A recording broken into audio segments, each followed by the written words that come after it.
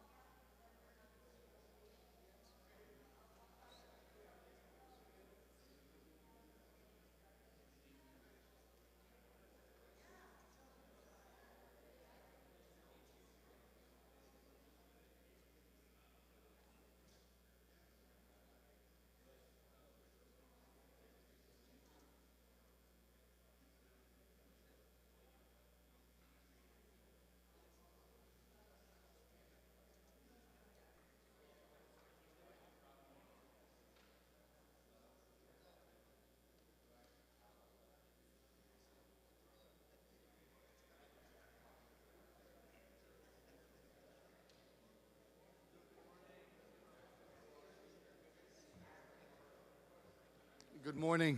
Good morning. If we could take our seats, we'll be starting soon.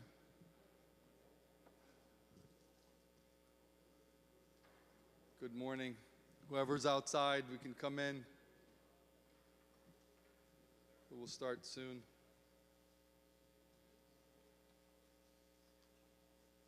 Hope you had a good time yesterday.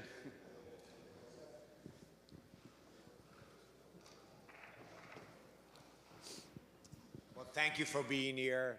Senator Teddy Kennedy, to whom this building is dedicated, represented the state of Massachusetts in the U.S. Senate. And as you can see, this is a beautiful rendition of the Senate. And you are the senators, so do a good job today.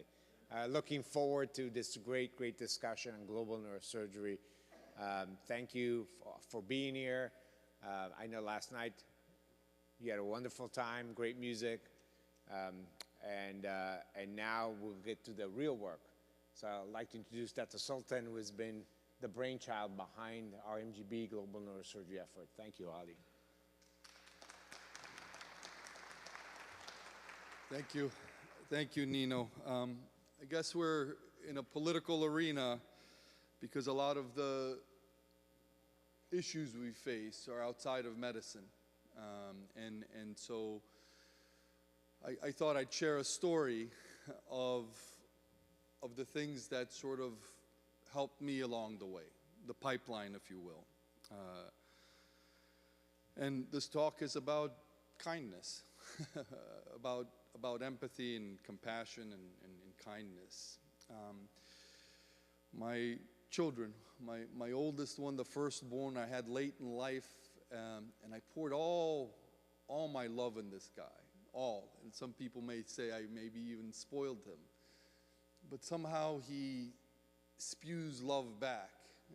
And he was walking with his mother a few weeks ago at the public gardens and talked about, it was raining. He wanted to walk in the rain for some reason.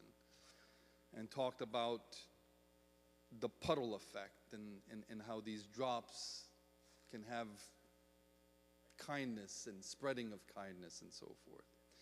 So I wanted to talk about my drop. This is John Haswell. John Haswell is a farm boy from Middle America who's now passed away. But this is my raindrop. This is where it all started. John Haswell and his wife Mary Ann were physicians. And they met my parents, who were also physicians, in Moscow, at a conference just like this, where they were in a line, a lunch line, and my parents spoke English, leaned over and translated to them, and they became close friends, just like this, a bond made over a lunch line. And it brought John and Marianne to my beautiful homeland of Afghanistan, many times over the years, and the friendship deepened and deepened and deepened. until the same country that they trained in invaded Afghanistan and lay ruins to the entire country, killing millions of people. The rest of us who made it escaped. This is at the age of 6, leaving the country in the back of a pickup truck, dressed as the common good people of Afghanistan. And from Afghanistan to Pakistan to Germany, as refugees, I chronicled my trip through these beautiful, colorful paintings of a 6-, 7-year-old. And it was this hotel that the Germans took us in, a motel, where we all lived in this small little room, no job, couldn't go to school, didn't know the language, until one day, my raindrop called. Called the front desk looking for us. John Haswell had been searching for us since he heard from the war and found us in this hotel and called us and said, we're going to sponsor you. Come to Vincennes, Indiana, to Middle America. And so they came. And my parents were taught ultrasound in his clinic across from the house that they had gotten for us. In the beautiful town, I'm just the only foreigner there. Congregated around, uplifted me, taught us English, had my first job there. It was a beautiful, beautiful, beautiful childhood, and I grew up in this environment. That town eventually crumbled from the financial crisis, and those same beautiful people were led to think that I am an enemy at some point, or somebody that looks like me is an enemy. But it's from pain that they feel that way. It's from the meth addiction and the economic crisis. It's not the bad in people. The people are still kind when you can wipe away the fear. We packed up and went to Washington, D.C. My parents going from MD PhDs to janitors and working at George Washington Hospital. And I was always going to be a doctor because my parents were doctors. And my father worked with this man. He was head of anesthesia and then eventually became the dean of school. And at some point, I was barely on a wait list. And when interviewing with him, he recognized my late name to my father's name, who was a good man, a humble man, working in the hospital, grateful, and he let me into school. And that's my second drop. From George Washington, I went to Miami, and it was by the goodwill of this human being, Barth Green. Barth took a chance on me and let me into neurosurgery. A tough man, a strong man. I remember the day that Haiti crumbled and the government failed to do things, and he got on a plane with his own resources and flew right in. And I was going to be right behind him, except my mother was with me at the time. She had visited Miami, and she literally blockaded the door. Fear of loss. Fear of bad things happening. But Barth Green continued to work and continued to uplift. When you see kindness like that, kindness isn't an act.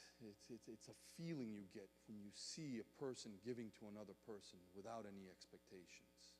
And when you see kindness like that, it reverberates. You can't help but spread it. It's what defines us as human beings, as empathy. And I saw that. I saw that over and over again in Green and Harrows and John Haswell and Skip Williams. And to find my way, I went back to my homeland as soon as I could.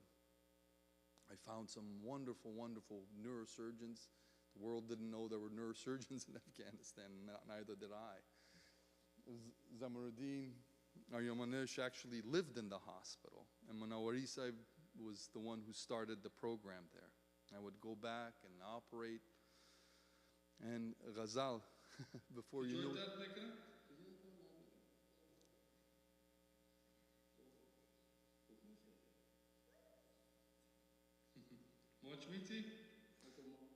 Her hands looked like my children's hands. People would bring their children to the house. And for her, for Ghazal, I couldn't do anything.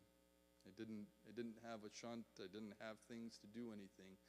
And so I left. I left and climbed my way back up the academic ladder, You know, a lot of people from my world value education. It's our only way out.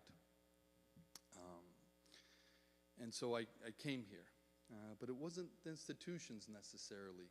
It was the people who actually promoted me, who lifted me up, and who brought a gathering of people for us.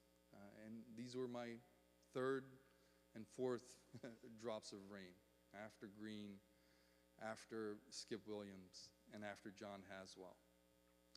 Soon as COVID hit, everybody was fearful in their homes and so forth.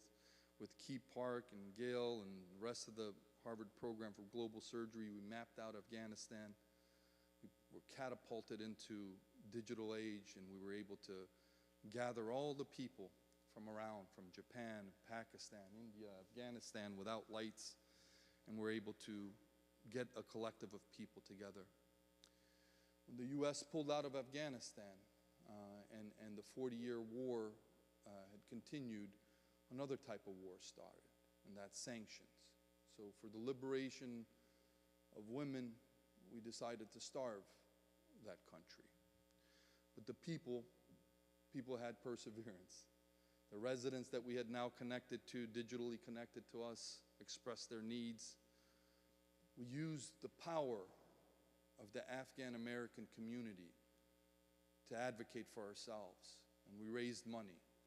We raised money to buy critical instruments at the time that's needed, and used the pipeline. A pipeline of people that got us out of the country, helped us get back in. Some of these people are in different groups and societies and political and so forth. But you know what? There's a common kindness. And at a time where nobody was watching, each and every one of these people helped us out in their own good way. The instruments made it through Pakistan into the different regions of Afghanistan. And it wasn't just the instruments. It was, we're here. We're here to help. Nobody's forgotten about you. You're not locked in. This beautiful man, Ray Kurzweil, one of the fathers of AI, helped wire all of these hospitals with high-speed internet. We started educational forums with Joaid, who goes in and out of the country to teach people, and all of a sudden, Afghan neurosurgeons were on all of our meetings and representing us. This is Joaid in Afghanistan. We had our first conference there, and I'm in Boston. He's in Kabul, and there's 300 people in the room talking about neurosurgery, talking about life. And through the goodwill of technology and some of these amazing people, we were able to purchase smart glasses, donated smart glasses through Ohana One, and Joaid's been able to help guide surgeries in remote provinces in the country. This is Amaruddin, one of the guys that you saw that I had met 14, 15 years ago, who was a resident at the time, operating on a little boy across the world, but connected. An Afghan came to me in Boston, taught him some basic techniques. He had some endovascular experience. And the hope is that with technology and with these different new resources, we can use to do good in humanity instead of harm. My most proud moment is this. Ghazal, I tried to find a year ago, and she didn't make it. But Ben Worf is on a plane today going to Kenya. We've been able to secure 2 Afghans to go to Nairobi, train in third ventriculostomy systems, and take those instruments back into the country where you can't find shunts and children are dying from it. It's the goodwill of these wonderful people, these drops of rain that come through. The world is a dark place, without question. Without question. And a lot of those decisions are not made by physicians. But there's beautiful light in this world.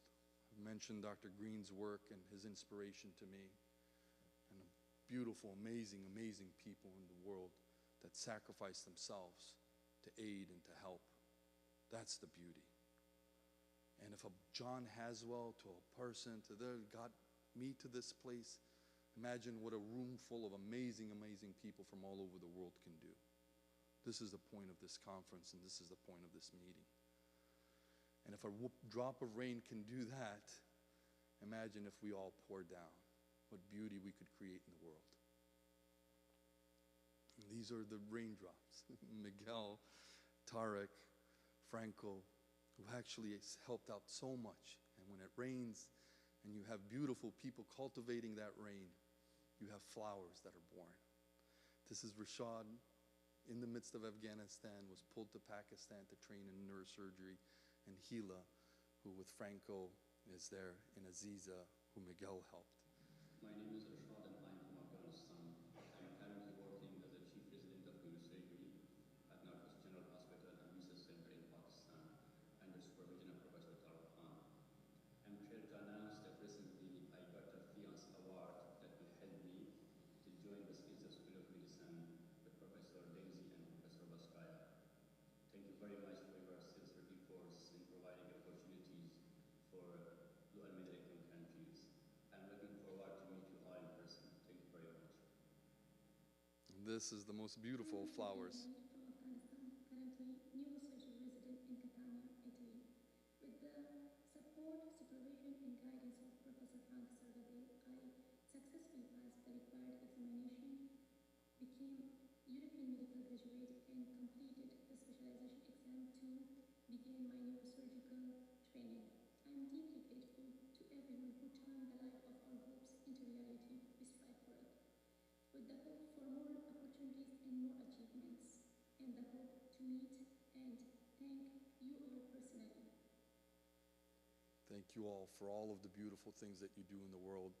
Thank you for coming. We're all so grateful. Thank you.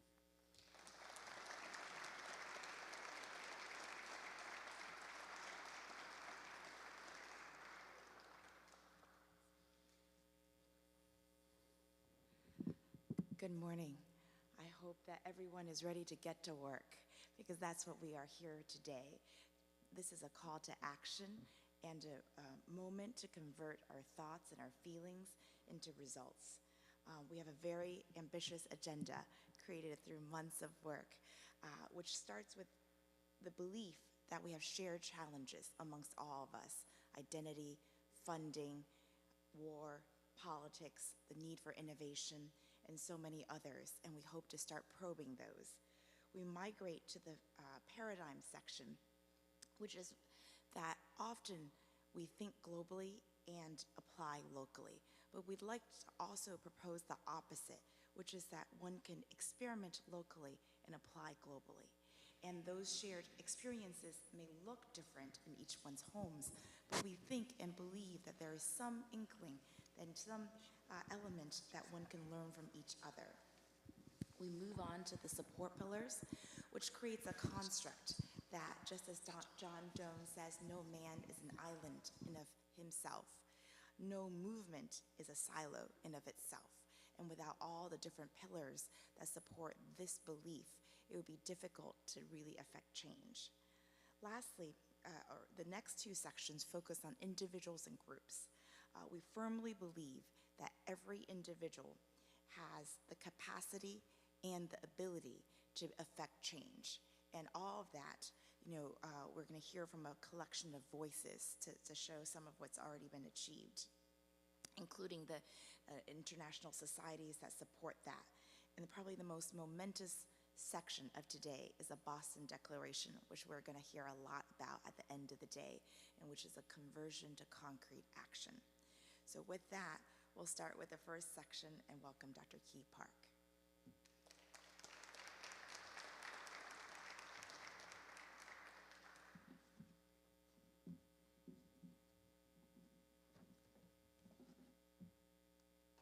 Good morning. Okay, we'll try that one more time. Good morning. Wow. So my name is Key Park. I'm the Policy and Advocacy Director at Harvard Medical School in the program in Global Surgery. I don't know about you, but Ali, you touched something really special in my heart this morning. And the beauty of this gathering is each one of us are here with similar stories. We all have a story. And what weaves us all together is kindness. And I think you really nailed it today. So thank you, Ali. So I get to give a talk about defining neurosurgery, global neurosurgery. So, gosh, it's easy because it's already been done. In 2019, let me just see if I go, does this work if I go forward? Oh, here we go, I got it here.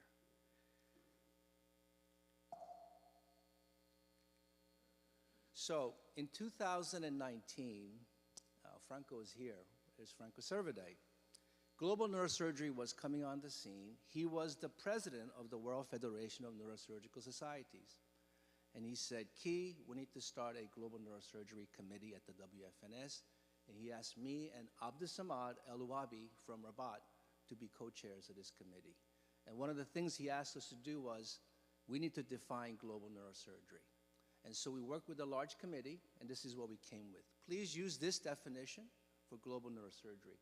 It is the clinical and the public health practice of neurosurgery, and there is a purpose behind it, to ensuring timely, safe, and affordable neurosurgical care to all who need it.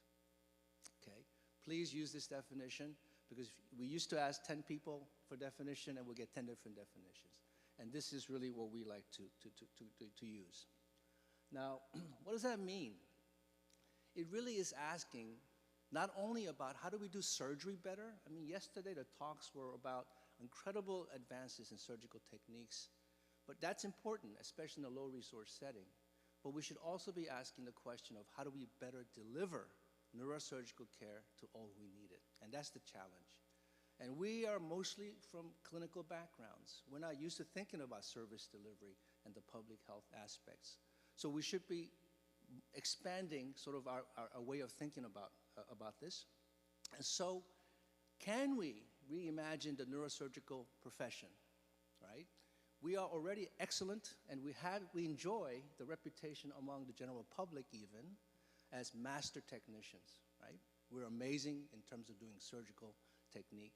We are also doing amazing things in terms of basic sciences and clinical research, breakthroughs in tumor immunology and those kinds of things.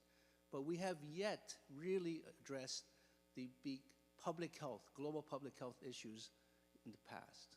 But can we now think about incorporating that to our profession and do it as well as we do technical neurosurgery and also research?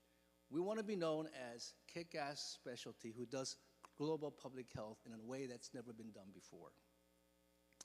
Okay, so what do we mean by public health practice of neurosurgery? And I'm just going to touch on three thematic areas. There are a lot more, but one is prevention. And so there's people here, Gail and Jeff Blount. We know that folic acid fortification really is a great way to reduce neural tube defects. But there were countries that weren't actually fortifying this. Through advocacy, they were able to pass a resolution at the World Health Assembly, led by Colombia. Kemal's here. He's going to talk about it later today. Prevention is absolutely part of public health practice of global neurosurgery. Capacity building, education and training, mission trips, FEANS. That's how I got started in global neurosurgery, being a FEANS volunteer. But working with countries and building neurosurgical capacity. And then a third one is affordability, right? You can have neurosurgical services available, but if it's not affordable, it's not accessible. So how do we make it affordable to all who need it? So those are some thematic areas, but there are also functional areas we should be thinking about, right? For instance, policy. We neurosurgeons need to work with ministries of health and global health governance, like WHO, in providing technical guidance on things that are neurosurgical. And we should be doing that, and we are doing that in terms of head injury and spinal bifida management, those kinds of things. We also should look at advocacy, right? We talked about the folic acid fortification, but really, neurosurgeons, we enjoy the respect of the general public. We should leverage that for public good. And then we have epidemiology. This is a paper that we published on the global incidence of traumatic brain injuries. Michael Duan was the lead author on this. By the way, this particular paper is probably going to be the most cited paper in the Journal of Neurosurgery. It's number 4 of all time. It's probably going to be number 1 pretty soon. And then lastly, research. Research informs all these areas. And research in global neurosurgery is exploding, right? You can go to PubMed and type in global neurosurgery.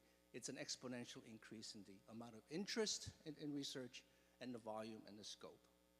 So, today we're here because we're following up on a declaration from 2016 called Bogota Declaration. I don't know if Andres Rubianos is here, but there are a number of people that are here. Franco was there, Walt Johnson was there, Gene Bowles was there, and 1 minute, thank you. And then, so at that time, at the ICRAN meeting in Bogota in 2016, we declared that the unmet need for neurosurgical care should be something that neurosurgeons should collectively address. We should take ownership of this issue.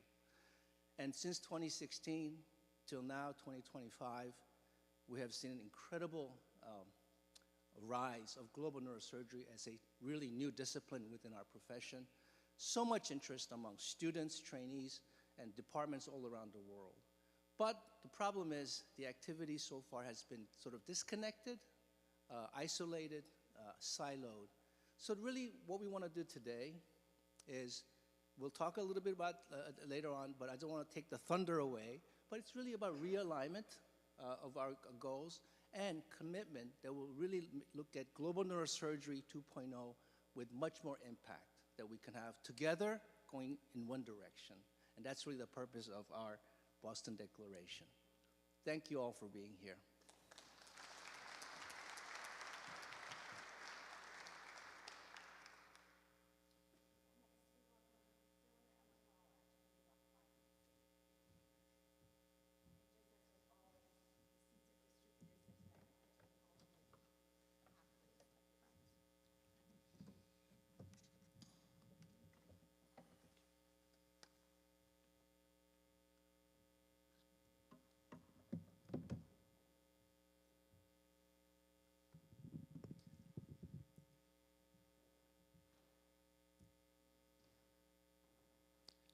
While I'm waiting for my talk to project on the screen, I just want to say how amazing this is. When I started my journey in global neurosurgery in 2006 as a young attending, and there were a handful of people doing this type of work, and all of my mentors said, Delan, what are you doing? You're giving up your academic career to go to Timbuktu to see a room full of global neurosurgeons doing academic work is really a culmination. So it's a real honor and a pleasure to be here with you.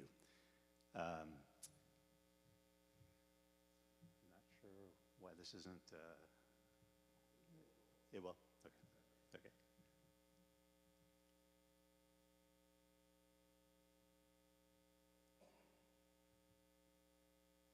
I'm gonna try it again.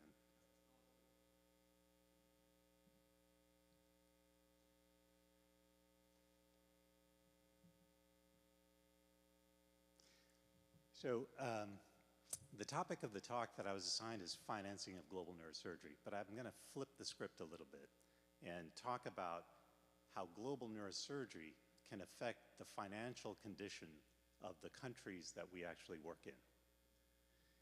And this is a 20-minute talk, boiled down to 7 minutes, so I'm going to go quickly. So really what we're looking at is the gross national income and introduction of specialty care, and looking at neurosurgery and aneurysm care as a case study. And so this is the study that Key just mentioned, the Dewan article, and many of you in this audience were co-authors, documenting the need for neurosurgical care around the world. And there's a huge need, 13.8 million people, 23,000 additional neurosurgeons are needed to actually meet this unmet requirement. And so the background to this talk really comes from 18 years of doing this work overseas and immersing myself in global neurosurgery, having lived off and on in the developing world in Tanzania for about 4 years during those 18 years as part of developing academic neurosurgical career, and really seeing on the ground the consequences of noble endeavors, trying to do good things and have impact and intervention, but having unintended consequences. And so I'd like to focus on, the conclusion of this talk is going to focus on some of those unintended consequences. And so the study is, what are the financial impacts in introducing specialty care, in this case aneurysm treatment, have on the finances of a lower income country? And one of the hypotheses that we looked at is the cost of consumables from high income countries that are used will be the primary factor in determining the economic sustainability of our work. And living and working in Tanzania over those years, I saw this in other specialties, introduction of renal dialysis versus preventative hypertensive care, introduction of mitral valve replacement. And my nonprofit was involved in some of those endeavors, and we made some of those mistakes. I'd like for us to learn from that and cautiously go through advancing neurosurgery. And so in the US, the cost of aneurysm treatment is, whether you're coiling or clipping, is essentially the same. $45,000 for clipping, $41,000 for coiling, and the driver of the cost is the cost of the disposables, the clip or the coil, and the cost of the hospital stay, which is high. And so even though the coil costs are high, the high cost of the hospital stay in the US balances it out. But what is that in Tanzania, in a low-income country? And so the direct cost, and this is taken from Muhimbili Orthopedic Institute in Dar es Salaam, and these are actual direct costs. The cost of clipping is about $1,700. The cost of coiling is about $10,000. And this is the cost of the coils and the low cost of the hospital stay, which really doesn't factor in that much. But how does this then apply to a broader economic state of the country and its workforce? And so to address this, we looked at gross national income, which is the total income earned by a country's residents as a measure. And when you look at the number of working age Tanzanians, it's about 37 million. And when you look at the GNI per capita, it's about $1,200. So that's how much a Tanzanian makes on average per year. The GNI for the country is $245 billion. 3.2% of that is spent on healthcare, which means about $490 million is the healthcare budget of Tanzania for fiscal year 22 and 23. When you look at the cost of clipping overall, not just the direct cost of the consumables and the hospital stay, but then you also look at what is the lost income during their hospital stay and recuperation. What is the lost income if there's a complication, death, and lost productivity? The costs go up from $1,700 to $2,631 per patient for clipping of an aneurysm. When you coil an aneurysm, that cost also goes up from $10,000 to about $11,000 per patient. But now what happens at the countrywide level? So we looked then at, if you took the 37 million working age Tanzanians and you looked at incidence rates of aneurysms, when we had to use Western data to do this, and applied that to the number of aneurysms that should be treated, and you clipped every aneurysm that should be treated in Tanzania in working age population, it would cost $84 million per year. If you coiled every aneurysm in Tanzania that should be coiled or treated, it would cost the country $400 million each year. And what if you did nothing? So if you don't treat and the aneurysm ruptures and the patient suffers either death or disability, it would cost the country $258 million in year one of a 10-year cohort. And I haven't gone through all the methodology, but this was rigorously done with our partners at Thunderbird School of Global Management at Arizona State University. And so you can see that if we actually coil every aneurysm that should be coiled, we're going to bankrupt the Ministry of Health. So treating one neurosurgical disease process in one country would wipe out the entire Ministry of Health's budget, and you would have no money for anything else. And so the neurosurgical mindset, right? We find a problem, we fix the problem. There's a lack of neurosurgeons in the world, and look look at this audience, this is the fix, and we are absolutely fixing it. But there's a neurosurgical impact, what Ali alluded to, and Key as well. We have cachet. This is from, I was a young attending, a year or two out, and I'm meeting with the president of Tanzania. And we've had relationships, as many of you doing global neurosurgery have had. We've had relationships and partnerships with leaders of countries, ministers, prime ministers, and our voice is heard. And so that voice can have unintended consequences. Like if we advocate heavily for neurosurgical intervention, we could bankrupt a country's healthcare system. If we have too many neurosurgeons in a country that doesn't have the GNI to support that many neurosurgeons, even though the clinical need is there, the financial capability of the country may not be enough. And we're going to be taking away from other areas that need it more. So what I would argue for, especially as we come towards this evening's Boston Declaration, is responsible neurosurgical advocacy. We must be aware that there are broad and complex impacts of our intervention and influence. We cannot simply advocate for introduction of neurosurgical care. We also have to advocate to lower the cost of consumables that are the main drivers of high cost and low income countries. We have to explore regional production of consumables. Why not make aneurysm clips or pedicle screws in the regions that they're being used at lower costs? We need to explore increasing the percentage of GNI that's used in healthcare. And probably most importantly, we actually need to actively work with the governments and our local neurosurgical partners to appropriately introduce specialty care and education of specialists and target that with potentially GNI growth while balancing the clinical needs. Because if we train too many neurosurgeons, even though the clinical need is there, the governments may not be able to actually fund their work. And so they're sitting there concerned, worried. And so this is looking at the impact that we're having financially as well as clinically. I'd like to thank our medical student scholars, Habib Rafka, Chibeza Agu, who are in the audience, Anthony Gross, our program manager, Santanu Dash from Thunderbird, and my contact information is there if you'd like more information about this. Thank you very much.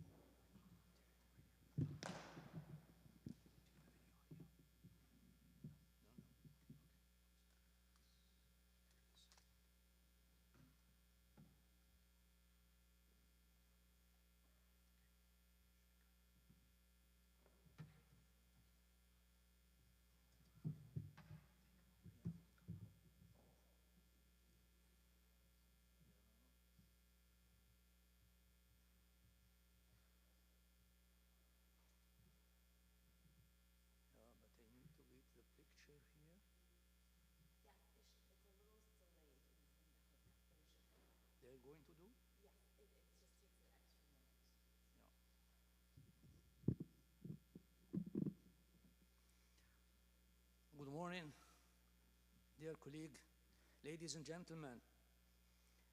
It's my great pleasure to be here to participate in this symposium, especially in this beautiful institute and room.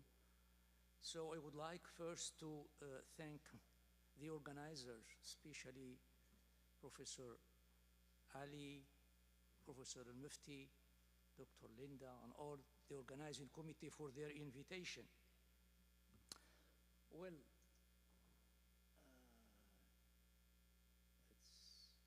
I don't see the complete slide. It's like any good thing. It takes its time. Okay. Dr. Ali asked me to speak on workforce deficit in global neurosurgery, which is an important issue, of course. And if we look to this motto, which was promoted since more than 2 decades, we can understand very well that the workforce deficit is the first priority of a global neurosurgery. So, due to the limited time, I will limit my presentation to the neurosurgical workforce deficit in Africa. And I will try to answer 3 questions. The first one is why this scarcity of neurosurgeons is still nowadays alarming situation in this continent. And the answer to this question go back to the dark history of this continent, which was colonized for centuries with almost no right to school, to go to access the schools for the indigenous population. And you see that at the end of the last century, in 1998, we had only 79 neurosurgeons in all sub-Saharan Africa for a population of 615 million population. So,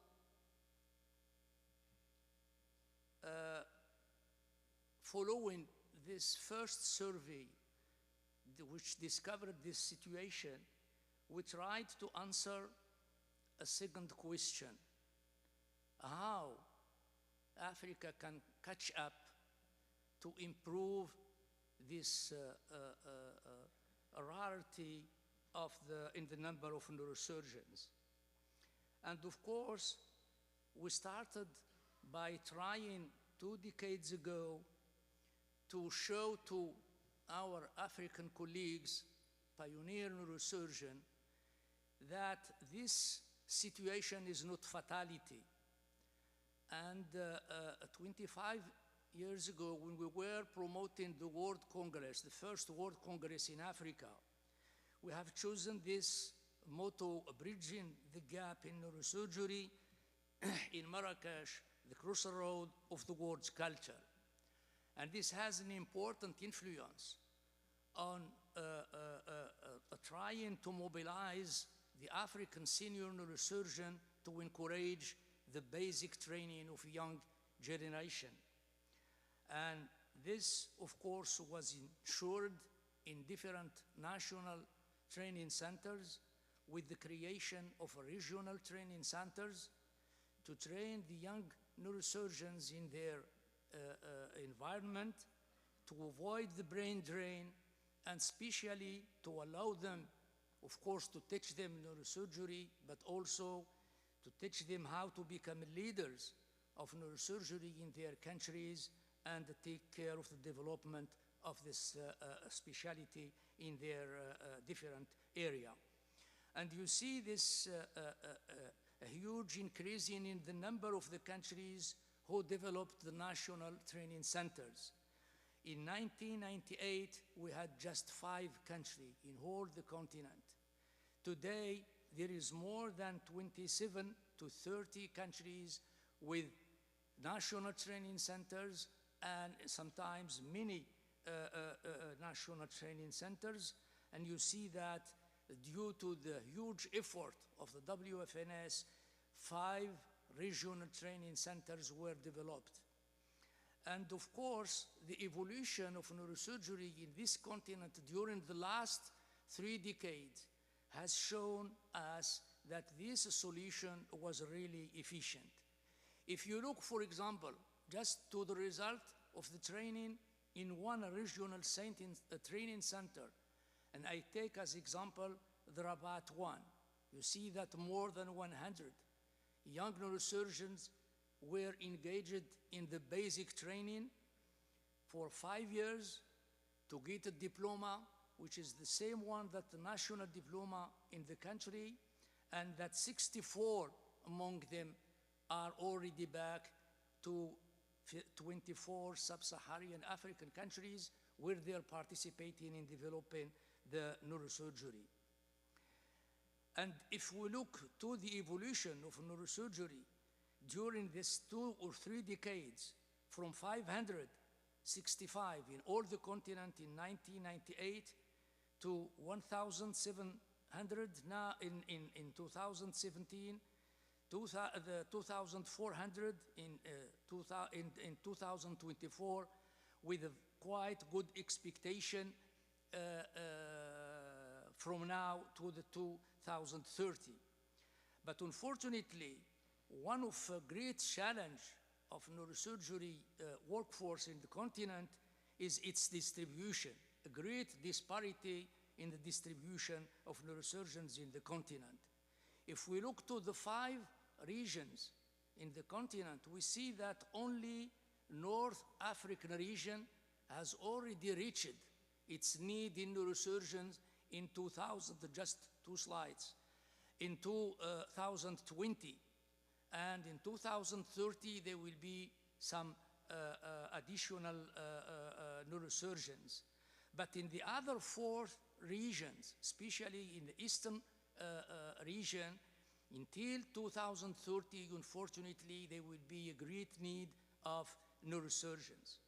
So I come to the last question, which is which accompanying measures we have, of course, to apply to continue to support this neurosurgical workforce in Africa in the next decade. We have, of course, to reinforce, this is the last slide, to reinforce our global neurosurgery support program in this continent.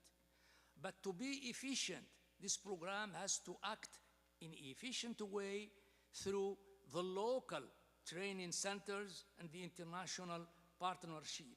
And this program and support has to focus on basic training, improving its capacity and improving its, of course, quality. And this is the only way, I think, to alleviate the burden of the workforce deficit and its disparity in the continent, and also to alleviate the burden of all other challenges which are faced by our colleague neurosurgeons working in Africa. Thank you.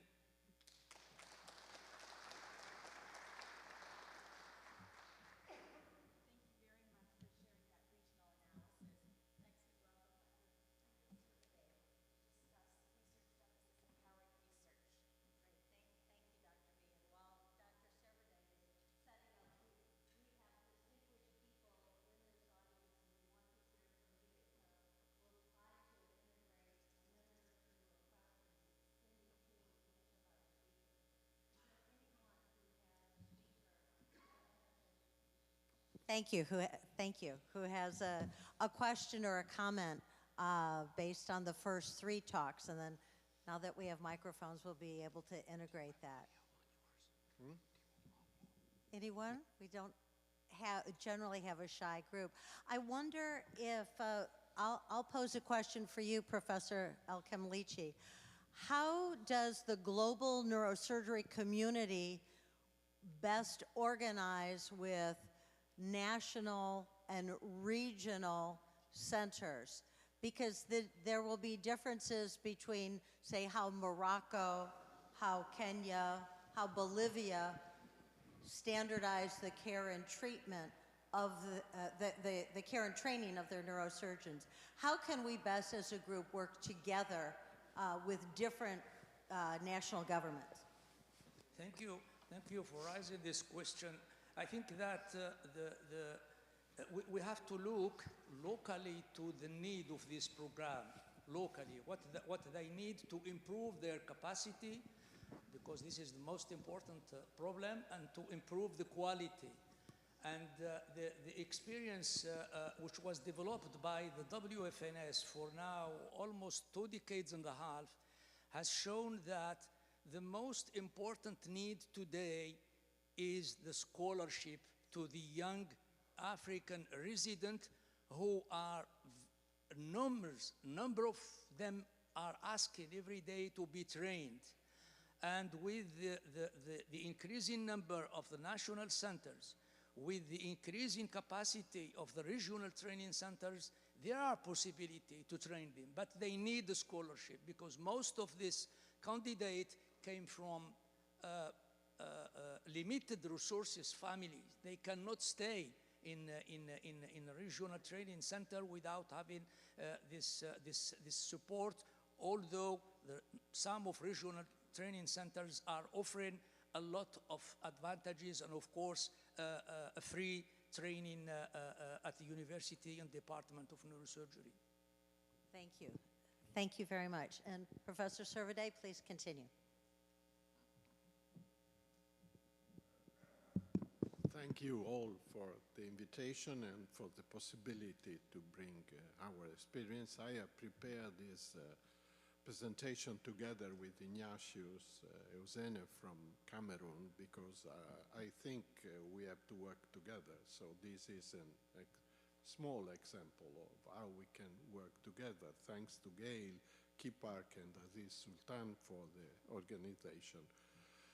What do we need to improve the situation of publication and academic output in countries with limited facilities? There is almost the same reports from Africa, from Asia, from Latin America and Caribbean neurosurgery. The need from many young neurosurgeons is access to publication, access to let the people know about what we are doing in these countries. Unfortunately, we have done an extensive work since I was working as president of the WFNS together with Key Park and many others. And we have studied the output of publication in countries with low and middle income facilities. And we discovered by repeating the study after 3 years, 4 years, that if we talk about global neurosurgery quite a lot, it doesn't reflect in output of publication, because after talking, the number of publication is the same. It's only 5% of the worldwide output of papers in neurosurgery is done by low-middle income countries, with India having more than half of the output. So there is a problem. A large part of the population, and about 15,000 neurosurgeons, are providing only 5% of the publication. Where the other 95% come from, this is the group of Kenan Arnautovic, who is here, who published a complete review of the publication in the most impacted journals. And as you see, the first country within low-middle income areas is India with 9. So we have quite a huge output. And we have also done a study by comparing the incidence of trauma with the number of publication. And this is US and Canada, huge number of publication, very small connection with the number of injury. Europe is almost the same, but if you look at Africa or Southeast Asia, it's the opposite way around. So we have a world where we have diseases on one side and publication on the other side. We have also looked at the number of collaborative initiatives, which are very important to improve the number of outputs and publication in low-middle income countries. And as you see, When we publish together, these are articles published between 18 and 20, the number of first authors are really, this is the number of total authors. 57% are from high-income countries. But if we move to the first or last author or corresponding author, is 70%. Even if Mike Haglund is here, in a very recent paper published on Focus, he has shown that the collaboration between Uganda and Duke University also improved the number of first authors from Uganda. So there is the possibility to improve the collaboration and also to show the position. Why do we need publication from low middle income countries? First of all, the guidelines. The guidelines are meant to be applied all over the world, but if we don't know what's happening in one part of the world and we pretend to apply the guidelines everywhere, then we made a mistake. Because you see that this is a survey published recently in the Italian journal, and you see that most part of the world cannot apply the guidelines because they do not reflect the areas where they work. And there has been a very good work done by the group of Andres Rubiano to help application of the guidelines with a sort of stratified suggestion for application of the guidelines. Second, randomized clinical trials are done in high-income countries, and sometimes the results are different if you do the same study in other areas, or in some areas we have solutions who are completely out of the box. I give you an example. We have three types, let's say two types of decompression. We have secondary decompression and primary decompression. We have very good level 1 randomized studies, almost all of them done in high-income countries. But if we repeat the same study in a rural area of Pakistan, like this study, the results are totally different. The same study done in Australia is showing a complete flat result between decompression or not, but the Pakistan study with the same entry criteria is showing a completely different issue, better outcome with decompression. And also we learned by traveling the world that in many countries where we don't have ICU, we don't have proper management post-operative, we cannot repeat because of cost CT scan, there is a sort of preventive decompression, meaning a surgery which is done to prevent damage, which is not classified, because we, in the West, and we classify primary and secondary, but we didn't classify this. The third, if we want to work together, we cannot ask countries where there is a limited follow-up to do 6 months or 1 year follow-up, as we do in the Western countries. You see that it's we know that the best results of surgery are shown after 6 months or even at 1 or 2 years after surgery.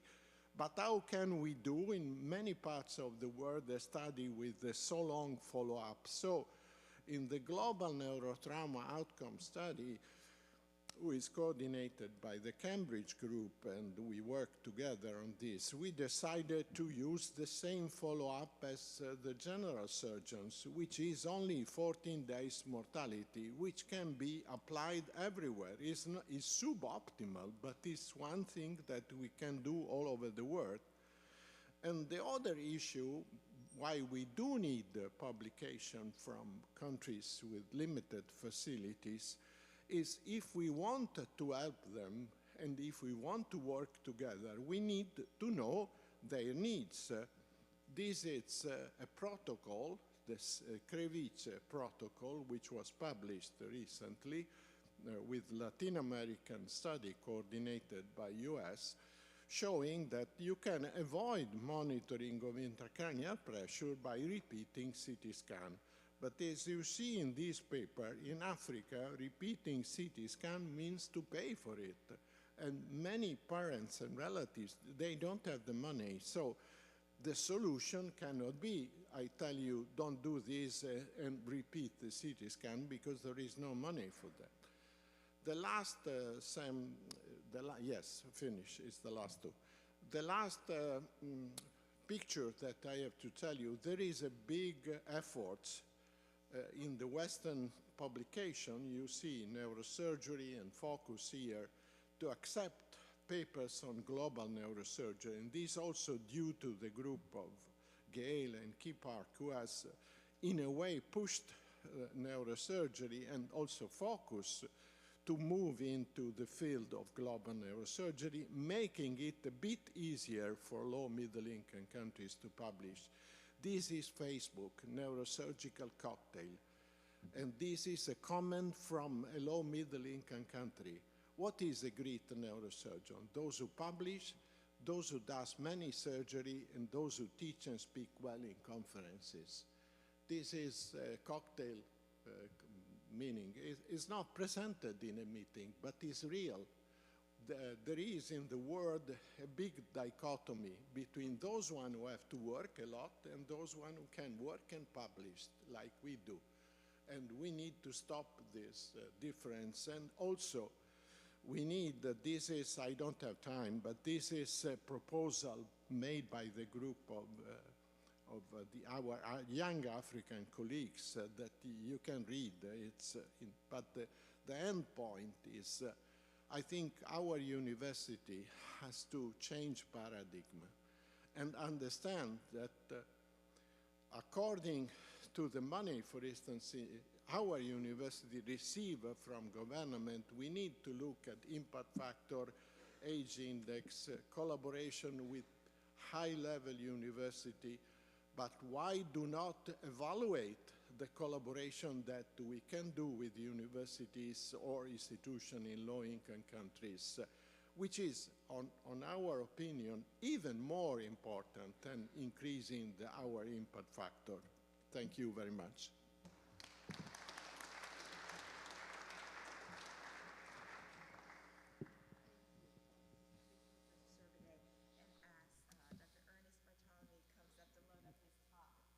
Great. And while Dr. Bartolome is setting up and we're accommodating a little bit slow turnover over this magnificent screen, Mike Hagelin, where are you? I want to call on Mike Hagelin. So Professor Servade cited your experience and that of your team at DGNN with research and especially with accommodating and engaging the people who are living and working there. Can you tell us more about that experience?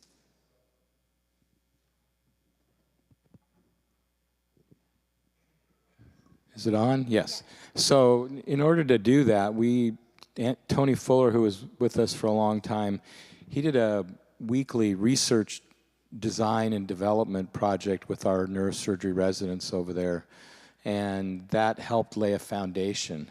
And then the idea was, anytime we're doing a project, who's going to be involved from the Ugandan side? And it started out very poor, where it was all us, first authors and last authors, and now we're up to about 40% either first or senior author for them, and we engage them early in the ideas with our weekly meetings and then try to push for them to push it through. And you know, in Alvin Ukawuchu's study from Nigeria that was in World Neurosurgery, he had authors from Nigeria, and not very many of us were on there. And we had an epilepsy and behavior whole article on epilepsy that Deborah Koltai did. And again, Uganda first authors, and I think 9 of the 13 manuscripts. So it's just getting them involved early and then really pushing. You got to think about it, just like he said, Franco said. It's so important to think about it ahead of time and plan the project with them involved, or it won't happen because they're too busy just trying to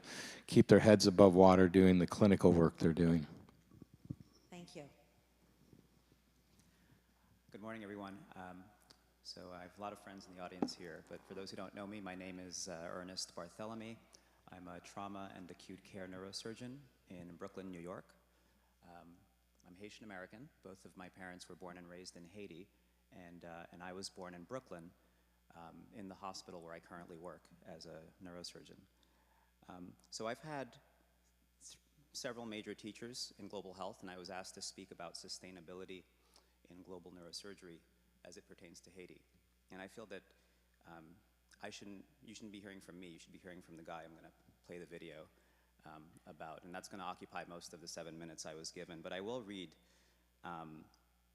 ChatGPT's pretty good answer to my question. What was Paul Farmer's concept of accompaniment about? And the answer is, it's a deeply human, ethical, and political idea that goes beyond traditional models of aid or service delivery. It means walking with people over the long term through their struggles and aspirations, never leaving them behind, especially when the road gets hard. And the key elements include presence over time, solidarity, not charity, commitment to structural change, and pragmatic solidarity, which means acting in practical ways to meet urgent needs like healthcare. So the way I've done this principally has been by supporting and creating health solidarity networks. I've been involved in 3 such projects over my career so far. I'm still very early in my career. But the one in which I'm most engaged right now is the Society of Haitian Neuroscientists, or SHN. So that's all I'll say in the way of introduction. I want to spend the rest of the time listening to Yudi Lafortune. There are 3 neurosurgeons in Haiti right now. Yudi is the most active one, and Barth Green, who we'll hear from later, had a huge hand in helping to create Haiti's first neurosurgeon trained in neurosurgery, and that's who Yudi is. So if you wouldn't mind playing the video.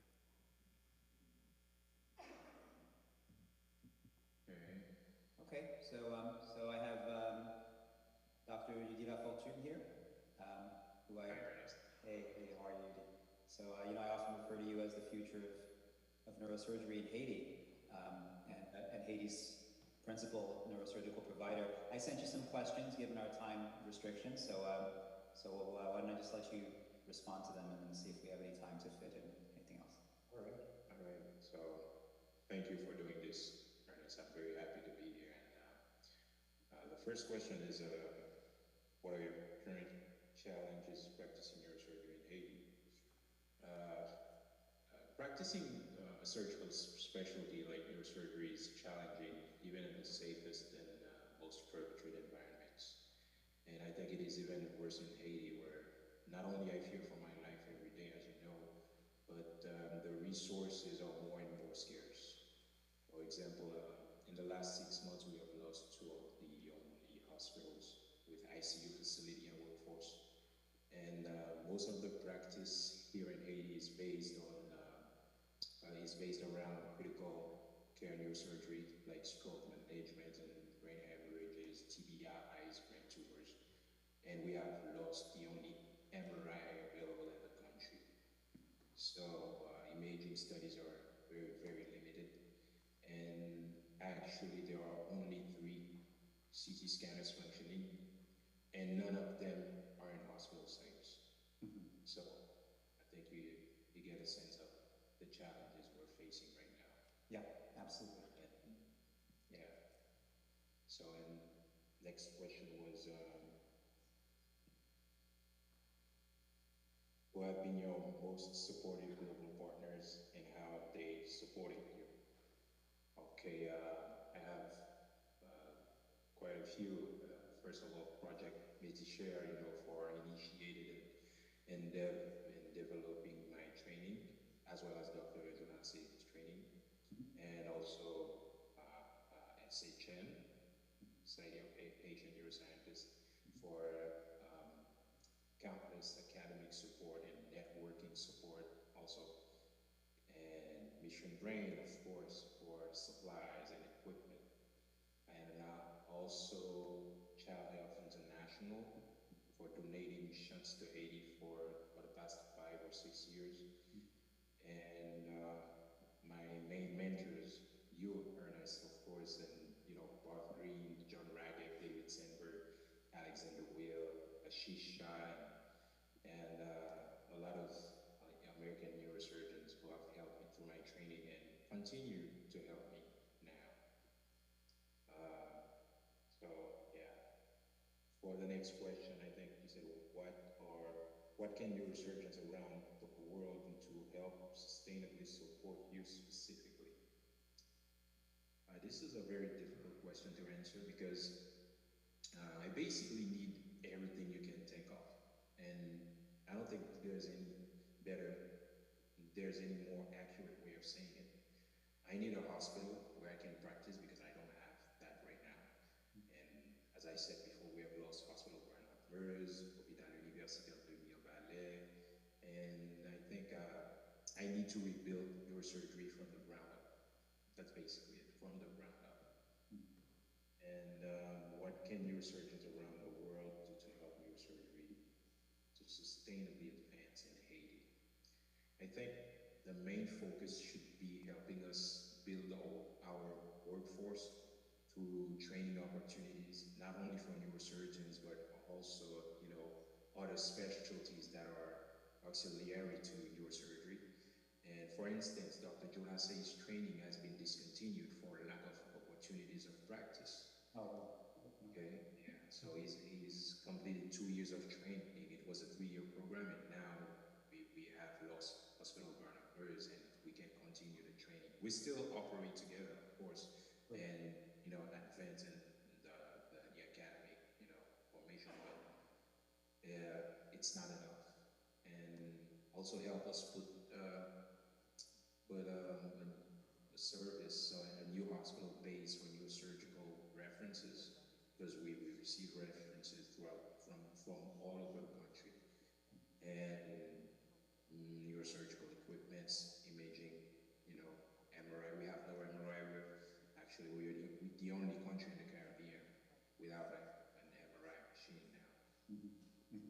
So, yeah. Yeah, I got that, Beauty. Well, as you know, the time I was given is limited, so thank you for doing this. No, this is perfect. I really appreciate, I think your voice needed to be heard even more than mine, and I'll try to, narrate whatever time is left, and we'll definitely follow up about everything. Okay. Thank you very much, Travis. You got it. I'll answer for you. All right, talk to you soon. Okay, that's all I got. Thank you very much.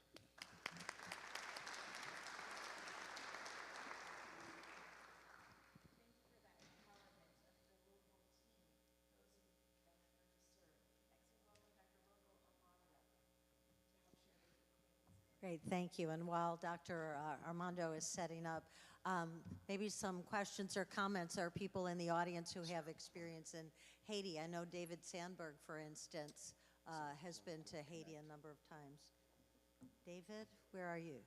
There we are. Thank you. I'm not accustomed to being here in the Senate chamber pit. David, you have been, I know with Barth Green as well, to Haiti a number of times. What are your thoughts about the ways that we can address issues like this? People who start training and then it's interrupted. How can we respond? I think truthfully the main issue in Haiti, I've been there 10 times, is safety right now. I haven't been in 5 years because I'm scared to be in the airport, to be in the car on the way from the airport to the hospital or the hotel. Right. It's just gang violence and chaos.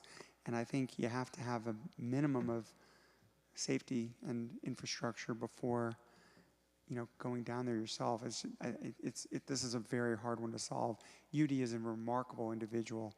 He's at the hospital day and night. His hospital, where we volunteered, Bernard Mevs, no longer exists because it was burned down by gangs. And so...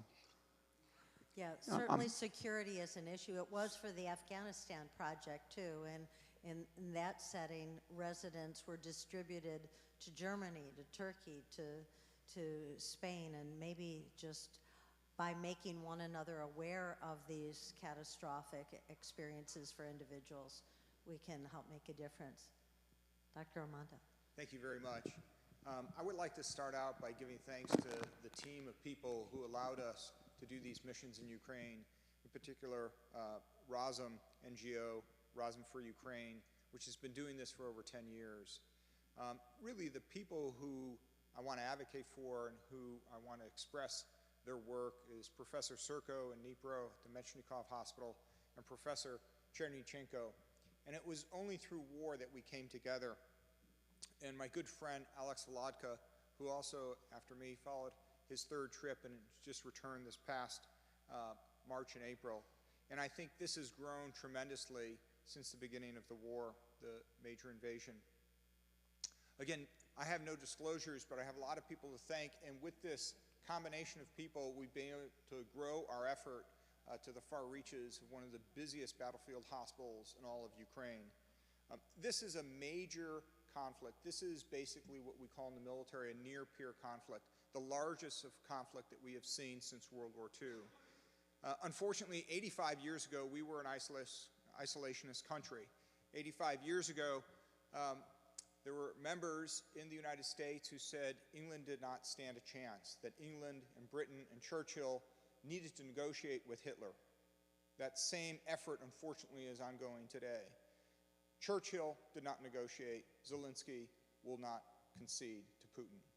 And it is not appropriate for us to ask them to do that. It's appropriate for us to support them in their fight for civilization and democracy the best that we can. Hopefully, we can return to some point to be that arsenal of democracy. Last night, as we all enjoyed this wonderful venue, Kyiv was under attack, and they're under attack almost every day, every night. This is the type of attack that they receive. This is the modern-day Battle of Britain. This is constant civilian casualties that are occurring. These are targeted missiles that are basically designed to take out aircraft carriers. These missiles are being employed against civilians because Putin is losing ground on the battlefield. Since the new administration has taken over, the increase in the number of attacks has increased by almost a third, from 3,000 per month to over 4,400 per month. You know, we had a saying at West Point, and it comes from the Romans. It says, "The olive branch is best delivered from the tip of a spear. Strength brings peace. Weakness brings more war." We, unfortunately, in our administration have demonstrated weakness. We have demonstrated concessions. We have become a Putin puppet. That, unfortunately, has to stop. It has to stop by our example, by our leadership, by our courage in supporting our allies on the front line. Dnipro is a city that is basically receiving the majority of casualties from the Eastern Front in the south. It's as close as 1 hour away from the Russian front line. There is, of course, no flights into Dnipro. You take a train, and in this train you basically travel in the past. You go back to a time very much to what it was like in World War II, where there was mass movement of people trying to exit a war zone, and there was a movement of people to try to come in and help. We collectively in the U.S., from an individual level, are part of that help, and it's a great thing to be part of. Dnipro is constantly under attack. They're under attack from drones, they're under attack from missiles. And these are, again, designed for civilian targets without any kind of strategic goal other than to terrorize a country. This is a view of Dnipro as I was leaving and as Alex Volodka was coming in. When you look at the effects of the combat casualties, it's 10 times greater than what we saw in Iraq and Afghanistan. That the center of Dnipro, basically in Mechnikov Hospital, has treated over 40,000 combat casualties during this time period. Many of our patients who are evacuated to us have been in prolonged periods because of problems with drone attacks during the day and trying to evacuate them under the constant shelling where ambulances and EMS people are specifically attacked in what we call a double tap scenario. But amidst this, there's great work being done. There's great science being conducted, and there's an amazing exchange and a bi-directional learning, where I learn from them, they learn from us, where we're able to understand the limitations for what they face in a war zone.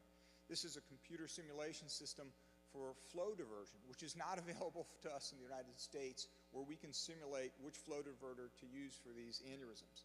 Again, even though they're in a place where they're receiving an enormous number of casualties, they're treating over 200 mechanical thrombectomies a year, hundreds of brain tumors a year. And it's really amazing. They never say no to any admissions. They never cancel a case unless, of course, they have an immediate ongoing casualty. And there's a great deal for us to learn in this environment. The patterns of penetrating injuries that we see with drones is very different than what we saw in Iraq and Afghanistan. The body armor that is provided does not necessarily prevent the injuries to the brain. It does make these patients allowed to be survivable with immediate, urgent surgical interventions and resuscitation. The use of whole blood, the use of surgical techniques illustrated by Professor Serko and his team, which we've been able to publish, has really been a game changer. Penetrating brain injury in Ukraine is best treated by neurosurgeons, and there are neurosurgeons that are on the front lines within a half hour of the point of contact, and then further on with Mechnikov Hospital. What we experienced in Iraq was very different. We had air supremacy, we had medical supremacy, we had very low numbers, though, comparatively. However, we were targeted. The same thing we see happen in Ukraine. Our worst day was probably when the UN was hit in August 2003. That's an everyday occurrence in Ukraine. And we experience terrorism from terrorist organizations. They're experiencing terrorism from a terrorist nation. Our experience over a 5-year period with traumatic brain aneurysms from penetrating trauma was replicated on their part within a period of 1 year. 1 year. Their yearly number of patients that they're performing angiography on is almost equivalent to what we saw in 5 years. We were able to publish this in collaboration with Professor Serko and Yuri Cherenchenko and express to everyone what this amazing volume is. Again, I think what we have to go back and look at is that they're setting the standard for what could be done in a combat zone. They're setting the standard for collaborative work from all people, from all different backgrounds of what can be done. And it starts with leadership. It starts with courage. This is a typical ICU. You may have one ICU nurse for 5 patients during the day, all intubated, one ICU nurse for 10 patients during the day. Every square inch of the hospital is in fact occupied. Over 1,600 patients in the hospital. These are some of the numbers to give you a comparison of what we saw in Iraq and Afghanistan versus what they see. Over 50,000 amputees that we know of, whereas we had 2,000 over 20 years. In some of our publications, this is from one of the residents, the only resident I know in the United States, Connor Berlin, who actually spent 3 weeks in Mechnikov for his opportunity to learn. It's our opportunity to teach our residents this level of humanity, this level of care by their example. I'm going to skip ahead and wrap this up. Very young attendings. These attendings basically are in their late 20s, early 30s, under the tutelage of Professor Serko, who are doing this day in and day out. One of the ORs that we were operating in had been bombed and had been reconstructed in a period of approximately 8 weeks. And the young neurosurgeon, Bohdan Serko, 26 years of age, was operating when that particular operating room was bombed. At first, he thought he was dead. The windows blew in, glass splayed everywhere. And then when he realized he wasn't dead, he said, I've got to finish the operation. Luckily, he was fine. Everyone else in the operating room was fine, and he continued to finish the operation. He had a hat, an OR hat that I had given him, and it said, Army Strong. And he said, you know, Rocco, that hat saved me. I said, no. That hat didn't save you. Your courage, your bravery saved you. When I went back in February, Bohdan and I were operating in that same operating room. It was totally refinished. It was totally repaired. I wore my Ukrainian hat. He wore his Army Strong hat. And together, we finished the operation, of course, with a Hudson brace. So I conclude here and let you know, never surrender, never give up, never capitulate. Evil will not win. With our help and our continued persistence, Ukraine will be victorious, and civilization and humanity will eventually win. Thank you very much.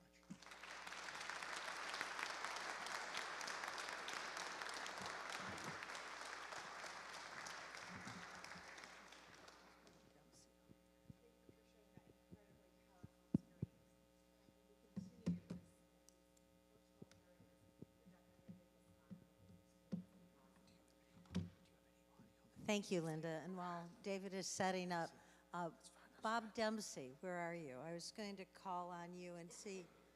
Where's Bob? Oh, he just stepped out? Well, the question is, how do we as a community of neurosurgeons respond to wartime? And if there's anyone in the audience who has experience like Dr. Armando's or thoughts about how the global neurosurgery community can address these humanitarian needs, it's a great opportunity to make a comment about them. I know you'll be speaking about this as well in Gaza. As soon as it comes out. That's right. That's right. Well, oh, Dr. Green, great, thank you. You've been through this with Haiti. Please tell us your views. Let me talk about the Ukraine. I'm very involved, and two of my grandparents are from there. But I'm working with an organization, my global institute, called Direct Relief. And since the beginning, we've been sending actually hundreds of millions of dollars to support the doctors in Lviv and Kiev, their salaries. And we learned our lesson in Haiti. We bankrupted the local healthcare system by being heroes. This time, we strengthen them by sending them money so they could stay there, as well as equipment and supplies. It's all through these partnerships. But I want to tell you, I'm very proud of the last speaker, and I'm very involved and would like to collaborate with them. Thank you. That's great. And of course, that's what these days are all about, are opportunities to collaborate and de-silo our efforts. Thank you, Dr. Green. Okay.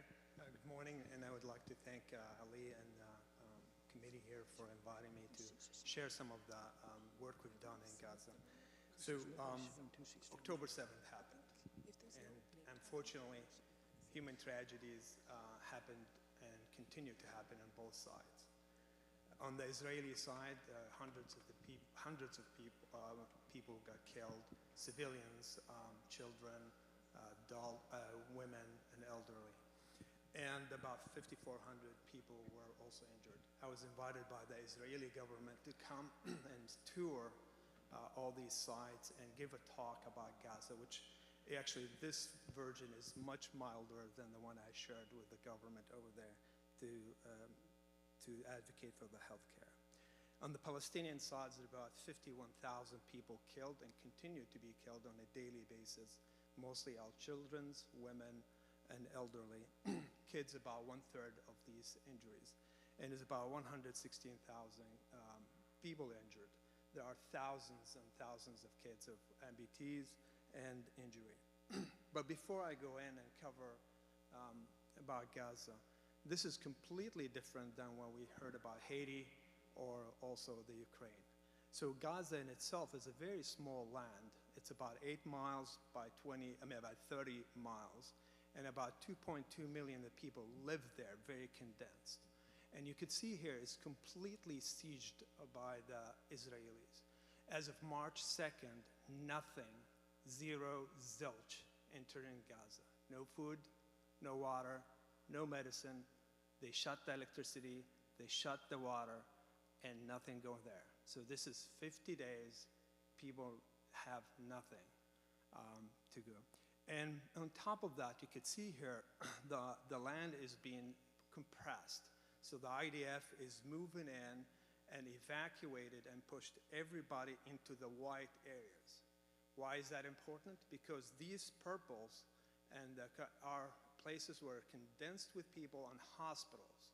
So when they ask you, they bomb these areas or they ask for evacuated, these hospitals are left. You have to move all these people in the hospital while in ICU, on the ventilator, they have to move. And we've seen families push the patient with the ventilator on the road to the safe areas. So that's the area that's different than Ukraine and the Haiti over there, is nothing can enter without the approval of that. Not even a bird can fly over that area without IDF approval.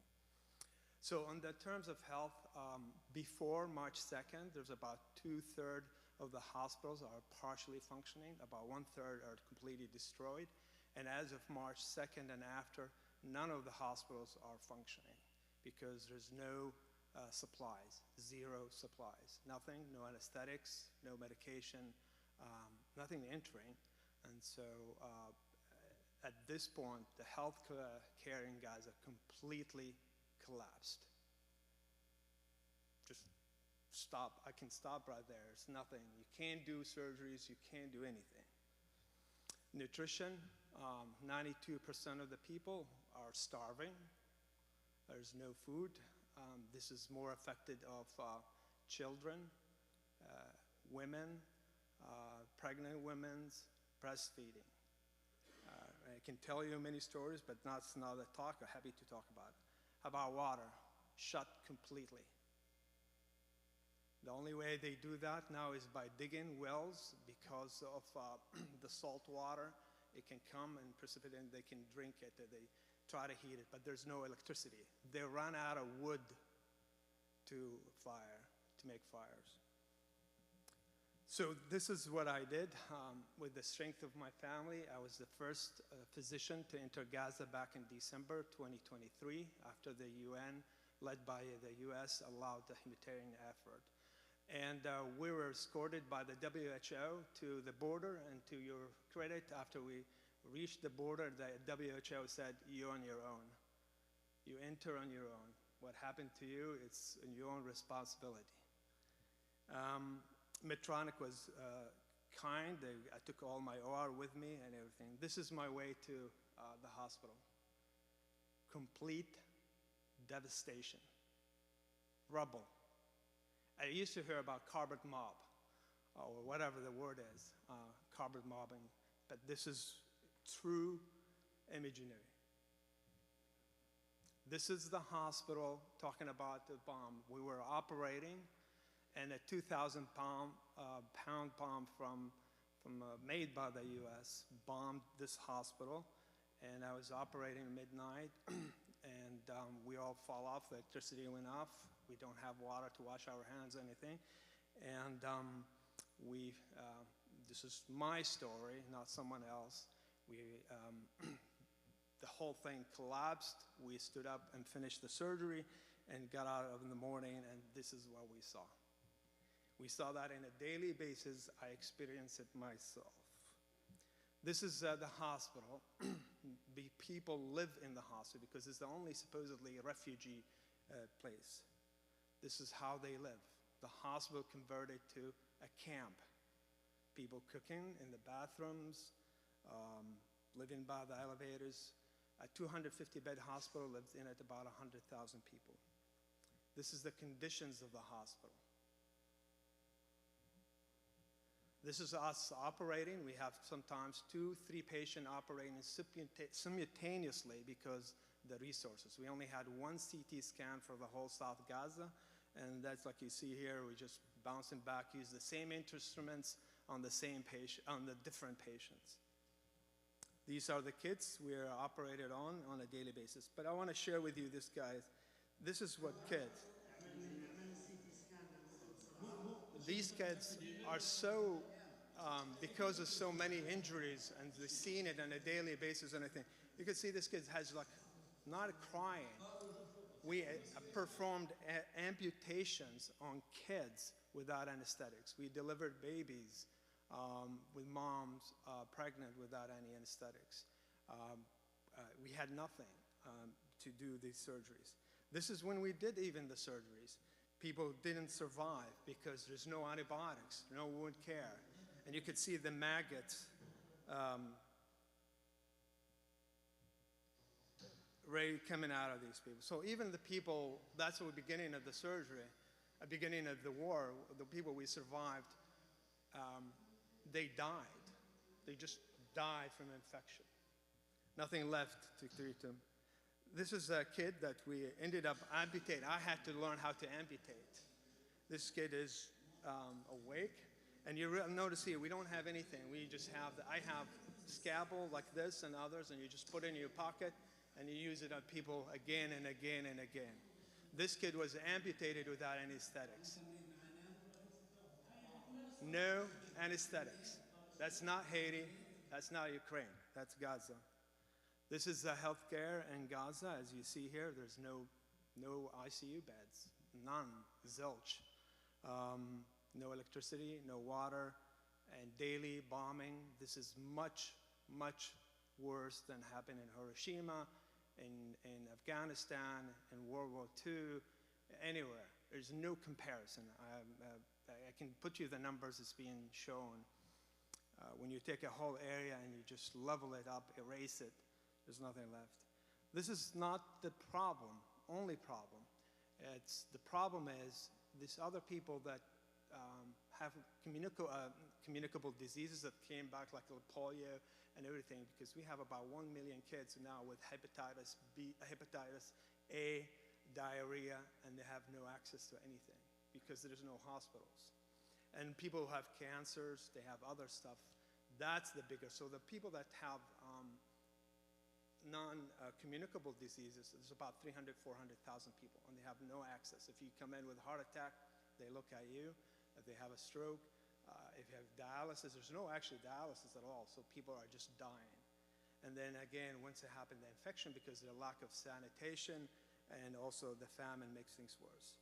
So in short, there is a hope. We can. Perfect example, Dr. Al-Mufti, with his generosity, led a big campaign, and we sustained neurosurgery over there. And we were doing neurosurgery. We provided salaries. We provided instruments till March 2nd. And we were doing a good work, but now we stopped completely because nothing left since March 2nd. So there is a hope, and the only way we do that is all collectively work together to achieve that, because the alternative is nothing. Thank you.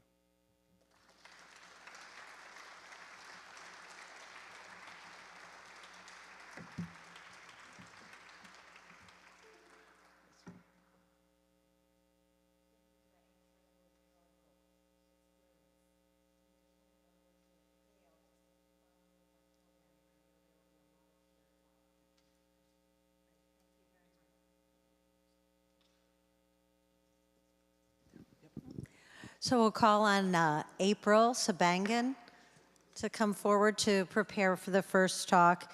So we're shifting now to our paradigm section.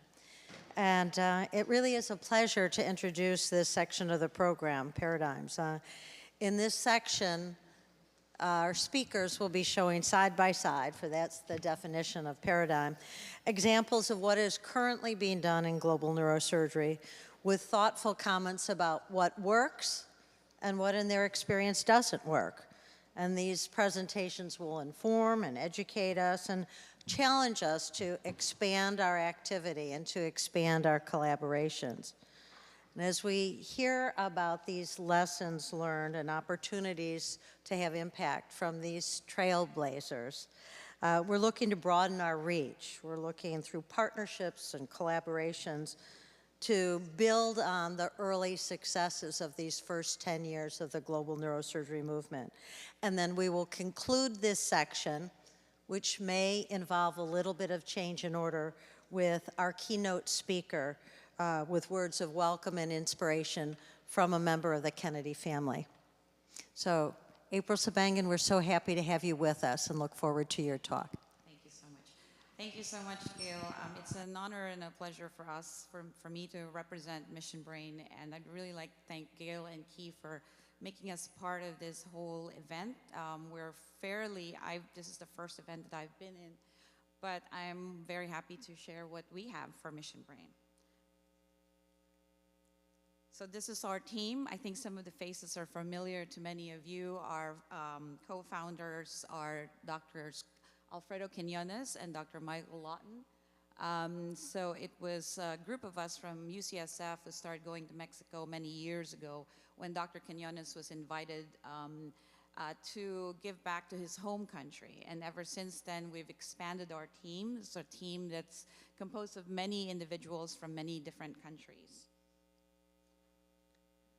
So we have a three-pronged, three pillars of our mission, which is treat, educate, and empower. Obviously, many of us are first and foremost healers, so our first foray into global health was through mission trips, medical service trips, and we were able to provide treatments for patients in underserved areas, starting in Mexico, branched out to the Philippines and Haiti. But aside from that, a part of that whole trip was also to provide education and also the ability to provide, between all of us as partners, empower each one of us to be able to provide all these services and for our patients to thrive. So in the beginning, this is some of our team members. Dr. Jallo is there. There's a bunch of people. And really, as Dr. Lawton likes to quote this quote, give a man a fish and you feed him for a day, teach a man to fish and you feed him for a lifetime. So from the very beginning, our goal was not simply to provide treatment, but also to be able to have educational collaborations with our partners, meaningful collaborations with them. So during the pandemic, as many of us were not able to travel, we started branching out online, moved to the virtual space.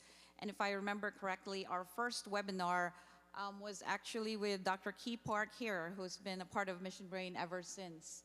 And from that, we've expanded all of our work towards many other virtual space-based activities. And that's when our chapter system started. It's maybe about 4 years ago. And at this point, we have about 106 active chapters in 29 countries and 5 continents, and growing as we speak. So really, our organization is powered by all our amazing volunteers, members of our chapters in all of these countries all over the world. Many young people who I think are here and part of the Boston Declaration preparation. So we've also included scholarships for low and middle income country neurosurgeons, junior neurosurgeons, medical students, and even those from high income countries who are doing significant work in low middle income countries. So in 2021, we only had 1 scholarship, and now we have about 8 scholarships that we've handed out on a yearly basis. One of those scholarships is a partnership with Women in Neurosurgery and the CNS Foundation. We provided 2 scholarships to 2 recipients. One is Winnie Costa from South Sudan, who's currently at the BNI doing her 6-month rotation with Dr. Laura Snyder. The other one is Dr. Mabel Benson, who is with Dr. Rahman at the University of Florida. So this is something that we're really proud of. It's our hope to be able to provide also some gender equity in terms of representation in neurosurgery. Just of note, Dr. Winnie Costa of South Sudan, when she goes back to her country, will be the first neurosurgeon in her country. Additionally, we're also planning to provide funding for training for the nurses who are going to be working with her. Aside from that, we conducted our first Women in Neuroscience Global Symposium at the CNS last year, and we're hoping to do so again this year. I think we had about 70 attendees from all over the world, and a lot of our speakers were also women of pioneers in their fields from all over the world. I think some of them are here, and so that's something that we want to continue moving forward. Additionally, I'm trying to see some of our programs here. We started the NeuroCamp program just this year. This is a program that addresses education and representation, starting with grade school to high school kids. It started in Florida, and then UAB is a big partner who've actually really branched out and developed the curriculum. It's now expanding to more countries. Pakistan is one of those. There's one going on in Bolivia, UC Merced, and I think one in Uganda as well. We also created the peer mentorship, the research peer peer mentorship program last year, and it's going on this year. And this is something that really is, I think, very important for us. As Dr. Servade, who's also a board member for Mission Brain, has discussed in his talk, it's really important for us to address research disparity, and this is our way of doing that. We have Suturing Mission. It's another skills-based approach for students all over the world. We have the Global Neurosurgery Research that's also that we've been working on. And you can see from the slides there some of the data. I know I'm running out of time, so I'm going to keep going really quickly here. And then we have the hackathon. This is our 4th year, and last year was really significant. A team from Cameroon beat everyone from all over the world, many of whom come from very prestigious institutions, and this was celebrated by the entire country. Finally, this is one of the most important projects for us. This is a capacity building for neurosurgical care in Sierra Leone, which has no neurosurgeon at all, but as of December last year, our first trainee that we've helped support came home, did surgeries with the nurses that would also help train. I'm sure Dr. Conte will talk a little bit about it more in her talk later. Finally, give a man a fish. That's the quote that we started with, and we say, change the water. We really want to change the environment and look at it from a systems point of view. There's a paradigm shift that we're trying to achieve here. Breaking down barriers, systems thinking approach, re-examining traditional approaches and gatekeepers, radical change through transformational partnerships and collaborations, shared leaderships, and opportunities for everyone. And that's pretty much it. I think there's a whole list of things that we would like to achieve with Mission Brain 3.0 moving forward. Thank you again for the opportunity. It's been a pleasure working with all of you here today. I'll call Dr. Dempsey forward for the next talk. Thank you very much, April. Really appreciate that. Is there any comment about that? I think Jeff Blount is in the audience here. And Jeff, April mentioned UAB and the global surgery program there, and I know both with research and with Mission Brain, you've been very interested in and a leader in global neurosurgery. You want to make a comment here? Thank you. I'll just be very brief. Mission Brain is a great example of how we can all look laterally and avoid silos. Jim Johnston directed our program for some time.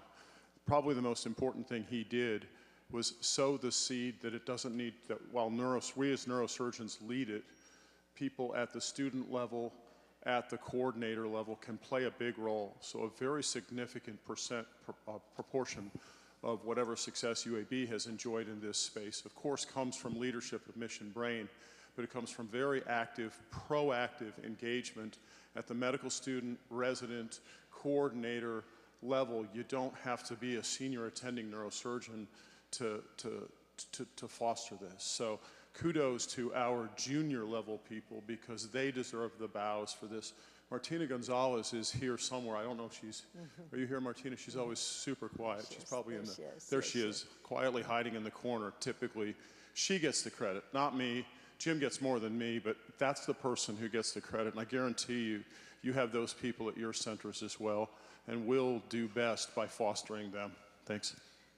Thank you, Jeff. And now, thank you. Robert Dempsey, please tell us about FIENS. Hello, I'm Robert Dempsey, and I'm very honored to be among this tremendous group of dedicated people working on global health. To tell you a little bit about Foundation for International Education in Neurological Surgery, or FIENS.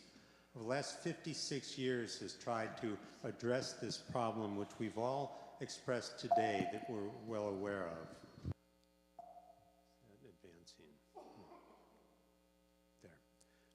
We're well aware of the distribution problem, the width of the problem.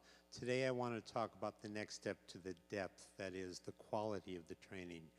We know the issue is very severe, and I have to explain this even to my colleagues to this very day, that without a neurosurgeon, the trauma system collapses, the cancer system, the stroke system, the congenital care of children collapses. We are integral to this, but we are a part. We do not stand alone. We do not work alone. Our goal, of course, has been self-sustaining programs in neurosurgery, but the lesson we learned, and we learned today, is that this is a tremendous time of need, which is really both a medical and a social justice need problem. And to solve that, we need to partner and partner broadly. This has been the goal of FEANS for the last 56 years, is to try to look at this concept of self-sustaining programs based on bi-directional learning. We have so much to learn from our colleagues worldwide, and I learn every time about their grit, their tenacity, their kindness, their humanity. And from this, we have had great success. This idea of a self-sustaining program requires training of people, and we've talked about the training programs and regional training programs that started this.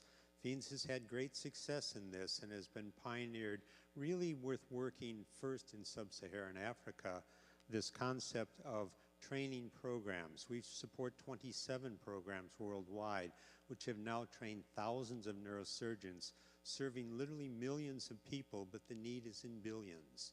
And to solve that, we need more and more partners. The partners are many. There are medical societies, there are neurosurgical societies, but there are also the countries, the governments, even the army, if they can work to maintain the peace necessary for health care. And so that advocacy part that we talk about today and later today is equally important. But there are many things, as we have gotten the width of this problem, some understanding worldwide, still holes, tremendous holes. Central Asia, tremendous issue. Central and South America, Latin America, Western Africa continue to be problems. But even more is the question that I think is important. We are not just training them and being satisfied. We need to sustain them.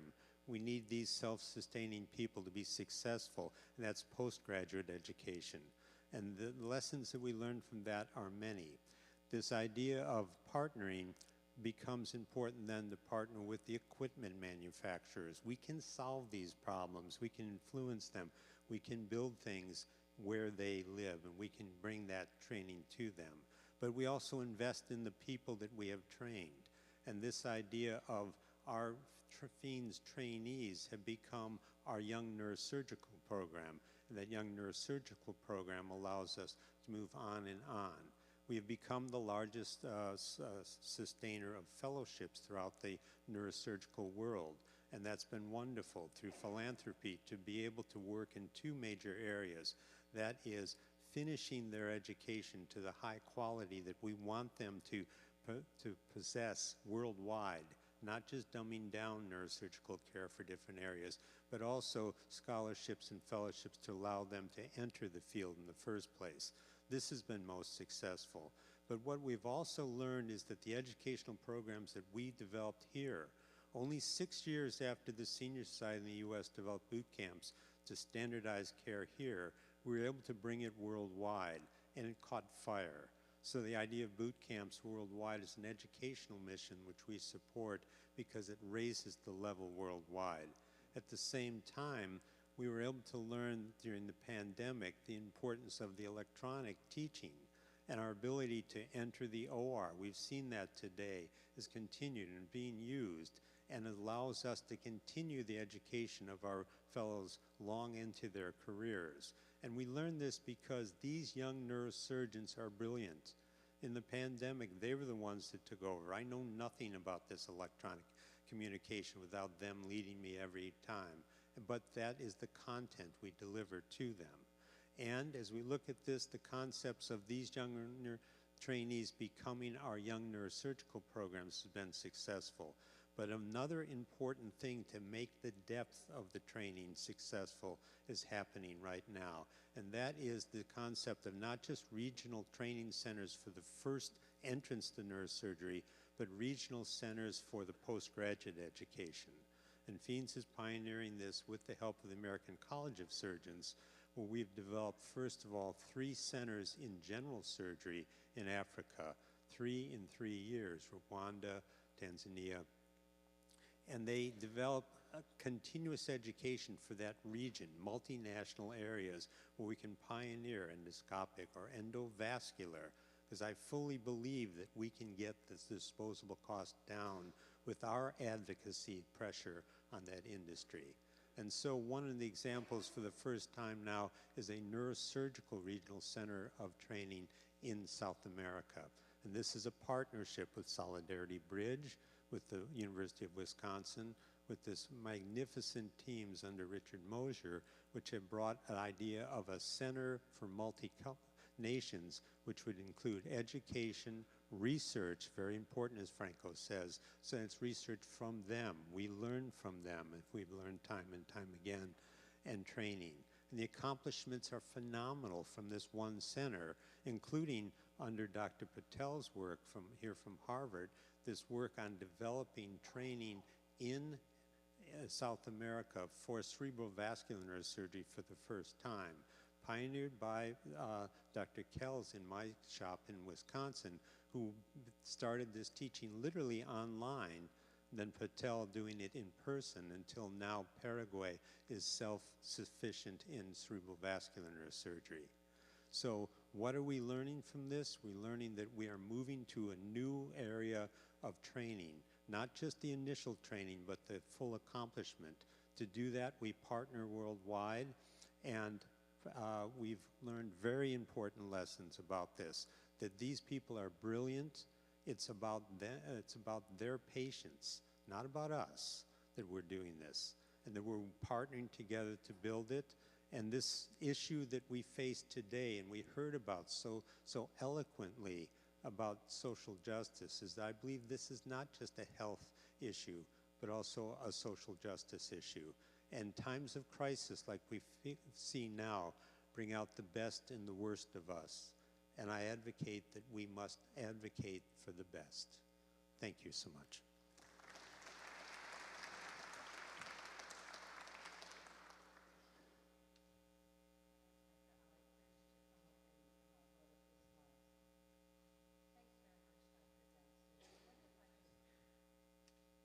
Wonder if I could call on Richard Moser, who you mentioned with Solidarity Bridge, is working with you. Well, there he is, Richard.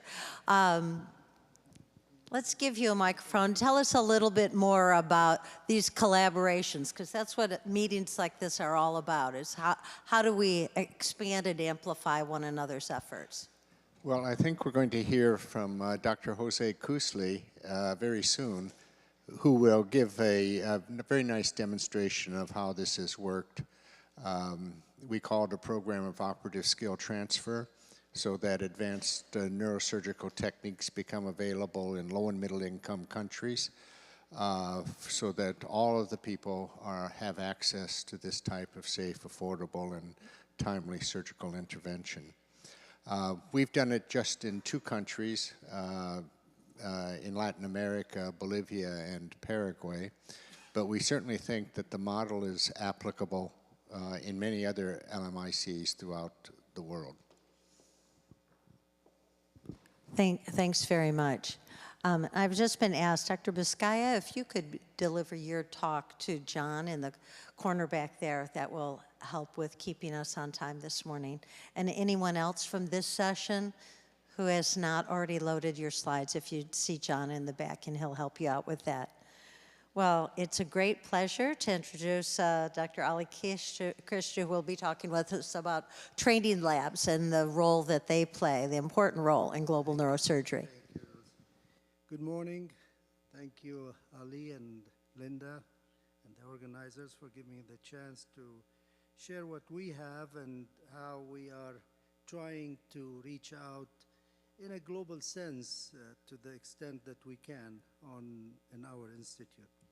So we kind of focus on the 2 recipes to be able to deliver a higher level of performance by neurosurgeons, residents, microsurgery, and all the things that we talked about yesterday. And it's the place and the individual. You have to have both nurtured and build up to the level where the performance will come. And this is the place we are in, and I'm trying to show off about it, but this is a vision that started with Dr. Al-Mefti and when he recruited Professor Yazagil. And the idea is to create a lighthouse that will have people guided in a way in our specialty. And that's where we have the Aziz-Sultan Neurosurgery Research Center, and part and parcel of it, the most essential is training. And this is where the lab comes in. And this is the Al-Mafti lab that we've established. And this is combined with an auditorium that will connect to the operating room. And this has been stressed by Dr. Al-Mafti so much that you have to have the two sides of it. They have to see it done live, and they have to go to the lab and do it. So this is the place combination that we put together. So there is a lack of interest that has developed over time. And this is why we have the Microneurosurgery Academy, that we spend the whole day talk about how to advance our field. And where is this coming from? It's not from the individuals. It is not. When you look at the brightness in the eyes of those who start the training and the passion, it is there, but it kind of dwindles as they go through the training. So when you look at the focus that these people have in our courses, I like to show this because to show the faces when they are seeing something being done, and then how it is performed so they can come and do it. It's really a focus. If you look at the faces at any one time, you know, they are there, you know, and the work, they're so eager to have this done. So this has to be evolved also to where we can do the lifelike simulation, and this is the privilege we have. The director of our lab, Dr. Aboud, has developed this model, which is loved by Dr. Al-Mafti, that anytime we have the course, he's next to it, because you are able to simulate a ruptured aneurysm so many times. So when Uche, who is the fellow who we were able to help to come from Nigeria, came, he performed 50 ruptured aneurysms in the lab. And you can tell the difference from the first time he handled the rupture to the last time, and the intensity, and we make them stress, you know, you raise the pressure in the pump so they bleed more and they cannot handle it, and you're just breathing down their neck. So that is the place where you can then have them go to the operating room, and they can see that what they are doing in the lab is equal to what's in the operating room, in the lab, in the operating room, in the lab, in the operating room, and they're convinced that I can do this, not only that there is special people or different people or only special countries that they can do this. And those are the people, to me, that inspired all this, that participated in these teachings over the years in our lab. So the second part is the individual.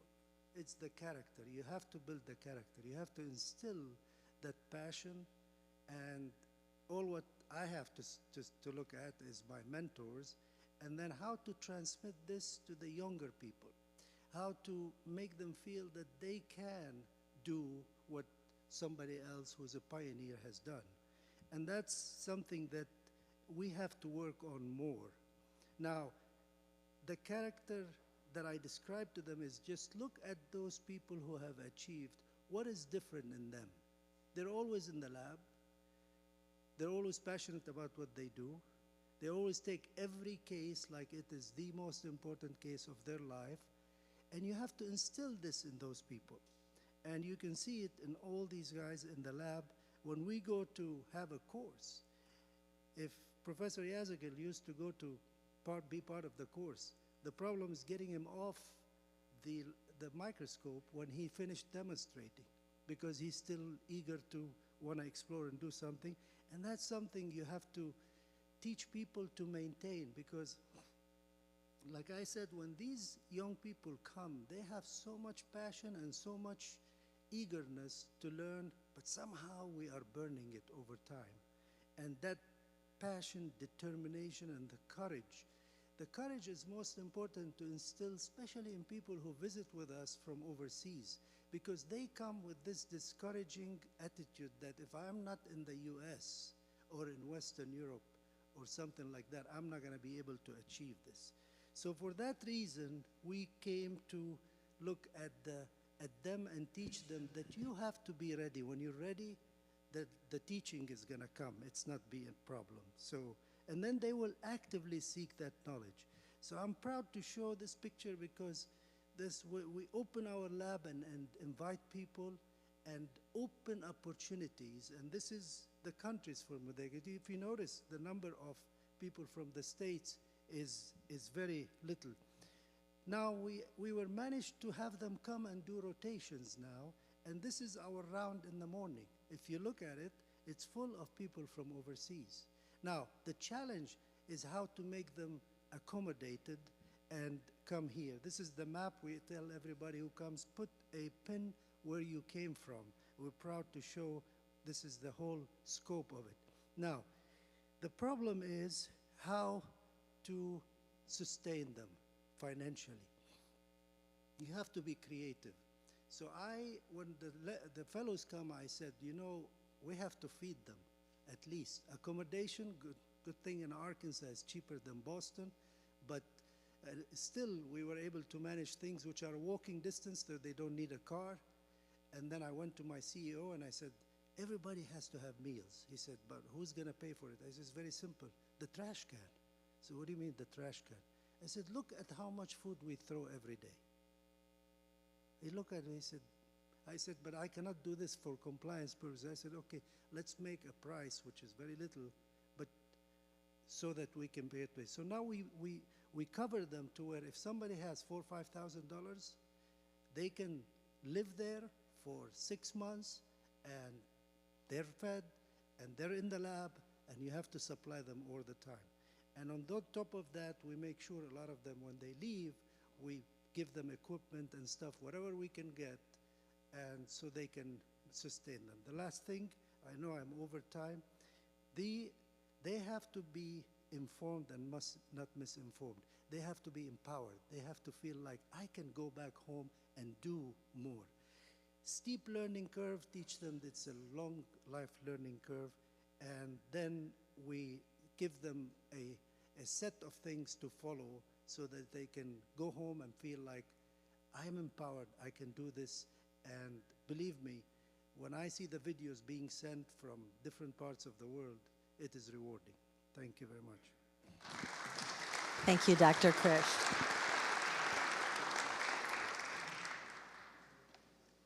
Next, we'll call on Dr. Mustafa Baskaya, who also has a perspective on global training labs, and we're eager to hear about that as well. Sure, that's fine.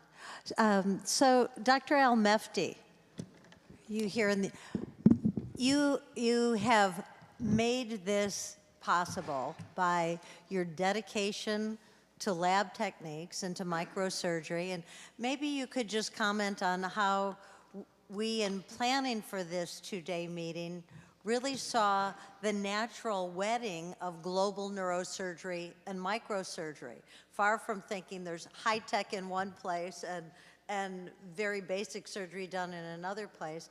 We've talked about the sort of natural alignment of these two elements of neurosurgery. Could you give us your perspective?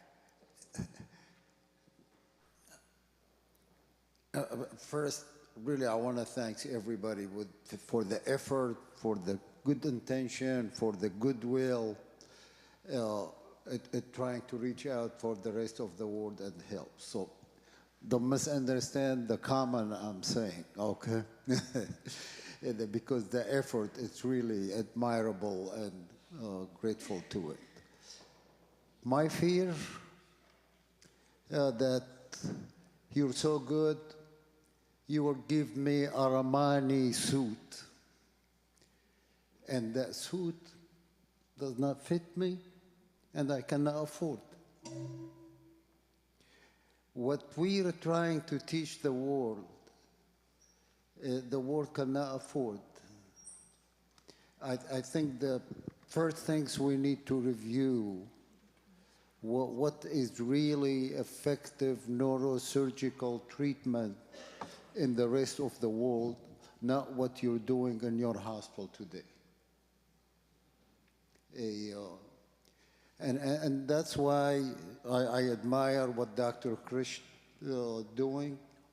He's supporting these people to learn things they could do, go back and do at home. Thank you. Thanks very much.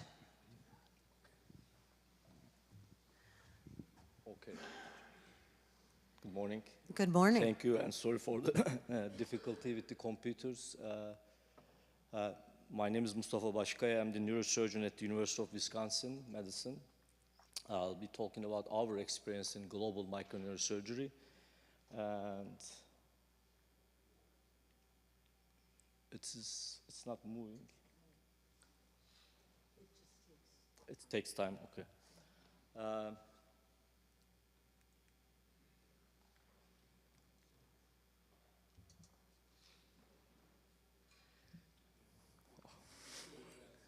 Huh? I'm doing it. It's still loading. Sure. It's coming. So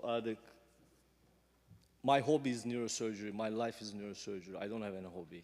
So, and when I started in 2006 at the University of Wisconsin Medicine, Dr. Dempsey provided me a small lab, and then we initiated the international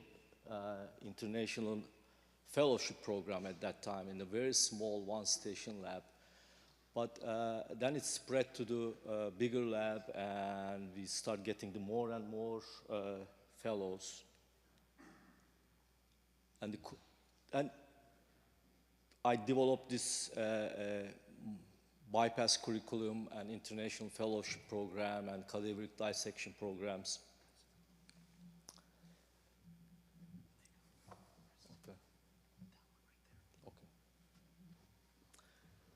And then since neurosurgery is my life and hobby, and microneurosurgery, in my opinion, is dying in the United States, and how can we keep it alive? That was the question I asked in 2006.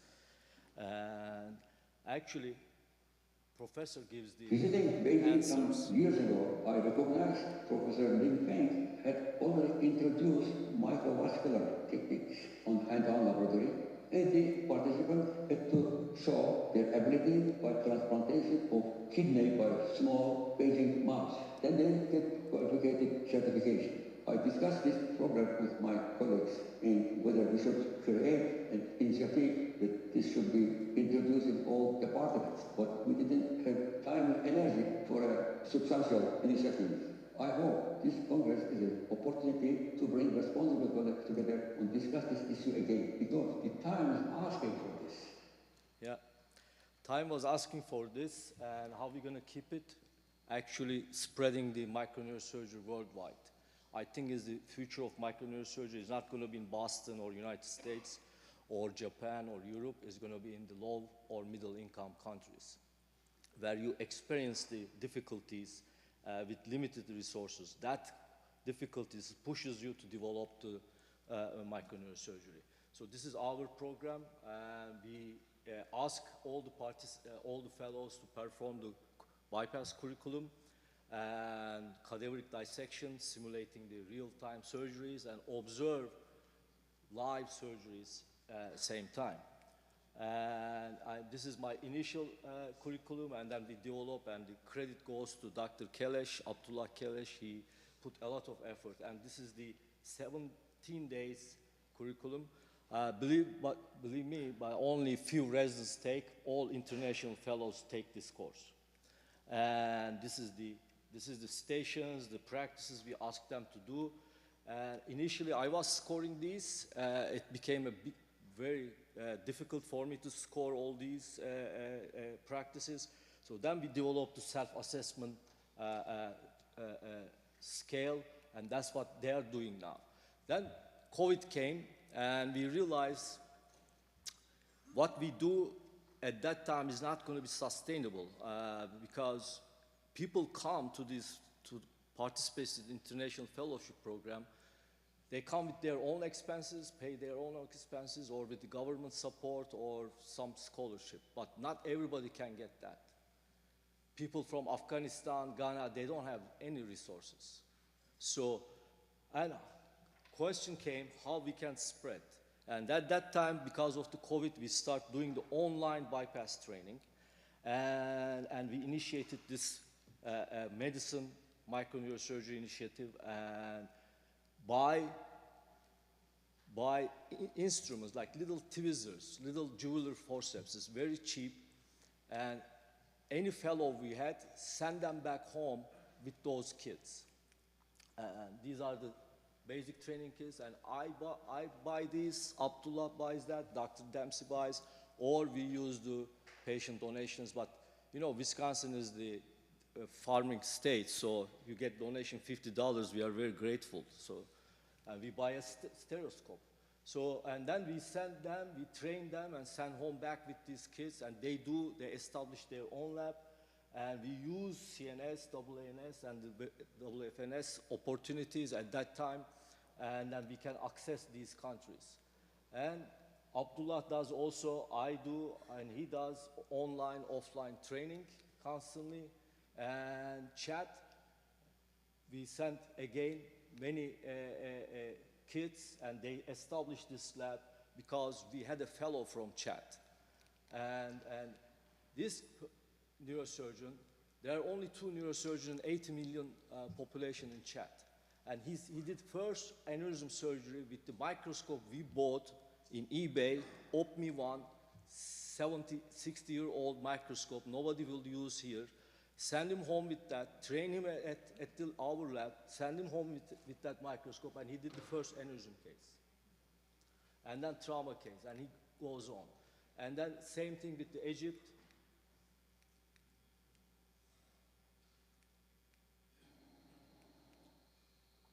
And Guinea, Paraguay, you're going to hear about the Paraguay and Syria.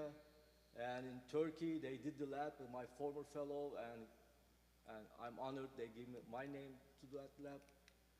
And tremendous help from Dr. Piguet in Tanzania, Lebanon. He was my fellow.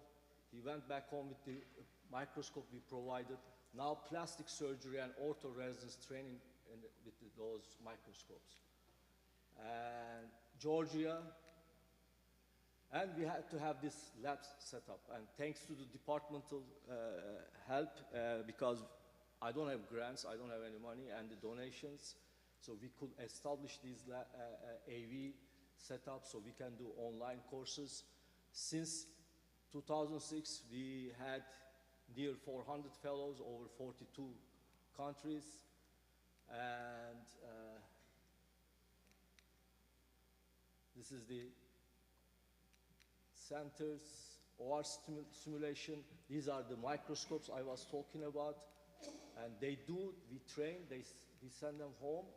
And he performed the first surgery in Nigeria. And the most dramatic example is the neurosurgeon from Chad. You know, in Chad, to get the hemodialysis, you have to have AV fistula. Nobody can do the AV fistula, except this neurosurgeon. And he started practicing the microvascular surgery in AV fistula surgeries. Then he performed the aneurysm surgery. Now they don't die, people with the renal failure. So again, over and over. And again, the slingshot program, Abdullah initiated this. 16 of this program we're going to be doing tomorrow at the Brigham Hospital, thanks to Dr. Rokia Tanikawa, Niral Patel. So, and then all the participants is from low-income countries,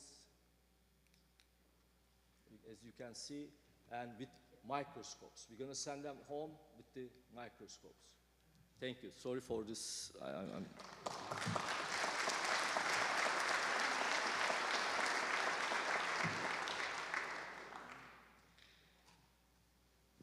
Dr. Green, we could call you up, our eminent statesman of global neurosurgery. I believe your talk is loaded. And then we'll have a little bit of a change in the program. We'll go directly to the introduction of our keynote speaker and the next 2 talks, we'll move into the 3rd session. Thank you for your patience. Whoops. Can you hear me? Yes, we can. You believe the talk is loaded, but I believe I'm having an amazing day. I just was told I've had my 9th grandchild 5 minutes ago, so. Oh, hey, congratulations. Thank you. So I'm full of goosebumps, not for just being here in front of this amazing group, but at 80 and still cooking. But I'm very grateful to Dr. Sultan for this invitation. And I'm going to talk today about Haiti and about the extraordinary things going on right now and a little bit of the history to start out. But when I see these pictures of Gaza and Ukraine, and I'm involved in all these areas as executive dean at of Global Health and Community Service, and with partners we deploy, you all know probably Direct Relief and some of the other foundations. You're all set. Okay. Just push there to advance the All right, we'll see if I can do it. I was doing well with one hand, but we'll see. So, anyway, I'm here to talk about Project MediShare. Thanks for the reminder. And the history of Haiti is quite extraordinary. And it's interesting, just this week, France, for the first time, admitted that they owe Haiti, hundreds of millions of dollars. And they say they're going to do something about it, which is interesting. But, Haiti's gone from the most profitable agricultural land in the world to what it is today, which is a country on fire. And you heard earlier from one of my mentees, Yudi La Fortune, what the reality show is. But, everything is missing. Infrastructure, food, water, clean air, medications, healthcare, schools. Nothing is operating because the country's overrun by gangs and bandits. And it's really unbelievable that an hour from Miami, where I live, we allow this type of butchery to occur. But I know I'm preaching to the choir. Haiti remains the poorest country in the hemisphere. And where I work in the Central Plateau, we have the highest neonatal and maternal mortality in the hemisphere. And now it's 0 because of our maternal health centers. And so there's a lot to talk about here. What looks good? Does anybody want any one of these things in their lives? But this is in the life of every Haitian today. We founded Project MediShare after meeting Paul Farmer and becoming besties. And I can tell you that he came up to me, and this was, I guess, in 1990, and said, look, we're great at infectious disease, but we need family medicine. And my dad and granddad were family doctors, and I said, all right, we're on. And so we joined hands and founded Project MediShare and joined him in the Plateau Central, which is the most isolated, underserved area of the country at the time. And we created this program, and today you can see how amazing our impact is. Even today in the country, we serve hundreds of thousands of people in the capital, and more recently, after they blew up our hospital, less, but in the Plateau Central. And we've literally eliminated neonatal and maternal mortality and just done some amazing things by building the healthcare infrastructure. Our program is run by Haitians, and our community health agents are amazing people who live within these communities, and they educate and they strengthen and they create tremendous opportunities for survival. And again, if you haven't been there, you'll see this child standing next to you who's 13, and you'll see his 9-year-old sibling next to him, because the 9-year-old is in our school feeding program where they get 1 meal a day. The other doesn't. So extraordinary things that do give you goosebumps. I'm going to take 2 seconds and go over the past because I've been taught by my mentors that the past is history, the future a mystery, each day is a gift. That's why we call it the present. So I'm going to try and fly over this. But this was quite an occasion, as you can see.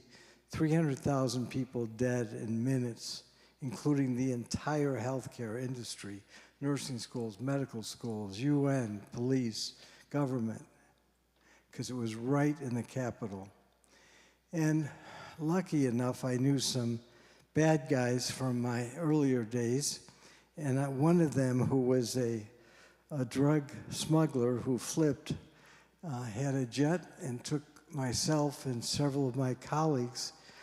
Within hours of the earthquake, we were landing in Port-au-Prince. And by the way, this Hank Asher guy was really a tough guy. And the pilot wouldn't agree to land, so he took out a gun and cocked it, put it at the pilot's head.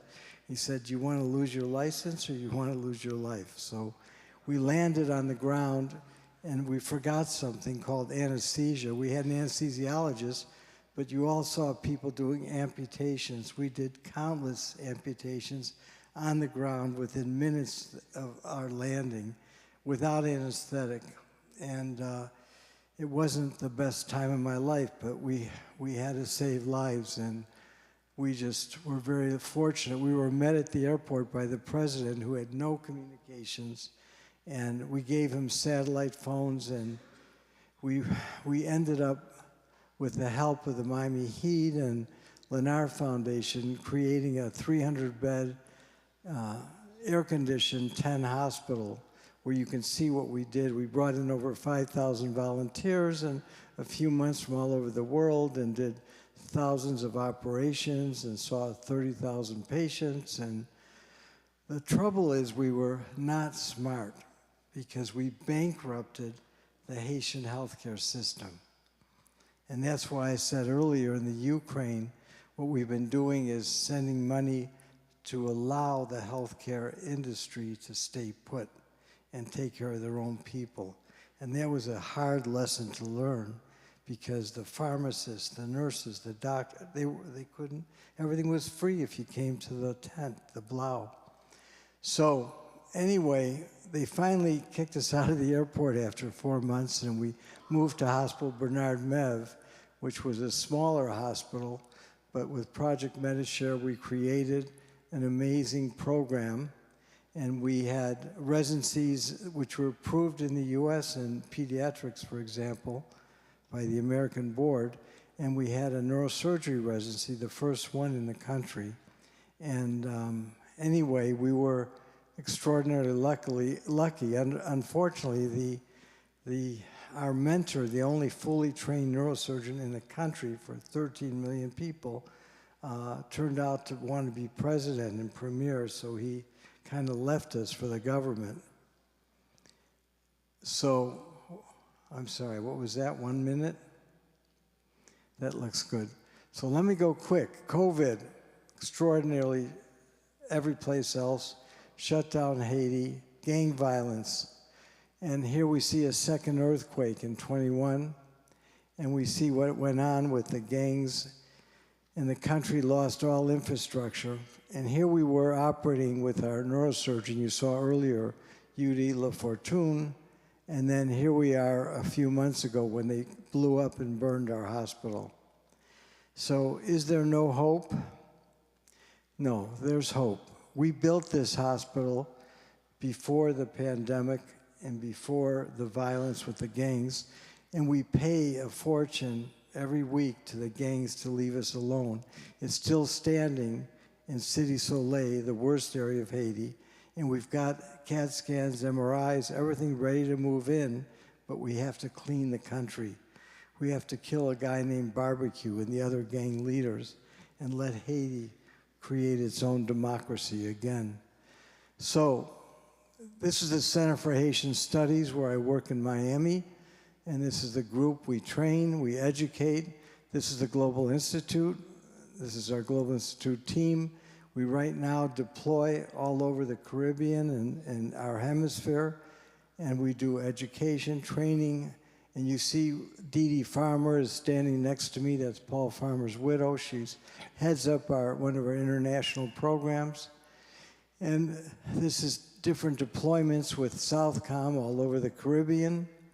And we do a lot in a lot of areas. But the most important thing is not to quit and to keep saying yes.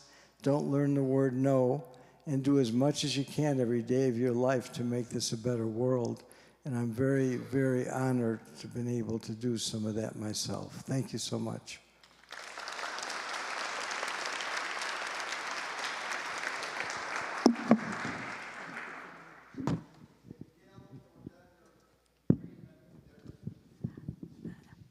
And now I'd like to thank you very much, Dr. Green. Inspirational talk. Now I'd like to call on Dr. Antonio Chaka to introduce our keynote speaker.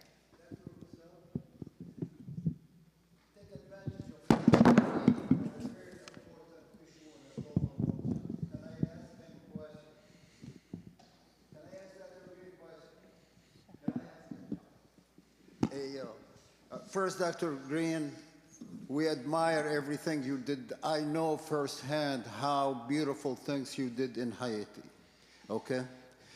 I happened to fly to Haiti on January 15 on that day, 3 days after you did, and with the team.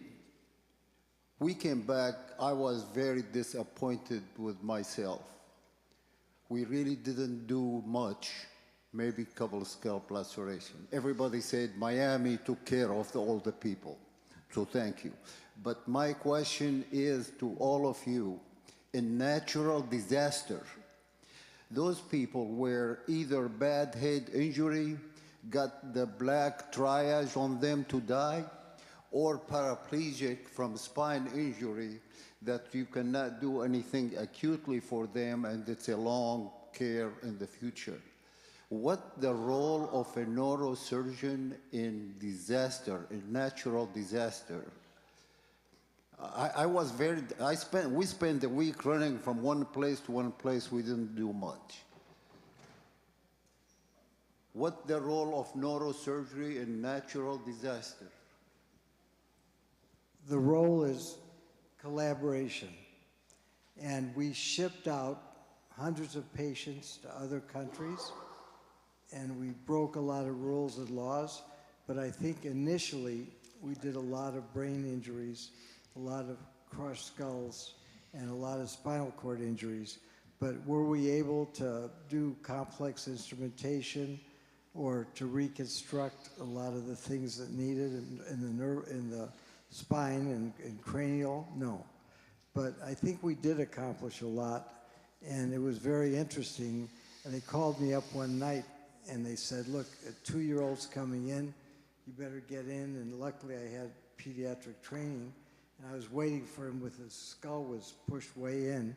Next thing I know, someone shows me CNN, and Sanjay Gupta's on TV operating on this kid on national television on the Comfort, the hospital ship. So you had a few interesting moments, but the fact is there's always opportunities, and thank you for your service. Thank you. Thank you very much. So the good news is I don't have any slides to load. The second piece of good news is that it is my special privilege to really introduce to you our keynote speaker, former U.S. Representative Joseph Kennedy III. He's a former congressman, U.S. Special Envoy, legal and a volunteer and assistant district attorney. He has dedicated his entire career to social and economic justice. Joe, I hope I can call you Joe, is currently the president of Citizens Energy, a diversified renewable energy nonprofit dedicated to making clean energy more accessible and affordable.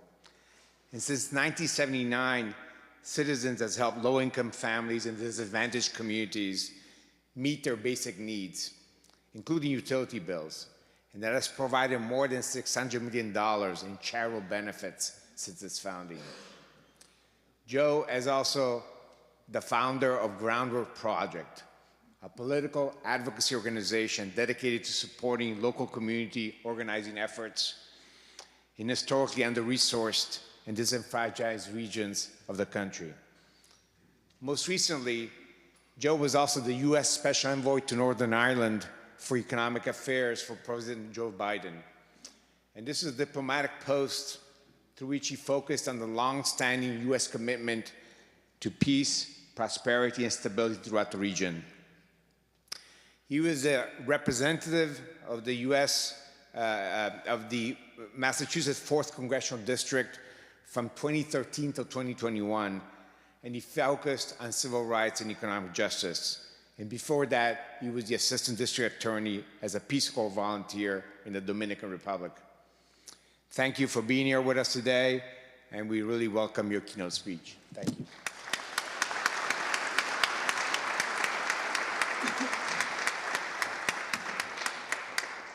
Good morning, everybody. And my goodness, what a privilege and honor it is for me to be here with all of you.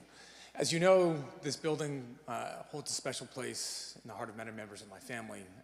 This hall is built as a full-size replica of the United States Senate chamber. There's some smart people down there. I didn't like this. So once you finish up this conference, if you want to scurry down to Washington and fix that too, we'd be grateful for you. Not many folks know this, but on my college applications, I actually put down that I wanted to be a doctor. And I found out you had to take chemistry, and I decided I didn't want to be a doctor. But as far as I ever got to brain surgery for the benefit of all of us. But lucky for me, you all stuck with it. Before I get going on any further, I do want to say a big thank you to the folks that made this possible and the vision and work behind it. So to Dr. Aziz-Sultan and Mass General Brigham and to your colleagues, and I hope I get all of these names right, so forgive me if I don't. But Dr. Osama Al-Mefti, Dr. Nirav Patel, Dr. Wayalinda B., thank you.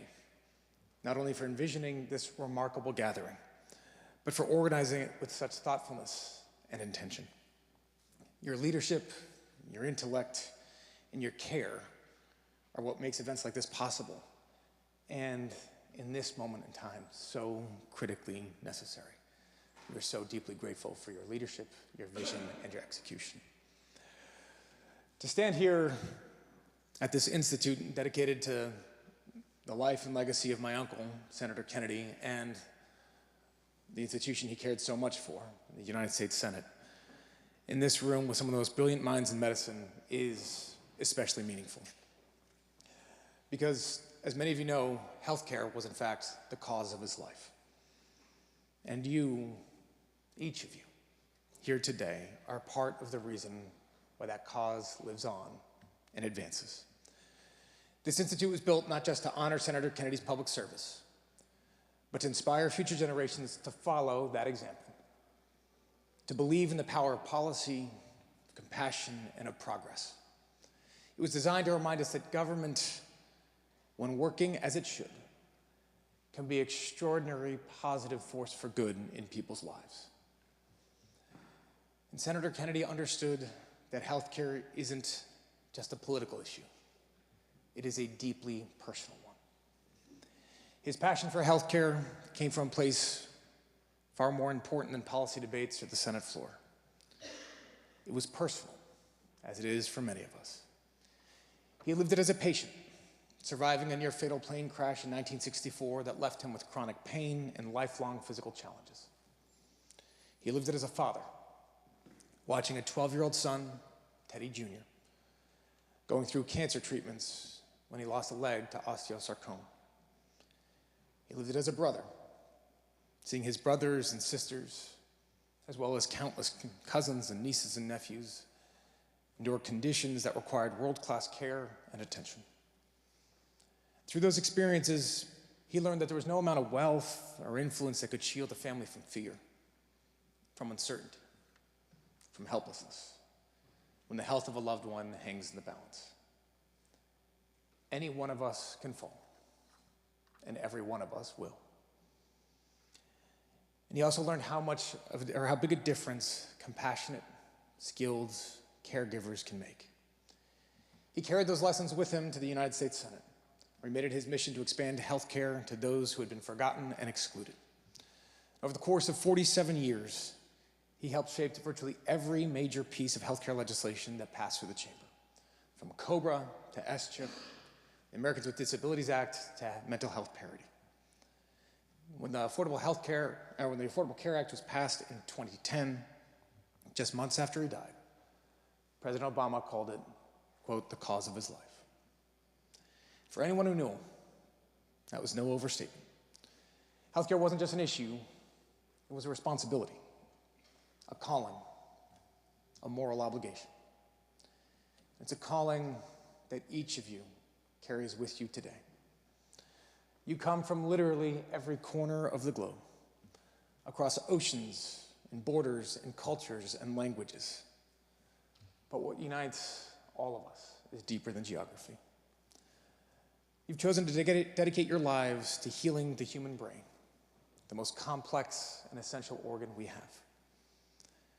Your work is at the intersection of the science and the soul, of biology and being. You see not just illness, but identity, because the conditions that you treat affect not just a person's body, but who they are.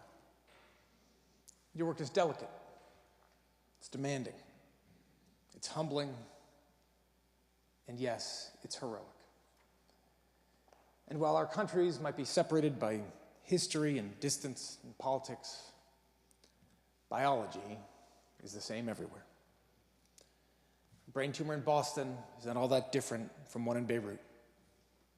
A spinal cord injury in Sao Paulo affects the same pathways as one in Seoul. A mother weeps the same tears in Lagos as in London when her child undergoes anesthesia. You all know this. You see it every day. Where others sees differences, you see commonality. Where others draws lines, you build bridges. When some might focus on things that divide us, on culture and language and ideology, you engage daily with the truths that unite us. Vulnerability, hope, fragility, the desire to heal and be healed. That's why gatherings like this are not only so valuable, but at this time, they are essential. I don't think you need me to say that we are living in complicated times. Complicated is the best word I could put in that sentence. Times of division, distrust, dangerous polarization. Times when borders are closing, not opening. When the idea of global cooperation can feel more fragile than ever. But here you are, proof that collaboration is still possible, that progress doesn't stop at checkpoints or customs lines, that healing is a universal pursuit. And it must be so. Because the challenges that we face, from neurological disease to trauma, war zone medicine to global health inequities, they don't know national boundary. Breakthrough in robotics in Germany can save a patient in Ghana. Pioneering pediatric treatment in Tokyo can one day be a guide for recovery in Tulsa. The spread of knowledge, the willingness to share what works and what doesn't, is our best shot at making care more equitable, more accessible, and more effective. We are quite literally all wired the same. That's not just science. It's a metaphor worth remembering in these times. My uncle once said, quote, "What divides us pales in comparison to what unites us." This morning, we see that reflected in this room. So as we celebrate science and the scholarship and the surgical precision that you all bring here, let us celebrate the deeper truth that healing is a universal endeavor. You perform the most delicate, complex surgeries under intense pressure. You deliver news that can forever change lives. You carry the weight of decisions that few can fully understand. And yet you show up again and again with purpose and humility and grace. That is no small feat.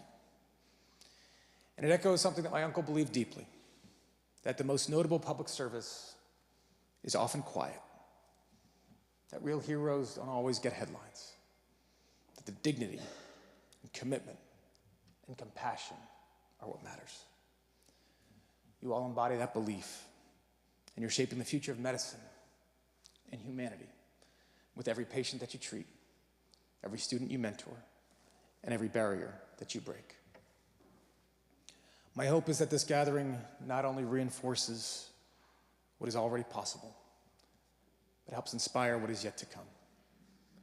Because the future of neurosurgery will be defined not just by AI or robotics and personalized medicine, but by cooperation, by our willingness to learn from each other, by the strength of shared values, by the recognition that in an interconnected world, our fates are far more linked than sometimes those would like to remember. So Dr. Aziz-Sultan, thank you. To your colleagues as well for pulling us all together, for a reminder of what is possible when we collaborate. I'm so grateful to be in the presence of each of you. I want to thank you for your brilliance, your dedication, your belief in something bigger than yourselves. A belief that is so strong that many of you traveled thousands of miles to be here today. Thank you for reminding us that even in a fractured world, the pursuit of healing will go on. Welcome to Boston and the Edward M. Kennedy Institute. Thank you for being here.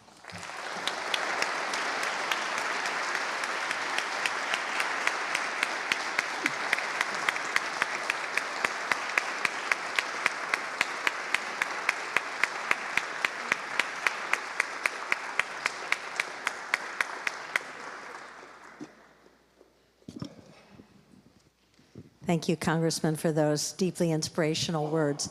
We'll now break for coffee, and we'll come back in 10 minutes and make up the time we lost. Thank you so much. And just a reminder, anyone who is speaking in the next session, if you have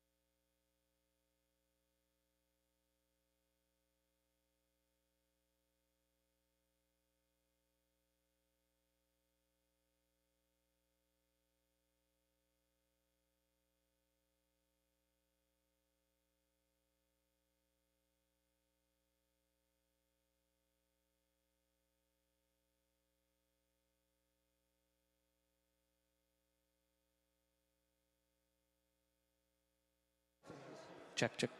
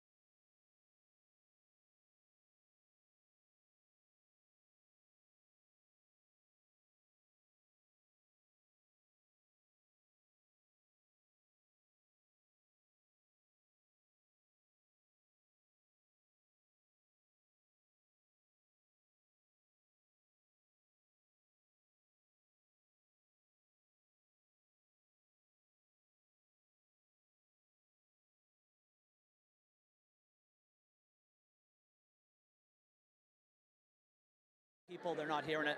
Ladies and gentlemen, your attention, please. Ladies and gentlemen, our program is resuming. Please make your way to the Senate chamber. Thank you.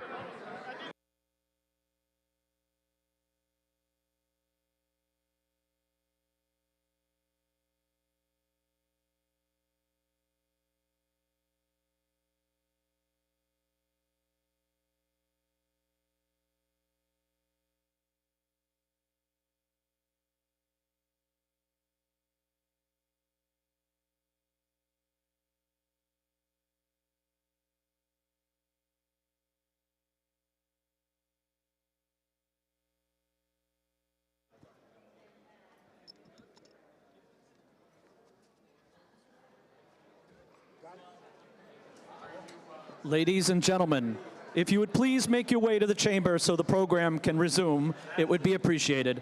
Thank you. As a reminder, only water is permitted in the chamber. Thank you.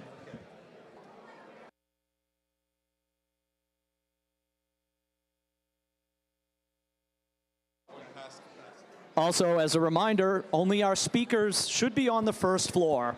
If you are not speaking, we ask that you please make your way upstairs via the stairs behind the chamber. Thank you.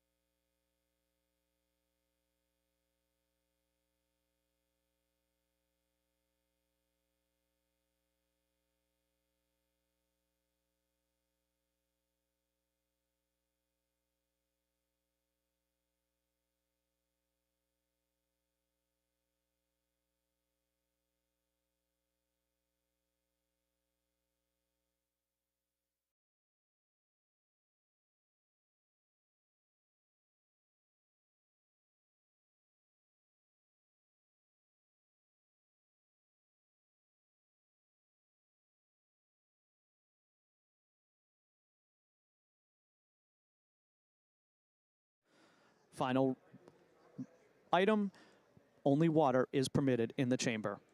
Thank you.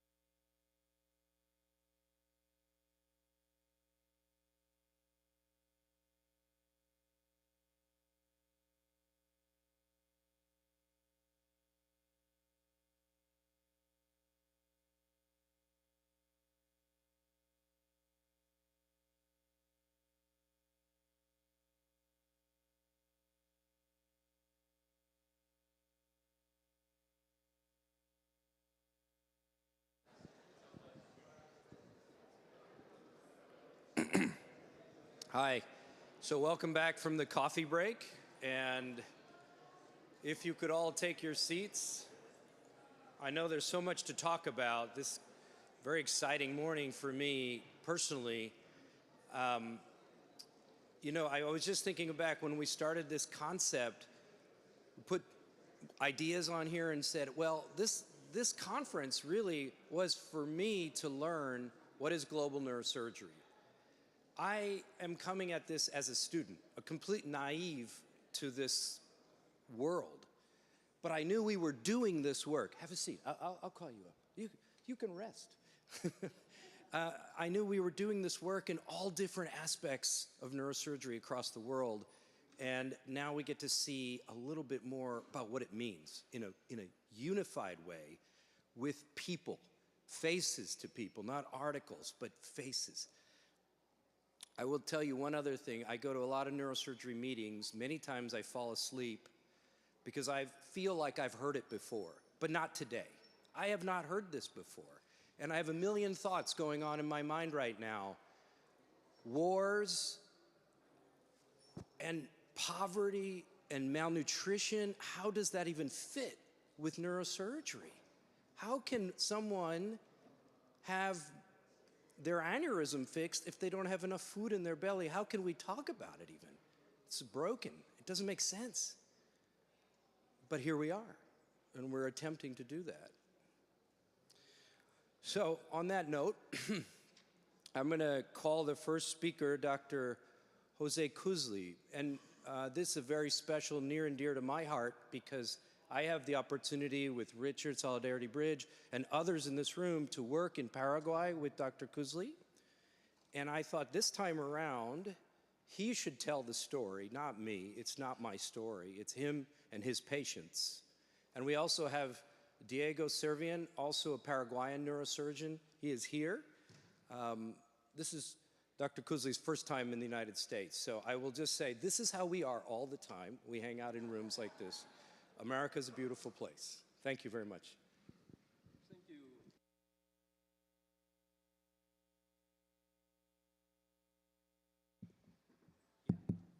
Thank you.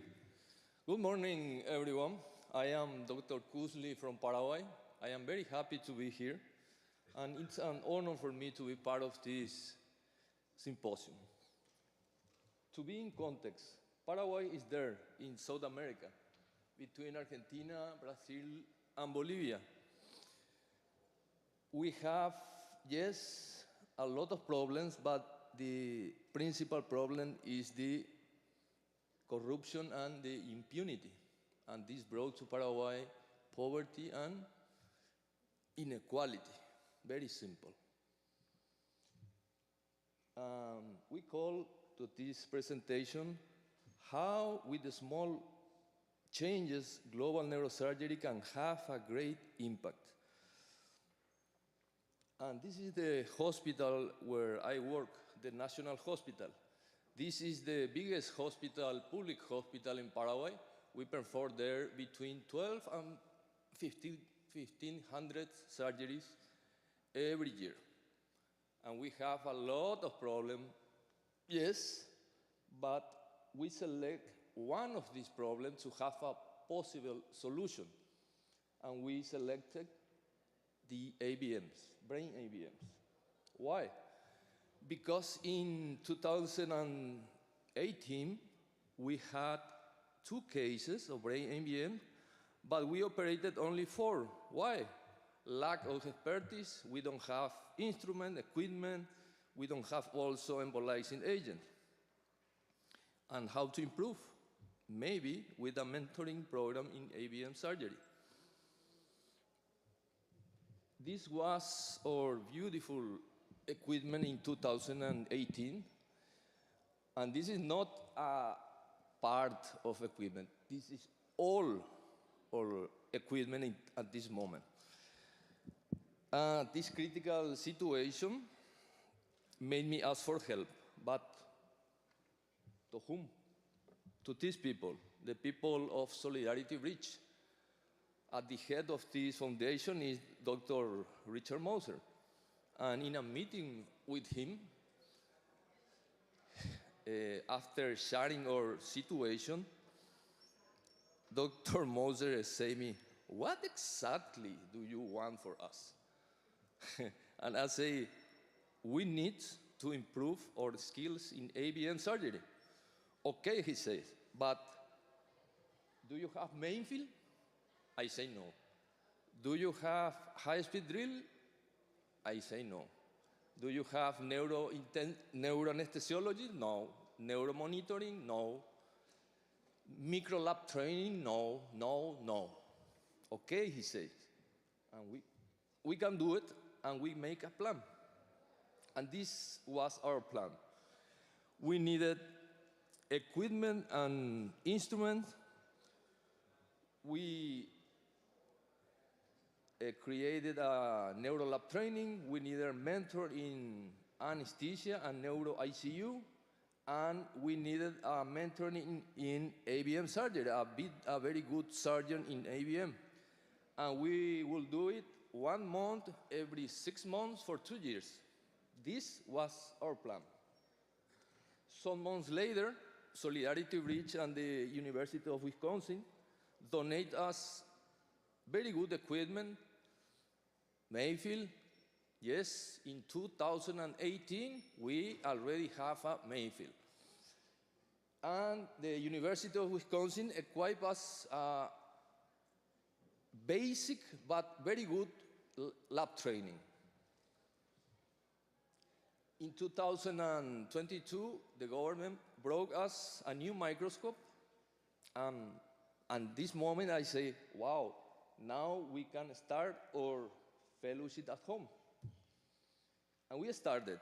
We have three sessions between 2023 and 2024.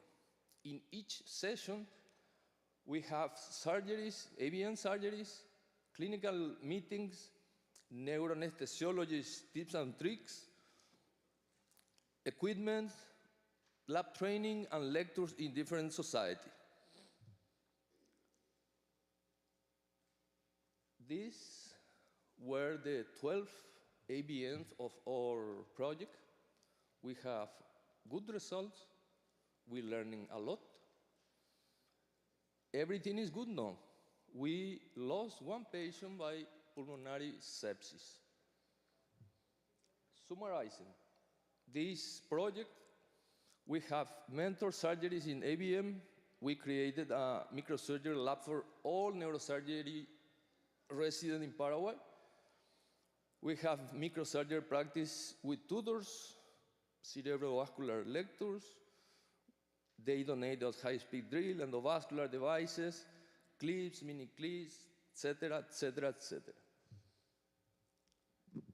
Good, but do we improve really in something? Yes. Now I can say we are totally independent in ABM surgery.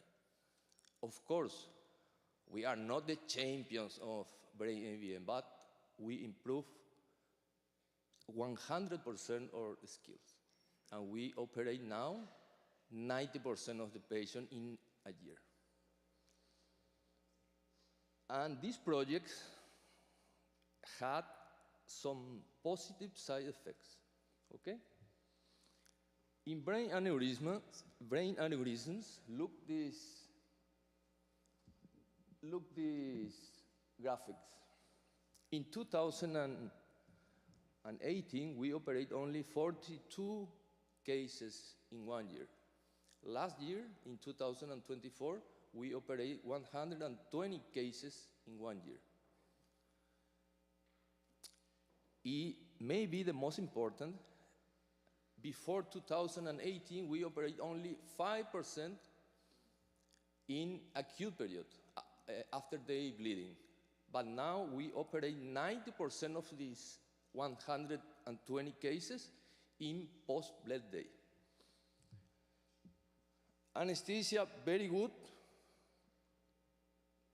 Now we have a good anesthesia with young neuroanesthesiologists and resident of anesthesia. Microsurgery lab, good. We plan the seat.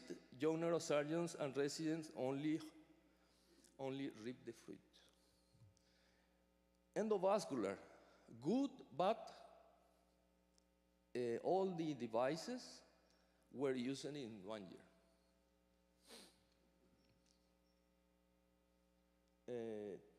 We strongly believe that this kind of program can be replicated in other lower and middle-income countries, even in other neurosurgical fields like school-based, awake surgery, epilepsy, etc. Thank you.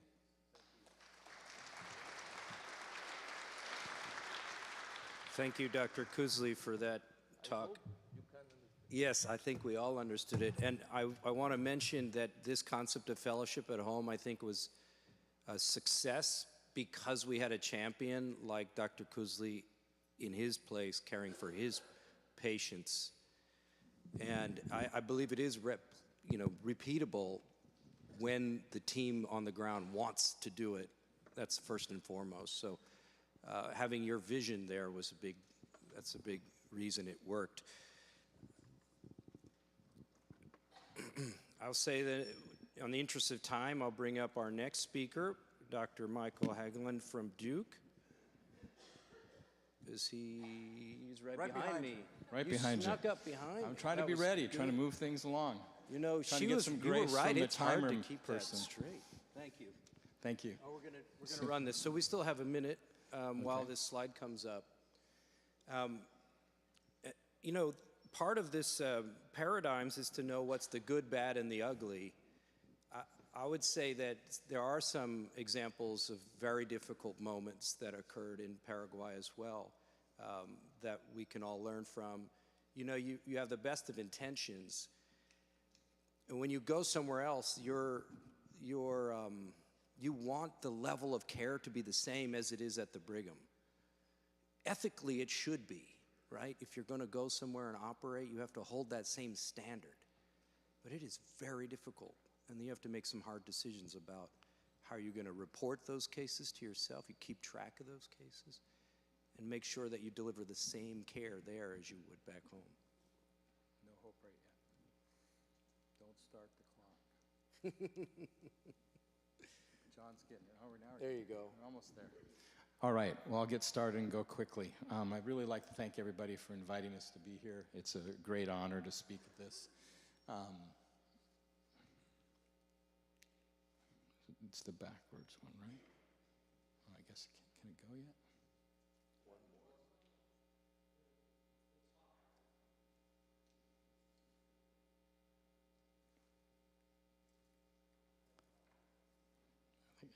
Yeah. You're supposed to hear. Which one is it? So this one should go back. This one goes forward.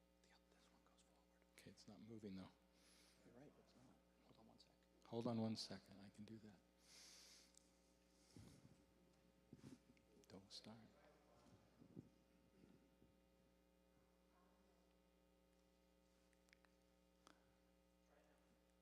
Yes.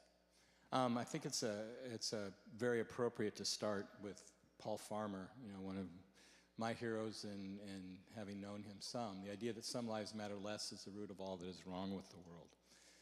If you looked at the number of physicians in the world when we started in 2007, if you look at East and Central and Western Africa, they basically fall into the ocean. And if then you look at the number of neurosurgeons, it's not working again. I'm pushing it.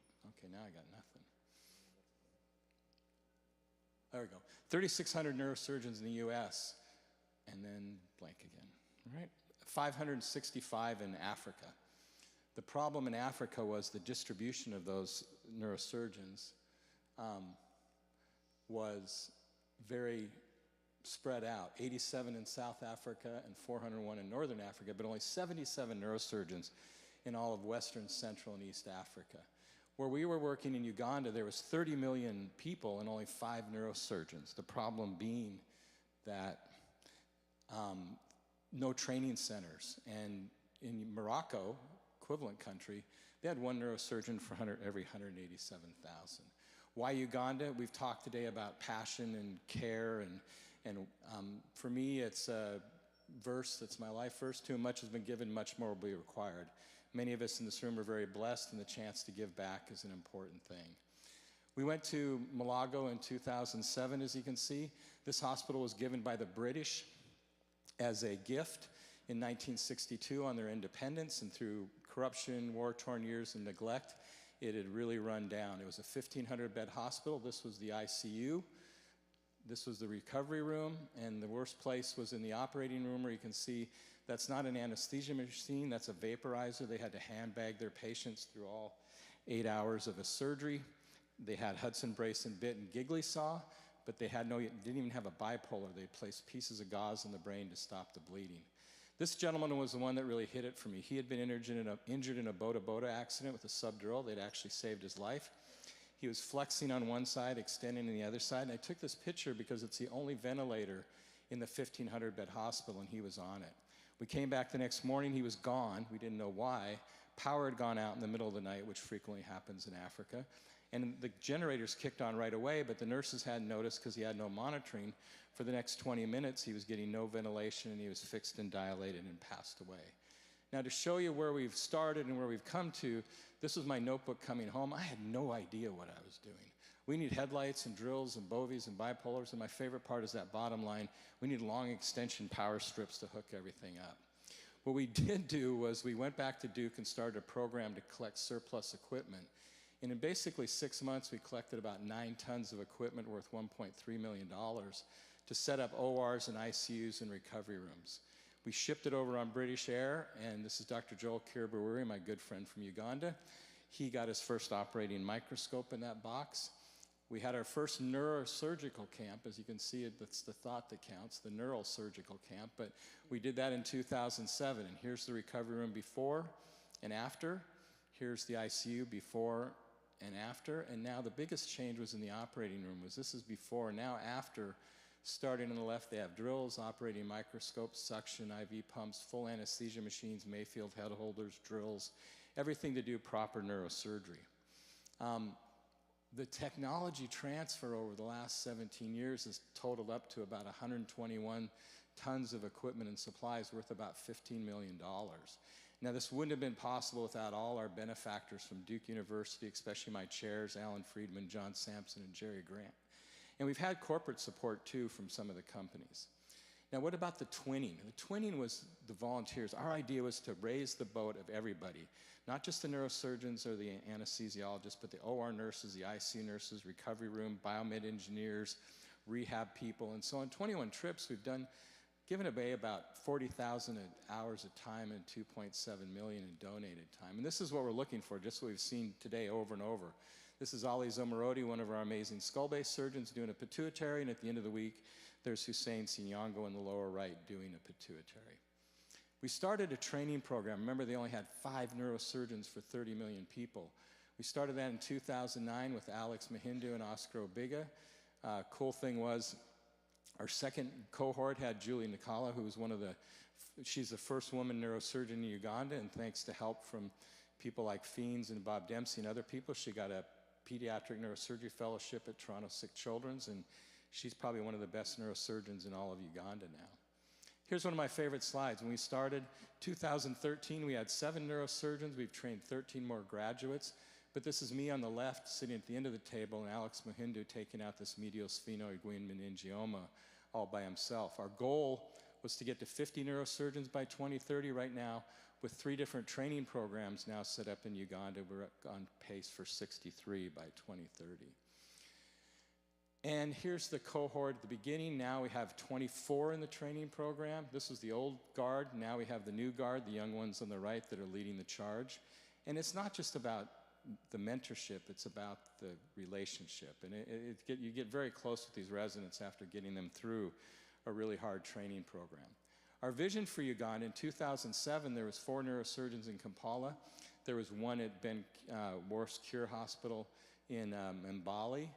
David Kitcha went down to Mbarara to start a program. We started another one in Mango. And our goal over the next 5 or 6 years, if we can get the funding, is to go ahead and set up 3 or 4 more training sites. That would be 63 neurosurgeons for 62 million people. But if each one of those train 6 general surgeons to do simple trauma, depressed skull fractures and things like that, it would look more like this, which would get us to 1 neurosurgery trauma surgeon for every 140,000. And what I showed you earlier on, now you see they'd have about 1 to 140,000. We started our division of global neurosurgery in 2014 through all the training programs, and we'll talk about this in the Boston Declaration. We now have about 150 people that are working in our group. I won't go through the research, but we're working on traumatic brain injury. We're working on using predictive modeling to decide who gets triaged and who gets surgery. And infrascanner work is an infrared scanner that can be used. the white spots are where there's a CT scanner in Uganda. The yellow is where there's no CT scanner. And then I'll finish up with this. We started an epilepsy clinic in Uganda to treat epilepsy patients, and they're seeing thousands of patients now. And Alvin Ukachukwu, he's done a great work in Nigeria, which has expanded our work. And I'll finish with this, which Francis mentioned earlier about the publications. We've published about 160, that makes my chairman happy, 160 publications in global neurosurgery since we started.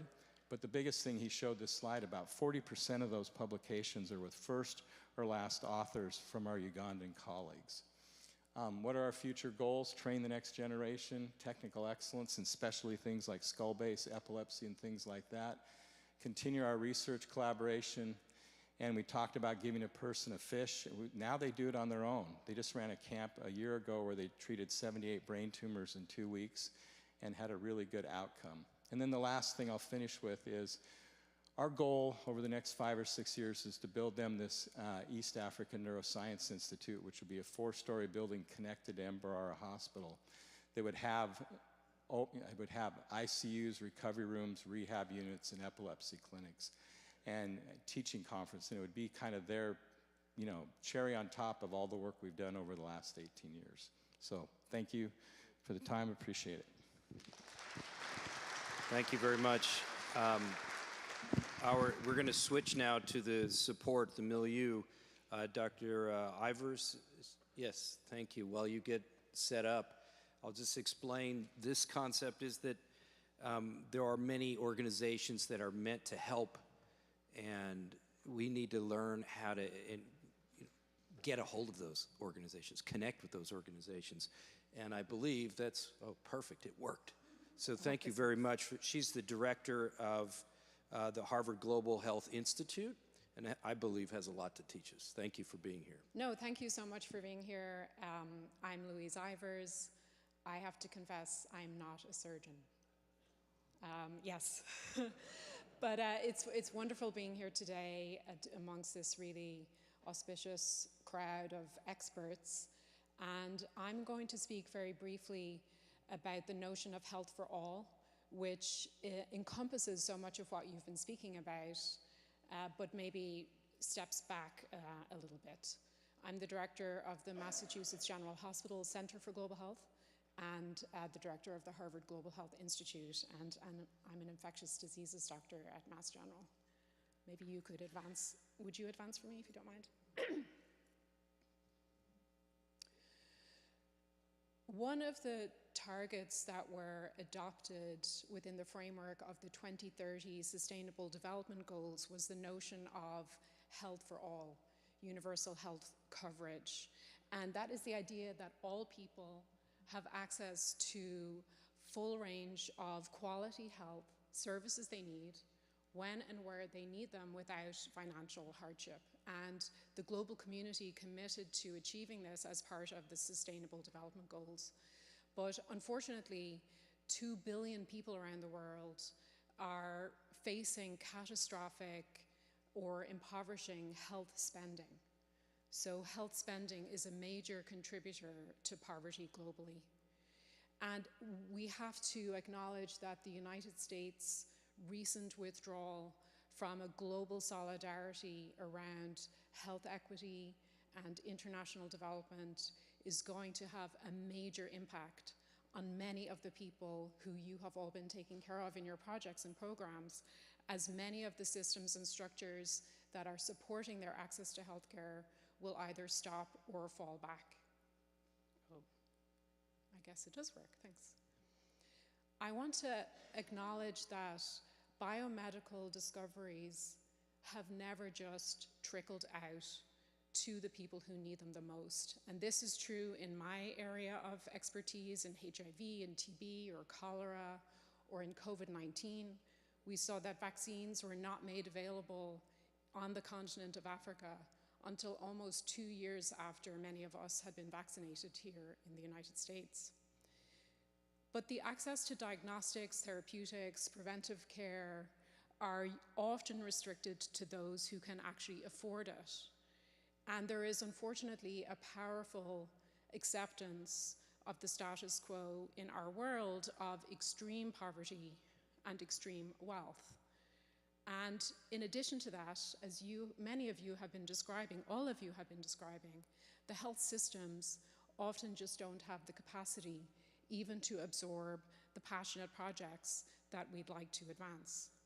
The health workforce has major gaps. Many services are over-centralized, so the rural poor are often at a big disadvantage, and affected communities by whatever disease or health problem we often speak of are really not adequately included or represented in the decision-making about their own health. I won't belabor this figure, but suffice to say that there are important and thoughtful considerations about how to strengthen health systems.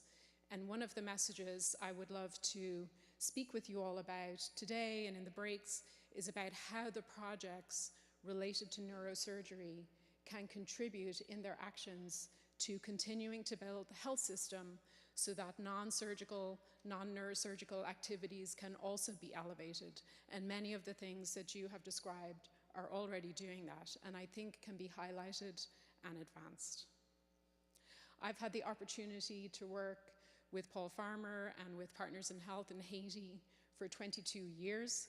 Many of you have spoken of Haiti. It has taught me so much about health systems, and one of those things was about supporting community health workers. And this figure is an illustration of how our teams in Haiti taught us to have more community health workers, more community health agents, more nurses assistants and nurses than we did physicians. Some of this was initially by obligation, but over time it clearly became by design. When we trained community health workers from communities that were impacted by the health issues we wanted to address, we saw them act as a bridge, as a follow-up.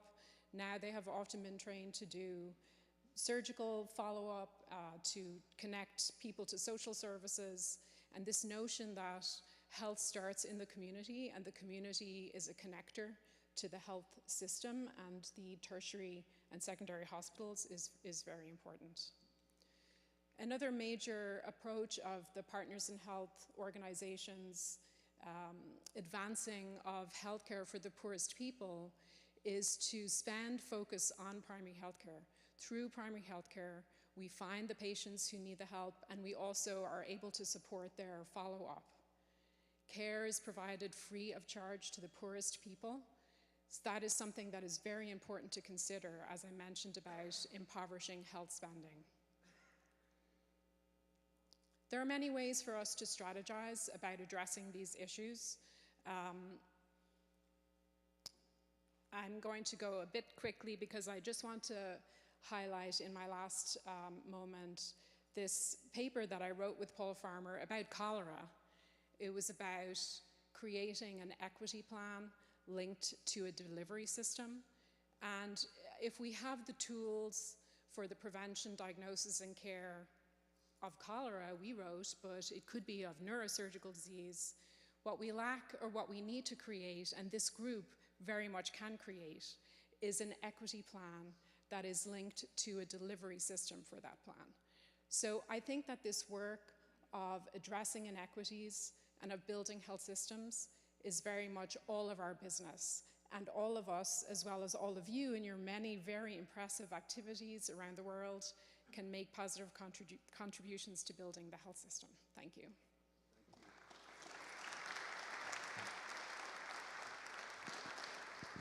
Well, thank you very much. Okay.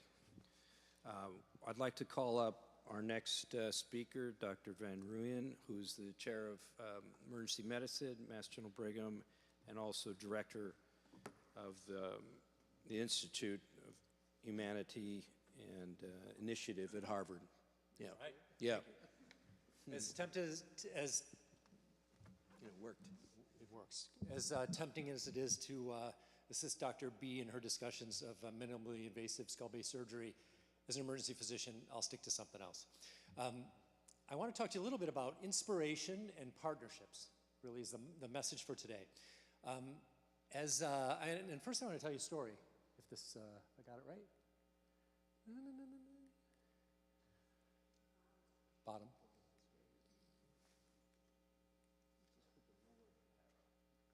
Lower arrow down.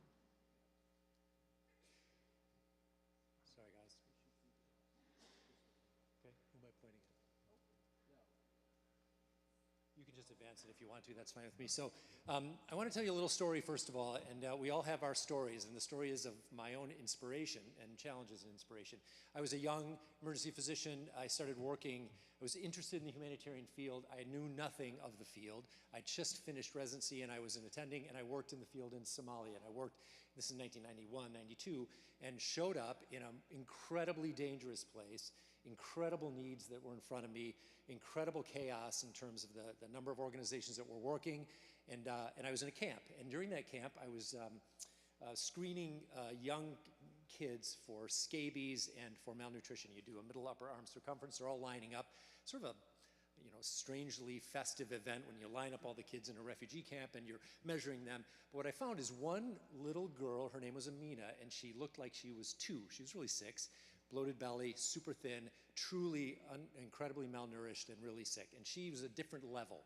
She needed to be actually transported to a hospital for therapeutic feeding. So I wanted to find her mother. So I said, who's her mother? And the women, brightly colored Somali women who were really tough, came to me and said, she doesn't have a mother. I said, well, where does she live? And this is in a tent city, right? These are all like blue tents. And in that tent city, she said she doesn't live anywhere. She lives outside. And I said, well, I can't be. Like, how can it be that she lives outside and, doesn't she live with somebody? Who takes care of her? And they said, nobody. And so I said, well, how can that be? And finally, with some irritation, one of the Somali women grabbed me roughly by my sleeve and walked me to her tent, weaved around and walked, not unlike some of this area. And she showed me, and she sort of pointed abruptly in, and I looked inside, and there's 2 coughing kids and a couple empty pots. And I realized that I was an idiot, that I had no idea what I was talking about. I was making some sort of a judgment as to what she should do or what others should do in the middle of this catastrophic decision that she had to make to carry for her own kids and not somebody else's. And I was so shamed at my own ignorance and my privilege and my ignorance in all of it that I just said, I have to do something different. Like, I have to be somebody different. I can't be a do-gooder that shows up and has no idea. And as I looked around in the humanitarian world around me, I realized, next slide please, that a lot of us were like that. There were a lot of people in the humanitarian sector just standing around, and they're really good-intentioned people. They're really smart people. They're really, many of them, experienced people. But there was no sense of professionalism that made us deserve to take care of the people that we were taking care of. And I was decided at that moment that I wasn't going to start a new organization. I wasn't going to be a leader in an existing organization. I wanted to actually make them all better. So how to do that? How do you professionalize an industry? How do you take, if you've got a hospital or a clinic, how do you back it up and create a humanitarian university? A place where you can do research and policy and education to train people to actually do this work better, more coordinated, more collaboratively. And so I started this program, next slide if you don't mind, the Harvard Humanitarian Initiative, HHI. And the goal of HHI was actually just 20 years ago I started at Harvard, was to bring in not just medicine, but public health, law, economics, anthropology, all of the aspects of this university to bring together, to bring to bear all of that on the humanitarian context and to understand it. But Harvard has a way of really involving and valuing bringing the world to Harvard. They don't really value a whole lot bringing Harvard to the world. And so my model is completely different. And that is to create partnerships with organizations that are doing the real work so that we can actually change the world through professionalizing the humanitarian aid sector. And so, next slide if you don't mind. I started a program at HHI. This is a clip. Next weekend we have a simulation where we have this huge simulation. We bring people in to train. It's just a small example of what we do. But what I decided to do is actually make partnerships with organizations all around the world so that we could be the academic partner to Save the Children, Oxfam, Doctors Without Borders, many other organizations that do the amazing work, but they're not in the business of professionalizing the sector. Next slide, if you don't mind. So I had a number of like partnerships with many UN agencies, many of the sort of NGOs that you know of well, but all of those were to actually link them to some sort of reflective thought and research and evidence and ways that you could actually work with your colleagues to develop a professional environment. And you can't do that when you're only working in the field. You can do that when you come back to a university and you talk about this stuff. You do this stuff, right? This is professionalizing the community, the global community, exactly what you're doing now. And so the ability to do that in this weird, wild, expensive, challenging, multidisciplinary sector was a challenge, actually. And to try to show our value as a, Harvard, which, what's the use of Harvard when you come to like Doctors Without Borders or CARE, right? So our challenge was to show our value. And the way we did that is actually to work with organizations, next slide please, to advance research and education. The research, and these are some of the results. We worked in over 40 humanitarian crises with almost all of the major humanitarian organizations out there, not only producing publications, but really more importantly, policy briefs, et cetera. And one interesting one, we have a handheld data collection tool that we have used, and is virtually, it's adopted by all institutions of the humanitarian world like CARE and Save the Children.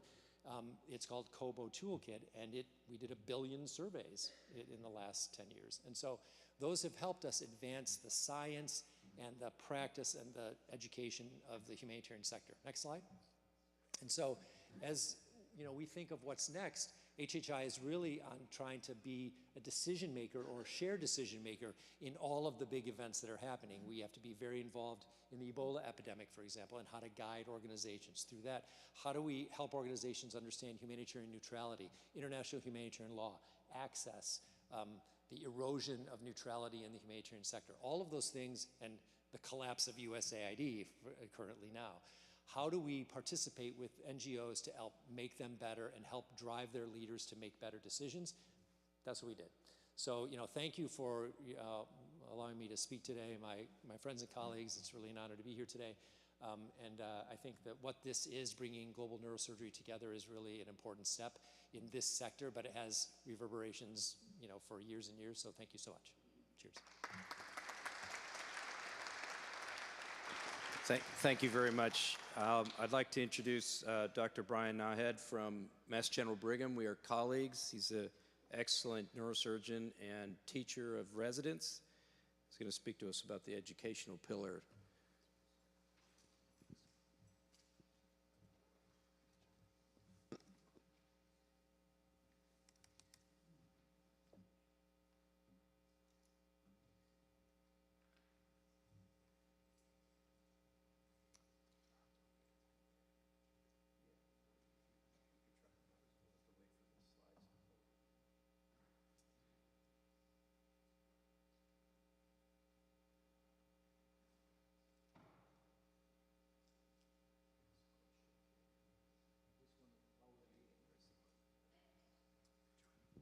While we're waiting, I just wanted to say that we heard the excellent talk by an infectious diseases physician about health systems approach, right?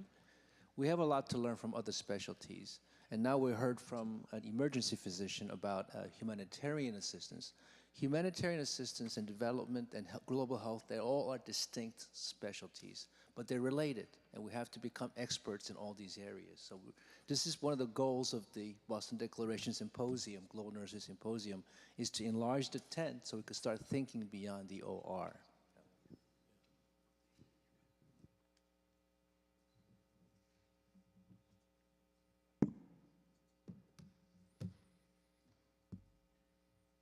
All right, thank you. Thanks, Key. Thank you to the organizers and especially to Ali for bringing us all together. This is an incredible showing of not only a global neurosurgery group, but a group that wants to work together. I do want to highlight the Mass General Brigham Global Neurosurgery team. And again, credit to Ali for bringing not only 2 departments, now 1, as many of you have been following, but truly this global neurosurgery team is actually even bigger than this. This is just some of the many siloed neurosurgeons in our group that are working in this space, but it's really our advisors, our collaborators, many of whom are in this room, and hopefully many more will start to collaborate with us. And this really large effort, a credit again to Ali and the whole MGB group. Now, we're trying to talk about education and global neurosurgery. So much has already been covered, but what I wanted to do is highlight not only what we're doing at MGB in a very sort of high level, but also what we've been doing with the CNS Foundation, which I'm proud to discuss. If you look at the many different sites, each one of these are wonderful, wonderful aspects, but it's really through the collaboration of not only all of us at MGB, but frankly all of us in this room that could make this map look like it has dots at every single one. I want to focus a little bit on what we've done with the CNS Foundation. So the CNS, the Congress of Neurologic Surgeons, the foundation is its philanthropic arm that really has this mission, which is improving worldwide health together. It's really the together part that I want to highlight. It's this idea that each one of us can scale our impact to a much greater part when we work together ultimately. There are 4 major initiatives. For the point of this, I just want to focus on the educational aspects, which is largely our guidelines work, which many of you have interacted with, and what we've done in international work. Since 2019, $2.5 million have been funded in grants and in awards, which is really an incredible, incredible amount of money. So our guidelines are neurosurgeons that are brought together that look through the literature and come up with the top clinical practice guidelines. Now, it's not just worth keeping it here in the US, it's not just worth keeping it at one institution, but rather how do we share this worldwide? And in fact, the data is on the screen. You can see it's been downloaded over 20,000 times. Neurosurgeons from 57 different countries have used these guidelines. These guidelines are updated. It's an onerous task to make them, but it's truly an educational labor of love. If you've participated in this, it's really, really remarkable to look at the literature and then really come down to one aspect of your specialty. You can see the ones on the slide, and then really come up with guidelines on how we can do best practices and share them. And ultimately, this is an example of how collaborative work globally can therefore ultimately get to a point where we can share common beliefs. Now, I mentioned the foundation and our international work. This is what we've done at Mass General, now Mass General Brigham. This idea that the CNS can fund observerships at institutions. Many of the institutions on the bottom have already started with these observerships. This is usually a 6-month time where it's almost like what Mike was talking about in twinning. It's just the opposite, where we bring neurosurgeons either at the end stage of their training or frankly junior faculty to a site. They then partner with a neurosurgeon or a neurosurgery department in the States, and then ultimately there's an exchange. It truly is an exchange. It's not a one-way learning or a fellowship. And it's this idea of how do I do it, how do you do it, what's the best way to do it. We wanted to take it one step further, and along with Key Park, really partnered, at least at the Harvard School of Public Health, the Mass General Brigham side on the clinical side, so every one of our fellows enrolls in a 6-month sort of mentorship with Key and the group of neurosurgeons and global neurosurgeons, and then on the clinical side, we'll spend time with Mass General and the Brigham, now Mass General Brigham. As you can see, we've had 26 awards since 2019, over $300,000 in funding. Those stats aren't what's impressive. The most impressive part is the 860 applicants that come from over 15 different countries from all over the world for these very coveted spots. And I encourage each one of you to think of your own institution, whether you're in the US or otherwise, as an opportunity to start to build this model. This is our current plan right now. We've broken it down into specialties, and again, you can see the different opportunities. Again, we have hundreds of people applying for these one slot, and unfortunately, because of funding, we can only have so many slots, but it ranges from brain tumors, endovascular, spine, global neurosurgery, which we have at MGB, and then obviously leadership and women's leadership, both of which are important and growing tasks. I just want to highlight a lot of the different fellows we've had over the years, and what you can see is the stories, the places where they come are so diverse, but frankly so compelling. And then from 2022 to 2023, and then our most recent class in 2024, it's really a wonderful, wonderful opportunity for neurosurgeons to come together to work with each and every one of us, which is really the whole point of the symposium. Now, I know we're a little bit behind, so I'll keep this quite short. I do want to say that none of this happens without our sponsors, right? The sponsors of the MGB Global Symposium, the sponsors for our CNS Foundation. It's really the work that allows us to be able to partner not just with them as sponsors, but truly as partners. And hopefully I've inspired some of you to either reach out to the CNS, myself, Ali, or any of us, so that we can create another collaboration and an opportunity again. With that, thank you.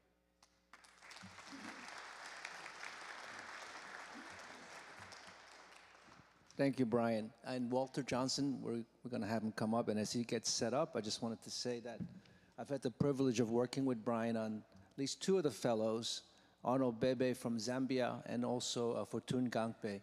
And Arnold still is involved in global neurosurgery. And Fortune, who went back to Benin, and he wrote this incredible opinion piece about the need to improve trauma care in Benin and made the front page of his national newspaper. So neurosurgeons are getting more and more better at the advocacy and trying to improve policies in these countries. Walt, I'm happy to introduce Walter Johnson. I had the privilege of being his intern when he was at WHO.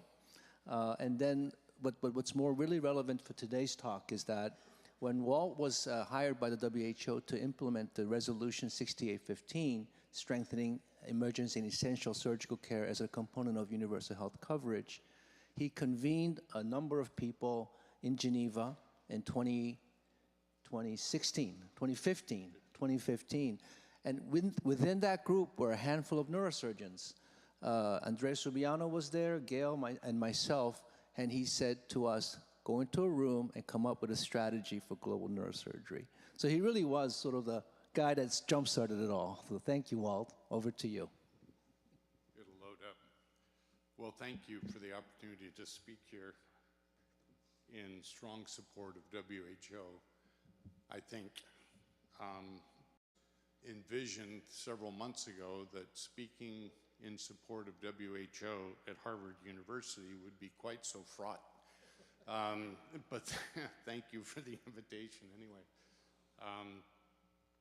As Key mentioned, how is this? Is it working? All right. As you know, WHO is the health technical arm of the United Nations. And what I'd like to highlight with this is that actually, as you go down the chain of command of the levels of WHO, more work is done and more essential work is done at the regional offices and certainly at the country offices. At the country office, most poor countries don't have an NIH and a CDC and other groups to help the Ministry of Health out. They rely incredibly on the WHO country office for technical support, for funding, for programs, for technical advice, and it's really a critical part of this whole piece in poor countries. In 2015, when I was hired by WHO, it was a banner year. The Lancet Commission on Global Surgery had just been published, DCP3 had been published. We transitioned the United Nations from Millennium Development Goals to the SDGs, Sustainable Development Goals, and they passed a resolution on strengthening emergency and essential surgical care and anesthesia as part of UHC. All these things happened together, and my job was to implement this newly passed resolution. The SDGs by the United Nations and this resolution by the World Health Assembly were both approved unanimously. It wasn't just a few countries with a majority, but it was unanimous acceptance and approval of both these programs. Oops, wrong direction, sorry. And if you look at the Sustainable Development Goals, some of the top of SDG 3, which is all about health, was reducing maternal mortality, reducing infant and child mortality, reducing road traffic accident deaths by a half, and reducing by a third premature deaths from NCDs. They'll never be accomplished without surgical services improved in every country. Well, it's easy to imagine that one guy sitting at the WHO is not going to change the world. And so when I got there, I found there are several organizations that are non-state actors with official working relations with WHO, one of which was the World Federation of Neurosurgery Societies. So I cold called them. They were in Nyon, which was just a couple of train stations from Geneva. I called them and said, I want to take me to your leaders. And so they invited me to the conference in Rome, and you can see Franco giving a speech there at the WFNS in Rome. And I met a number of people. I met Key. Gail and I had worked before on, several people. And so when as Key had mentioned, when I had a chance to convene a meeting on implementing the resolution, we had a number of people there, but I made sure that neurosurgeons were well represented. There was 8. There's Andres from Colombia, representative from Poland, from Switzerland, from a number of places. And as Keith said, I said, we need to bring neurosurgery to the forefront in global neurosurgery, which led the next year to the Bogota Declaration, and then a tradition of parties on the balcony of my apartment every year, which were quite fun. But one person alone can't accomplish very much. We had fellows, many of the PGSSC fellows. But some of the things that we could accomplish was standardized care. We had the opportunity, Ebola guidelines for surgical teams. Anyway, I've listed a number of things here, but there was almost no department at WHO that I didn't interact with, being surgery was such an important component of every single department that was there. We also set up a number of collaborating centers around the world, each with a particular niche, and most of them have gone away since I left there. But we were part of the launch of the TBI Lancet Commission at the European Union. I was asked to review a paper for WHO Bulletin on stroke, and I was looking around, and actually there was no stroke program at WHO, even though it's 1, 2, or 3 reasons for mortality around the world. And in fact, WHO program for reducing the risks of stroke and cardiovascular disease is called HEARTS. I said, well, where the hell is the brain? I mean, you know, seriously, if someone's in the bush and they're looking at a recent stroke patient, what are they going to look up on their phone? HEARTS? No, I mean, it's ridiculous. So I wrote a strong editorial, which they made me tone down, and actually got the Lancet to agree to a Lancet Commission on Stroke in the Developing World, which was published a couple of years ago. But WHO gave a platform for convening meetings, starting programs, getting things done, which I don't think could have been done in other ways, which leads us to today. And as you recall, the WHO has been abandoned by the US, which is 21% of the budget. And what impact does this actually have? Well, it has huge impact, because all those reasons that were given, the political nature, et cetera, it's a political organization. What do you expect?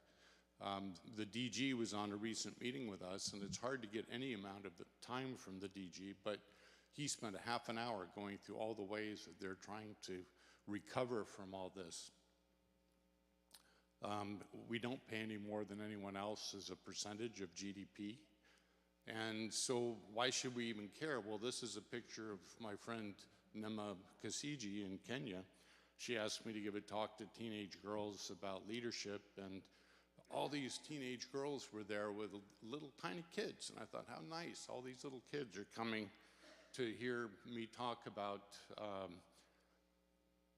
well, they were all there to get their ARVs. All these kids were HIV positive.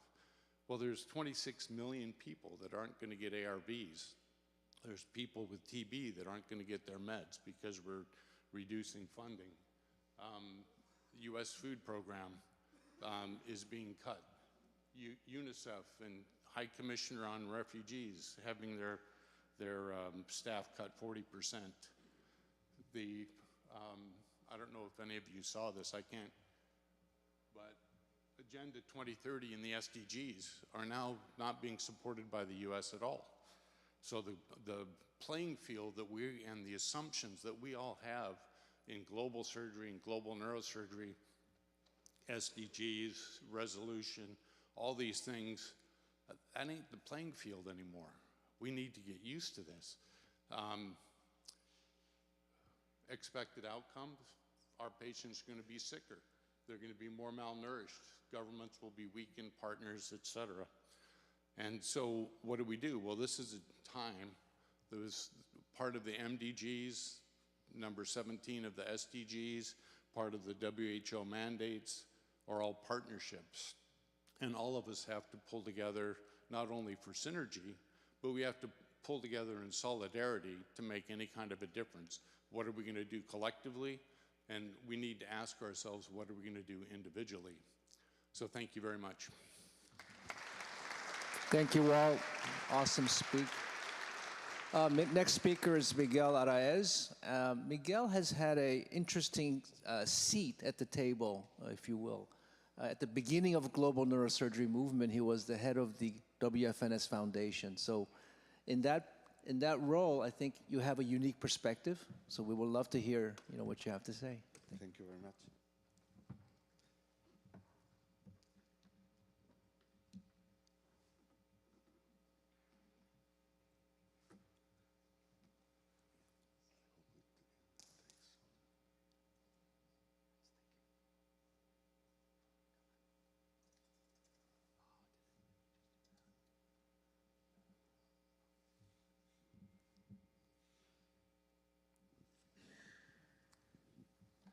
So WFNS has had a foundation for some time, and I know at some point we're going to hear from Torsten, but the EANS has also created a foundation, which is really a good trend. We'd love to see the other organizations start as well. I think you're up. Yeah. Thank you very much. Okay, I think I have some time before the presentation is coming up, and I'd like to take the opportunity to thank Professor Al-Mefti for the organization of this wonderful 2 days. Also to Gail Rousseau, my brother, Ali Aziz, and also just to my very good friend, Key Park. I think this is a wonderful gathering, and I'd like to thank very much for the opportunity to be here. I hope little by little my presentation is coming up on organized neurosurgery and philanthropy, little by little coming. Well, it's a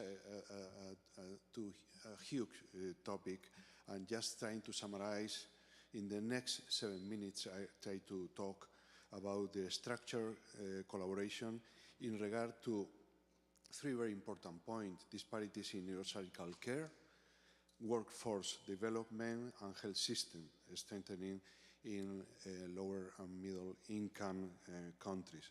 I think this video dramatically showing why we are all here together, and talking about hydrocephalus and some other pathologies.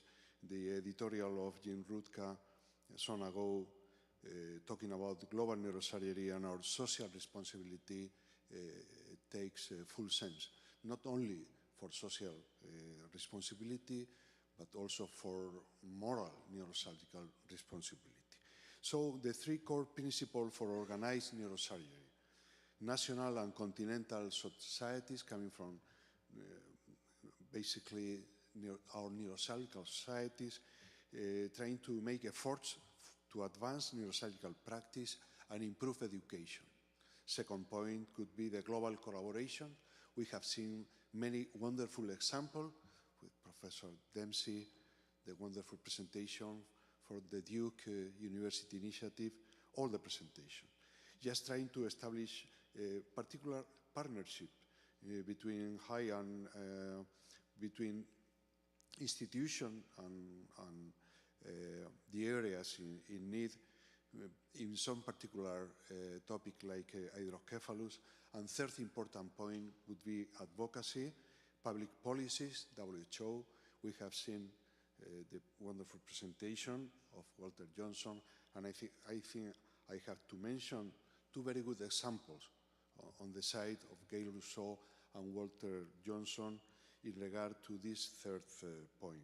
So, three philanthropic models of global neurosurgery: clinical and training partnership, many examples since, in response to workforce deficit, health system strengthening, improving infrastructures, reforms, policy reforms, and very important technology transfer, also very good example since, in regard to the problem or the gap in technology in regard to areas in need.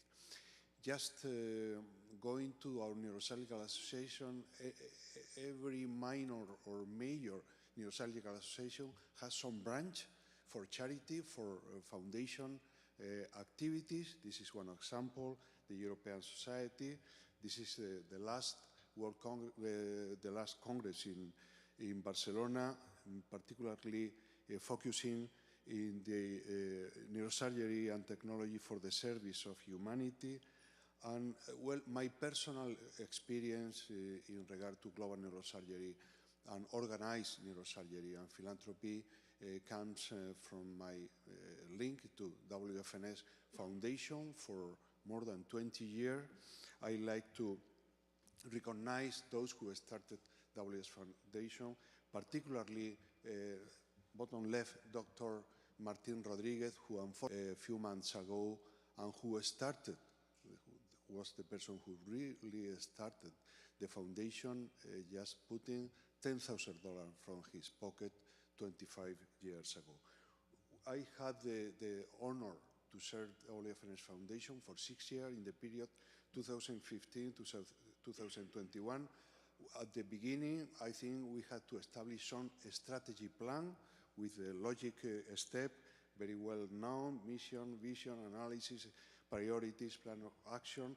And we just understood that in that setting, there were three main pillars: educational activities, the empowerment of WFNS training center, and neurosurgical equipment and care, along with some other strategies in order to support and give the possibility to go up to these three pillars: fundraising activities, communication plan, and so on. Well, talking about education, I think that just right before pandemic came, and we had to incorporate the new model that is nowadays existing, came to stay, the online training, many courses and many meetings with Dr. Servadei. I had the pleasure to share those initiatives.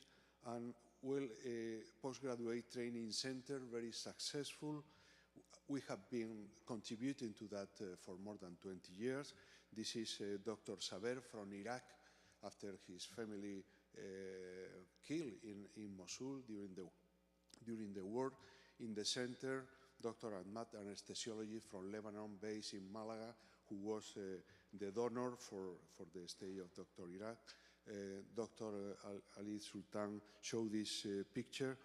It took us more than 2.5 years, almost 2.5 years, through the Spanish embassy in Islamabad until getting the visa that allowed Dr. Ghaznavi to be exposed to one Western center in Malaga. And following with our,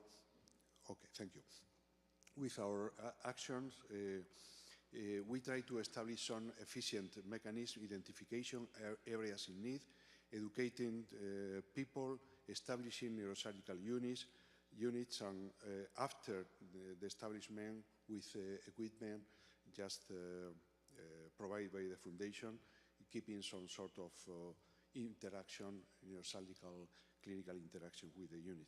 How identify the areas in need?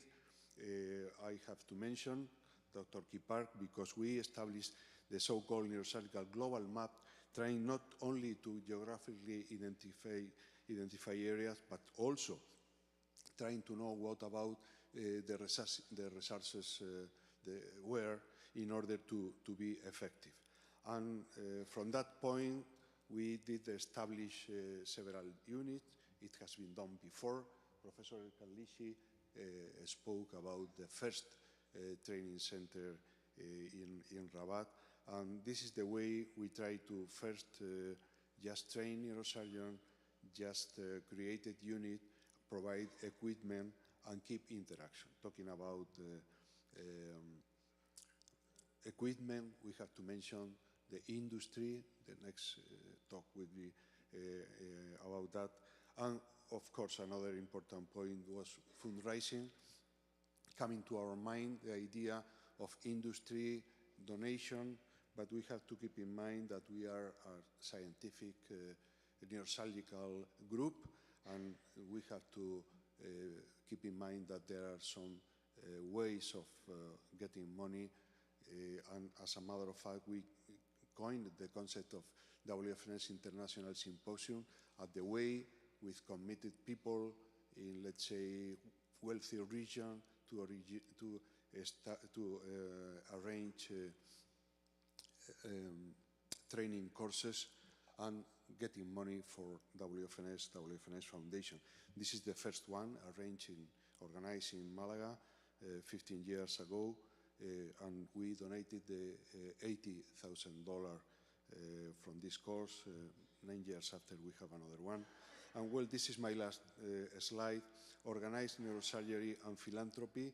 We have seen that fortunately there is an increased interest on global neurosurgery concept coming from neurosurgical societies and institutions, but trying to say something that may contribute to improve the situation. We have seen that there are all around the world hundreds of very different actions, of course with unfortunately some dispersion of initiatives, and I think that we need a common, even professional umbrella for all those initiatives, and probably a need for a real global strategy plan in order to be effective. I think this is something important. Probably this is the main reason we all are here together. And let me finish in, sorry, I'm just over time, but just introducing to all of you Pablo Picasso from Malaga. This is the Cubist painting that made him very famous, but his very beginning, when he was a teenager, was hyper-realistic painting. And this is a painting from Picasso when he was 18, I like very much, and I think it's something summarizing, organized neurosurgery and philanthropy. The name of the picture is Science and Compassion, and you can see the sick mother, the doctor is looking after and trying to cure the mother, the nun is looking after the baby. Science and Compassion could be a good summary for this initiative. Thank you very much again for having the opportunity to be here.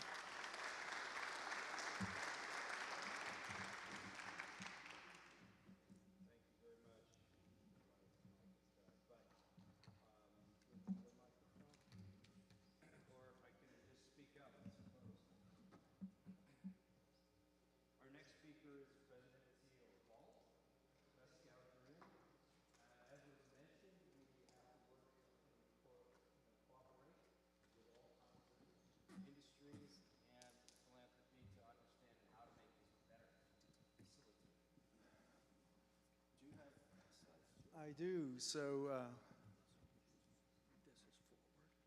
this is forward, this is back. Okay, thank you. Following Picasso, thanks for raising the bar. Lots of different accents this morning in this room, right? Dr. Sultan, thanks for inviting me. While my slide deck is getting loaded, 2 comments quickly. The first one, although I'm the only industry speaker, I do not represent the industry. I'm representing my company, which is a big enough job to do. And the next one, I hope my slides are not going to feel a little bit out of touch, because I'm going to talk about leading edge innovation. And you know, as we saw this morning, and as we know, a lot of countries in this world don't have access to anything close to these innovations. They don't even have the basics. But I am a strong believer that if we continue leading innovation and putting innovation in the most developed country in the world, eventually these innovations will spread around the world.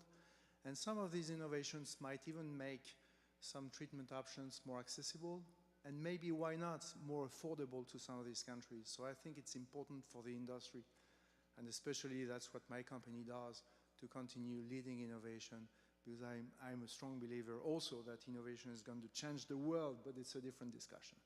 So it works. Okay, so that's what we do at BALT. So we are a leading innovator in treating neurovascular diseases. So we play in the endovascular segment of the market, if you will. BALT, as you can hear, was founded in France a few years ago, and BALT operates in this global neuroendovascular market. We're a relatively small companies in this world, but because the only thing we do is to drive innovation in neurovascular, we believe we are really take some edge and leading role in driving innovation in this world. So most of you in the room know this already, so we can talk about a revolution. Is it an evolution? If a revolution is a one-time event in the world, I believe this is evolution because it keeps developing, it keeps evolving. I take a lot of pride myself of having been involved in a lot of these developments, but it's not finished, right? So you can see on this slide a lot of breakthrough developments that took place, along these last 25 years. Aneurysm clipping, and then, flow diversion, bringing the first thrombectomy devices in the market. That really was a breakthrough in terms of treating stroke patients, but it's not finished. And if I was to come here in 10 years, I'm sure that there would be much more to present. I take a lot of pride as BALT CEO of having been the first company to do a major landslide clinical trial to change the paradigm of treating chronic subdural hematoma from open surgery to embolizing the middle meningeal artery. And this is one of the innovations, by the way, which I believe if we bring it to some of these countries that don't have access to healthcare, can really help treat patients in a better way, but also maybe in a more affordable way. So, and it keeps going. I believe the next big thing, which is going to take place, not too long from now, is probably to use the endovascular route to deliver treatment options for non-vascular diseases.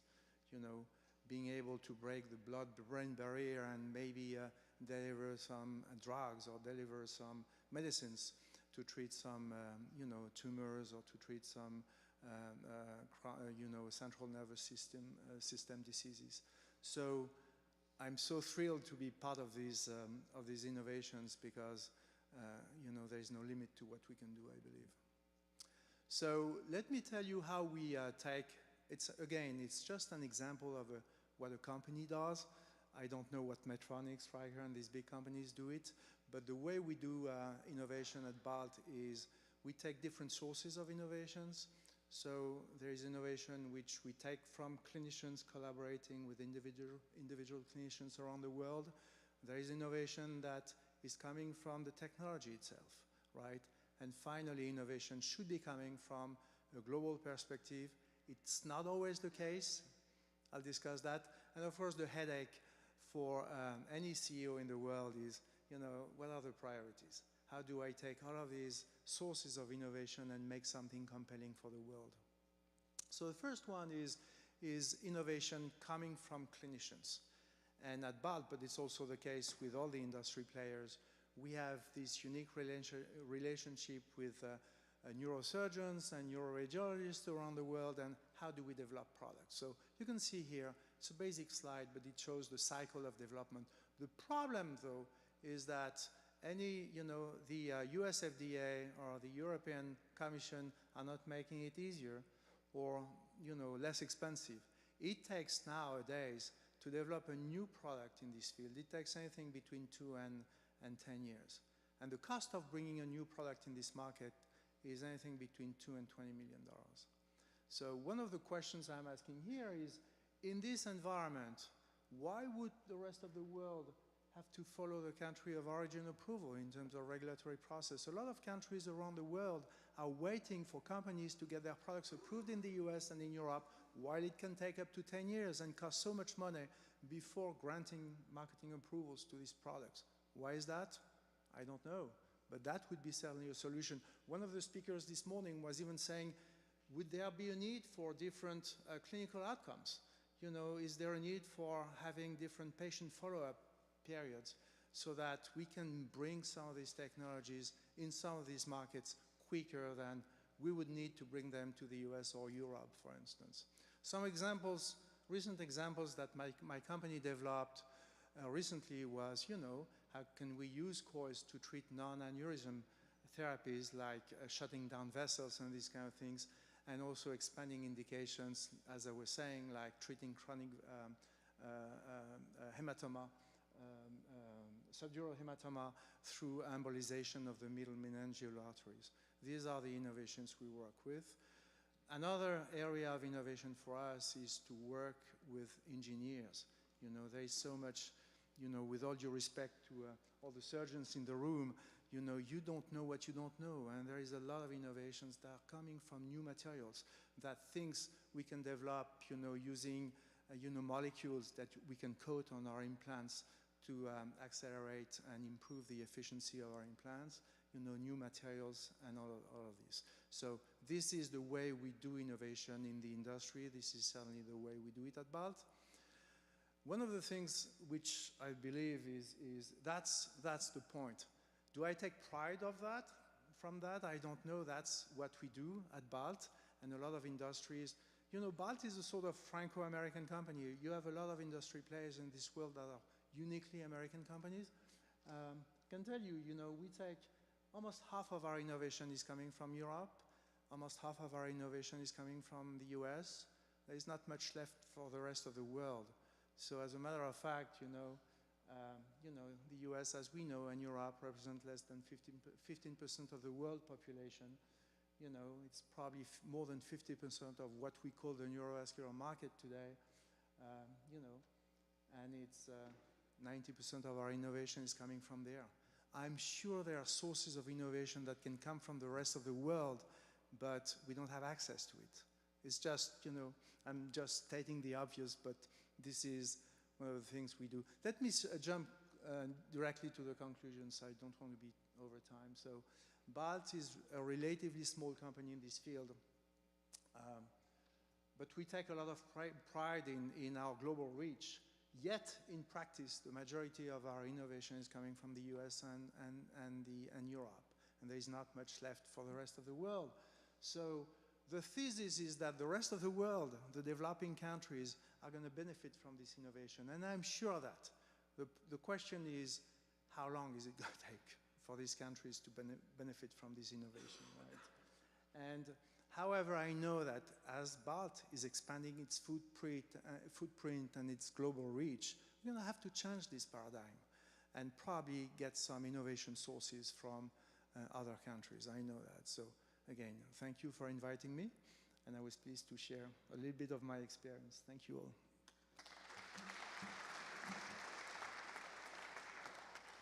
I invite up the next speaker, Dr. Kalesi, on patient advocacy. And while you get your slides together, thank you, Alex, I have a follow-up. I mean, I think we do have a need for technological solutions, and you bring to bear that research and development will bring these new technologies so that maybe we can lessen the gap where, you know, however, some of that technology exists beautifully today, like catheters for stroke.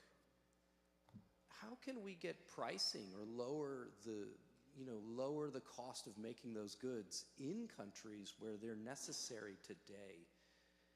And can we find a way to make it profitable for the company as well as the LMIC?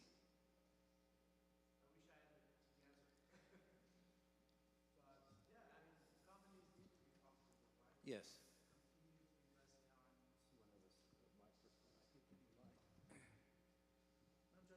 You know, companies need to be profitable. You know, I'm stating the obvious. We need to continue, you know, being profitable to continue investing in innovation.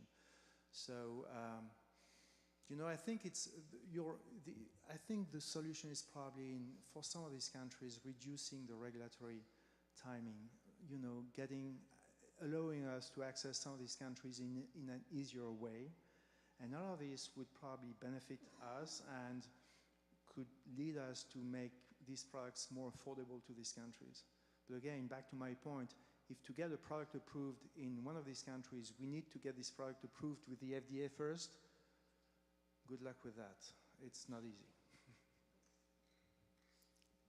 Yeah, well, good morning, everyone. I want to congratulate Ali and Linda and Nirav and Professor Al-Mefti for what really has been an outstanding symposium. This day has been circled on my calendar for a long time, knowing that we would be sharing best practices from luminaries in global neurosurgery and Gail's leadership in leading the Boston Declaration. It really feels that we have an opportunity to really meet our moment to treat global neurologic disease in a way that's new and different.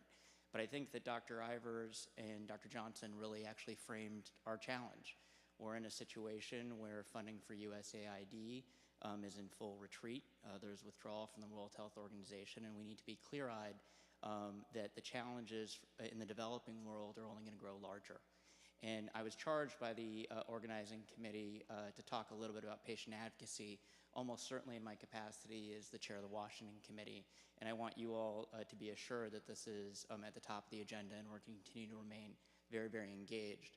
But I thought a better use of the time, and I'll forego the use of the slides, is it happens I've also been given the opportunity to chair our specialty section in neurosurgery for the American College of Surgeons. And as you can imagine, there are substantial global surgery efforts that are underway through the college. And so I thought it would be important as a convening house of surgery to give you all visibility to that. And I'd be happy to chat with any of you afterwards. And just to give you a sense of some of the statistics, there are 60,000 fellows of the American College of Surgeons. 15 are international, 15,000 that is.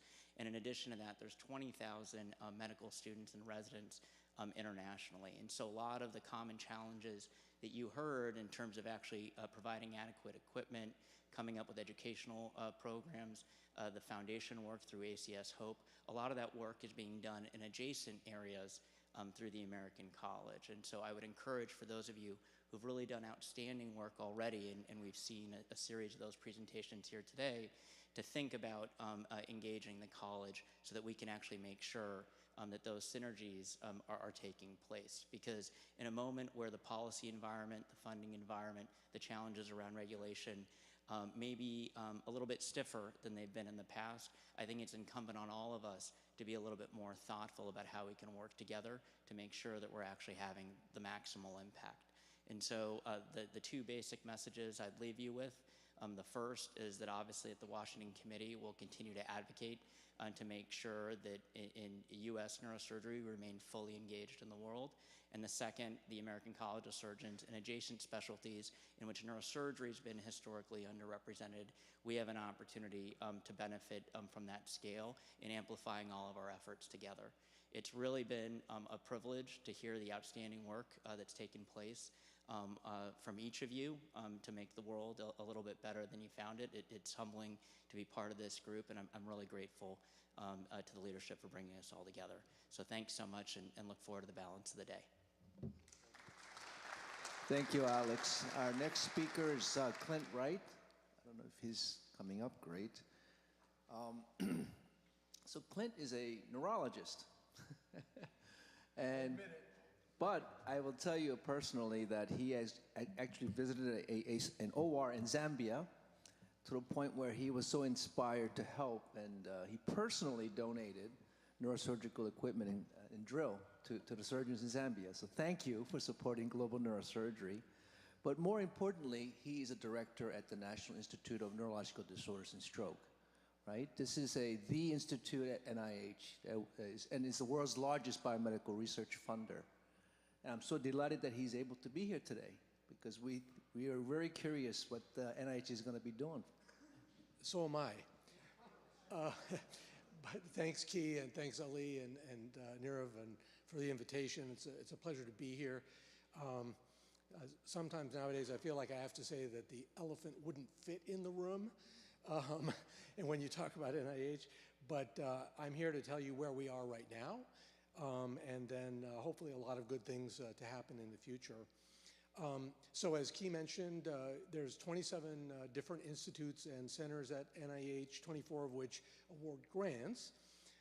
And each of these has a different mission, different funding priorities, different budgets, and so on.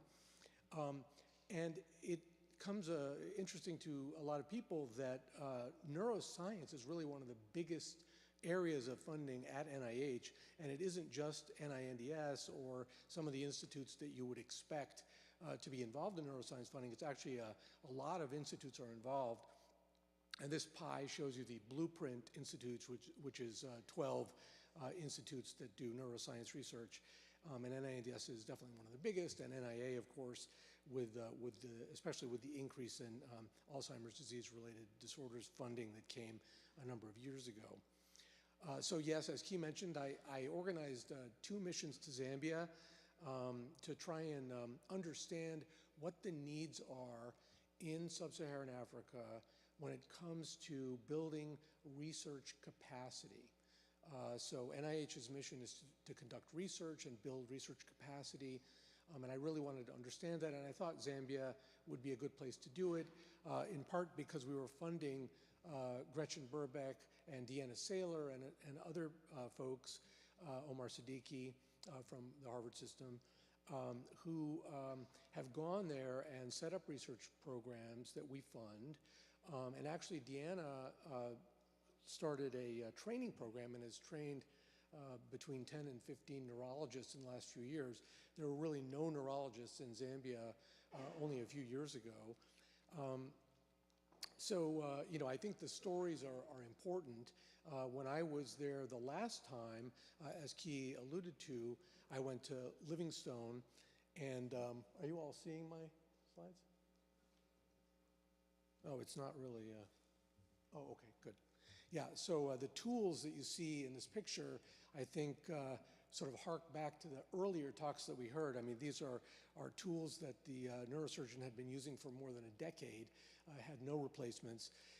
And I saw a gentleman in the neurology clinic who was brought in by his family who had fallen off his bike about 6 weeks prior to that, and the sons had driven him to Lusaka. It took 7 hours to get there so that they could get an MRI scan because the hospital in Livingstone where we were had no x-ray machine, no CT scanner, and no MRI. So when he rolled in his wheelchair, slightly obtunded and with a right hemiparesis, we looked at the MRI and it showed a very large subdural with midline shift, and we called the neurosurgeon, who, like many of you in the room, was an amazing man, had been in Yemen for a long time, and then with all the unrest there had moved with his wife, who was an ophthalmologist, to Livingstone, and he'd been there for many years using these tools. And so he operated on the gentleman, and he did very, very well. But he said, you know, gee, I'd love to have another new set of tools. So I got him the brain and the spine sets after I got back. And it took about a year to get it to him. Anyway, so this is our global footprint. And in the graph on the left, you can see where NINDS fits. That's the one with the red box around it.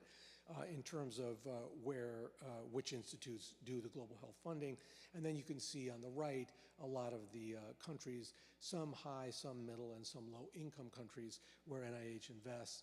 And a lot of times, the thing on the top kind of shows you that a lot of times the grant actually goes to the American institution and then gets funneled through subcontracts to these other countries. And when it comes to lower and middle income countries, that's a huge challenge. One of the biggest challenges is actually not having the money get lost in the process.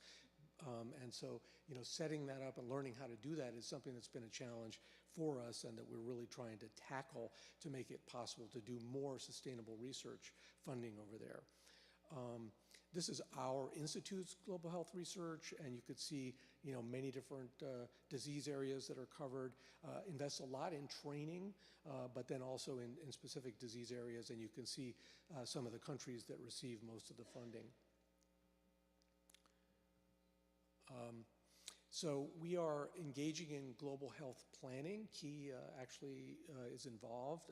I insisted that we get a neurosurgeon on the committee because we didn't want it to be all neurologists. But we really do value neurosurgery. It's absolutely a key part of our mission.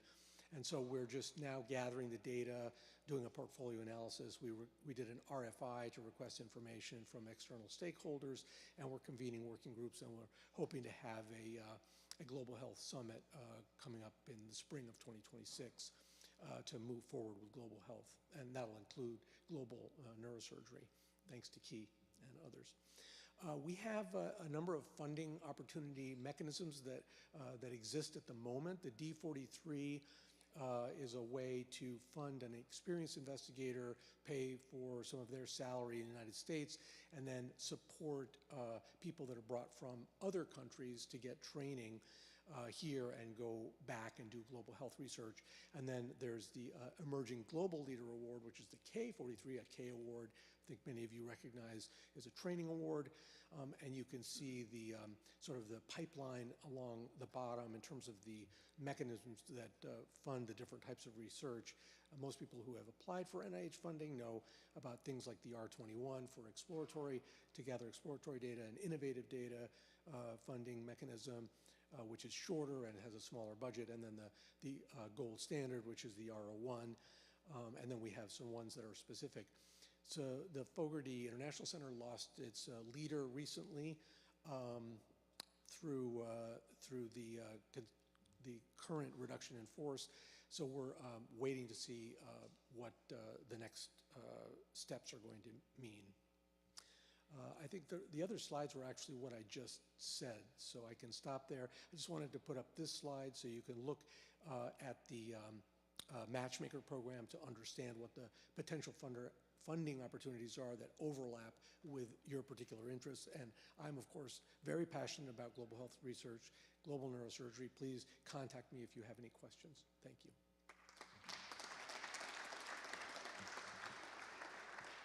Yeah, I think we should adjourn for lunch unless somebody has a pressing question that's better than lunch. Okay.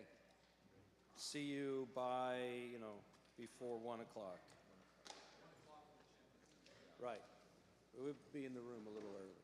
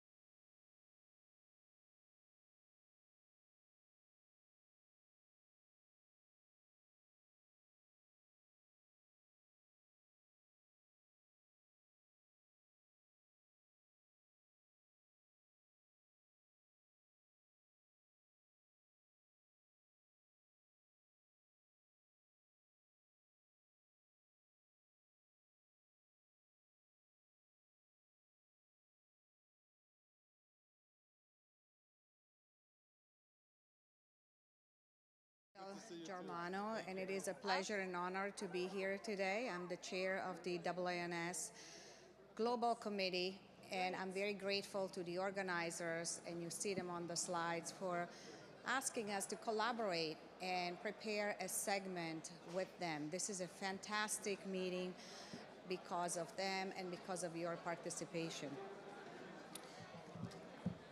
Let's go.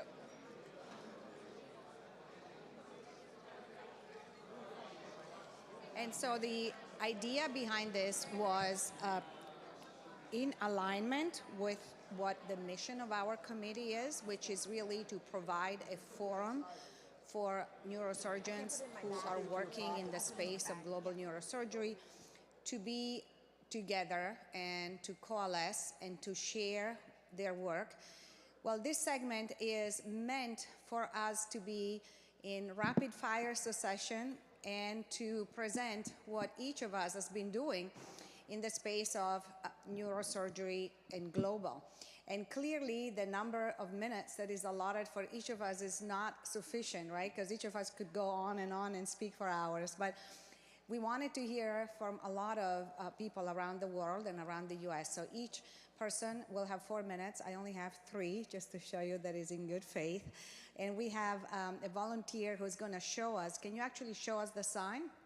And so 1 minute left. He's going to raise that sign. And then hopefully everybody can be on time. You see the charges of our committee on the slide. And it has been a pleasure to work with the committee members, with the continental societies, to bring forth the mission. Building bridges is what I thought I was going to talk to you about. And you will see that there are different ways that bridges can be built. And I'm just going to turn to the slide to look at the fact that if we work together, we can have a stronger impact. If we work together, we can discover new opportunities. And this is why we're here today is to learn from each other and hopefully to see things that maybe before through our own lens we couldn't have seen. And finally, there are times where all is good and we're happy, but there are also times where perhaps there are challenges. And if we work together, we can find strength and courage. So as I said, our committee has the word catalyst within it. And the definition is on the slide, right? It comes from chemistry, lower the activation energy needed for a reaction to begin. And I can see that a lot of us needed a lot of energy when we first started. And hopefully, if we continue to work together, that energy will stay, but maybe go to a slightly lower level. And we can use some of that energy more profitable by really using it for other efforts within the space of neurosurgery and global. The theme of this year meeting at the AANS is the power of one, the impact of many. And this is a very important theme because strength is unity. And there are over 100 neurosurgeons from all different continents that are really actively involved in global neurosurgery, and some of those 100 people are in this room. So just a little example about building bridges. When Professor Servadei asked me to serve as the chair for education for the WFNS, we put together all our pens and we decided to write a book. And the reason why the book is important is not just because the proceeds are going to the trainees in Africa, but it's also important because there are 120 neurosurgeons that wrote the book all together, and there is no chapter that is authored by a single person, and in each chapter there is a neurosurgeon from a different continent.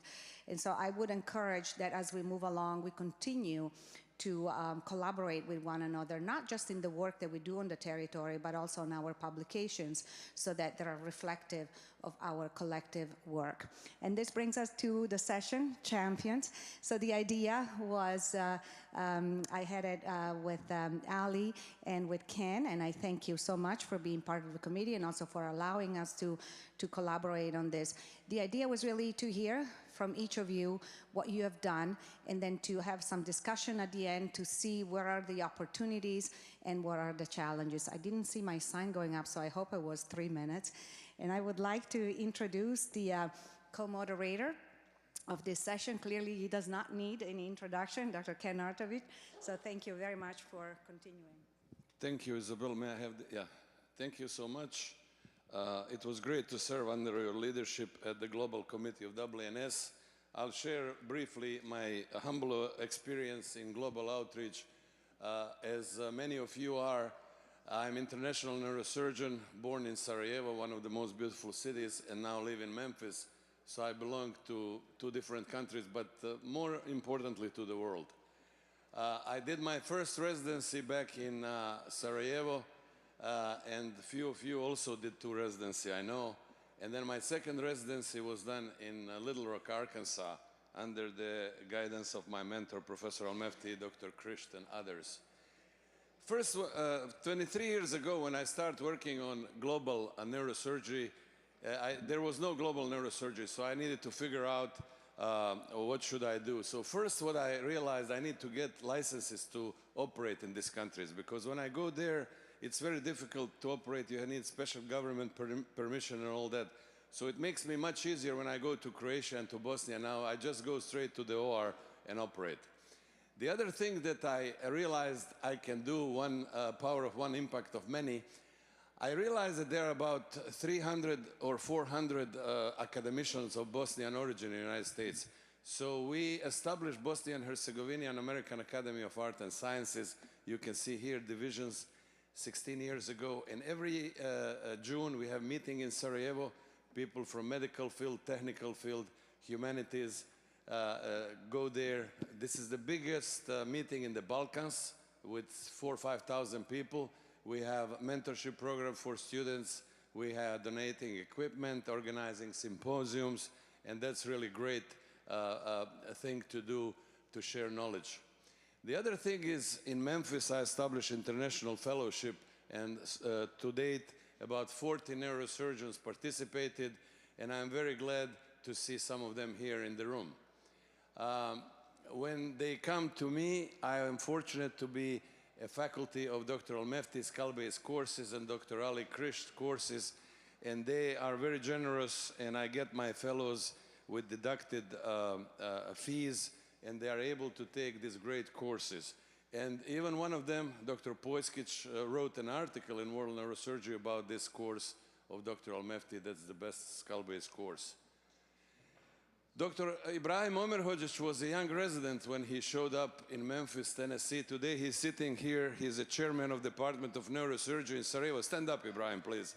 Please give him a little applause. He is the president of Bosnian Association of Neurosurgeons, one of my prides. I also, once 1 week a month, go around the world and participate in international courses. Whenever I write a chapter in the book, a book or article, I always involve my fellows. This is a book written by Dr. Omerhodjic, and I participated with my humble contribution. And I also encourage them to take and participate in international associations. Finally, one of the things that I always ask my fellows to do, and I push them to be reviewers in different editorial programs in different journals, because that's the way how they learn neurosurgical articles, submission, writing, all little tricks about publication, because this is important to bridge this gap that Dr. Servadei was talking about, that people around the world from low and middle income countries don't have a chance to participate as much. So at the end, I want to say I'm trying to push the fellows from the comfort zone through the fear zone, learning zone, to the growth zone. Thank you so much.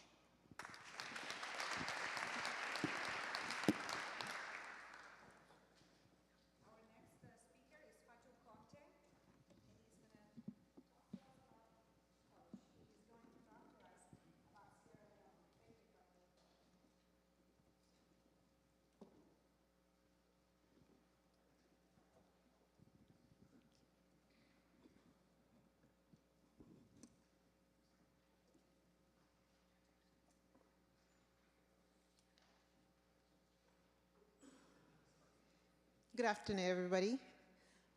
I'm Fatou S. Conte. I am a PGY3 neurosurgery resident at Loma Linda University Hospital, and I am a Sierra Leonean American. I have nothing to disclose. I was born and raised in Freetown, Sierra Leone, and in 2021, I had a break in my training. So I decided I'm gonna go back home just for a short vacation. That short vacation turned into 1 year working as a visiting neurosurgery resident at the main government hospital in Sierra Leone, and subsequent 3 years helping to build neurosurgery in the country. Sierra Leone at that time had no neurosurgeon and no neurosurgical services. So I went there August 2021, and within a couple of months, the chairwoman of the University of Sierra Leone Teaching Hospital Complex reached out to me, the Ministry of Health reached out to me. They want to bring neurosurgery services in Sierra Leone. Their why? Well, 2 months prior to my arrival, one of their only 2 anesthesiology residents in the country had died, had passed away from traumatic brain injury. So they had had enough, and they saw the need for neurosurgery. So I partnered up with them, and together we reached out to the WFNS Global Neurosurgery Committee and Mission Brain, and we came up with a very ambitious plan, which is to start neurosurgery service in the country. The goal basically was to build a sustainable neurosurgical service, and from scratch, essentially. The fact is, actually, there was no neurosurgeon, but there was a need there.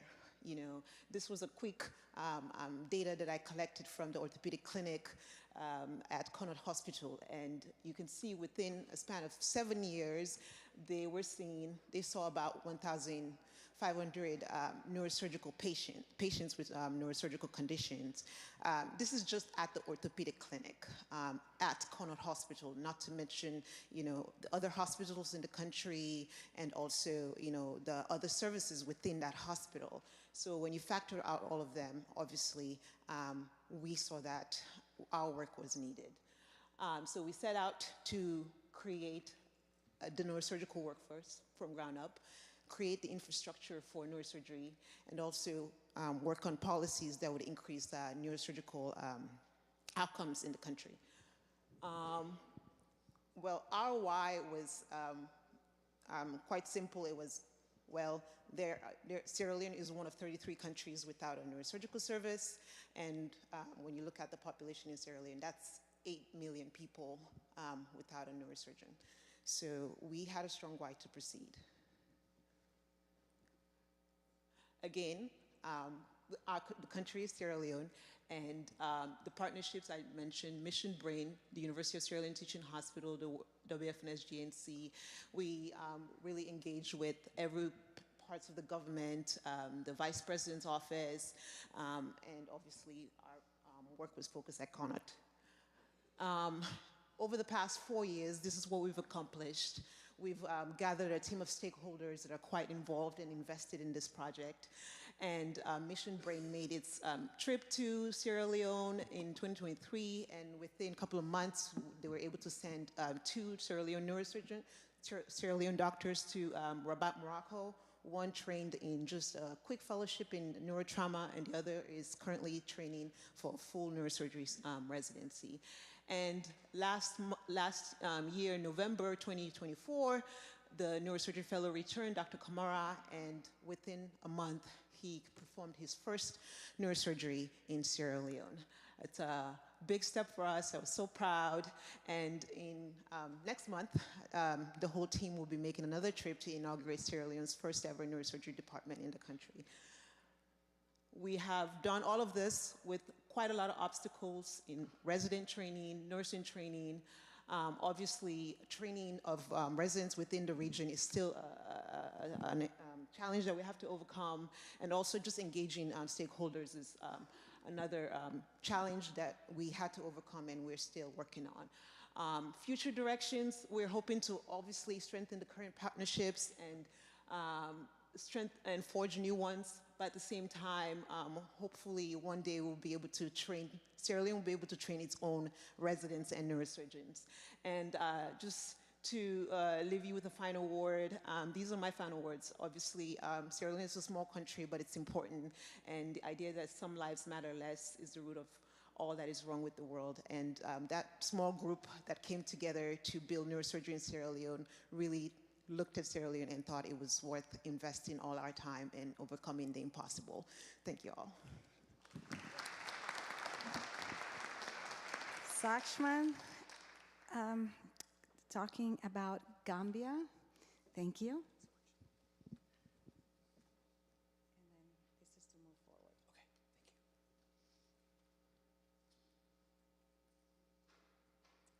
Hi everyone, good afternoon. My name is Saksham. I'm one of the PGY6 residents at the Brigham, and I'm excited to talk to you about some of our work in the Gambia.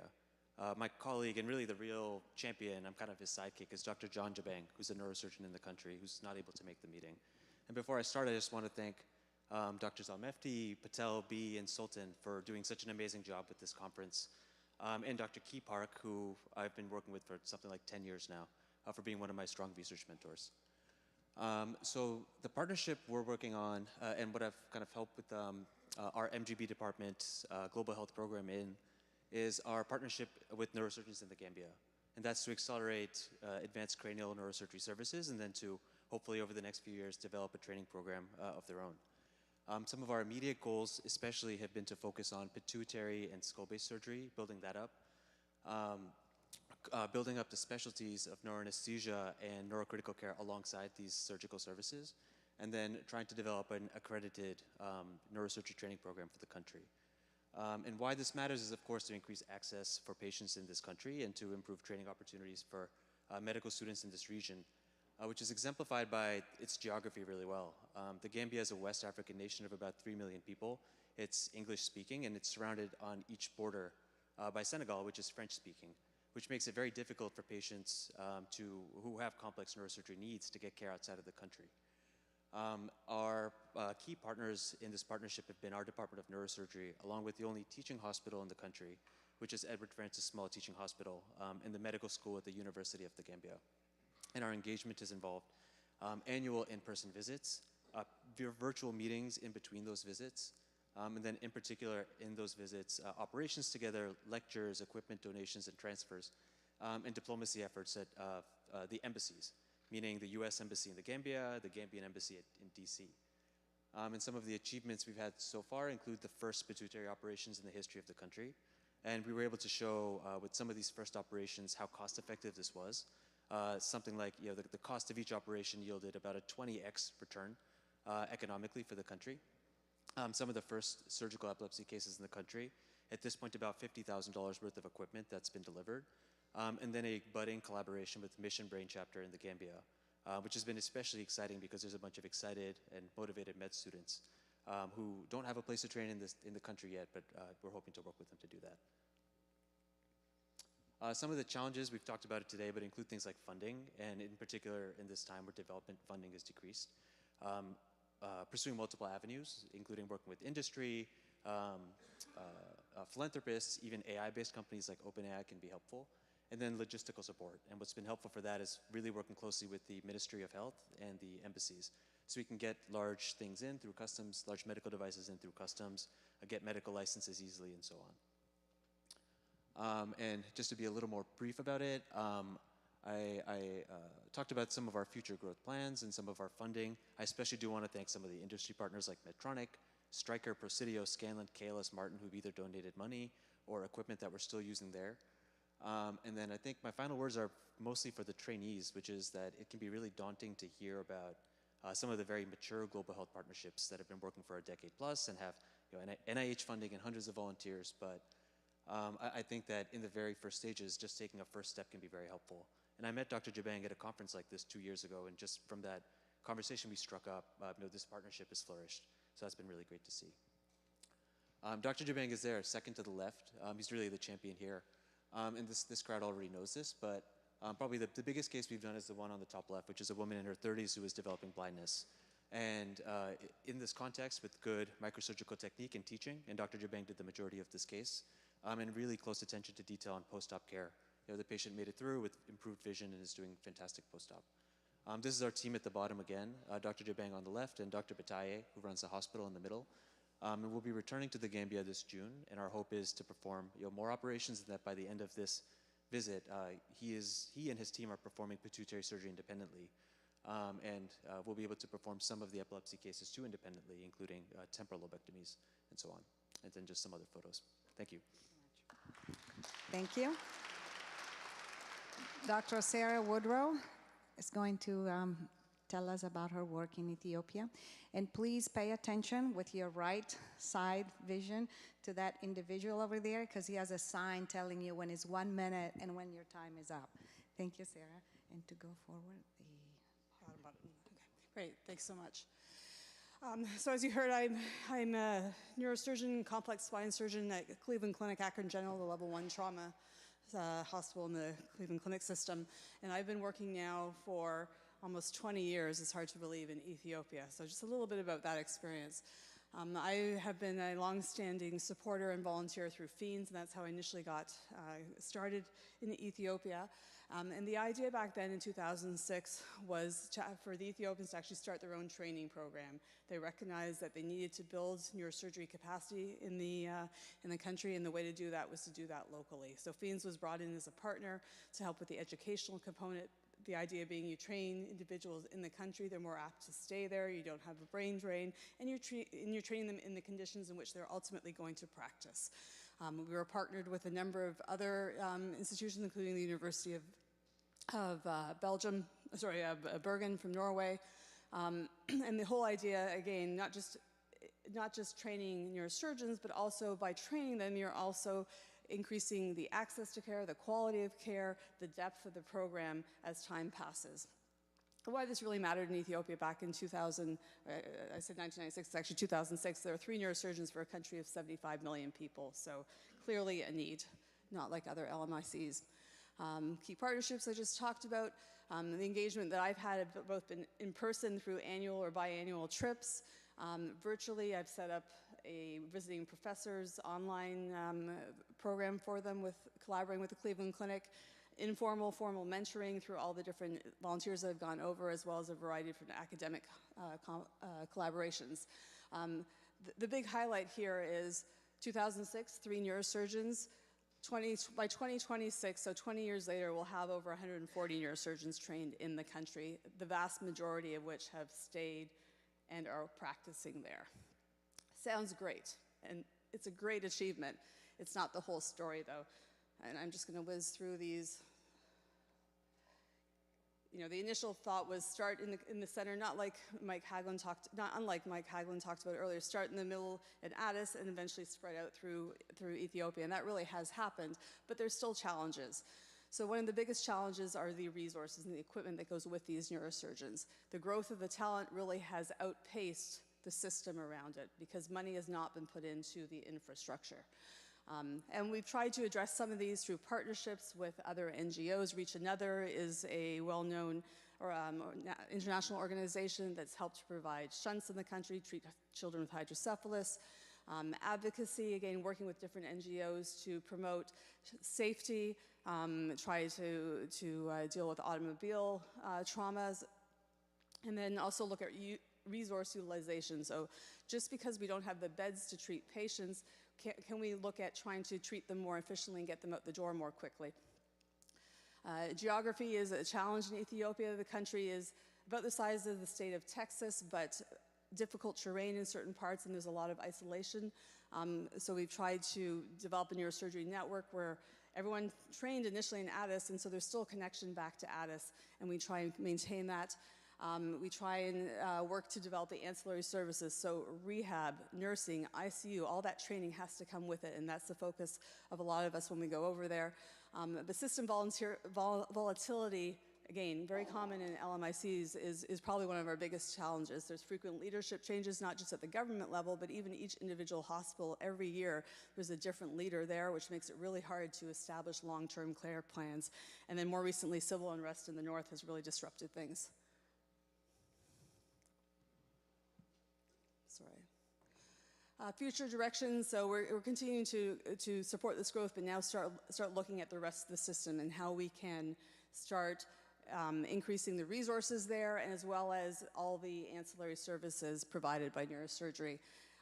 My final words and thoughts over these last 20 years, I think we've accomplished a lot, but I have to believe that there's so much more to do, and we can do it so much better if we work together. I think 1 + 1 in this case is much more than 2. I'm constantly frustrated by every time I go back, there's a number of different individuals who have gone through doing similar work to myself, acting a little bit in isolation and not collaborating, and I don't even know about them. If we only put all our hats, all ourselves into one basket and could collaborate better, I think we could go a lot further. So I'm thrilled to be here because I think this is our opportunity to really seize the moment and work well together. Thank you. Thank you very much. Our next speaker our next champion is Caitlin Hoffman for Tanzania.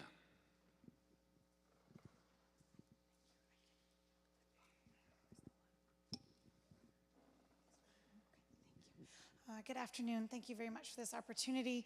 I want to acknowledge the very large team that contributes to the successes that I have the privilege of presenting here today.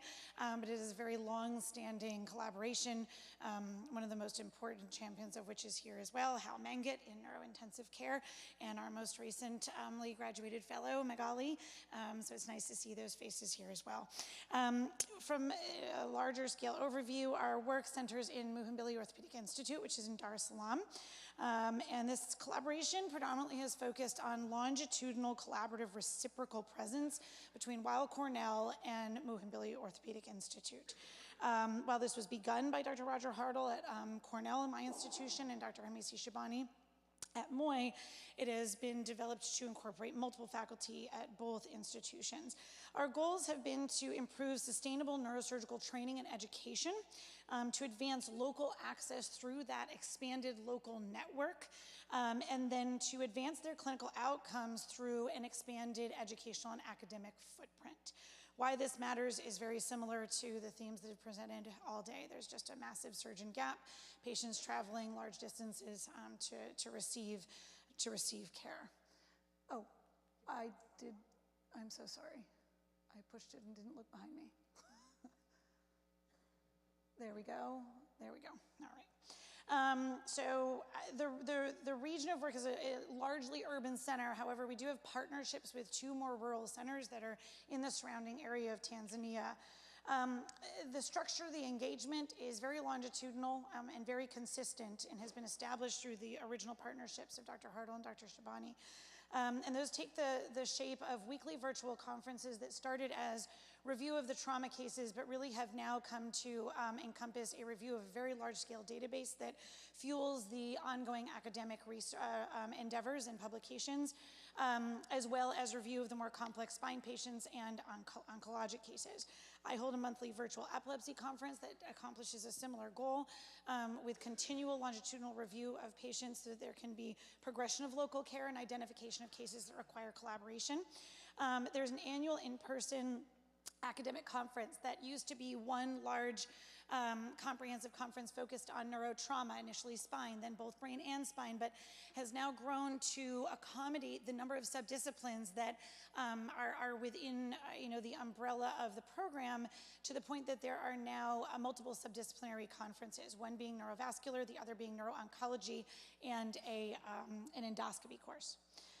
The major achievements to focus on are, in that structure, the development of a sustained residency and expansion of the faculty, and 35 joint publications. I think just in terms of the major challenges and how they've been overcome, very similar themes. The main one was resource availability. The way that was overcome was sustained partnership with industry and interfacing with local government and the Ministry of Health. Resource allocation has been addressed primarily through that expanded academic footprint, focusing largely on very relevant issues to that institution specifically, and therefore demonstrating the cost effectiveness of the investment. And we have seen, therefore, stepwise investment and therefore capital growth of the program. And then local neurosurgical education. So seeing the advantage of the course that is now attended by all COSEXA constituents start to result in those attendings now being able to travel out into their communities and provide a wider network of care. So in terms of future directions, we just aim to continue to advance the program's access to newer technologies, to continue to expand clinical programs. Epilepsy is the next on our list for next year, and to increase the fellowship opportunities. Thank you. Thank you very much. Our next champion for Tanzania is Kevin Lillehei.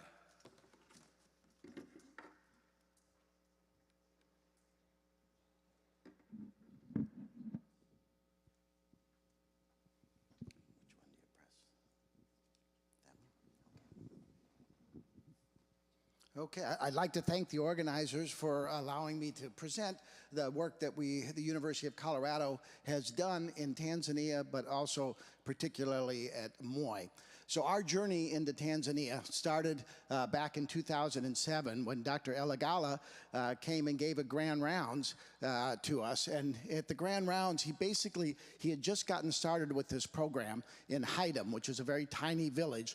And his goals or mission statement at the time to us was that he wanted to not to provide medical service, but rather to invest in the training of physicians within the country who in time will go on to train others. This is really like training the fishermen sort of mentality, and also to make an investment in the infrastructure of medicine within the country. And this really resonated with us at the time, with myself and with our faculty.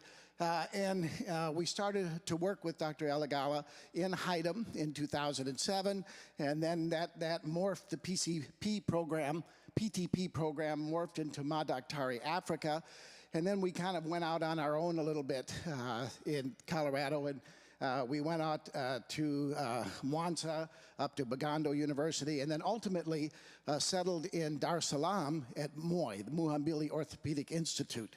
In 2013, we signed a memorandum of understanding with Moi, where we had an international collaboration with the development of a resident and faculty exchange program. 2017, we helped Moi establish their first in-country accredited neurosurgery residency training program. It's a 3-year neurosurgery, and it's a 3-year neurosurgery that is now transitioning to a 6-year neurosurgery, waiting for national funding. At this point. In 2022, we started the annual International Neuro-Oncology Symposium, and over the last couple of years, that's really morphed into a neuro-oncology, neurovascular, and neurocritical care symposium. 2 years ago, 2024, we've had 2 now, we initiated the CU Moi Neurocritical Care Zoom conferences. That's a weekly conference that we've been doing. And then also we established the International Neurosurgery Conference in Mbarara, Uganda. So why this matters, I'm really not going to comment on that. I think we've heard a lot today about that. Our region of work was initially in Haydam, then Arusha, both at the Selian, which is a Maasai hospital, and the Arusha Lutheran Medical Center, then to Mwanza, and currently we're really focused at Moi. Our key partnerships are shown here. Our engagements, we have a virtual critical care conference on a weekly basis. We have in-person yearly symposium and faculty resident exchange program. We have the academic resident education, joint clinical research projects and publications. And clinically, we've introduced new technology to our partners at Moi. Things that we're probably most proud of at this point is establishing the neurosurgery residency program in 2017, the introduction of intraoperative ultrasound, really a cheap form of neuronavigation, but it works extremely well. Frame-based stereotaxis, we did our first frame-based biopsy this last year, and then both microscopic and endoscopic transsphenoidal surgery, and then most recently the development of the neurocritical care program. The obstacles, I think we've all heard the same sort of obstacles: inconsistent availability of a dedicated neurosurgeon or neurosurgical services, an interest but not a commitment to developing a neurosurgical service, and the most important, I think, was lack of finding physician champions. At Moy really satisfied all these requirements with a very talented and dedicated group of neurosurgeons, Dr. Kahamba, Dr. Lemary, Dr. Ruta. The ongoing challenges have been bioengineering support and training, governmental financial support, and community education, particularly in stroke. Future directions, supporting of the graduates. Now, we've had 4 classes of graduates from the residency program, and they've spread out all over Tanzania. So supporting those residents in Dodoma, KCMC, in Moshi, Arusha, Mbarara, development of a virtual neuropathology program, continued joint clinical research programs, and establishing a dedicated neuro ICUs. That's our latest goal. Funding, I think if you build centers of excellence, the government eventually will do the funding. And final words, we're all in this together, and really raising the level of neurosurgery care at a hospital, I think, raises all levels of care in that hospital. So what we do, I think, is really important. There's that trickle-down effect. Thank you very much. Next champion is Farhan Siddiq, Kenya. Please, I would like to remind our speakers to keep 4 minutes time interval.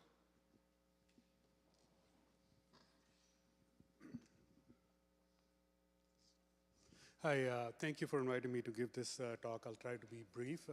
My talk has a lot of pictures, so the intent is not to give anybody seizures, but hopefully. Is this going up or back? This one, sorry. So my focus was a little bit different when I started doing this. The focus was to enhance socioeconomic disparity education through global neurosurgery for our trainees in the United States. And of course, the goals are, number 1 is the same. Number 2 is also capacity building for local neurosurgical infrastructure. The idea is to improve future engagement and encourage international exposure. So the 2 areas of focus that we have identified, one, of course, I'm from Pakistan originally, so in Lahore, and then in Kenya, Eldoret, where we have some development exchange program for residents and trainees over the number of years. Our key partners are University of Missouri, Columbia, School of Medicine, Department of Neurosurgery, and then a lot of industry partners. As you can see, without them, this endeavor would not have been possible. These are some of the engagements that we have made over the years. I see Dr. Ataranam here already, and from our educational perspective, and also East African Association of Neurosurgery in Africa. So the goal is, providing that exceptional opportunities of training for our residents. So we make trips every year. We have done so far 9 trips. We try to make 2 trips, 1 to Pakistan and 1 to Kenya. And usually take senior or chief resident, and then 2 Kenyan neurosurgeons have also come and rotated with us. This is one of the first-time experiences of our chief resident experiencing an intraoperative aneurysm rupture.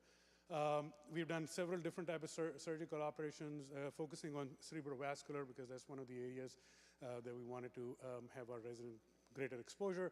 But also along with that, we have donated a lot of equipment, and then the last trip, we ended up donating about $350,000 worth of equipment, mainly for spine.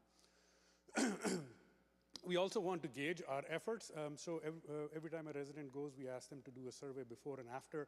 And what these surveys have shown is that they have improved understanding of perioperative assessment and increased microsurgical techniques. Here, we're doing an aneurysm. We only had 1 aneurysm clip available and had to make every effort to make that fit. Residents have reported 85% of the time their perioperative, intraoperative, or postoperative surgical plans have changed because of socioeconomic disparities and factors, and then all of these other areas.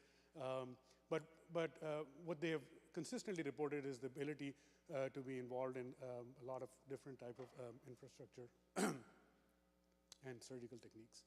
So I'll try to finish quick. The obstacles, the same as we always talked about funding. Time, every time I ask for time off, this is the look I get from my program administrator. Commitment, we're really hanging by the thread. We need a lot of support and recognition, not for me, but for the work that our residents are putting in. They're using their vacation time to do this.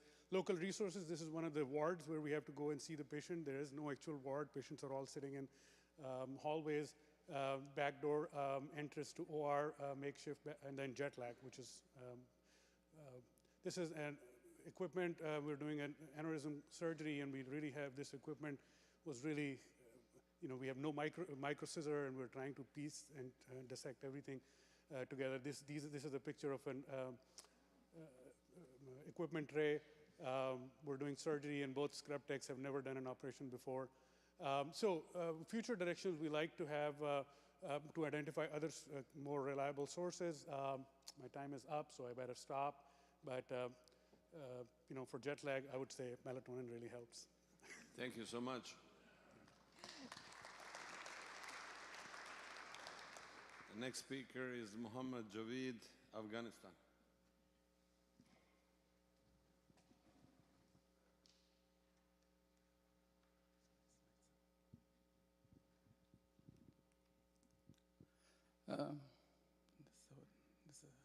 Thank you very much, Global Neurosurgery and Prof. Ali, to give me the opportunities. My topic is neurosurgical landscape in Afghanistan, a journey of resilience, growth, and futures beyond the borders, like we have been here. And I'm introducing you today the work of neurosurgeons as digital scalpels, which we work in Afghanistan. That's our view of my talks. I mean, Afghanistan is like being to all of you, it's a capital in the world, and it's famous ones. If you're opening any digital media, Afghanistan is there. 34 province. The capital per GDP of Afghanistan is 426, and we have 4 million population with 140 neurosurgeons, which one neurosurgeon per 200,000 populations.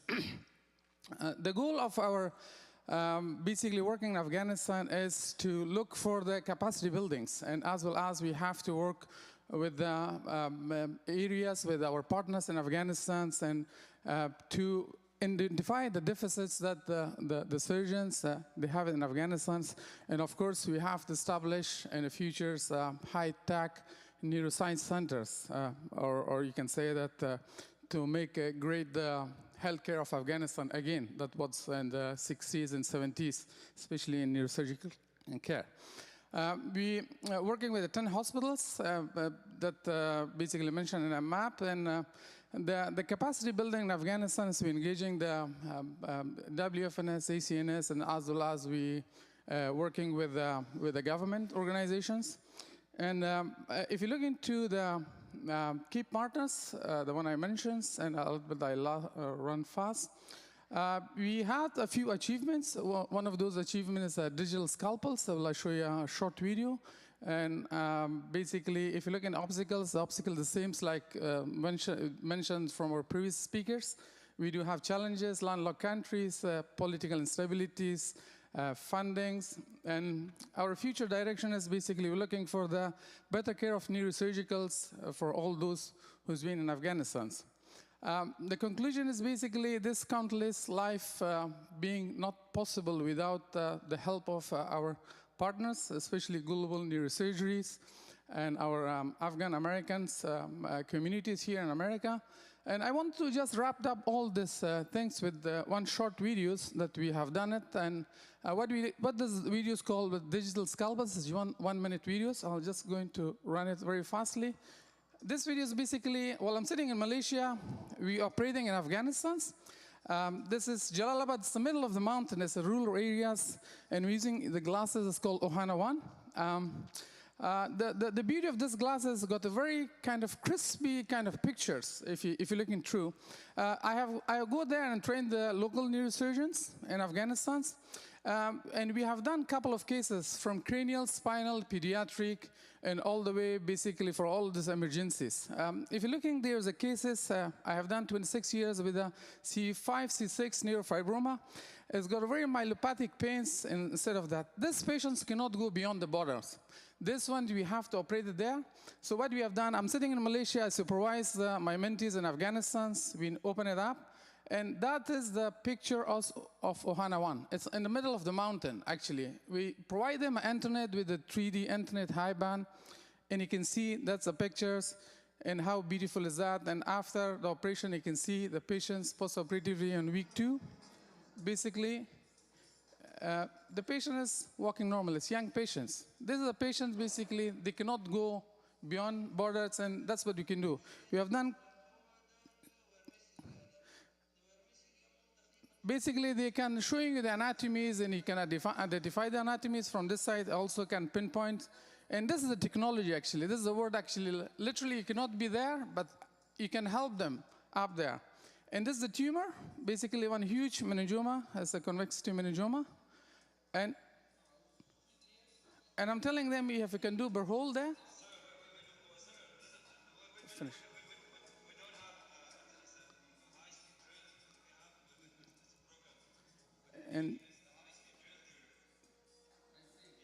And that's basically what we're doing with Hudson Brace. It's supposed to be in a museum, but right now we're using it in Afghanistan. I think there's a lot of challenges, and I think this is the times with this technology. I think we can reach out and we can help countless life there. And this is one of the pediatric patients we have operated and basically finished it up. I think that's my talk, and this giving to you.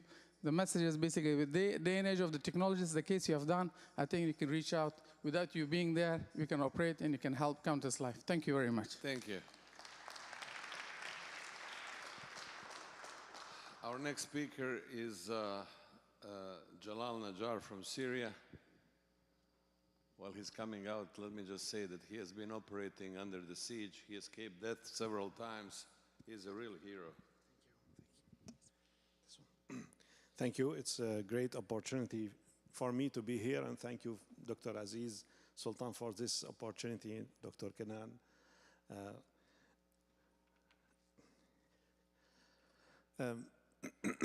Actually, there's two kinds, as I understand today, of the war neurosurgery.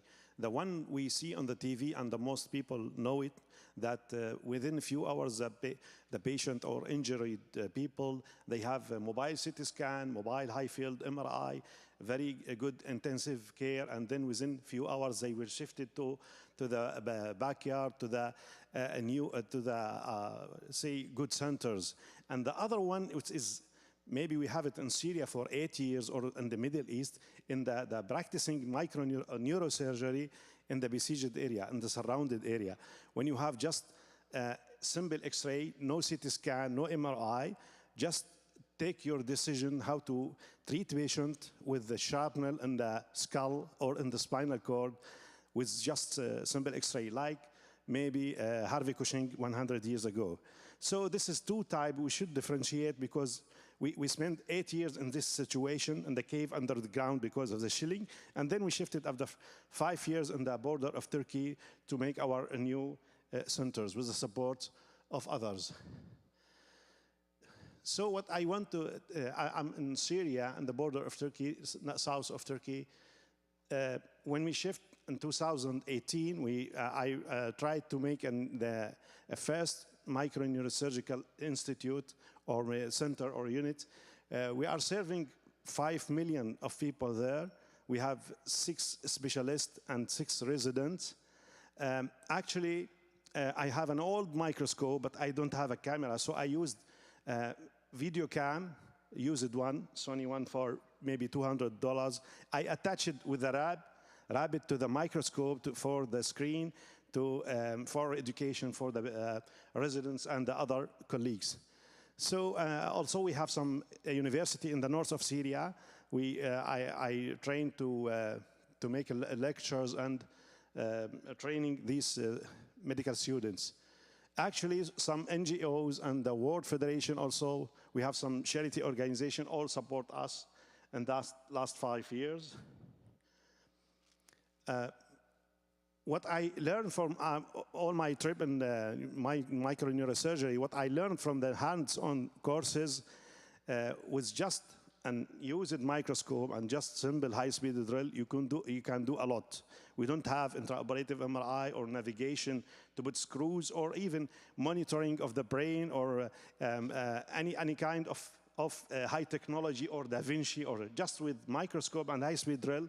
We did a lot of, maybe hundreds of brain tumors and skull bases, and maybe also spinal tumors. And this is my message to you. This is on the left side, this is my tray table, surgical table, and that one is the Harvey Cushing 100 years ago. We are using jiggly saw for a few years, and now at the bottom, the video cam that I attached for the education of the residents. I was admired today for many people, giants who practicing and supporting people in Uganda and Tanzania, and this is amazing. I hope that Syria, you can add Syria to the list, because we are now, the situation changes so much, and really we need your support. Thank you very much.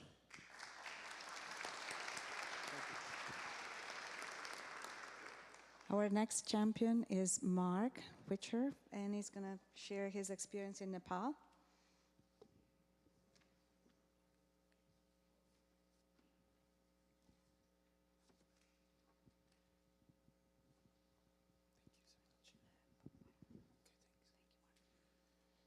Hi, thank you for letting us be here today. My name is Mark Witcher. I'm Director of Functional Neurosurgery at Virginia Tech and Residency Program Director. We've been, let's see, our slides are out of order, bear with me.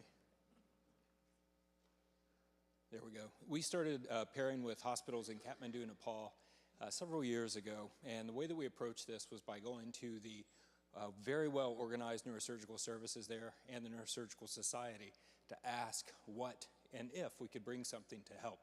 We identified that there was a lack of subspecialty training, particularly in functional neurosurgery.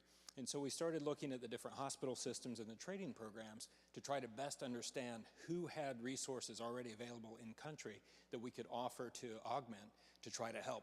And so we began to partner with Beer Hospital, which is in Kathmandu, and it's the National Referral Center for Neurosurgery and part of the National Academy of Medical Sciences in Kathmandu. So as I say, our goals were to begin introducing access to functional neurosurgery because there was none available in Nepal outside of a handful of procedures that were being done by traveling surgeons in private cash-only hospitals. We started focusing on policy development, working with local government officials as well. We felt that it would be very important to get Ministry of Health support in order to do this and introduce concepts to them that they were just not familiar with, frankly. And then also developing a bilateral on-site rotation so that we can send people there, they can send people to us so that we can learn from each other. Because truly, I learn more every time I go than I think I actually am able to share with them. And then to develop a sustainable and transferable model of international collaboration. The LMICs, I think, have a lot of similar disparities and needs across the world, and trying to understand how it works in one system, I think, is very useful for others. So as I say, we're in Kathmandu, Nepal. You've got a population of 30 million people there. It's a persistently low income country with multimodal setbacks, geologic, geographic, monetary, geopolitical, you name it, and it's been a setback for them over the past several decades. Their engagement is that we go annually for in-person surgical education. We began this by demonstrating surgical technique on patients, working with the team there and donating resources that were required, as I said, to augment what they had in place already. We also have ad hoc and virtual meetings, so we can do consultant work, for example, in new Parkinson's patients, try to help with medication management, programming of DBS systems, and identification of patients. And then to also develop an academic partnership for publishing, because it is just absolutely critical to give access to their perspective so that we can actually share the message as to what's going on. So our achievements, surgical training, we have seen the team become independent in movement disorders with pallidotomies, thalamotomies, deep brain stimulation, and vagal nerve stimulation for epilepsy. Extremely proud to be able to watch the team of very capable surgeons with previously no access to this training to be able to successfully take care of their own patients. We've also been able to secure funding through the Ministry of Health for epilepsy surgery That is not a long-term sustainable model so far with the amount of funding we've been able to sustain, but it is definitely a start for those patients. Obstacles were overcome by finding a targeted partnership, having upfront discussions as to what we could bring to the table, what we could not bring to the table, and find out how we could actually help. We found specific institutions with resources in place, be it personnel as well as equipment, that we could easily augment to get them to functional independence. And then also meeting with the Ministry of Health to emphasize these unmet needs. And then we also lead workshops each time we're there. We have usually 70 or so attendees that fly in from all over Nepal for hands-on workshops. Our future growth, we do want to continue the on-site. Our funding has been local charitable donations, personal research funds, personal funds, and some intermittent industry support. In the functional world, though, I found their support to be somewhat lackluster to date. And I would say to identify a program that you can help and go help them. Thank you all for your time.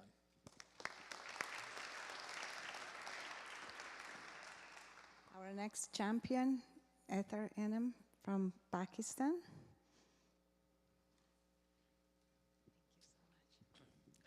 Thank you, Isabel, and Gail, and Key, and Aziz, and everyone over here. My 21 years of my career have been global neurosurgery, but I'd never had that label in my career until recently I realized that what I've been doing was global neurosurgery for the last 21 years. My focus now is on global neuro-oncology because that's where most of the problems I see that I can address.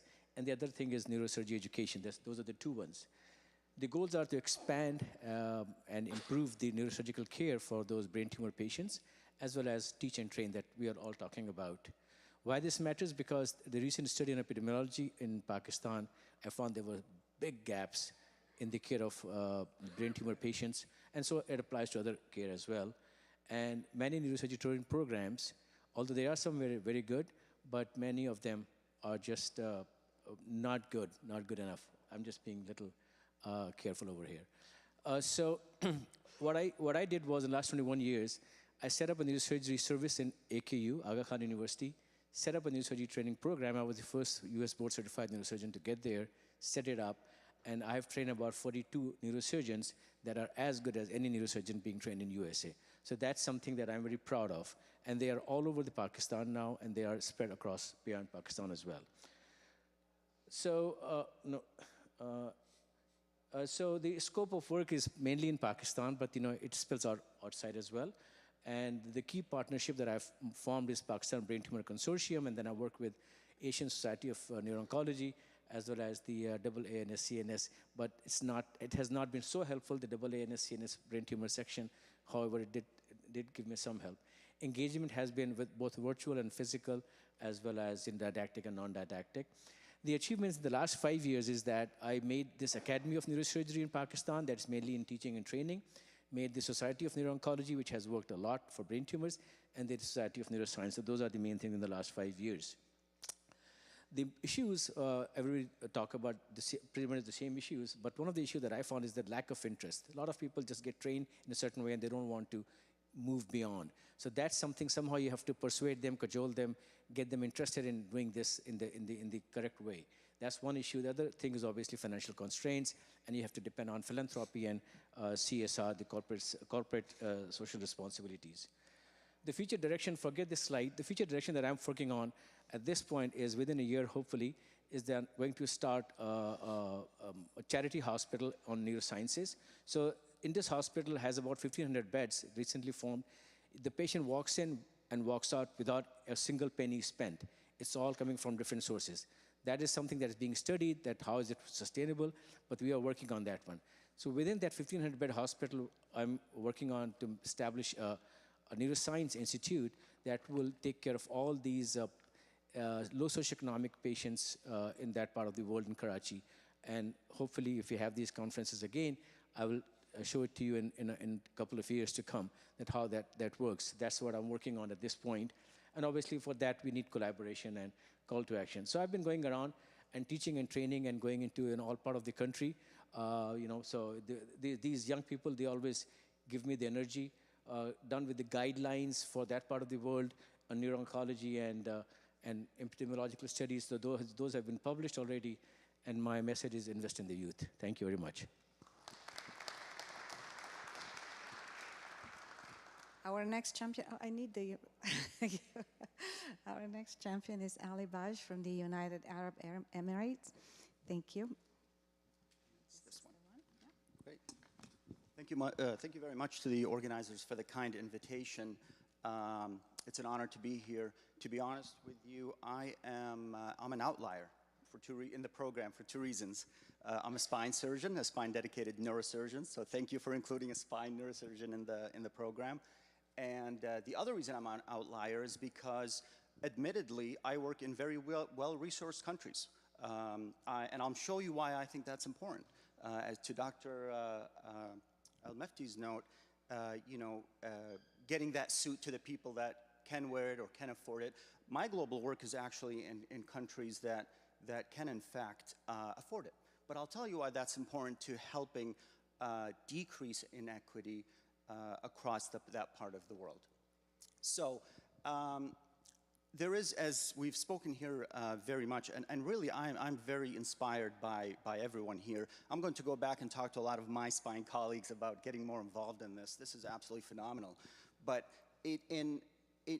if you take a look at the Middle East and the GCC, or the Gulf countries, for example, which a lot of people here have experience in, you know that there is significant inequity in that region. They're some of the poorest regions with some devastating consequences from war, and civil war and other conflicts. And then there are some of the richest countries in the world. We call, in our business, in the international healthcare business, we call them the big four, right? Like Qatar, UAE, Kuwait, and Saudi Arabia. But just because those countries are well-resourced or affluent, that doesn't mean that they are not underserved in healthcare. It doesn't mean that they're not underserved in the desire to collaborate academically, clinically, technically with, for example, the United States.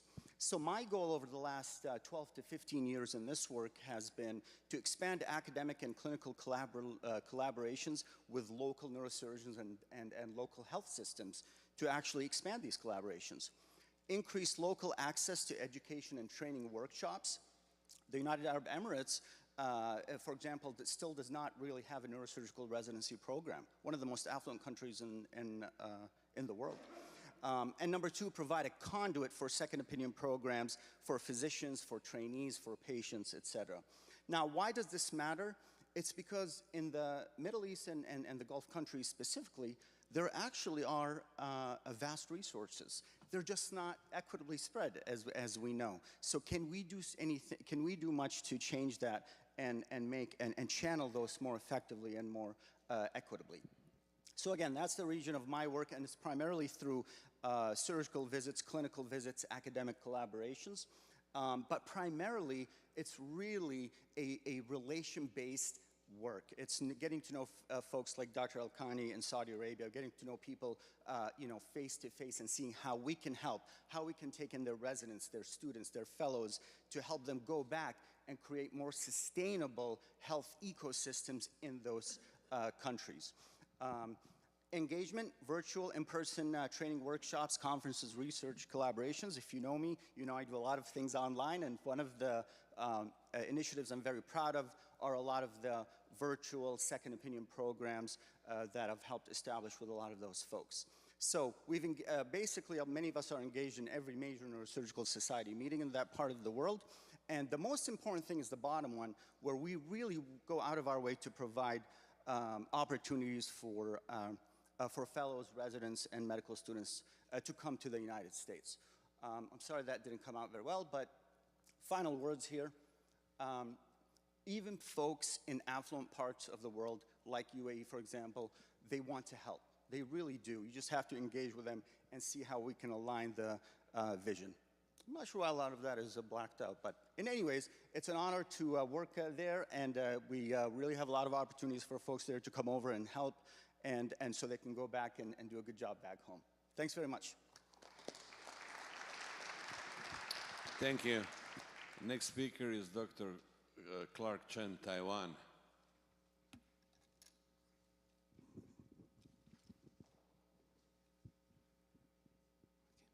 Thank you, Isabella, and thank you for the opportunity to be here. This is a phenomenal program, and what a venue to host a meeting, huh?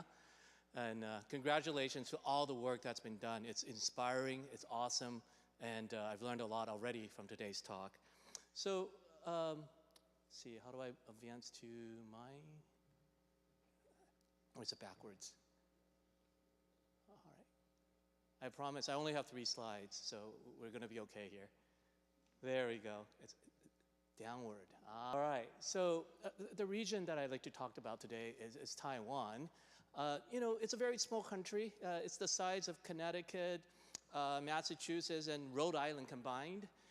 The population of Taiwan is roughly that of Florida, 23 million people. And this is a very interesting region, and it's been graded as potentially the most dangerous place on Earth because the tension between Taiwan and China. We're only about, well, I say we because I grew up in Taiwan and came to the States after I graduated from elementary school.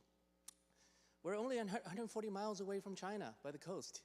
That's the time that takes me to drive from here to Rhode Island and back.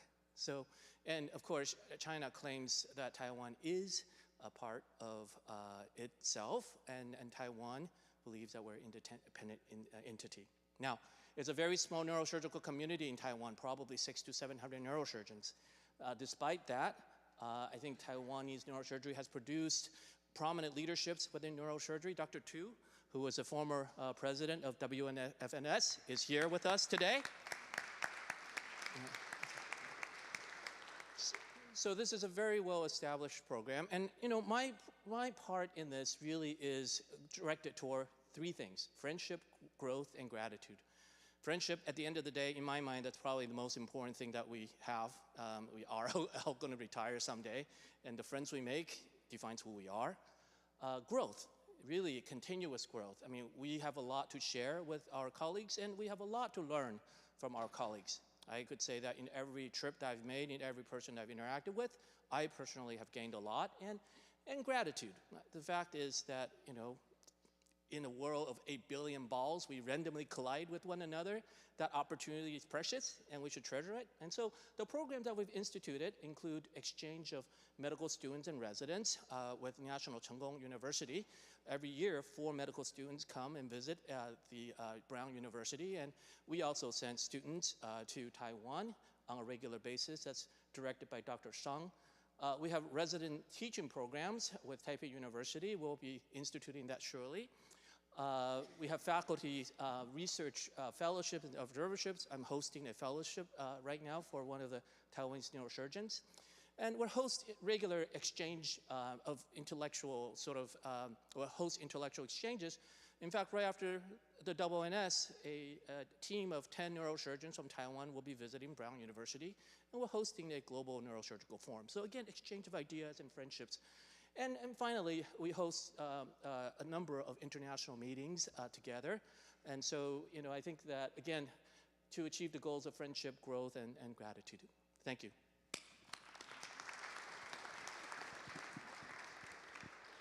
Our next champion is sharing his experience from Puerto Rico. I need my glasses to make sure I pronounce his name correctly. Rodolfo Alcedo. Thank you.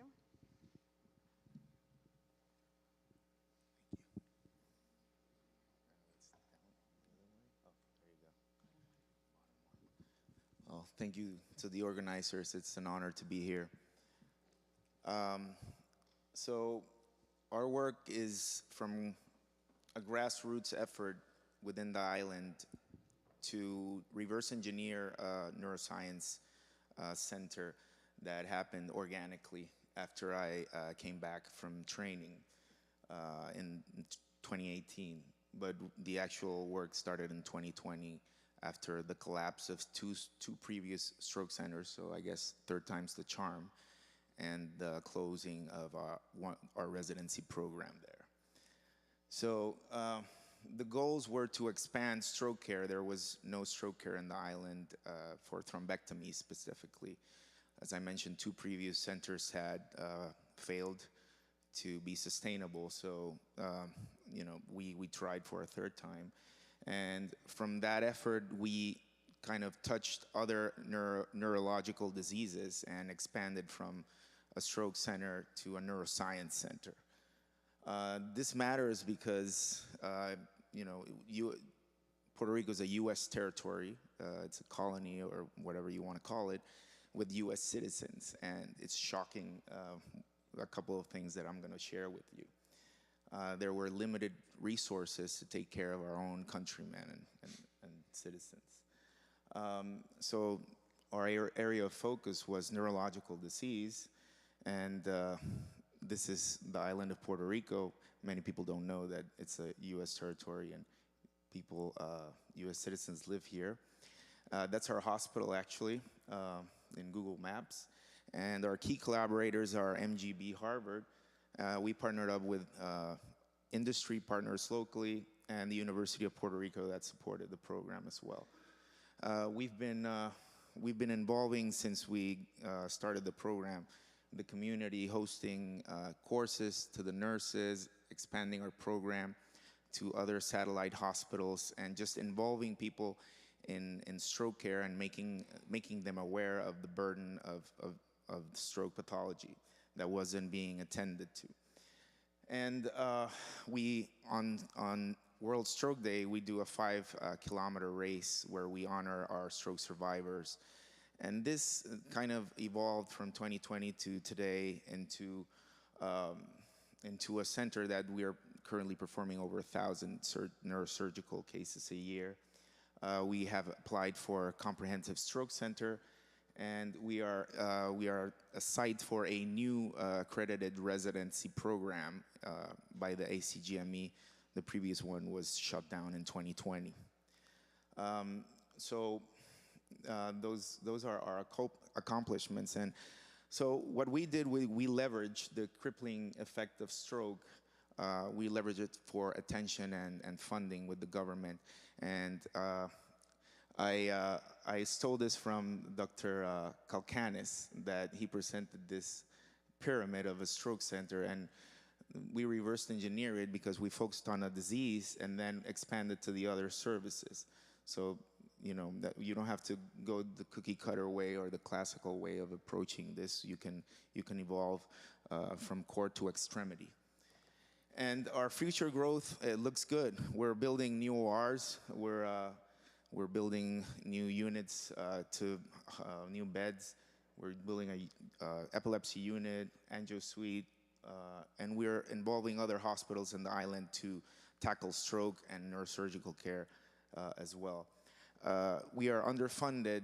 As I mentioned, we receive around 35 to 55 cents on the dollar for Medicare and Medicaid. And this decision was made in a room just like this one in Washington, D.C. So, yeah, just to point that out. So nobody's gonna come to save you, but I learned that when I got back, I had the support of my mentors who shared their knowledge not only technically but also in system-based building, and the OR is basically a copy of what I had here when I was training.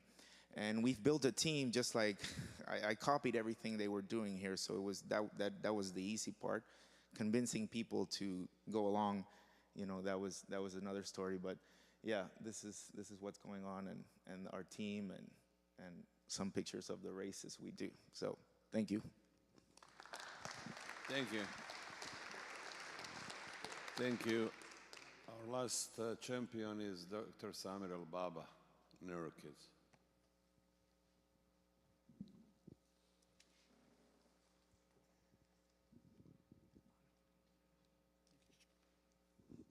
Good afternoon. Thank you, Professor Al-Mufti. Thank you, Ali, Winya, Nirav, and the organizing committee for putting together a wonderful meeting. Thank you, Kenan and Professor Germano. I'm here today. I'm a pediatric neurosurgeon based in Orlando, and I'm here on behalf of my colleague, volunteer mentor surgeons working with NeuroKids. NeuroKids was established 5 years ago. The goal was to work to ensure that every child worldwide receives the best treatment possible they deserve when they have hydrocephalus or spina bifida. The problem is access for care. Worldwide, hydrocephalus treatment can be expensive, and in many places it's not even available. And many children die worldwide from poor management of hydrocephalus and spina bifida. How can we give this best access to children with those conditions worldwide?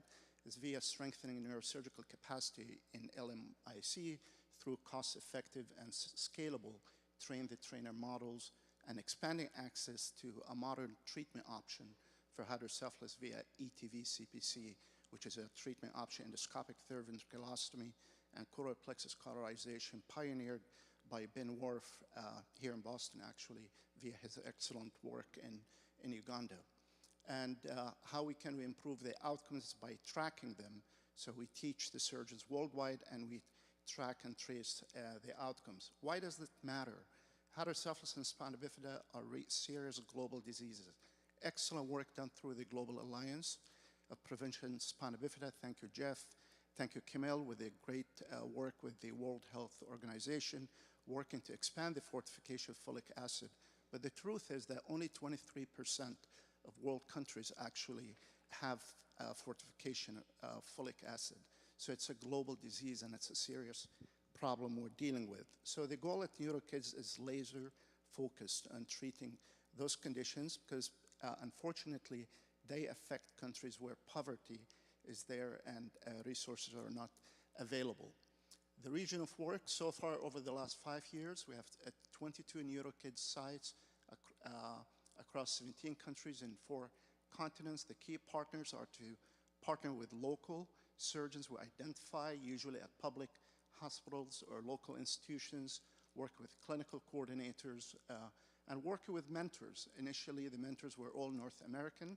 Now we have mentors in Brazil and in Africa, and working with the global surgery technology through TeleView and Ohana One to help with the remote monitoring after the training.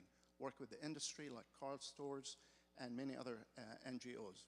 We start by identifying a local surgeon, usually with basic endoscopic expertise and neuroendoscopy, and then we work on virtual didactic training that takes a few months remotely with the mentors via Zoom. After that, we go to the site. We spend 1 week. During that week, we operate with them as many cases as possible. That is followed by 6 to 12 months of remote monitoring, and cases are done remotely, and we are through the technology of TeleView. We're monitoring the cases until we sign off on them. So far, 15 neurosurgeons were trained through the NeuroKids model, and close to 3,000 children with hydrocephalus spina bifida have been evaluated, and we performed over 2,000 surgeries on hydrocephalus and spina bifida over the last 5 years, and 370 hours of remote monitoring. Obstacles, as expected. First obstacle is hydrocephalus treatment can be expensive. In many places, not even available. In many countries, the parents have to go and buy the shunt, and guess what? After the shunt is implanted, it gets infected. A second problem is access to care, how far they live from the hospital. So if ETV-CPC is effective, we hope it will be in the range of 60–70% in many of those countries. We can save around 60–70% of those kids not having the shunts or become shunt dependent and deal with shunt infections and shunt malfunctions. And also the second obstacle is training models can be not accessible. So this sustainable remote training model can provide effective tracking different from the standard approach.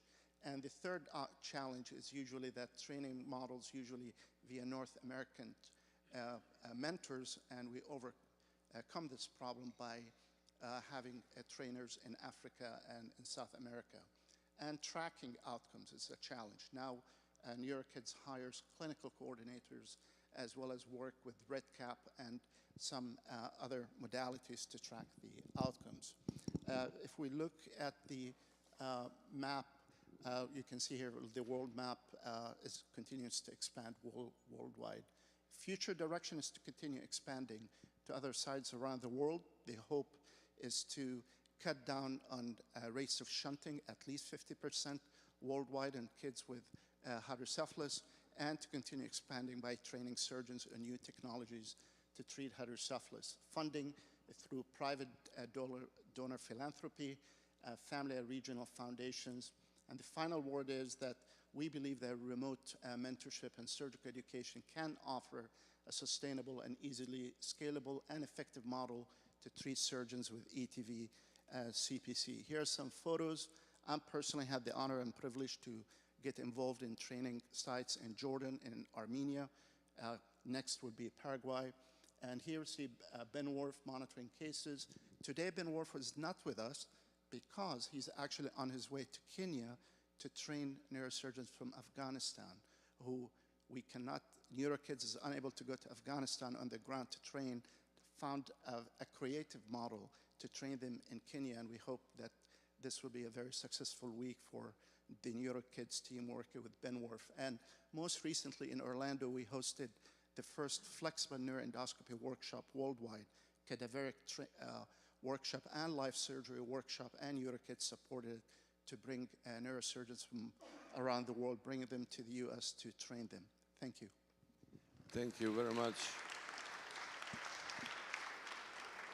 So thank you to all the champions. This was great, and thank you for being on time. This will allow us to proceed with our discussion, which I think is very important.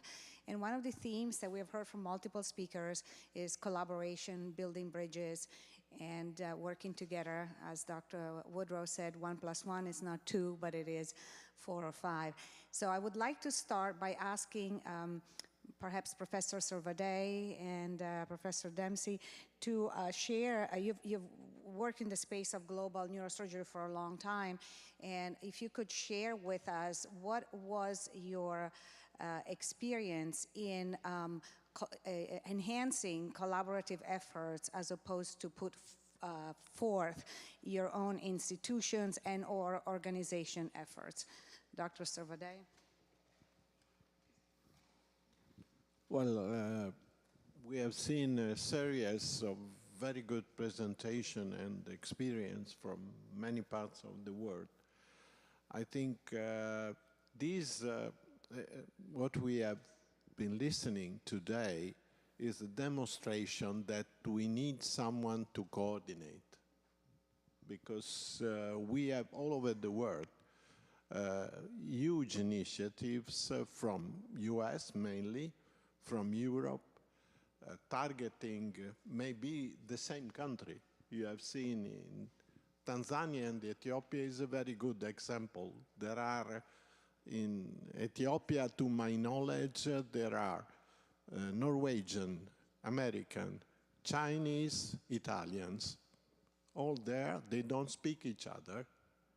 And I tell you a story. There was a crash in Djibouti, in the Somali French, whatever it is. And there was a tourist was seriously injured with a brain injury. He was flown to Dubai, 3 hours, organizing flight and everything. And the Norwegian mission and Ethiopian neurosurgeon was 30 minutes far, but they don't know each other. So we work totally independently. At least if we are in the same country, we need to find someone to tell us, you are doing this, you are doing this, you are doing this. Just coordinate. We are not competing. This is not a competition. My message this morning was we are not running after impact factor, academic knowledge, awards. That's not our job. If this is our job, it's better we stop. That's not our job.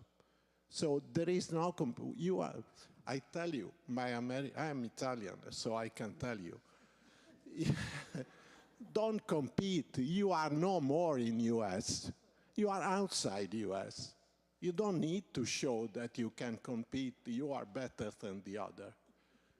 This means development of technology, and it helps science, but not now.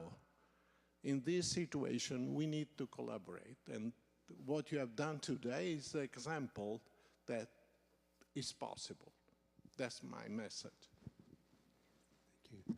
Thank you so much. I'm really very, very impressed and very taken by the fact that so many of the speakers were saying the same thing. Their experiences were very different, from war to poverty to distribution to excess. But they were all saying the same thing because they were all talking about treating patients.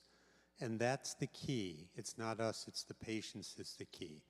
And those patients have similar needs worldwide. And they have similar neurosurgical needs that we can provide, which are keystones of their healthcare system.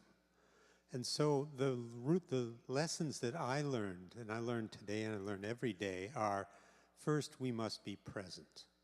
This is about them and their place, their country, not about us. And second, we must listen. So much you learn when you stop to listen. And I mean, listen long and slow with your eyes, with your ears, with your emotions, and they will tell you. Brilliant people in all these areas worldwide have been working with these patients, with these people. They will tell you their needs. Then you solve those problems by partnering. This is the lesson. It's not about us, and we don't do it alone, which is a little different than a lot of our, our feelings in the OR. It's us, our surgery. No, it's that patient surgery. It's really the same as the way we should be doing our surgeries. And when we partner together, we find common solutions, and we find the solutions, which always involve equipment, curriculum, working with the partners, the government or the army, the peace. And we have long-standing solutions, which have to last well beyond us, because it wasn't about us. So the final lesson is to be persistent. I think those are the things I learned today, which I think are invaluable. And if we remember patients first, you'll always be right. Thank you. Thank you, Professor Dempsey. I think this idea of coordination would be very important, and maybe MGB or World Federation or some coordination needs to help, and we need to figure out how to do it. I would like to ask two prominent neurosurgeons who are very active and tireless in neurosurgical education to give their opinion. One is Dr. Luis Borba, the other one is Dr. Michael Lawton. So if you can make a comment and just give us some opinions and directions.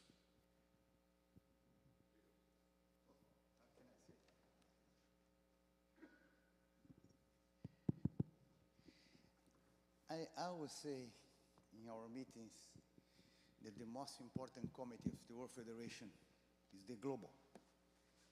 The World Federation means global. But I'm a little bit concerned about the way that we are using the word global. Go to some countries, do several cases, stay 1-2 weeks, come back, and leave what you leave there. We leave new facilities, we leave education, we improve the training. What at the end we leave? This thing is the most important thing. I'm seeing here, sorry to say, several American universities. The majority of the speakers works here. I'm not seeing the people that is there. I saw a wonderful job made by Dr. Sultan. Dr. Sultan went to Afghanistan. He took the equipment. He took the instruments. He teach the people. He left the instruments. He left the equipment. They bring more. They need this. We have a country as Mozambique, speak Portuguese, 20 million inhabitants. The public hospital has no microscope, no microsurgical instruments. The private hospital does do cranial, they do spine, a lot of spine and good equipment for the rich people. What the government in their country are doing will not solve the problem of the war. but you can give something with the heart. Global has to be with the heart, not with the pocket. If you do this, you will improve. They need education, they need training, and they need to stay. There was a program in Africa, speaking Portuguese area, that they went to Brazil, to an area there. Wonderful program by Professor Ildo, trained many, many people. 70% stay. They didn't come back to his country. This committee we need to do for them, not for us. Not for my university, I'm the good one. For them, stay there and live and help the people. But the poor people, not the rich people. In every country you have rich people. Do for the poor people. I see a lot of Professor Dempsey is doing a wonderful job in Latin America. He's doing in Bolivia also a very wonderful job. These people is different. You are different. You make this. But I'm not seeing this. And the World Federation need to lead there, to be the leader of this. We hope you do in the next years. Dr. Michael Lawton. Yeah, well, thank you for calling me out. So as someone who's done many mission trips over the years with Mission Brain and with Barrow, I share the sentiment there. You want to go to places and help, and you don't want to just come in, do something, and leave and walk away. And so that is part of the reason why we've tried to address this need of education and making education accessible every day. What I've been frustrated is that I only have so much free time and only so many resources to travel and spend that time at individual spots. But what I've decided and what our institution has decided is to try and connect with people who are interested every day through social media, through sharing surgical videos, through other media that people connect with, whether it's teaching rounds or conferences. These things, I think, are ways that we can do from our own desktop at home and not having to be there. We can do things that connect and fill a need that people are looking for, which is the educational piece. You know, we do some interesting things at Barrow, and we have things that we can share. And so, you know, we commit to doing that on a regular basis. And I think, you know, judging from what people say to me at meetings, it has impact. So I think that's another thing that we can think of and innovate with and contribute. Thank you. Another theme today was the obstacles, right? And some of them are externalities we cannot control, the government changing, the administration changing, but there are some that were a common theme that perhaps we can use as an opportunity. And I would like to ask our Continental Society president from Africa and Australasia if they could share with us what do they think we can do to help with the opportunities that are in your territories. Oluwabi? Maybe a presentation. Yeah, it should be a presentation, just two sentences. It is. Okay, so a preview. Yeah. Okay, thank you. Yeah, thank you. I think what we have been following the discussion about the best way to improve neurosurgical education in Africa. The experience is that during the last 20 years, the best model of education is to train African in their countries. I mean, for basic neurosurgical knowledge. Then, it's very important because that way there is no problem of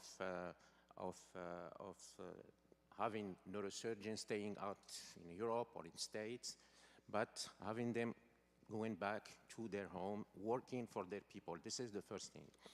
In addition to that, there is a growing demand for subspecialties, and this is what we need from you. We can develop a very good cooperation program for having colleagues coming from all the world, teaching the young neuropediatrics, for example, vascular, and then coming back to their country with their mentors to start doing this in their real environment, not in the States, not in Europe, but they should come with him and try to do this. And we had experience, for example, in Rabat for 3 things. For example, radiosurgery, it has been developed because we sent 2 colleagues in Europe. They learn about it, and then we have a colleague from France that come back, and during 1 week, they established this technique, the implementation of this technique, also for other subspecialties. So this is our feeling.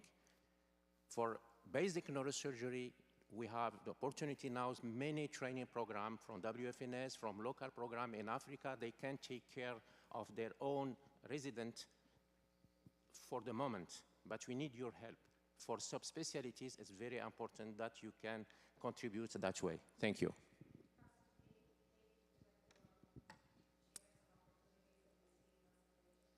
So what he said.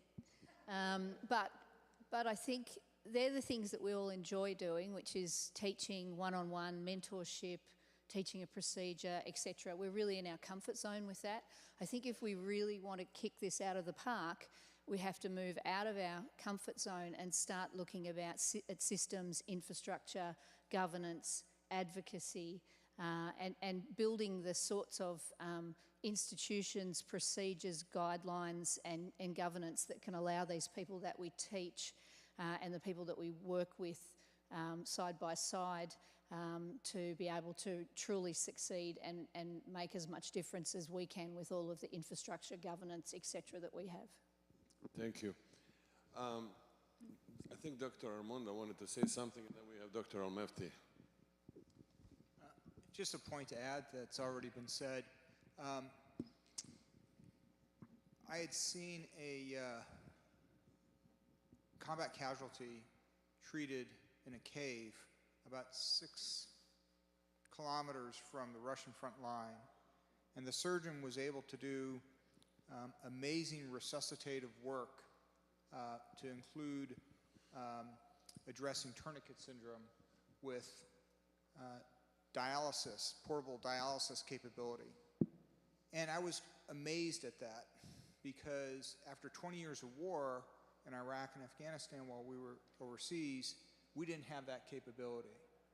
And yet this Ukrainian trauma surgeon was showing how he modified his capabilities to bring it to the battlefield casualty because of the exigencies of war.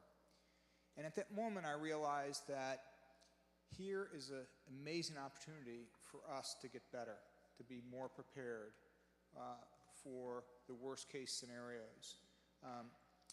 Typically, whenever we went up to our government officials, military hierarchy, we were told, that's not happening, you can't do it, and here's a list of excuses. In Ukraine, they flipped the script and they said, no, we're going to find a way to do it. And I had seen this in the neurosurgical arena as well, the use of endovascular stent grafts for severe carotid and vertebral artery injuries that would have otherwise exsanguinated in Iraq and Afghanistan with their use of ECMO in a battlefield space. I mean, that's unbelievable. ECMO, I struggled to get ECMO at a major level 1 trauma center, and here they're doing it in a battlefield space.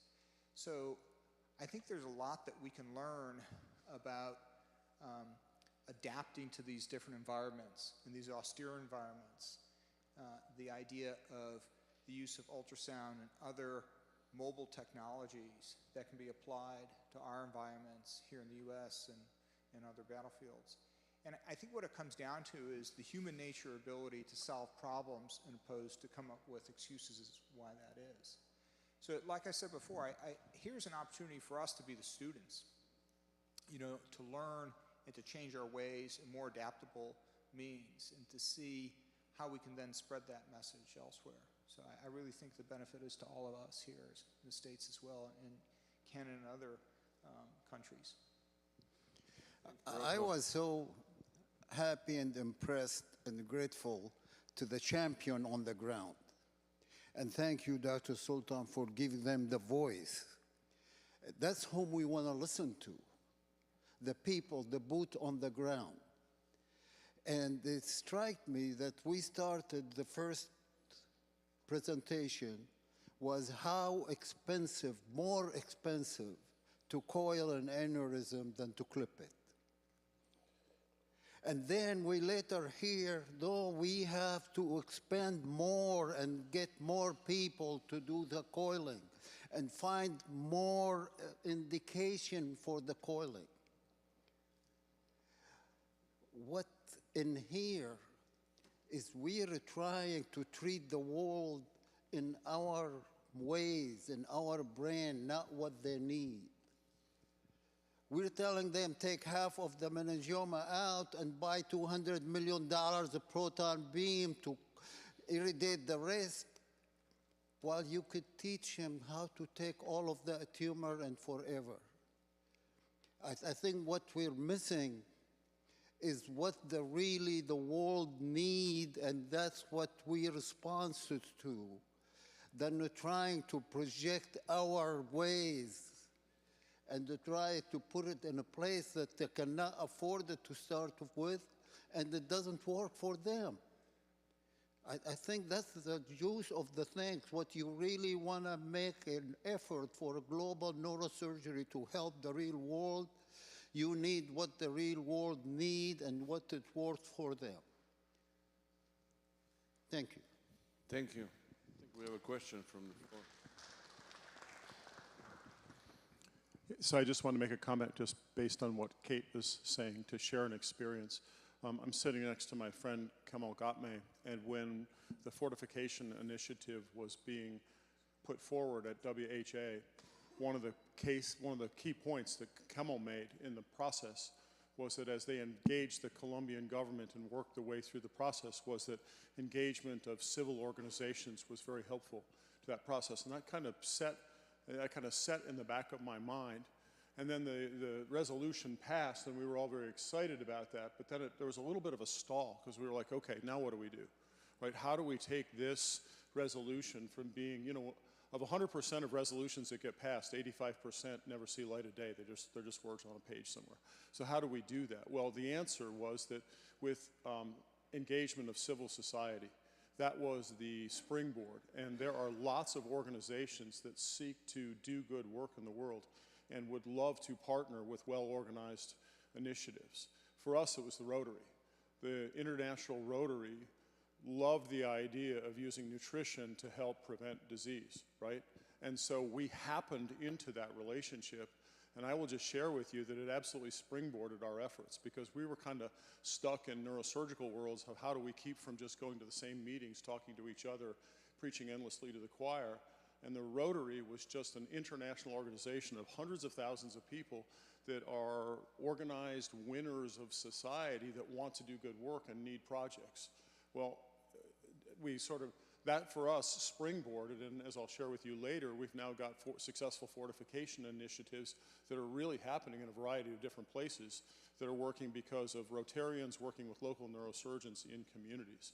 Well, there's a hydrocephalus association, and there's a stroke association, and there's all these associations of civil societies that are great partners for neurosurgeons. We just have to bring an organized idea to them, you know.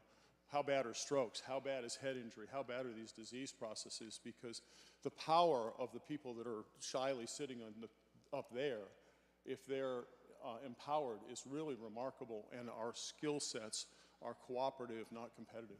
That's it. Thank you.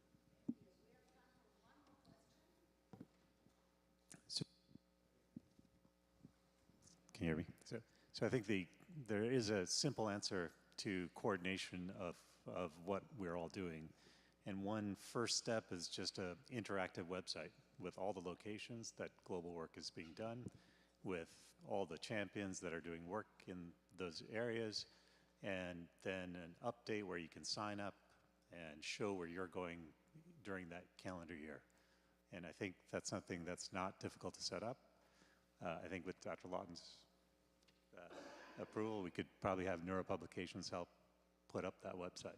So, thank you.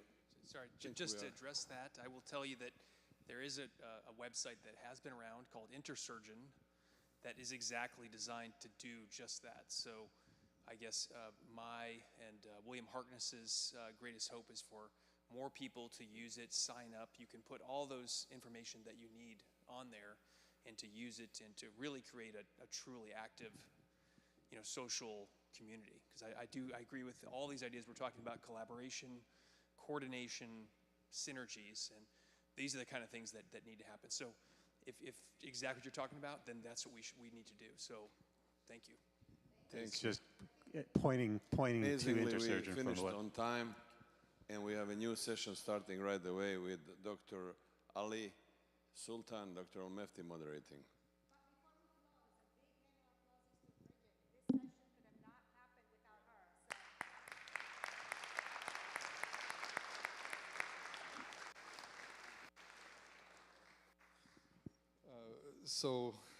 I come from a long line of politicians, and thank God my parents were doctors.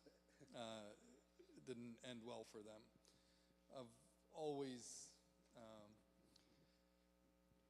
been a loner and haven't really participated in the things that my mentors, Jaros and Morcos, have organized. Neurosurgery, to me, I didn't know, felt political in a number of ways. And I know Professor has his own feelings about what organizations can do, but I will tell you that in the moments of desperation, in the moments that the world went to COVID, and all I could think about as a father was not only my own children at home as we all worked, but the children that David Sandberg and Phil Aldana and all of these wonderful, wonderful people here, David Hassan and so forth, to take care of. And the only thing that untapped that for me was organized neurosurgery. The reason I met Franco and Miguel and a number of these people, and Gail, and was to tap into these amazing organizations that really brought people together. And so this last section is to hear from the leaders of these organizations, to share some of their initiatives, more than anything to get to know them. So with the first one, is Katie Rico here? There you are, sorry. Lights. And I'm here just because I'm a mean guy, keep everybody on time. Can you? Yeah, do you want? Of course. Thank you. Wonderful. Well, I'm not Jacques Morcos, in case you're wondering, but he had to do some rehearsing for his presidential talk at the AANS meeting, and so he asked me to pitch hit for him. So I am really honored to be standing in the well of the United States Senate replica. I spent 39 years of my career in neurosurgery heading up our Washington office and our advocacy activities, and this is the first time. I had to come to Boston to go to the Senate, so it's pretty cool. So I really appreciate, which is the button? Sorry. I think it's the down. The down button. There we go, okay. So AANS a couple of years ago embarked on a strategic planning process, and out of that multi-month and multi-meeting initiative came our strategic plan for the upcoming 5 years or so. And one of the key elements of our strategic plan is ensuring that the AANS is part of the global neurosurgery community and really is going to be a leading voice when it comes to neurosurgery across the globe. This is backed by all of our leaders. This is our executive committee. You'll recognize many of them who have been very involved in international efforts related to neurosurgery over the years, of course led by our esteemed president, Jacques Morcos. A couple years ago, as part of that, the output of the strategic plan, we established under the initial and ongoing leadership of Isabel Germano, a global committee which has been really active in just a short time. And I think you're seeing the results of some of that right now. We've got at AANS last year we had it, we're having it again, this global forum that'll be tomorrow afternoon, or no, Saturday afternoon, sorry, no, tomorrow afternoon, Friday afternoon at 3:30 at the Convention Center. But then sprinkled throughout the meeting, you are seeing the enfranchisement of our colleagues from across the globe being able to give talks and participate in a meaningful fashion, not just in a room with a bunch of international neurosurgeons, but peppered throughout the program to really highlight that opportunity for exchange across the globe. And Isabel has just been fantastic in really advancing these. We had our big strategic plan, then we had to drill down into each of those elements. And so one of the tasks for Jacques was to establish a global strategy task force that came up with our broad blueprint for how the AANS is going to interact and offer education and other opportunities across the globe. And here's the basic goals that we have set for ourselves.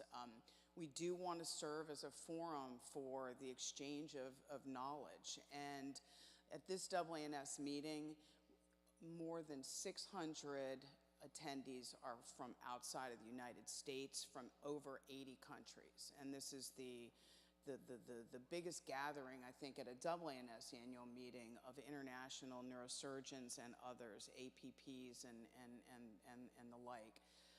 We really also believe, and I think to Kate's point, we need to be advocating. We can't just be, in rooms talking to each other, but we really know, like even Jeff was pointing out, just the real need for us to be, advocating and sharing our vision, that's a common vision with others. And then, as was mentioned by multiple speakers already, the need to make it sustainable, not these one-offs, you drop in, you maybe do a meeting or you do an initiative, but something that's going to be sustainable over a number of years so that there's a real opportunity for measurable impact. So what are some of the objectives? We have sort of those goals, and now we need some specifics. So obviously, education is really key to all of this, and that exchange of knowledge, and so that's where we have already started leaning in. And again, it's just not to the more senior neurosurgeons, but really getting more young neurosurgeons involved. I see Jeff over there, and it's really great to see the energy, Linda B. I mean, just the young neurosurgeons who are really interested in global neurosurgery.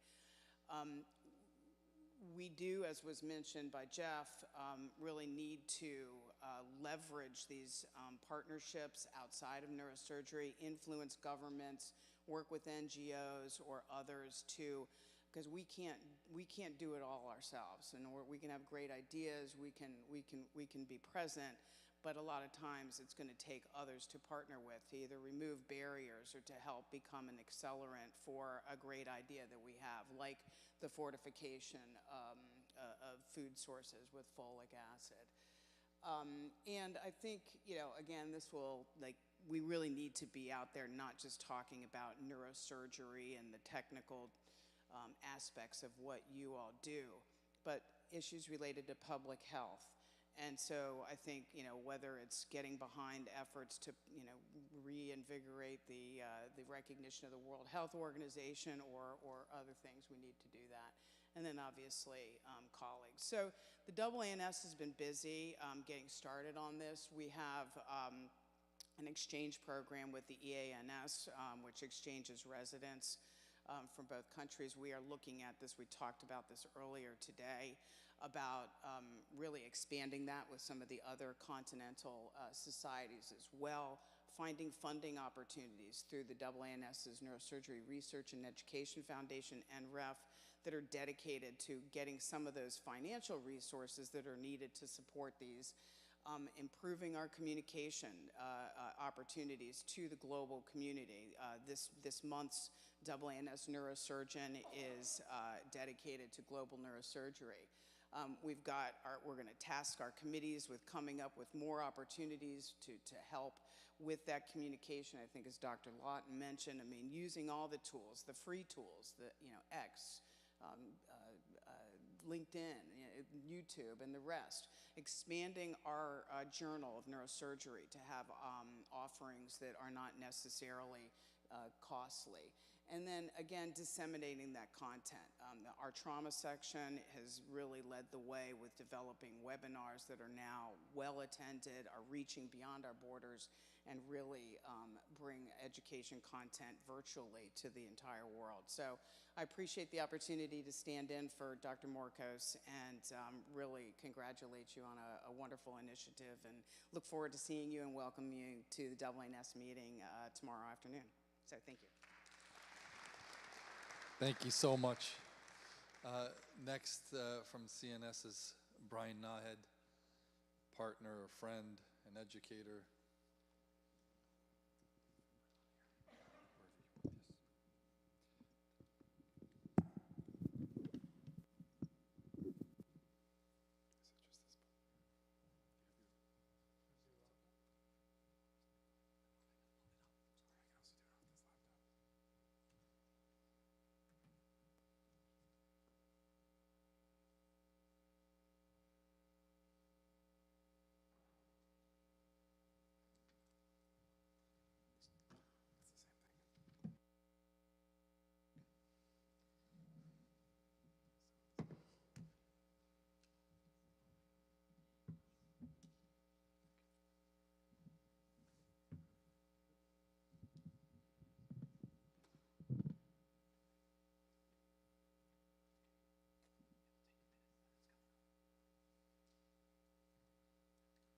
Great. While that's loading,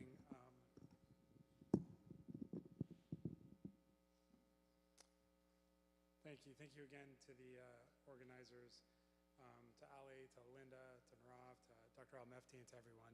Also, thank you to Katie for all she's done, not only the Washington Committee, but also the AANS. You know, in the Congress of Neurologic Surgeons, or the CNS, we work very closely with the AANS, and it's really apropos that the two of us follow each other. I'm Brian Nahed. I'm filling in for Garni Barkadorian, who unfortunately couldn't be here today, and as the Vice President, I'll give our at least work that we've been doing, not only in terms of education, but particularly with global neurosurgery. So our mission, which hopefully everybody has memorized like I have, is ultimately the focus on education, scientific exchange, and clinical practice. And it's really the tripart of all three of those that really is our mission. But the last line in there is for the global neurosurgical community. So often people think that this is an American association or an association for at least the states, but in reality, we really at our core believe that this is something for all the world, and hopefully I'll be able to share what we've been doing to espouse that. Now, we're focused on both education and leadership. When we think of education, the most important part of it is that it's accessible. There's no point in having courses or frankly resources if we aren't able to share them. Now, we view that both whether you're in this state or in the United States or frankly internationally. And we've really tried to think methodically. You know, as Ali had mentioned, the COVID pandemic gave us an opportunity to rethink our educational platform and therefore our offerings. So we have the traditional neurosurgical hands-on courses. These are all over the US. They're often open to residents, trainees, and now even some international fellows. These ideas, this is one of our most popular one, our skull-based fellowship for senior residents. It's pretty well attended. It's your traditional interchange. But what's really neat about these isn't the teaching of the residents, which is really wonderful, but rather it's the connection between the faculty who are sometimes learning from each other or frankly sharing them. Now, COVID had us realize that these have to move beyond just in person. And so we moved to a virtual platform for as many of our educational offerings as possible. This is one of our neurosurgical emergencies, which is basically anything that comes through the ER, something that everybody should know and something that's now virtual and applicable to any one of our members who want to sign up, and that's international as well as within the States. We have the Nexus, which is essentially a case-based repository of every single case you could possibly do as a neurosurgeon. We have one of our experts not only talk you through how they do it, but the guidance of it, again, free for our members. And increasingly what we're finding is that people will go to this and use it, but then want to jump from this to the article that will show you how Dr. Al-Mefti will take out a tumor or how Dr. Sultan will as well. We have a huge educational subscription platform. This is everything from actual webinars, podcasts, meeting some of the surgical leaders, and frankly, meeting some of our resident leaders as well. This is available to everybody and now worldwide. We provide access to this through not only the web, but through our app as well. Now, anyone who's younger than me probably has learned more from YouTube than I have, and this is increasingly a very used channel. This is short snippets of how to do a certain part of a procedure or a hot topic in neurosurgery. This is very, very popular, and we have hundreds of these cataloged for our members as well. And then one of the things that's near and dear to anyone in the education space, I'm a program director, we have all of our residents go through this. This is self-assessments that can prove to the residents or trainees, eventually our medical students, and we believe our international audience as well, in terms of what are the metrics you need. Here are the SANS questions for on-demand that can give you some type of self-metric, so you can ultimately say that you have achieved whatever it is for that educational metric or that subspecialty. Now, no talk in 2025 is complete without the word AI, and this, in fact, is something we've been doing for many, many years. You know, our hope is that we can arm neurosurgeons with not only the skill set, but the language of how to include AI in their workforce. We believe ultimately that that will lower the barrier for clinical care, but particularly as surgeons, we are so apt to using either AI, AR, VR, or any acronym of that sort in neurosurgery, and we believe giving that to a global audience is exactly what we at the CNS want to do. A couple years ago, we launched our new app. Believe it or not, this is a chatbot that is neurosurgical based. You can type in any single question. How do I do a cranie for aneurysm to how do I coil an aneurysm? It'll pull up not only the relevant articles you need, the videos, the podcasts, and more importantly, let you interact. One of the best parts about this is since it's powered by AI, it can say you are a vascular surgeon and these are articles that other vascular surgeons have read or are reading. If you're a tumor surgeon, it will highlight, by the way, this is something up and coming in the spine world that you should know. This, to us, is one of the most important parts of our organization, that we can lower the barrier and therefore bring the CNS to all of our members. And again, this is global. We have 100 neurosurgeons in 173 countries have downloaded this app, believe it or not. This morning I talked about our guidelines, which is one of the ways you use the app. You can get access to not only state-of-the-art guidelines, but again, this has been downloaded 20,000 times. So if you imagine, we're talking about 57 countries who have used the guidelines, 170 plus different countries using our app. We really are reaching a global audience for not only the first time, but for a long time. Dr. Kanzioka leads our neurosurgical platform, and through the publications, again, there is a very large global neurosurgery effort that's going underway with that, that's also mirrored in our CNS education. And then something that's near and dear to my heart is not only are we educating, but we're trying to build the next set of leaders. We founded the CNS Leadership Institute that trains neurosurgeons to be leaders both outside and inside the operating room. All the stuff that we are expected to learn, we actually are teaching with leaders from outside of neurosurgery. We've trained over 200 neurosurgeons from around the world. At this point, 16 program directors, 3 chairs, 4 service line leaders, 13 board members, and over hundreds in standing committees, both of the CNS and AANS. This is a great example of if you invest in the future, and particularly if you invest very sort of intentionally, the fruit of the labor is even better. What I absolutely love about this is we partnered with SBN many years ago, right before the pandemic. So this isn't just a US thing, but rather internationally we can do the same sort of leadership training that we do in the States that we could do more globally. And then finally, our partnerships with our own local community. Every place where we have a neurosurgical meeting at the CNS, we partner with the local societies and frankly the local high schools. We hope to do something very similar through our foundation on the international effort. So I encourage each and every one of you to hopefully be a CNS member and a CNS international member if you're not from the States, because you get access to not only a lot of our educational platform, but hopefully the community that comes along with it. With that, thank you, and I look forward to the discussion later on.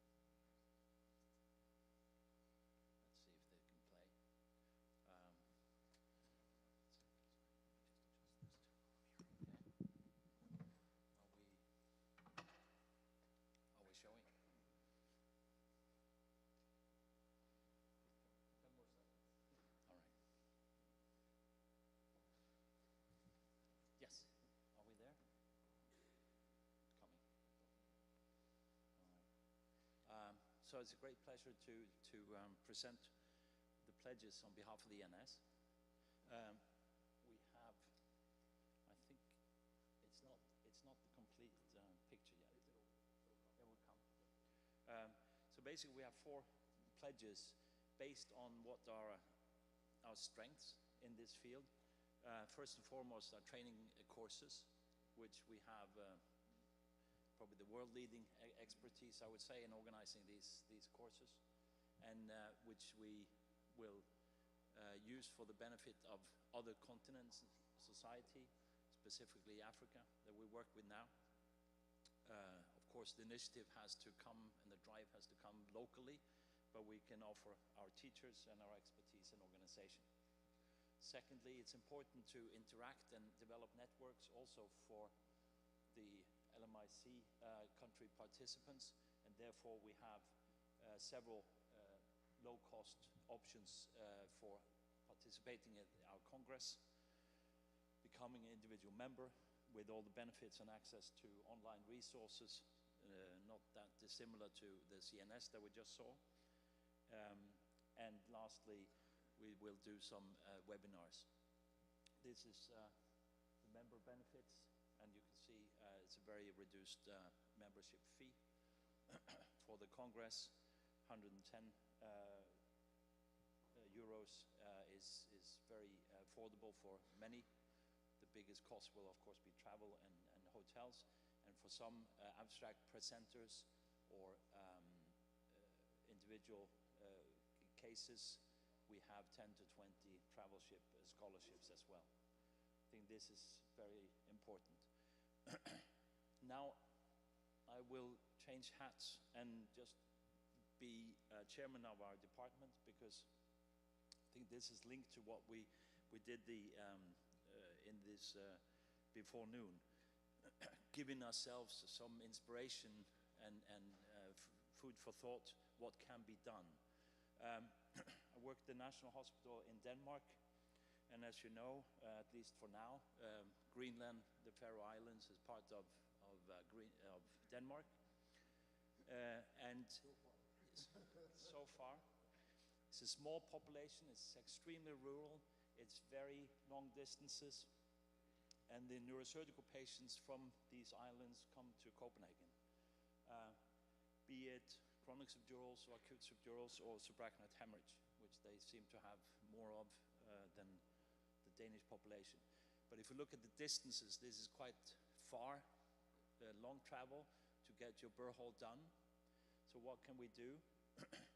We teamed up with Ohana One and TeleView. This is a system where the surgeons wear glasses, it has microphone, there's an online system, and we can guide surgeons locally. So this is, to do this properly, we took 3 surgeons from Greenland down, gave them a 4-day course in burr holes, the pathophysiology, etc., and they assisted during surgeries with us. They're not neurosurgeons. One is a general surgeon, the other one was orthopedic, and the last one was a visceral surgeon. So we trained them, we practiced on dry skulls, we practiced using the system, and then they went back. This was in April last year. They went back, and in May, we, as part of the training again, the team went up to Greenland to train also the anesthetists, the scrub nurses, etc., locally, and repeat the training of the surgeons. We were happy, and we were set to go. Shortly thereafter, a week or so, first came in, and I have a short video, so I will present. But this is a photo of the setup. There is a camera. She can look at the screen. What we draw, as you can see here, so we can make the drawing, we can adjust the burr hole, we can advise as to the incision, etc. If they have problems with the hemostatic, we can advise them. It's very convenient, and it's really almost a plug-and-play system. So first case was in May. Oh, let me see if this runs,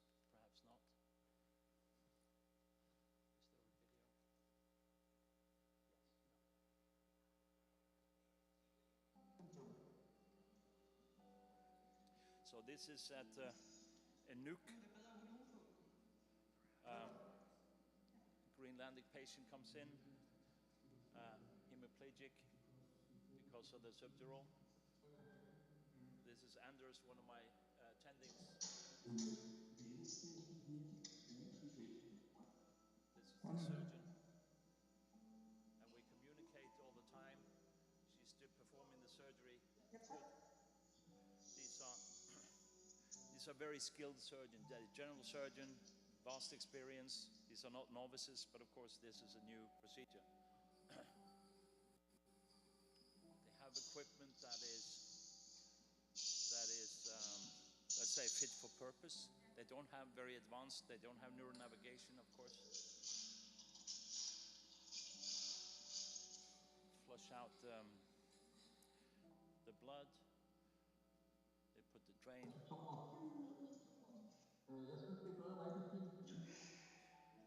And this, of course, gives them the self-confidence to do it. We've since done 3 cases. It's not a big population, as you can see, but it prevents a lot of transportation. Next one is Faroe Islands. Actually, they are in Copenhagen now, and I met them just before I took off here on Tuesday. A team of 4 surgeons at the Faroe Islands, and no, 3 and 4 from Greenland came back down again to repeat their practice. And in May, we will do the same local practice in Torshavn in the Faroe Islands. And we call this tele-neurosurgery, which is, I think, a catchy phrase. I'd like to express gratitude to David, who is behind the Ohana 1 initiative. And last but not least, Jesper, one of my residents, he's PG4, who has been instrumental in this project for making it happen. Thank you.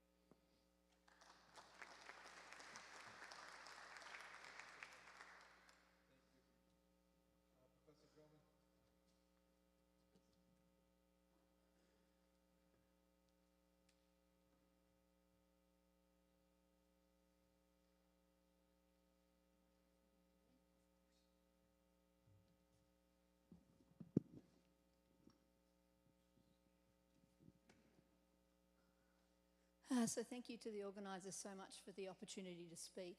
I'm the president of the Asian Australasian Society of Neurological Surgeons, and we're big. We've got 60% of the world's neurosurgeons serving 60% of the world's population. And I'd like to think that we're a bit like a petri dish for global neurosurgery. You know, we've got the 2 biggest countries, India and China. We've got 6 of the world's most populous cities.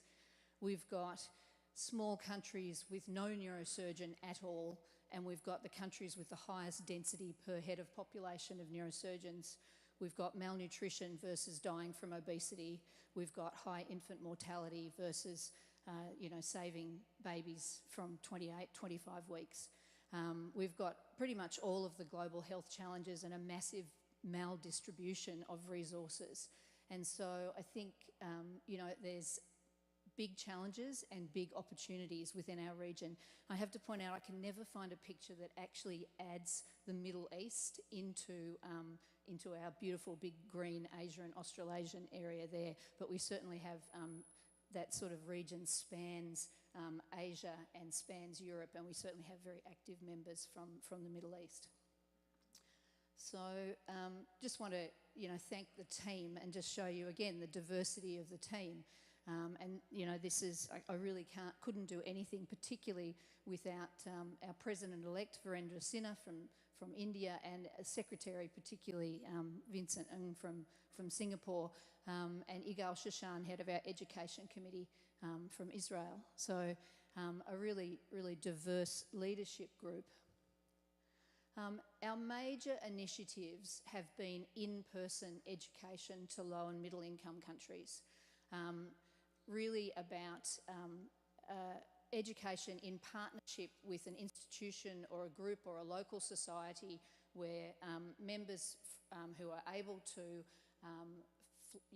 fly there, we get some local hospitality but cover our own costs to run 3 or 4 day seminars with topics chosen by our local societies and hopefully of use in the areas that we go. And also through the Journal of Clinical Neuroscience. I think we're one of the very few journals now who have no publication costs for non-open access. A lot of journals now have gone only to open access or publication costs, but we've really focused on getting people from our region published, and still countries like China, Japan, Taiwan are some of and India are some of our biggest publishers. So they're the main initiatives we have at the moment, but we were asked to speak about what our future priorities are, and I'm going to harp on about something that I think is a little bit of a global neurosurgery touch point, but I think is very important for all of the areas that I've ever worked in, and that's really, it's not about the procedure, global neurosurgery. I go to, with another hat on, I go to Malawi every year, and in that country, a lot of the surgery is done extremely well by people who are not surgeons, or sometimes who are not even doctors. So if you have an emergency caesarean section in Malawi, you are unlikely to have it done by a doctor. So it's not about the procedure. So the priorities, certainly for the Asian Australasian Society, and I think should be for global neurosurgery as well, should be based on what I think are four of the important principles of global neurosurgery, and that's not, this is not all of them, but I think and it's nothing that anyone hasn't already said today, but context is everything. So being where people are working and understanding workflows, understanding appropriate care, and understanding the disability cost. You know, you make a person disabled in many of the countries in Asia and you impoverish a whole family. So understanding appropriate care and the cost of disability in the system in which you're working is incredibly important. Everything is about long-term partnerships. Going somewhere once for 2 weeks, I think, has a very limited. There are some specific examples that do it very well, and I don't want to criticise any one program, but having a long-term partnership, understanding local priorities, infrastructure, safety in that situation, institutional collaborations and online innovation. So really growing a partnership, I think, is incredibly important. Having a whole team approach, and we've really done this with our trauma boot camps. Our trauma boot camps, not that many neurosurgeons there, but the general surgeons, the nurses, the general practitioners that have to manage neurotrauma in the situations, say in the Philippines. We've just recently had one. So nursing, allied health, a massive need for biomedical engineering throughout the developing world, throughout the global south. So that's something that we really should be concentrating on, and innovative models of care, and then clinical practice guidelines that are appropriate for each community, rather than them just sort of trying to bolt on the clinical practice guidelines that rich countries produce. So they have to be specific, they have to be collaborative, contextual, and resource appropriate.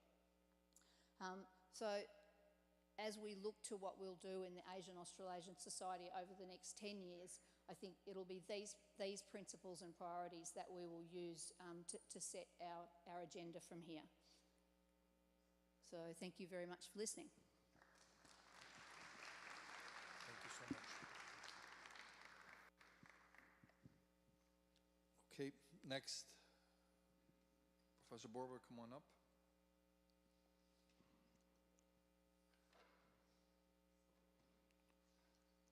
Representing Flank.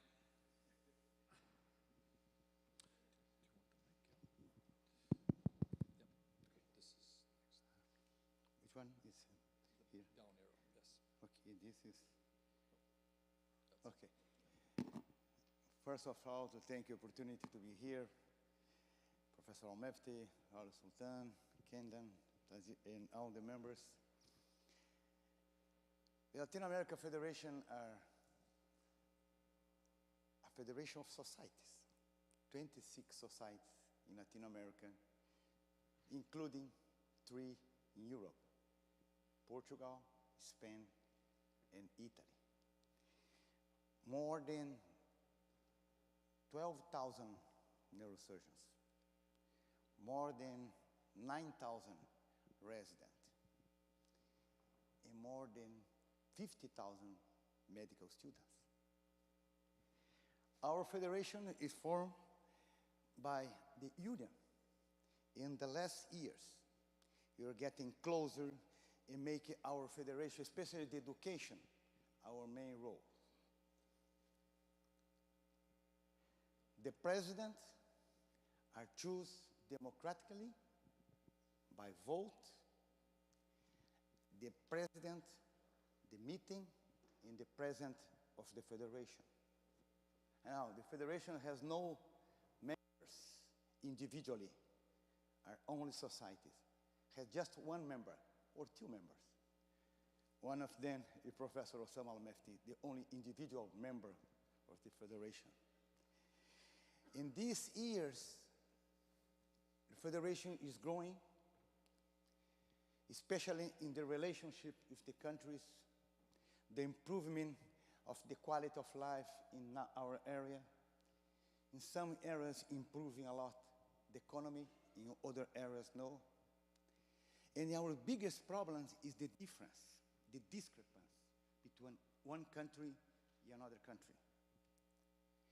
And sometimes in the same country, like Brazil, you have completely different discrepancy, north and south, poor and a little bit better.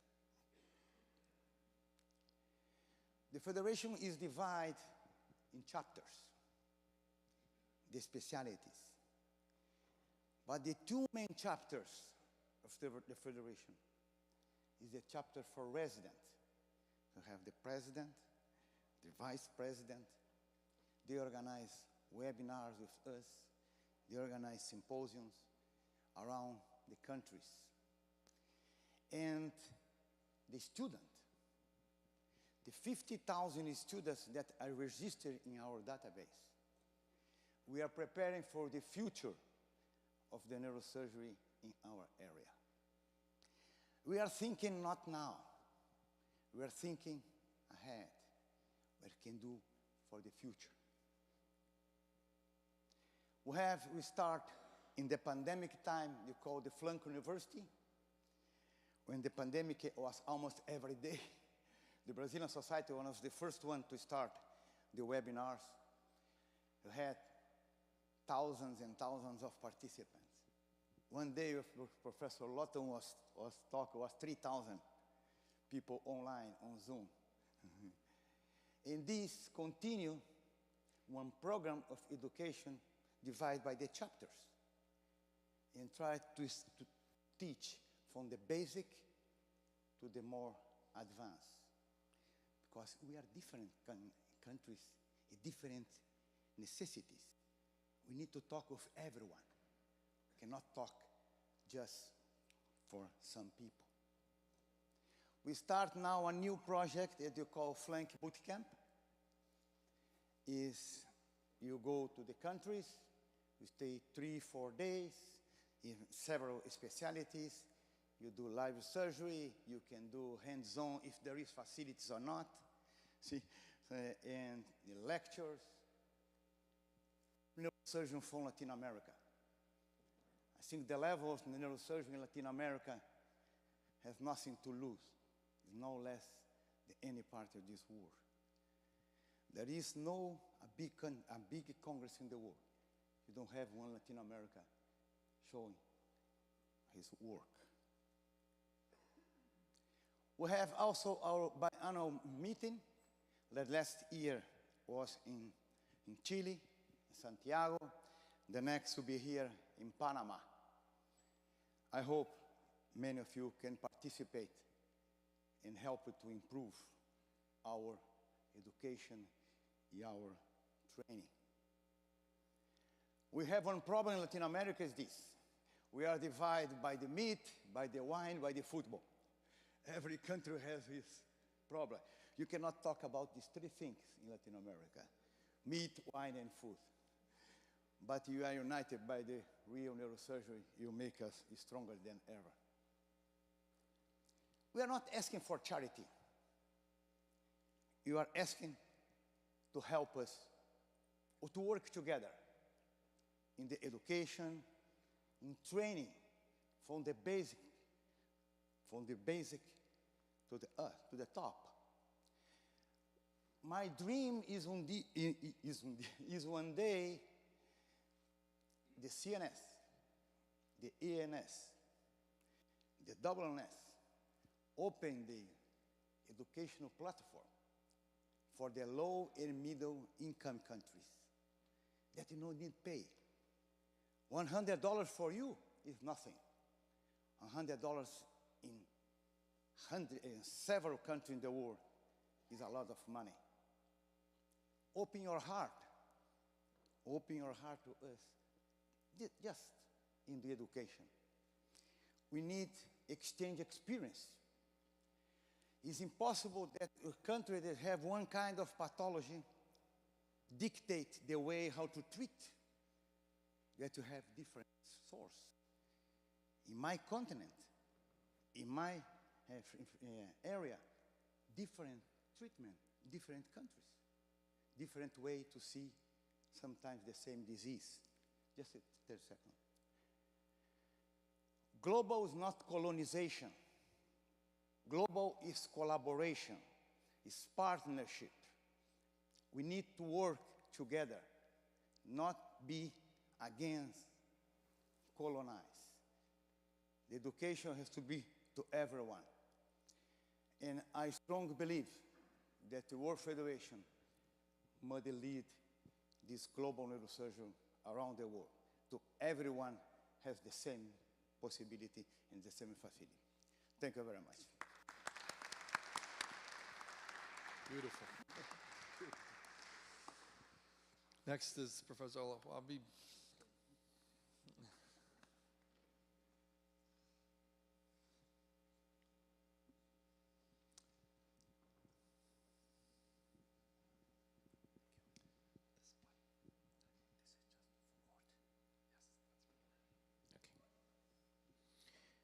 Thank you very much for the kind invitation.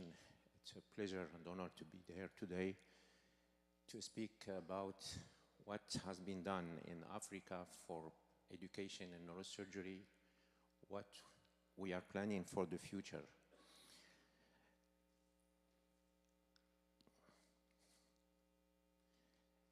Despite the very important improvement in neurosurgery in Africa, today we are still in this situation. One neurosurgeon per 2 million inhabitants in sub-Saharan Africa. It is true that Africa is divided. The north and the south is very developed with a very high standard neurosurgery, but the rest of the country, the continent, there is a limited access to neurosurgical care. There is an inadequate infrastructure and resources, a high burden of neurosurgical disorders. Challenges that are facing our continent are many. First of all, you can see we expect to be 1.4 billion inhabitants in 2030. 54 countries, 2,000 spoken languages. It's a huge continent, and still there are other challenges coming from healthcare. You can see, for example, that there is a need for an estimated 2,000 to 3,000 neurosurgeons by 2030. In Africa, there is a huge explosion of young population by 2030. But also, Africa is no more just myelomeningocele or CNS malformation. There are many other major neurosurgical diseases like trauma, vascular, tumor, and you can see that in this number, they have a higher number in Africa than in other developed countries. So there are many challenges, that's for sure, but there is also many opportunities, and there is a hope for the future. First of these opportunities, there are for now many global programs of education in Africa, the WFNS program, other program that has been established for the last 20 years. There's also a growing demand for neurosurgical services, increasing investment in healthcare infrastructure and equipment African countries. There's also a very interesting way that Africa is becoming a very attractive continent for investment in healthcare. Also, there is many opportunities for equitable collaboration with international organizations for innovation and clinical research. But only through education and training we can bridge the gap in the number of neurosurgeons in Africa. That is the only way, to go through education, good education for the people, for neurosurgeons. There are many models of education in Africa. The most important one is the residency training program that in WFNS, for a full five or 6 year training program that has been started 20 years ago, first in Rabat and then in other countries from Sub-Sahara. There is also some national residency program in Africa. At least 20 countries have their own training program. The full residency training in high-income country is an option, but unfortunately with the brain drain, it's not very useful to increase the number of neurosurgeons in Africa. And in addition to that, there is the short-term mission, like the boot camp, the short visit, but also some short-term fellowship in high-income countries. When we have to compare between and to choose between this, the best way to train, educate neurosurgeons in Africa is to train them inside Africa, because it's very important for them to stay there and to help their people. But also we need to evaluate all this model of training regarding sustainability, cost, and effectiveness. These programs, as you can see here, there is two main programs. The full training in neurosurgery in WFNS regional accredited centers. As I said, the first one we created in 2002. It was by Professor Khamlichi, and it was the first multi-institutional program that has been developed for Africa. This is a 5 years full training program for sub-Saharan young African neurosurgeons. Then there have been the creation of other WFNS training centers in sub-Saharan Africa, in Senegal, in Algeria, Kenya, and Zimbabwe. In addition, there are many other short-term international collaboration programs with boot camps, workshop, fellowship. This is very important programs, but some of them have raised concern about goals, transfer of knowledge, and most of the time the problem of coordination between these programs that has been also mentioned by Dr. Servade. There are also many advantages when the neurosurgeon is trained in Africa.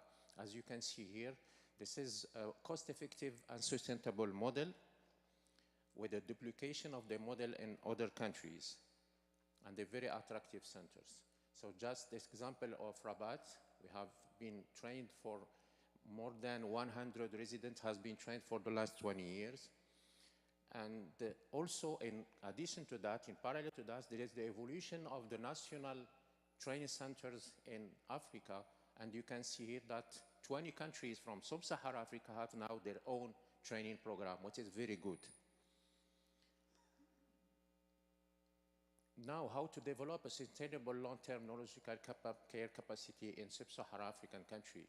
By increasing number of training sites in Africa, by creation additional WFNS centers, but also by development and additional African national training center, and also with exchange with other continental and international institutions.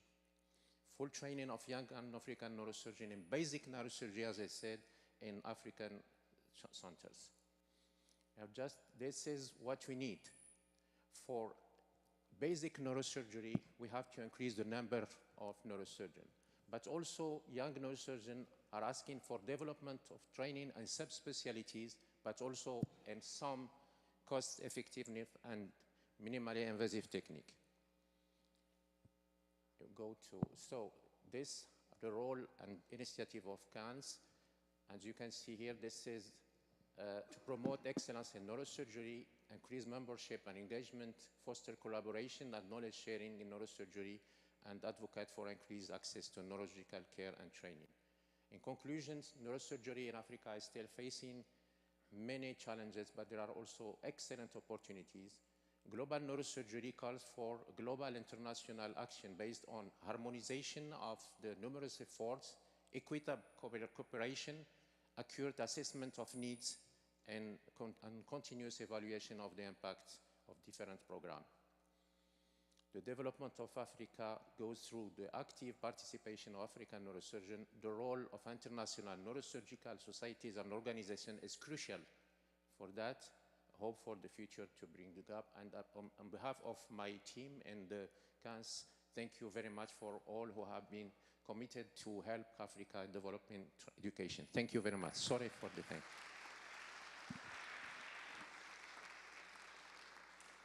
Perfect. And the last talk.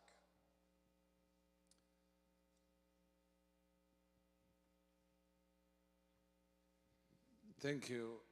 Good evening. Obviously, I'm not Dr. Najwa Al-Abadi. She unfortunately regretted, so I was asked a few hours ago in 5 minutes to present this presentation. So I apologize, but I think the message will come across. So, as you know, WFNS is composed of 130 member societies, including 5 continental associations, and we represent 50,000 neurosurgeons of the world. We established in 1955, and first recorded meeting of international character was by Dr. Cushing, Dr. Sherrington, and Welch in 1931 in Switzerland. This is the current administrative council. Changes, necessary changes were started in 2015, requested by Dr. Bob Spetzler, Roberto Heros, and Bob Harbaugh, along with Dr. K. Benesh and Spagnuolo. What they requested, it's high time to do term limits, financial accountability, and law and order. So Dr. Servadei, whose tenure was 4 years, followed by Nelson Oesik, who started the changes. That meant nomination of committees by merit, elimination of stipends for officers, financial consolidation, organizational consolidation, law and order. And then everybody needs to be heard. Somebody said, important society. There are no less important society. Society is important. And therefore, we started with changes in the committee structures, and that yielded tremendous amount of education. Over 1 million of participants participated in our courses over the course of 2 years. This followed by the new slate of chair of committees and the new chairman of global committee. And I can say, who can better lead global education, global committee, global efforts other than Professor Khan, Professor Servadei, Professor Russo, and others. So this committees again delivered fantastic, so far, fantastic education, 28 live courses, 53 webinars. You can see here over 10,000 participants online and over several 100,000 participants on the web. We issue the newsletter every 2 months, led by Dr. Russ Andrews. And here in the audience is our new editor-in-chief, Dr. Anil Nanda, who established, along with all of us, WFNS Journal. This journal, ladies and gentlemen, would serve to change the disparity that Dr. Servadei was talking about, publication in low and middle-income countries. It's just about to be indexed, and we applaud Dr. Nanda for fantastic work he has done. We have a foundation led by able Dr. Basant Misra and his team, and they are assisted by WFNS Foundation branch in USA led by Dr. Chris Loftus. We have 26 training centers across the world. We did distribute phenomenal amount of instruments, equipment all over the world. And here is some of the criteria that are available to application for our fellowships. For the first time in history, our bank account crossed 7 figures, and Dr. Marco Fontanella, who is sitting there in the corner, our assistant treasurer, reported to us that for the first time, societies are paying dues on regular basis, and that is in the past 3 years. And thank you, Dr. Fontanella, for the great work you have done along with Dr. El Gandour collecting our money. Our money comes also from the dues, but also from the Congress. So we are inviting everybody to attend our Congress in Dubai. While you attend the Congress and pay the dues, the money will go to our bottom line, which will be used by Dr. Al-Wahabi, Dr. Borba, Dr. Drummond, and all other presidents of societies where low and middle income countries will use that money for education of young neurosurgeons. I thank you very much.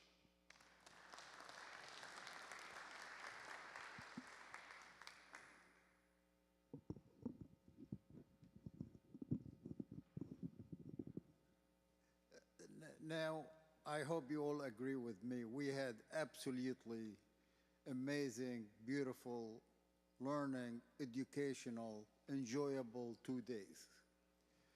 And really, this is Dr. Sultan. He's put his heart and mind and pocket into this. So, Ali, we cannot thank you enough. This has been really a beautiful event.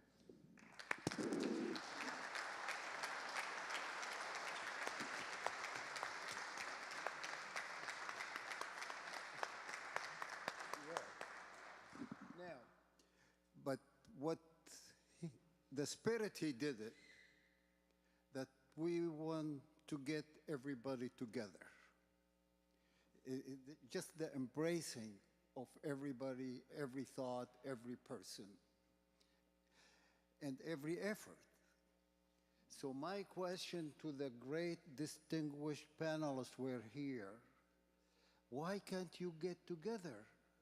Why the duplication? Why the different, sometimes contradictory efforts? Take Sultan's spirit and kind of accommodate and organize and discuss how you could put all of your power and effort and money and goodwill and good thought toward one target. It will be a lot more productive. This is my question to the panelists. Nobody want to take it on?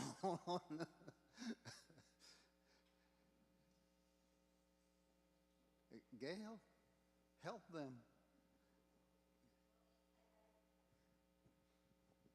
All I would say now is I think you're right, that we're feeling a sense of solidarity in this room from people who all care deeply about global neurosurgery and about not only caring for their patients, but for helping our brothers and sisters care for theirs around the world. And you're right, we need to have an infrastructure that delivers more efficiently on what we've been doing up until this point. But we're not at the end of the day. The pledges and the opportunity for everyone to come together is in our next segment, the Boston Declaration, in which every person in this room is pledging something concrete and beneficial and positive for our future. And perhaps to follow that, we can talk about what is the best infrastructure to deliver on that promise. Yeah. I think your comment about me is it's not me. It's a bunch of us who are trying to learn what is global surgery, what is our community, who's out there to help, how do we sort of align these initiatives. And a lot of that comes from our own moments in our life where we experienced extreme fear and don't want other people to go through that. Or we saw beautiful kindness and want to emulate that. And the things that we saw this morning, the challenges from stepwise to stepwise to stepwise to Ukraine and Gaza,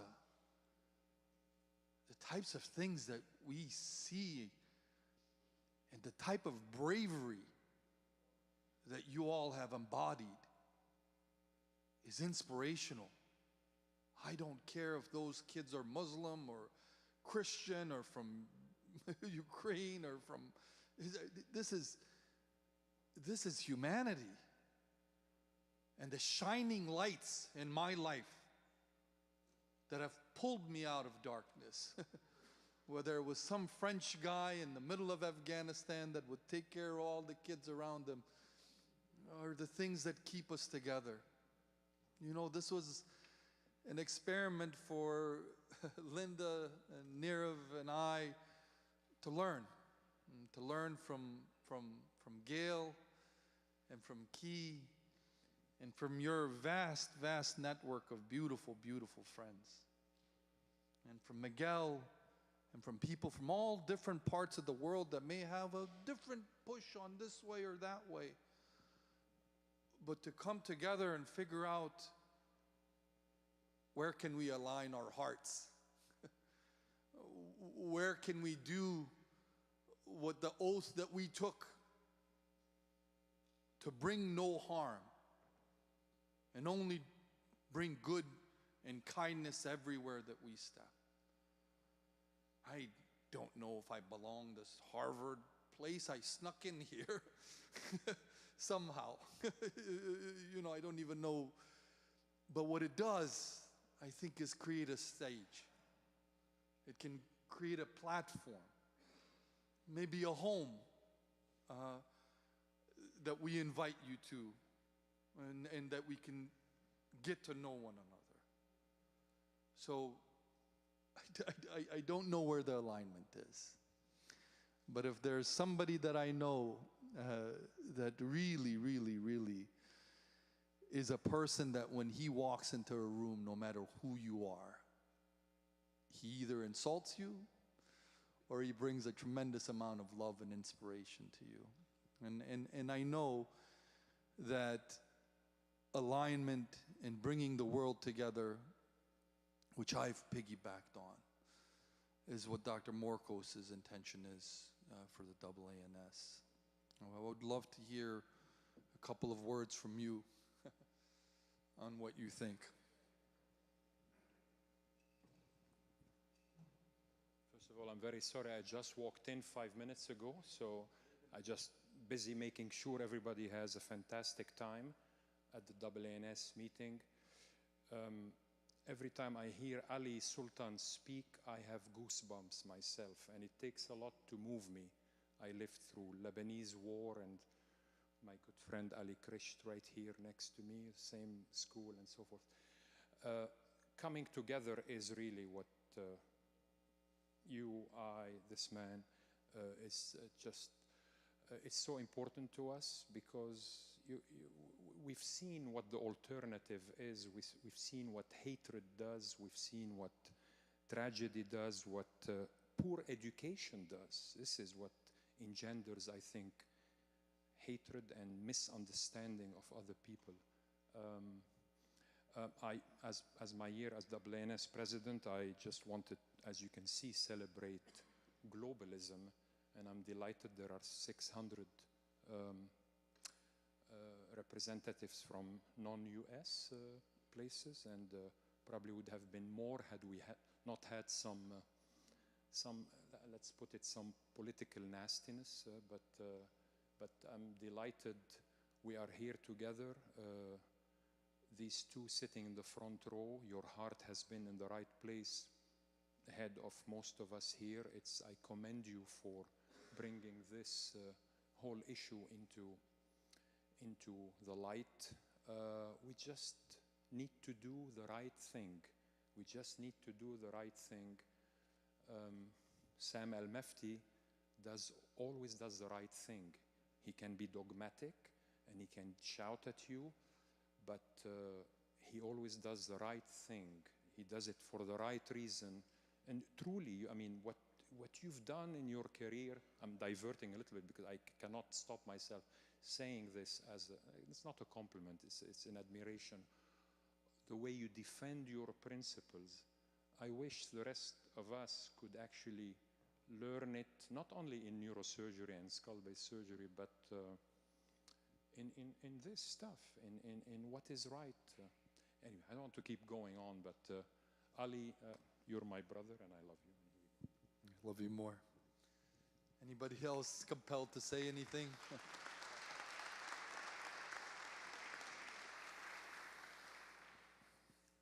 Linda? No. Good. I think the next step is action. You know, what you talked about, database and intersurge and how to collate all of these pieces of information. You know, you always try to figure out the landscape and who can get you this thing, or how can you get this, or who can open a small sliver of a door for you and your family. How can you catalog all of that? How do you catalog it, process it, keep it accountable, bring all hands together? And I think that's the intent of the Boston Declaration. And Gail and Key and the entire team leading that have done a fantastic, fantastic job, and really look forward to that. I'll leave the last comment to Key before we take a break.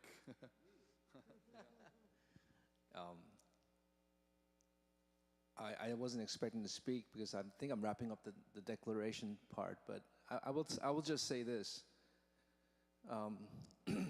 What drives me, I'm a Korean immigrant. I was 10 years old when I came to this country, was kindness. I took on an American name. I took a name, Michael Park, believe it or not, because I wanted to fit in with everybody in the U.S. And my 5th grade science teacher was Mr. DeSantis. He said, Michael Park on the first day of class. Who is that? I said, me. He goes, what's your real name? I said, my name is Ki Bum Park. He said, why don't we use your Korean name? And that moment, I changed my name back to Ki. And he gave me my identity back. That was kindness. I don't remember anything about science class, but I remember Mr. DeSantis. There are people in our lives who have shared kindness with each one of us, and Ali gave a great example. And that's why we are all here. We care. We care about those people. You know, Joe Kennedy said today, the ties that make us different pales in comparison to what ties us together. And I'm really touched by everybody in this room today, all the love that I see in this room, and all the action that we are potentially able to do together for the benefit of those who are like us, but less fortunate. So let's get to action, Gail, right? Thank you. Coffee break. Yeah, there's a 20-minute coffee. 20-minute coffee break, and we'll come back. Yeah.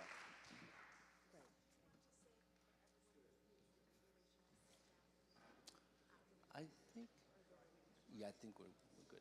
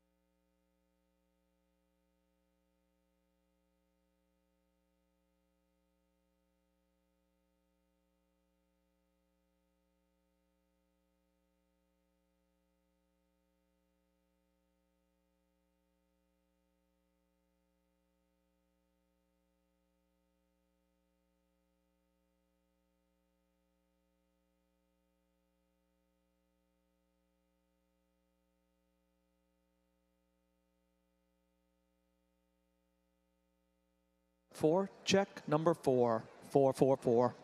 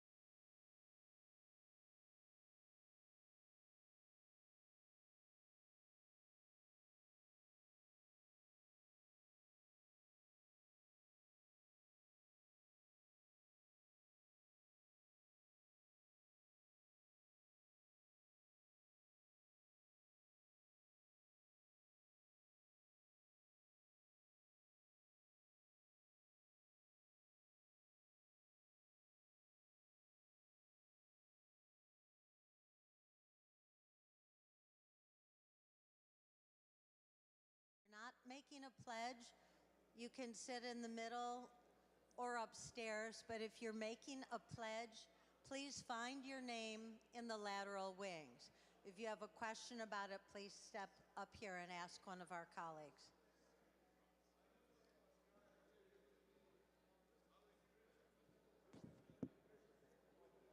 So this is part here. Now we need a seat. We need a seat. You can't be standing. I'm gonna grab it. Okay, you're gonna grab it. Good. Okay. Okay. Yeah. You're just move these. Yeah. Okay, I'll go out and make an announcement out there as well. Whatever you say. Here. Sorry, no. This is Porero here. Yeah.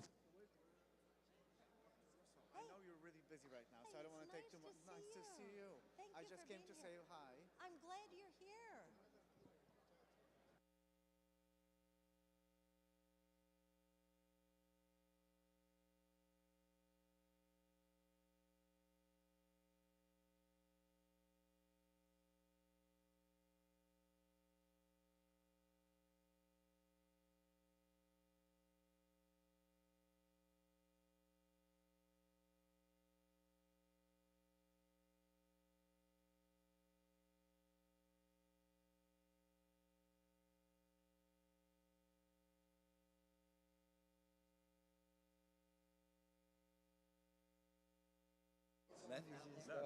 Would you set this one?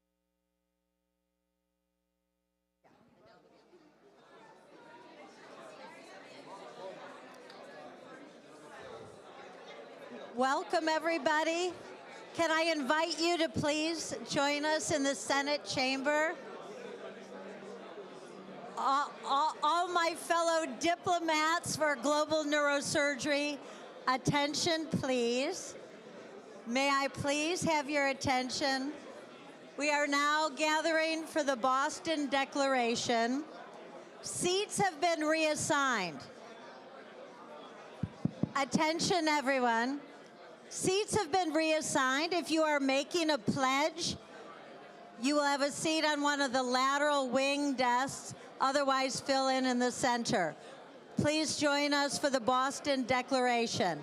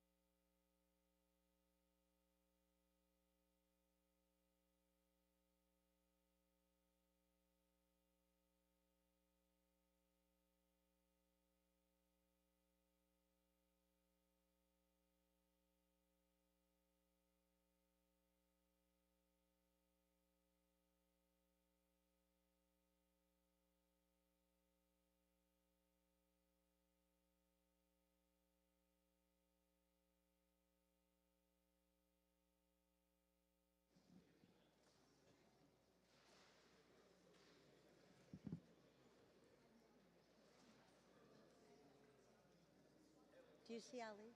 Anyway, welcome everyone, and thank you very much for your essential role in something that is truly a disruptive innovation, the Boston Declaration. And because we are here in a beautiful and historic room, I'd like to just draw your attention to the words above this screen.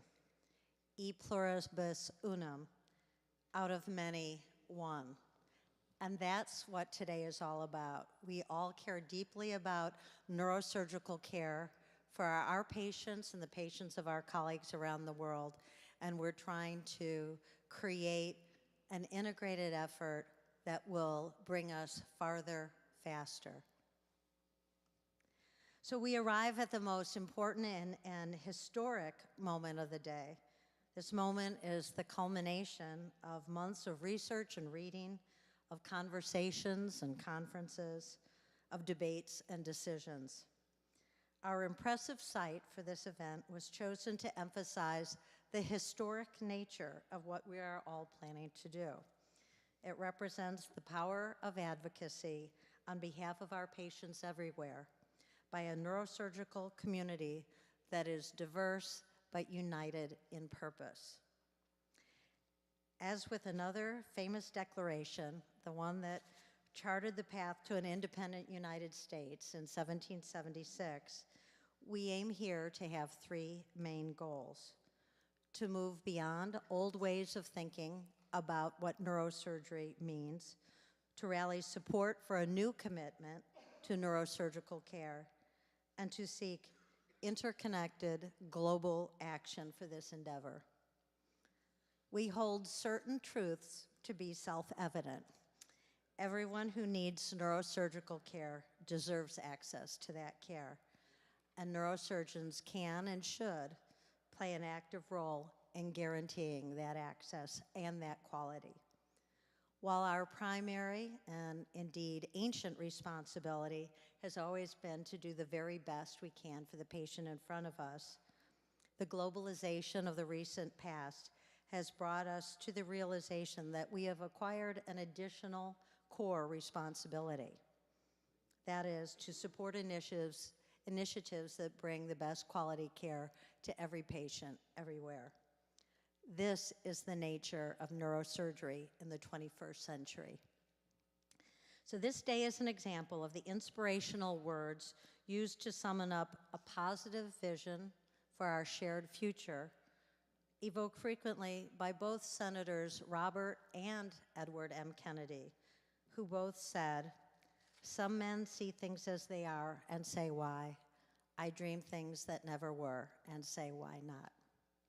So why not try to create a world where neurosurgeons, using the passion and the leadership that are characteristic of our profession, work together with like-minded colleagues in other fields to assure quality neurosurgery everywhere?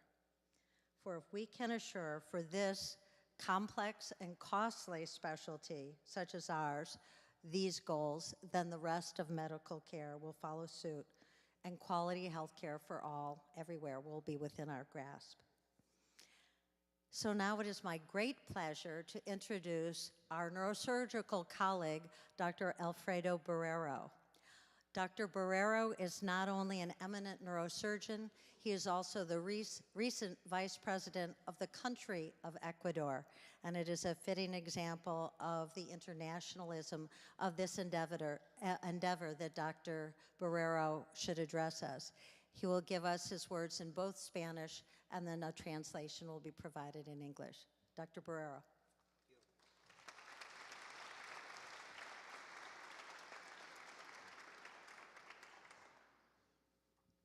Buenas tardes a todos. Good afternoon, everyone. Esto es un tributo a todos los neurocirujanos en Iberoamérica y alrededor del mundo que trabajan en condiciones adversas. This is a tribute to all neurosurgeons in Iberoamerica and around the world who practice in very difficult conditions. Es un placer estar aquí y formar parte de este evento para la neurocirugía global. It is my pleasure to be here and be part of this monumental event for global neurosurgery. A lo largo de mi vida he sido moldeado por innumerables experiencias, desde el largo camino para convertirme en neurocirujano hasta la inesperada llamada a la vicepresidencia de la República del Ecuador. Cada paso me ha enseñado que el verdadero liderazgo y el cambio comienzan escuchando y trabajando junto a quienes uno sirve. En ningún lugar lo he tenido tan claro como en la Amazonía, donde las comunidades viven en armonía con una tierra que exige resiliencia y reverencia. Throughout my life, I have been shaped by countless experiences, from the long journey of becoming a neurosurgeon to the unexpected call to serve as Vice President of Ecuador. Each step has taught me that true leadership and change begin with listening and working alongside those you serve. Nowhere has this been clearer to me than in the Amazon, where communities live in harmony with a land that demands both resilience and reverence. En el corazón de la Amazonía, donde el idioma de la selva se entrelaza con la sabiduría de sus pueblos, las urgencias no siempre llegan a tiempo. Allí, donde los caminos son los ríos, donde el tiempo se mide en lunas, no hay horarios de consulta. La salud sigue siendo un derecho lejano y esquivo. In the heart of the Amazon, where the language of the jungle intertwines with the wisdom of its towns, emergencies do not always arrive on time. There, where roads are rivers and time is measured in moons rather than in clinical hours, healthcare remains a distant and elusive right. Con la Corporación Latinoamericana para la Salud, hemos trabajado para reimaginar la cirugía global. Sin embargo, todavía queda mucho trabajo por hacer en el campo de la neurocirugía. Condiciones como el trauma cráneoencefálico, la hidrocefalia, la epilepsia estructural no son simplemente patologías. En territorios remotos son tragedias que se enfrentan con aislamiento, sin protocolos y sin especialistas. With the Latin American Health Corporation, we have worked towards reimagining global surgery.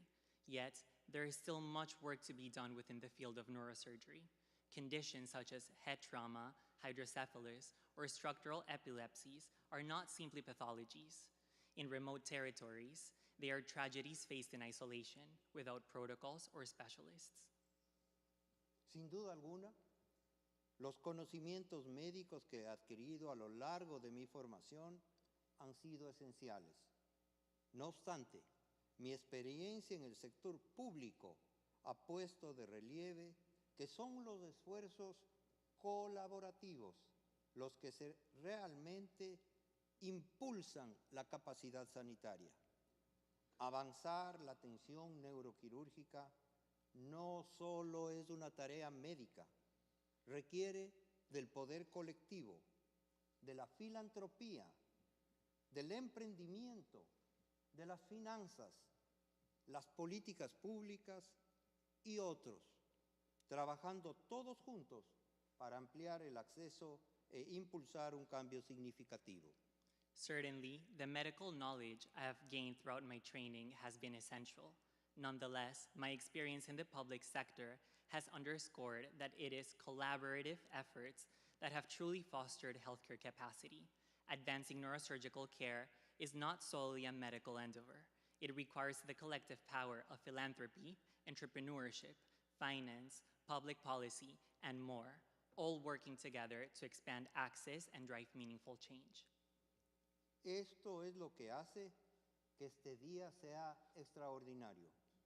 Estamos rodeados de personas de todos los rincones del mundo con experiencias diversas, pero con un compromiso compartido de lograr el crecimiento de la neurocirugía a través de esfuerzos tangibles. This is what marks this day as truly extraordinary. We're surrounded by people from all corners of the globe with diverse experiences, but a shared commitment to effect growth in neurosurgery through tangible efforts. En la selva no se camina con prisa, se camina con propósito. Así también debe caminar la neurocirugía global y hoy nos proponemos a construir un nuevo paradigma, uno arraigado en el diálogo abierto entre diferentes formas de conocimiento, cimentado en la acción colectiva y sostenido por la comunidad y reflexión constante. In the jungle, one does not walk in haste, one walks with purpose. Global neurosurgery, too, must move forward with intention, and today, we aim to build a new paradigm, one rooted in open dialogue between different forms of knowledge, grounded in collective action, and sustained by community and consistent reflection. Espero continuar este camino juntos, inspirándome en cada uno de ustedes, mientras construimos las bases para una infraestructura neuroquirúrgica más sólida y resiliente. I look forward to continuing this journey together, drawing inspiration from each of you as we build the foundation for a stronger, more resilient neurosurgical infrastructure. Buenas tardes y muchas gracias. Good afternoon, and thank you so much.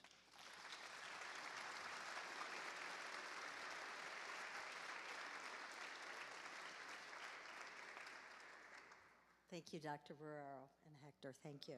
So today, as we celebrate the amazing achievements that many of you have made already in improving global neurosurgery thus far, and we look towards a future in which we continue to advance the availability of timely, safe, and accessible neurosurgical care for all, we are proud to share the Boston Declaration. This declaration builds on years of global collaboration, from the Bogota Declaration of 2016 to the Peshawar Statement of 2024. It represents a renewed, unified call to action. At its core is a simple but powerful message that neurosurgical care is a fundamental human right, and access to neurosurgical care must not depend on where a person was born or where they live. The Boston Declaration outlines 6 core commitments, from empowering local leadership and expanding neurosurgical capacity to adopting innovative technologies and advocating for policies that prioritize access to neurosurgical care and education for all.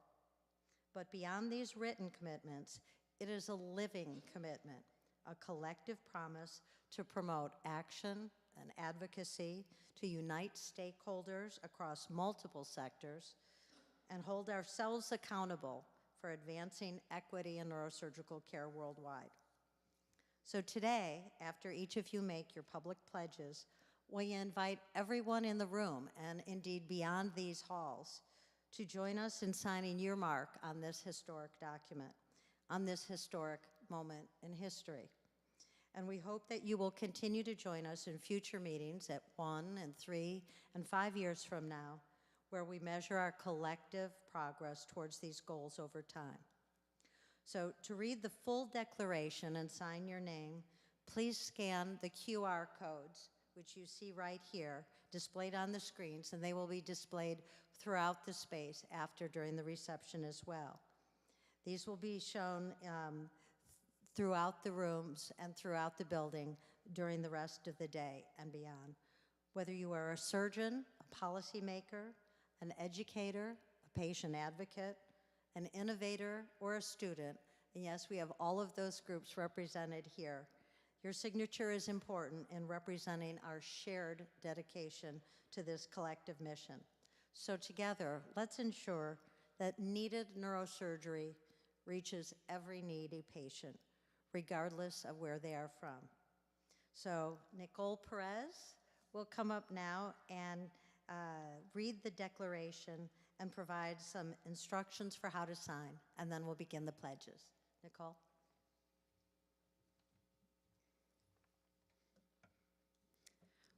We, the undersigned, affirm our collective commitment to global neurosurgery, defined as the clinical and public health practice of neurosurgery, with the primary purpose of ensuring timely, safe, and affordable neurosurgical care to all who need it. Building upon the foundation set by the 2016 Bogota Declaration and the subsequent 2024 Peshawar Statement, we acknowledge a substantial and persistent need for access to neurosurgical care and education worldwide, particularly across low-resource areas where the burden of urgent, unmet neurosurgical need remains disproportionately high. Driven by the conviction that access to neurosurgical care is an essential component of health and well-being and a fundamental human right that should be available to all, we resolve to work toward the equitable provision of neurosurgical care for all who need it. As signatories of the 2025 Boston Declaration on Global Neurosurgery, we urge, 1, fostering equitable partnerships that empower leadership in low-resource areas globally to respond to the essential neurosurgical needs of patients, communities, and health systems. 2, developing sustainable mechanisms to create and expand locally led capacity building efforts and bolster global neurosurgical healthcare delivery, especially in low-resource areas. 3, advocating for policies globally and regionally that prioritize access to neurosurgical care and education for all, as well as implementation of interventions to reduce the burden of preventable neurologic injury and disease. 4, adopting novel technologies and innovations that help to efficiently close the global care gap. 5, collaborating among all interested parties who share our vision to advance cohesive and effective measures that promote the equitable and sustained expansion of neurosurgical care and education globally.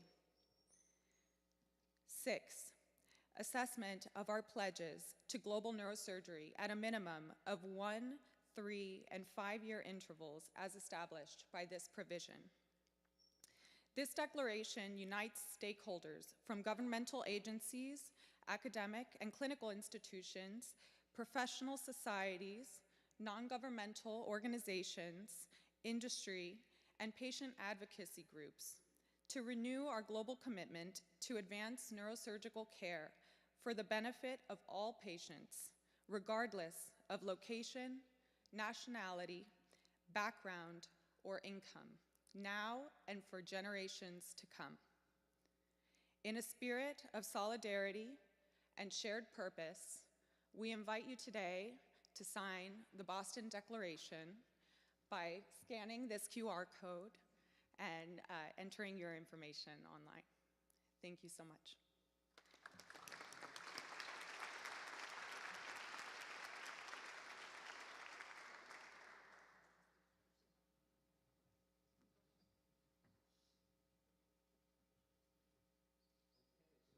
And with that, let's begin our pledges.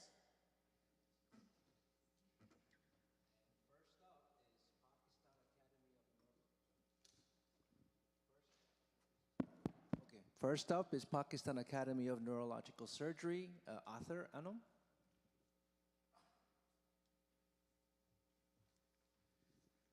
Thank you. So Pakistan, should I go ahead? Yes. Yeah. So Pakistan Academy of Neurological Surgery pledges to elevate neurosurgical training in Pakistan through structured educational programs, hands-on workshops, and sustained mentorship, leveraging the PAN's national and global expertise. The pledge number 2, that Pakistan Academy of Neurological Surgery and Pakistan Society of Neuro-Oncology pledges to lead prospective research to accurately characterize brain tumor epidemiology in Pakistan, informing clinical practices and shaping national health policies through the Pakistan Society of Neuro-Oncology. Thank you. Next, representing the American Association of Neurological Surgeons, President Jacques Morcos. And as Jacques is coming up, I'll share with you, we're happy to tell you that we have nearly 100 pledges. So each person is giving about a minute to summarize pledges, which in some cases are 10 pages long and very, very generous. Thank you, Dr. Morcos. Thank you. The American Association of Neurological Surgeons pledges to lower barriers to access its neurosurgical knowledge base and educational resources. I believe there are another slide, perhaps. Pledge number 2, we pledge to build capacity for new knowledge generation through increased opportunities for fellowship, mentorship, exchange programs, and research support. Thank you.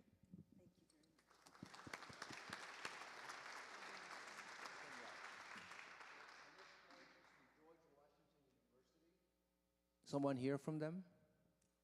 Well, I am actually, Okay. our resident is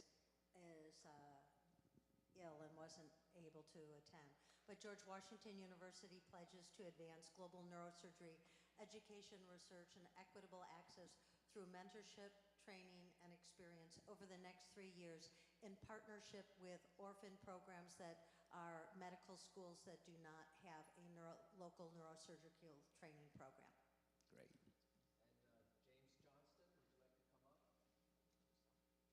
James Johnston, come on up from University of Alabama, Birmingham, the inventor of Tinder of global neurosurgery.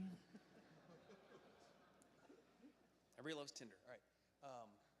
Intersurgeon pledges to continue to provide itself as a resource for the global neurosurgery community and catalyze and foster collaborative, equitable, and long-term partnerships, support clinical assistance, education, equipment sharing, research, training programs, and growth of collaboration within the neurosurgery specialty, while also allowing neurosurgery to better collaborate with the larger global surgery community.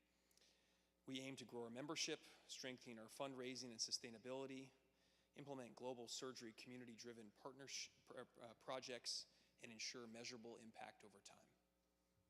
Thank you. Next is Neuro Rounds, represented by Maggie Fitzpatrick.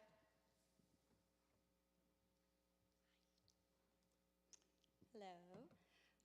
So Neuro Rounds will expand global neurosurgery education through a live, interactive, monthly case conference by building a diverse virtual community and enhancing global engagement through targeted outreach. And I just wanted to say thank you to Gail, who I spoke to years ago before I became a medical student, and encouraged me to follow my dreams and go to an international medical school despite the stigma, and Dr. McLaughlin, who is over here, who I do Neuro Rounds with. So we encourage everyone, especially international students, to please join us and get virtual clinical experience monthly. Thank you.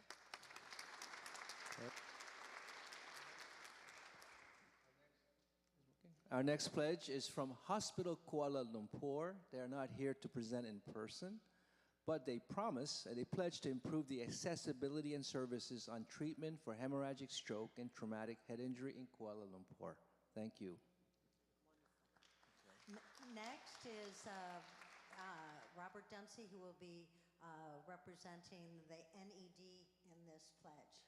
I'm very pleased to represent my dear friends, Dr. Young and Dr. Picard, who are not able to be here, regarding the Neurosurgical Education and Development Foundation.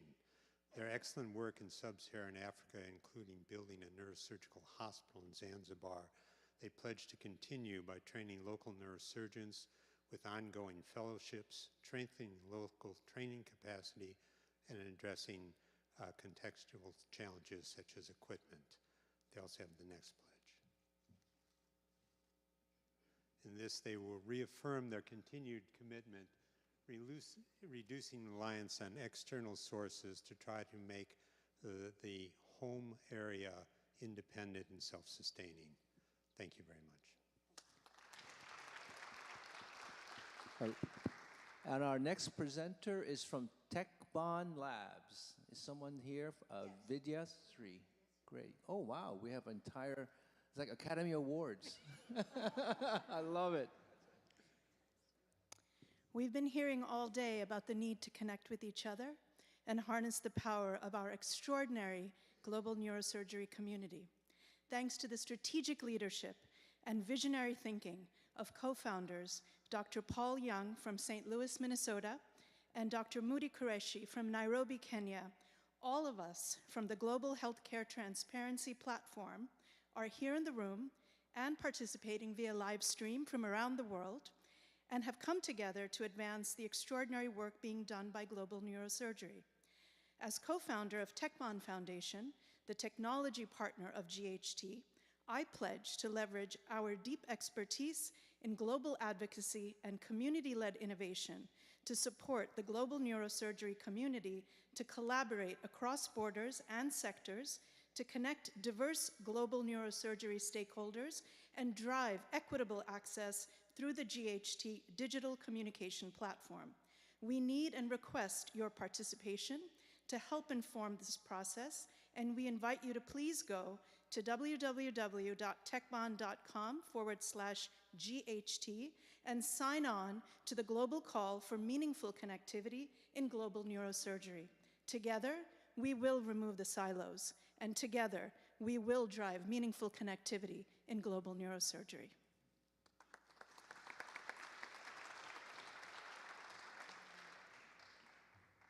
The next pledge comes from Muhimbili Orthopedic Institute. They are not here and asked us to present on their behalf. In collaboration with Professor Roger Hartle at Weill Cornell Medicine, the Tanzania Neurosurgery Project is aimed at building neurotrauma skills using modern technologies while considering the demands of the local context, step by step, employing audit protocols in order to improve performance.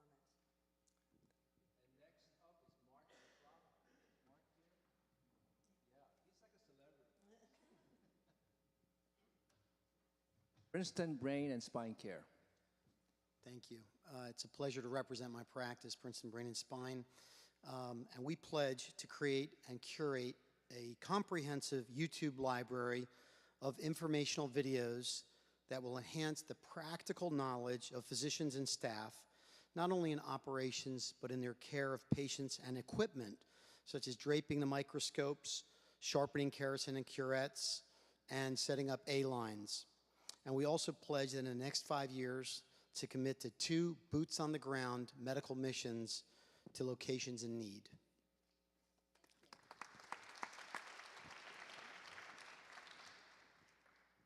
And the next is from Columbia University. This is a recorded video. Hello, my name is Nathan Floman. I'm one of the neurosurgery residents at the Columbia University Irving Medical Center, and I'm speaking for this Boston Declaration pledge on behalf of my department. The department's pledge is to form a research collaboration with a partner institution in a low or middle income country, and then demonstrate the research output, the uptake in research capacity, and ultimately the partnership that results from this. We are still on the lookout for a partner institution, so if you have any suggestions, we would be happy to hear them. Thank you very much. Okay, next we have Scott Solis. Come on down. Where are you? There you go. Rods and cones.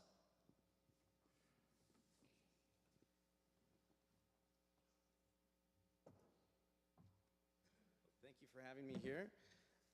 At Rods and Cones, we offer a remote telepresence technology. Through our technology, it's essentially simple and easy way to be able to be eyes into the operating room for anywhere, from somebody anywhere in the world to be able to access that point of care or operating theater. We've connected with this group a few months ago, and I was amazed by the project and the initiative itself. So we're pledging 2 systems to be able to set up with a project leader to be determined at a later point with the equal support to be able to get those up and running. So we look forward to supporting this initiative and this project with our system. Thank you.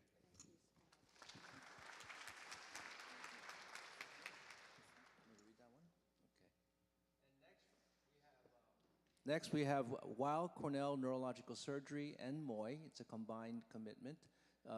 And their goal, their pledge, is to establish a comprehensive spine center using a multidisciplinary approach, utilizing the latest surgical technologies and serving a platform for research and training to ensure the highest standards of spine care in Tanzania.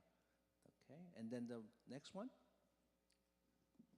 The next one is on behalf of Razum for Ukraine, and this is that over the next 5 years, Razum pledges to strengthen neurosurgical care in Ukraine by expanding its co-pilot program, which is an approximate residency experience, which aims to build a sustainable medical education and mentorship model rooted in equitable partnerships, Ukrainian leadership, and hands-on surgical training. Next is Phil and Carmina Aldana. Where are you? Carmina, you have to come up too. From Neurosurgery Outreach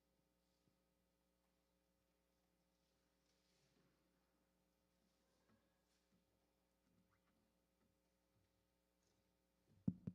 Good afternoon. I'm Philip Aldana, founder of the Pediatric Neurosurgery Outreach Foundation, or the Neurosurgery Outreach Foundation. And this is Carmina Montes Aldana, our executive director. On behalf of our foundation, we are honored to have this pledge today. Southeast Asia has the largest unmet need in neurosurgical cases. Building on NOF's 15-year experience in advancing access to neurosurgical care in underserved communities in Southeast Asia, I'm honored to include this pledge of neurosurgery capacity building in Mongolia to the historic Boston Declaration.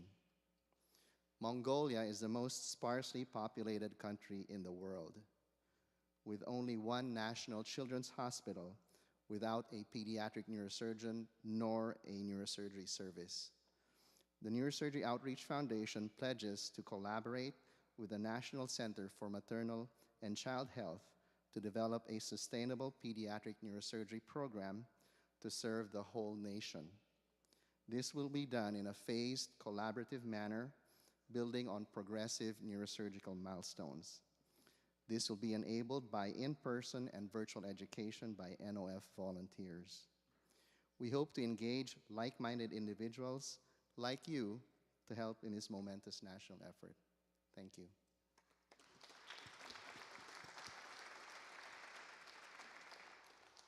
Next, Surgical Data Science Collective, Dr. Dan Donahoe. Thanks so much. It's a pleasure to be here.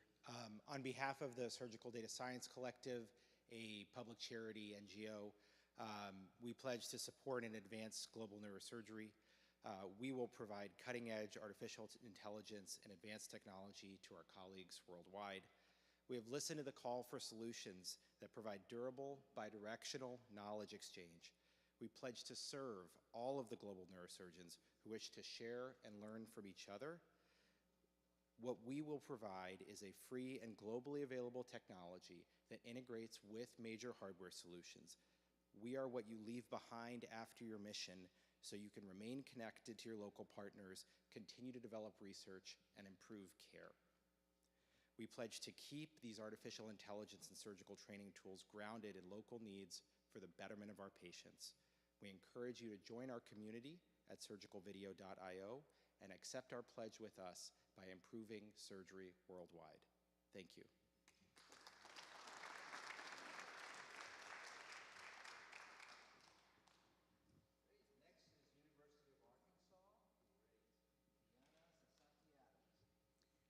Hello, thank you for having us. This is such a wonderful collection of inspiring, ambitious opportunity.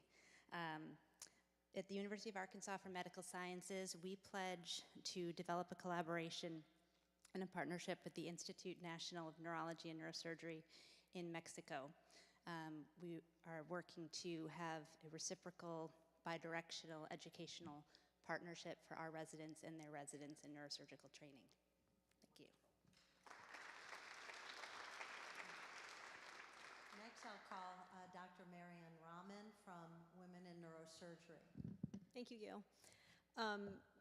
Women in Neurosurgery has a long history of supporting applicants for international awards for the Visa Award and a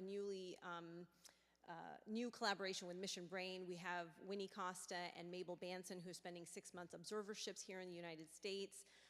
And we will continue this program. In addition to that, we have a very robust mentorship program, and we're planning on extending that to recruit 3 to 5 international mentors. So if any of you globally would be interested in this, so that we can then start recruiting mentees. And this is a year-long program with a set curriculum to help medical students and residents with career development, and we will plan on expanding that over the next 5 years. Thank you. Well, amazing. Thank you. Next is Noor Alasawi. Come on up. She's got 2 pledges she's going to read, one for GSSA and the other one for Barrow Surge Hub collaboration. Hi, everyone. So I am speaking on behalf of the Global Surgery Student Alliance. We are the U.S. arm of the Incision Global and have over 80 chapters across the country in medical schools. And we are the next generation of global neurosurgery. So eternally grateful for all the work you're paving the way for us. And we have big shoes to fill, to say the least. So thank you. Our national team, on behalf of our national team, we are pledging to support our students interested in global neurosurgery and their research and education, especially for those students who come without home neurosurgery programs, and to facilitate a program over the next 3 years to connect them to academic neurosurgery institutions and programs with the help of everyone here. So thank you for this pledge. And then the next pledge is per my role as a fellow for the Global Surgery Foundation in Geneva, Switzerland. We are doing a joint pledge with Barrow Global, a leader in global neurosurgery education, to create a course on global neurosurgery on the Surge Hub platform. It is an open access, free platform that was started a year ago with, the United Nations Global Surgery Hub, and it was started a year ago to host all global surgery courses for free, managed by the United Nations Institute for Research and Training, as well as our Global Surgery Foundation.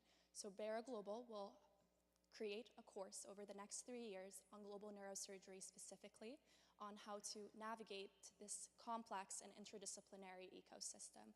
So thank you all for both.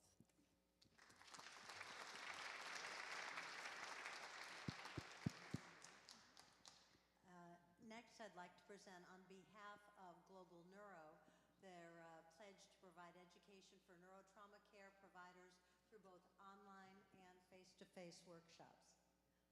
Great. And our next presenter is my friend Andres Rubiano, representing the Latin American Federation of Neurosurgical Societies.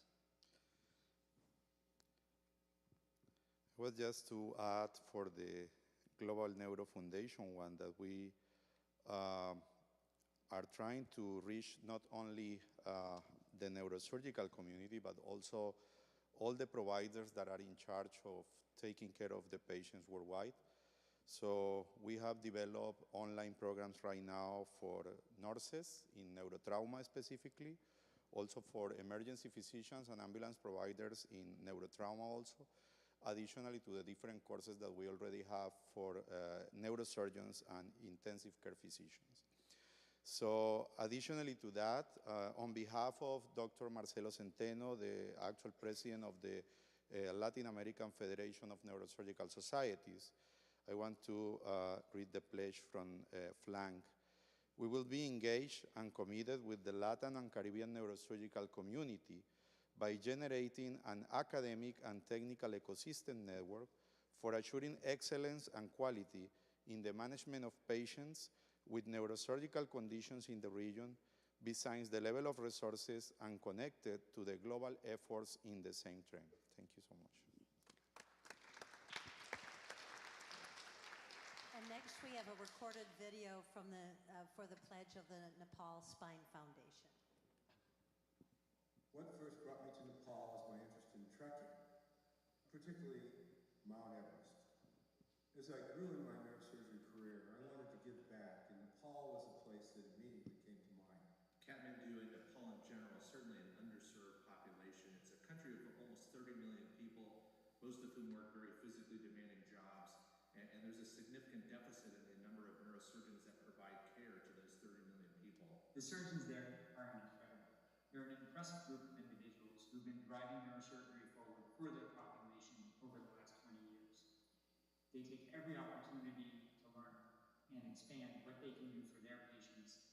Our primary focus has been on education, really enabling our partners at Tribhuvan University Teaching Hospital to help expand training to other surgeons in the region. The Nepal Spine Foundation they have been coming here every year, so it's like a proctorship model in which you have your own patients here, it's your own setting here. You have experts coming over to teach you, and in a way this has really sped up our learning curve, and we have been able to learn and perform these procedures independently now. Great, thank you. And next up is Anil Nanda from Rutgers. Come on up, Anil. He's got 2 pledges. I think it's poignant to make this pledge in Ted Kennedy's hall because he died of a glioblastoma. And I would recommend all of you to see his speech for his brother's funeral, which is where he says people think he dreamt of things that never were and said, why not? It's a powerful, powerful speech. It'll move you to tears. So I wanted to give our 2 pledges from Rutgers University, Rutgers Global Neurosurgery. Let me see, where did I put that? Sorry. We will engage students in global neurosurgery through the Osler Club, equanimity, and I always thought Osler was the Gandhi of medicine. So we want an interdisciplinary platform for mentorship and research. And our next pledge, 28, is we'll expand the visiting research scholar program to early career professionals from LMIC, and Daniela is already here, superstar. So we are very good. I have a 3rd pledge, which is not here, that we want to really promote the WFNS journal to make sure we push publications in LMIC countries. I will end with a wonderful quote by Mother Teresa, who said, "We are not born to do great things. We are born to do little things with great love, and all of you are doing little things with great love."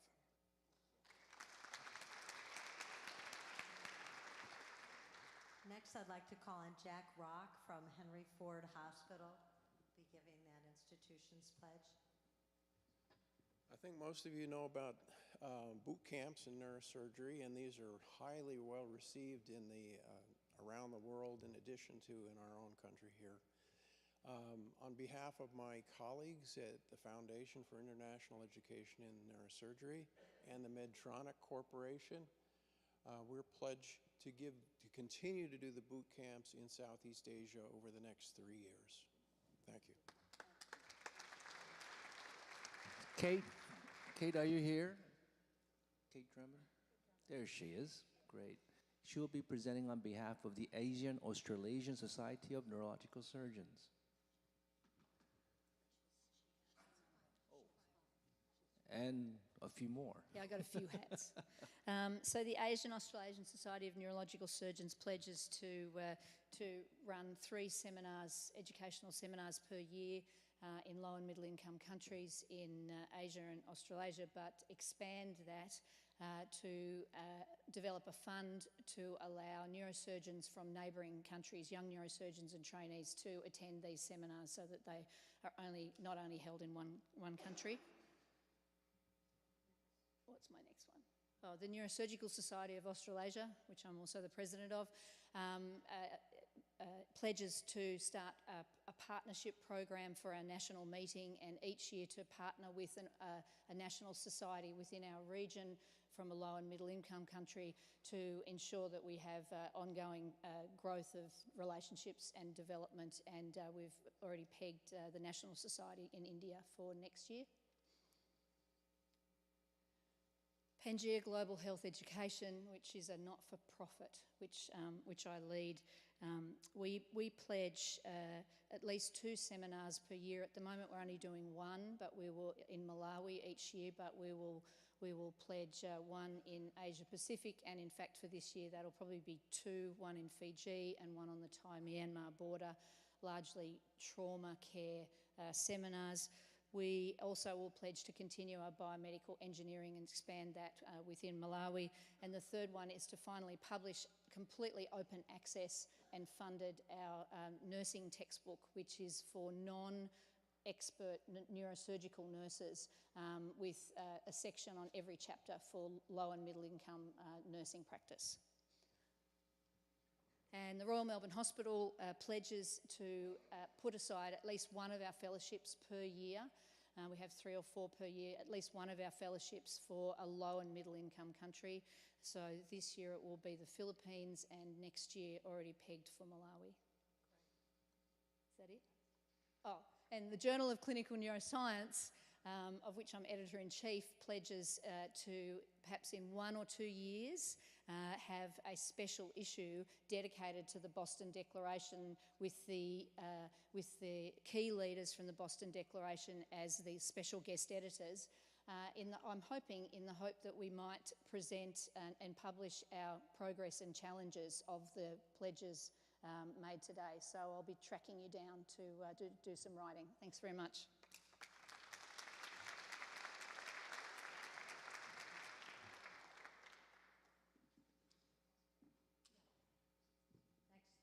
Next, I'd like to call up Carrie Vaughn, who will be presenting a series of pledges from Barrow. Welcome, Carrie. Thank you very much. We're honored to be a part of this community and this global momentum to better serve patients worldwide. And as part of the Barrow Global Group within the Barrow Neurological Institute, our first section of pledges that I'm presenting are related to the importance of education worldwide and the bidirectional neighbor and support careers for young neurosurgeons worldwide. So the Barrow Global Group, as part of BNI, pledges to support and sustain an international neurosurgery research spine fellowship to provide advanced spine research training for international neurosurgeons, particularly from LMICs, to help them advance their careers and take care of their patients. And our next pledge is that we as a Barrow Global Group pledge to establish an international neurosurgery research fellowship to train early career academic international neurosurgeons in research focused on the breadth of global neurosurgery. Thank you.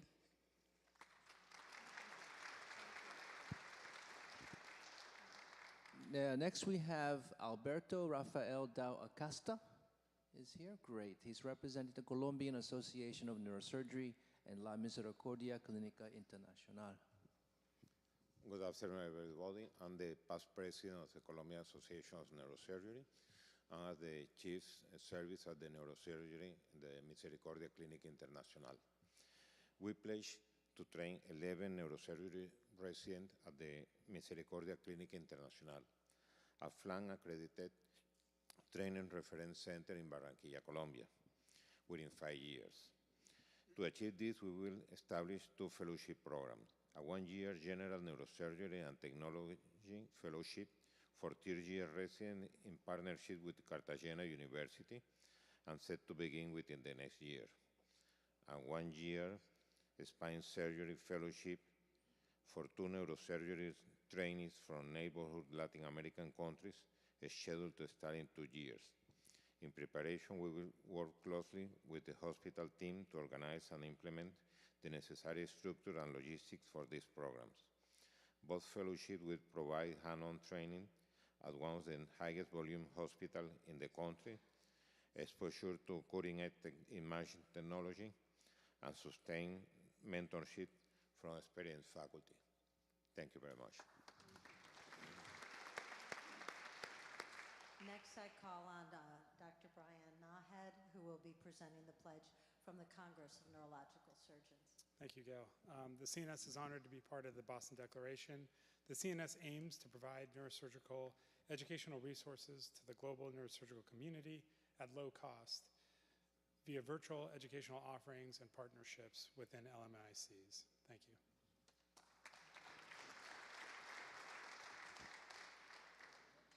Next person is Adam Wells from Neurosurgical Research Foundation. There he is. Come on down. Thank you. I'm proud to represent the South Australian-based Neurosurgical Research Foundation. We pledge to raise funding and awareness for neurosurgical research into the cause, the diagnosis, prevention, and treatment of disease or malfunction of the brain, the spine, and the nerves. which has been the goal of the Neurosurgical Research Foundation since it was founded by Trevor Dinning and Donald Simpson in 1963. Furthermore, we pledge $1 million in annual seed funding for early and mid-career researchers and to enable successful application for federal funding. Thank you. Did I hear $1 million? Is that US or Australian? That's, Australian dollars. So good. Next, for those who will present on behalf of Incision, who is not here, Incision is the International Student Surgical Network, and they pledged to launch a strategic working group that between 2025 and 2030 will co-develop educational content and public-facing initiatives that reflect youth perspectives within neurosurgery, within LMICs. Thank you. And next is Reach Another Foundation. They're not here. They've done amazing work in Ethiopia in treating hydrocephalus and spina bifida. They pledged to train 5 pediatric neurosurgeons at their new Reach Another Foundation-affiliated Centers of Excellence in Ethiopia through a structured and accredited training initiative within 5 years. Wonderful. Next we have University of Alabama at Birmingham, and we have Garrett Thrash and Dr. Jeffrey Blount. The UAB chapter of Mission Brain pledges to continue encouraging international collaboration in the field of global neurosurgery in the next 5 years by 1, implementing the NeuroCamp curriculum in each Mission Brain chapter internationally, assist GABSPIF and UAB Department of Global Neurosurgery in folic acid fortification efforts, and support international research equity through our annual 8-week research seminar. Thank you. Thank you. Dr. Blount.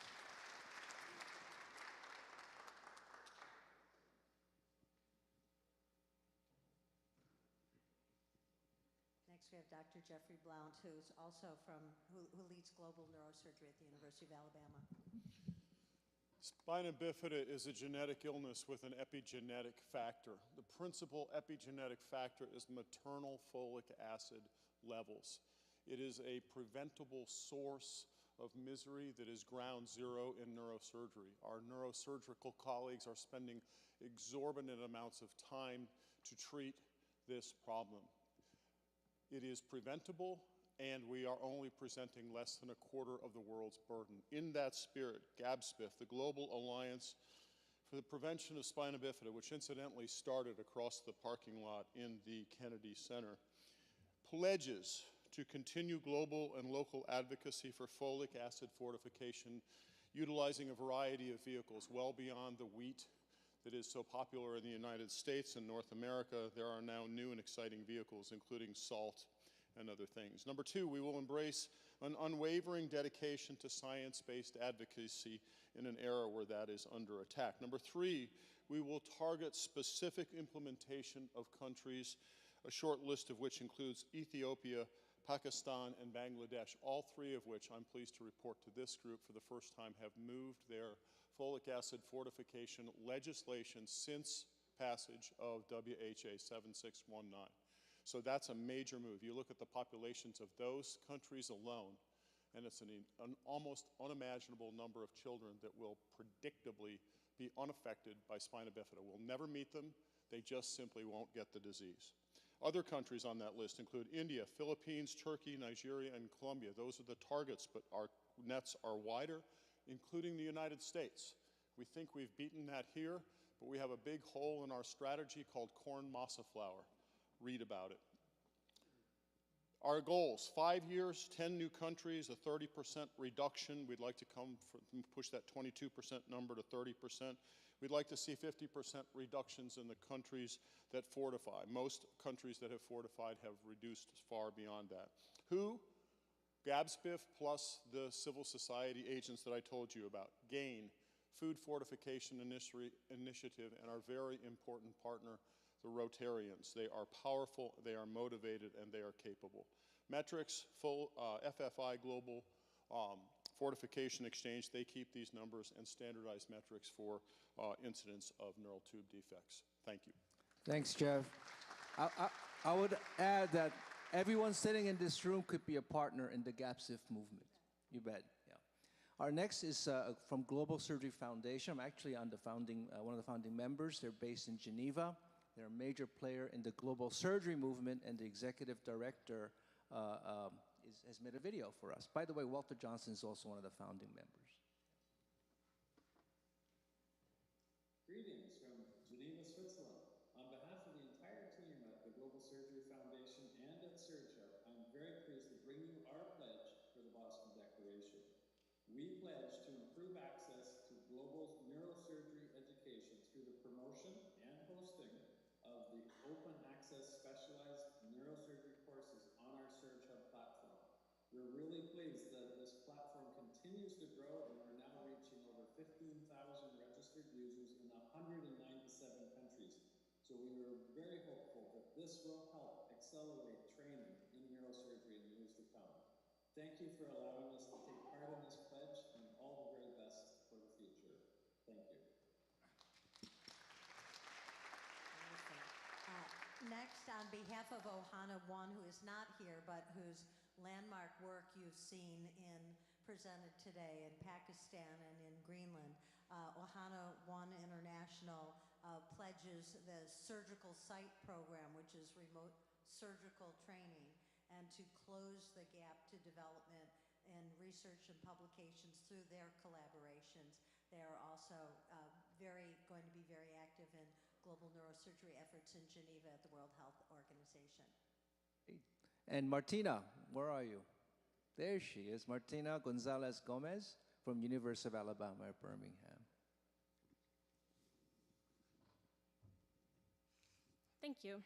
The University of Alabama at Birmingham Global Neurosurgery Program, with the support of Children's of Alabama, pledges to continue strengthening our partnerships and building the academic and administrative infrastructure for a leading ethical and sustainable global program by developing diverse avenues for engagement, growth, and expansion of our ecosystem, supporting the development and growth of neurophysiology and neurosurgery in Vietnam, and our new collaborations with Egypt and Ethiopia, and continue advocating for neurosurgical care and prevention of neurosurgical conditions like spina bifida with folic acid fortification. Next, I'd like to call April Sabangan, who is the Executive Director of Mission Brain.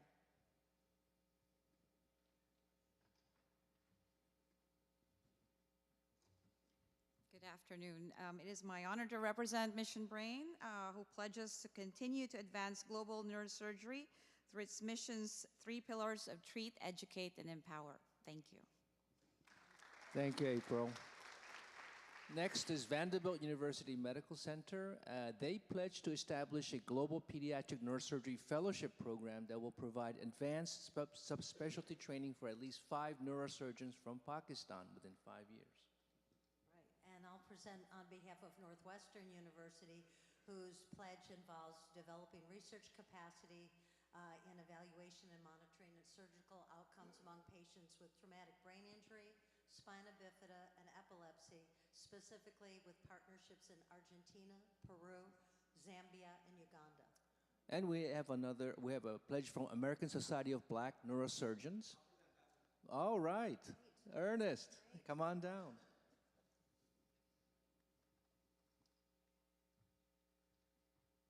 Hi, everyone.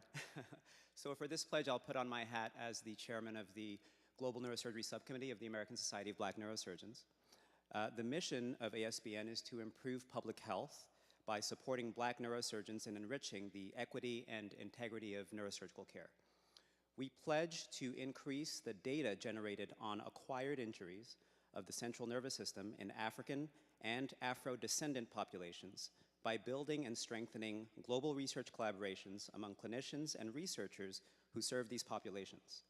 This problem will address the data gap that impedes progress in improving the neurohealth outcomes of these populations. This is important because these populations are disproportionately burdened by trauma and stroke and poor outcomes following these injuries. This work will take place in partnering African countries such as Ethiopia, Nigeria, and Benin, as well as in Afro-descendant communities of the US and the Latin American and Caribbean countries. Thank you. Next, I'd like to call Michael Lawton to present a number of pledges from Barrow Global. Welcome, Michael. And Delon, thank you. Welcome, Delon, as well. Thank you, Gail. It's an honor to be in front of you again. Fellowships have always been a big part of the Barrow. Many of you in this audience have been to Barrow for fellowships. We're pleased to pledge this, sustaining our Global Neurosurgery Fellowship, which trains board-eligible, board-certified neurosurgeons to go into careers in global neurosurgery. One of our founding donors who helped us initiate this program was also interested in our work in South America, so we are pledging to work with Paraguay and Panama.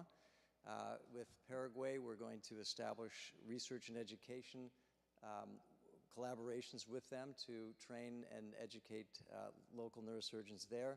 And in Panama, we're going to be working for similar things, research and education through Symposium and training sessions to help the Panamanian neurosurgeons. So, thank you.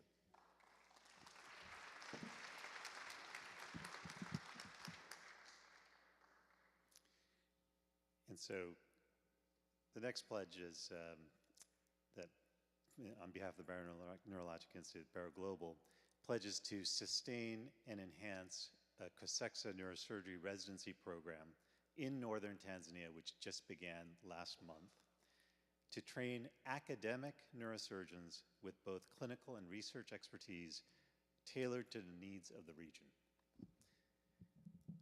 Our next pledge, the Barrow Neurologic Institute and Barrow Global pledges to develop and sustain in-depth cross-continental collaborations to advance neurosurgical training and research across 3 continents and 5 regions, to measure the impact of immersive long-term partnerships on education and training, and those regions being Tanzania, South Africa, Paraguay, Panama, and Arizona, because we believe that these types of in-depth cross-continental, cross-cultural collaborations will enhance and elevate all of us.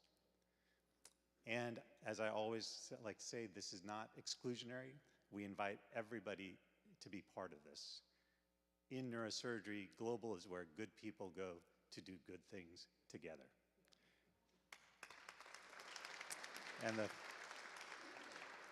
And the final segment of this group of Barrow pledges, Barrow Global pledges to advance economic research and publication in global neurosurgery through a multi-year collaboration with the Thunderbird School of Global Management, the #1 management school in the US at ASU, providing data-driven financial models to support sustainable care in low and middle income countries. This is so that as we take action in global neurosurgery, it's done with awareness and knowledge. Thank you. Thank you, Delon. Our next pledge is from the Global Neurosurgery Forum. This is the one that's chaired by Tariq Khan in Peshawar. Global Neurosurgery Forum pledges to develop training programs, strengthen global research collaborations, and lead global campaigns such as the initiative to recognize TBI as a notifiable and chronic condition, also known as education to neurotrauma care providers via online and in-person workshops. Right. Next is FEANS and the University of Wisconsin-Madison. Dr. Dempsey.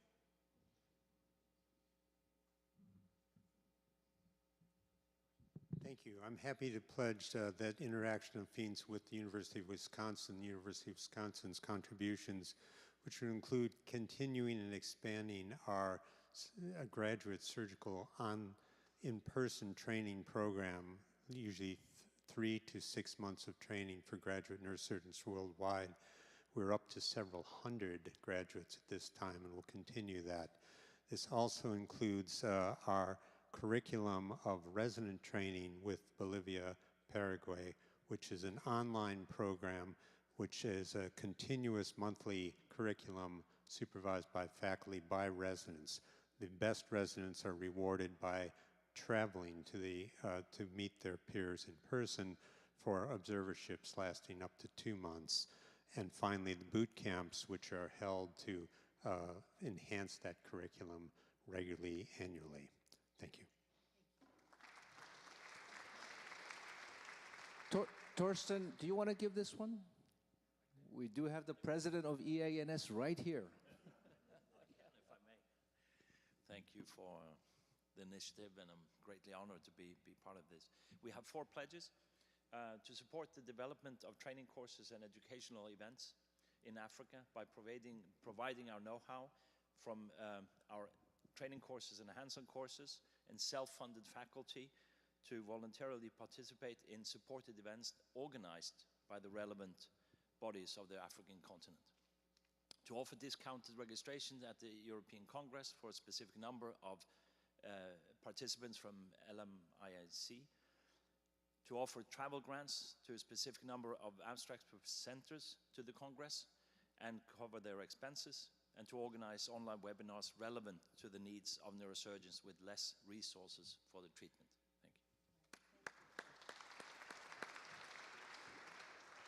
Next, we have a recorded video pledge from Life and Limb, which is the primary trauma care foundation.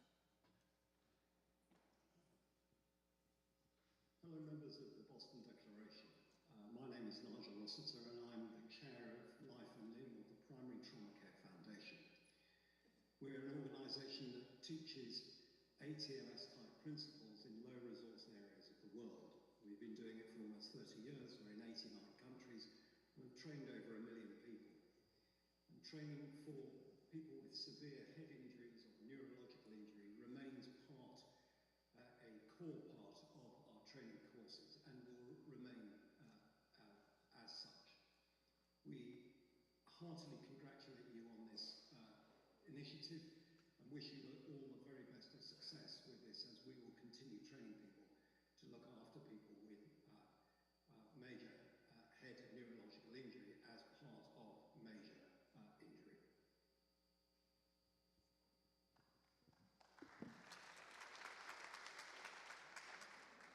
Then we have Lucas Vasulik from University of Belgrade. Good afternoon. It's my honor and the privilege and pleasure to give 2 pledges on behalf of the University of Belgrade Faculty of Medicine, Clinic for Neurosurgery, University Clinical Center of Serbia.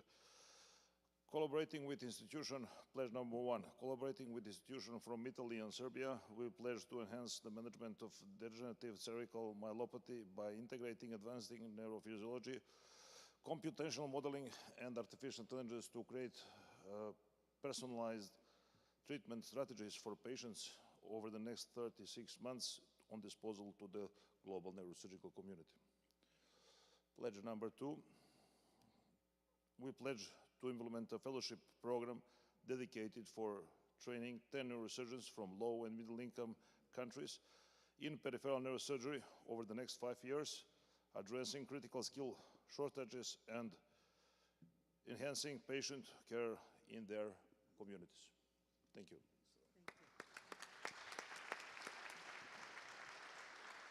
Next, from Solidarity Bridge, I'd like to welcome Dr. Richard Moser.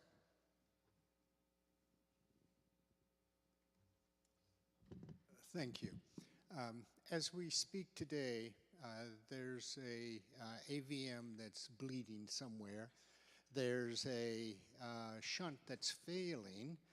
There's unbearable pain that persists, all for want of a specialized surgical procedure that is curative.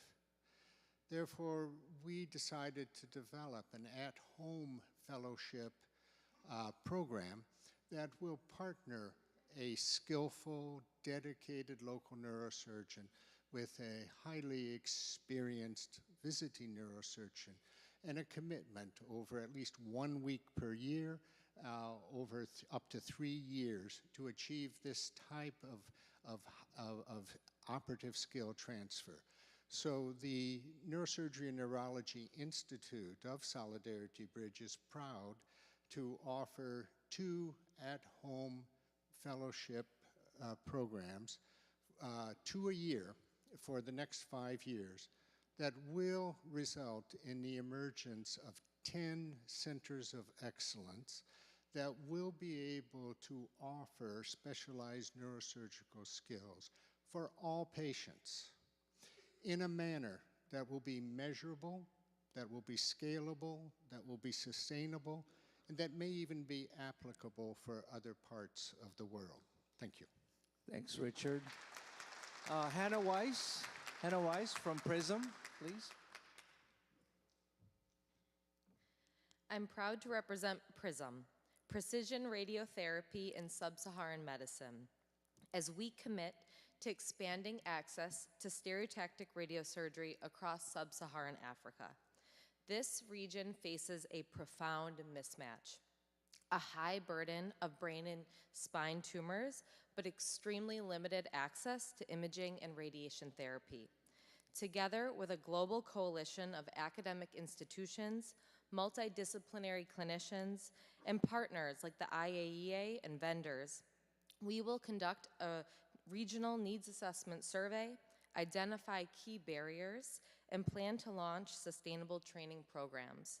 By 2026, we aim to establish the first regional training hub and lay the foundation for a continent-wide network of SRS-equipped centers, advancing equity in neuro-oncologic care through data-driven partnership and action. Thank you.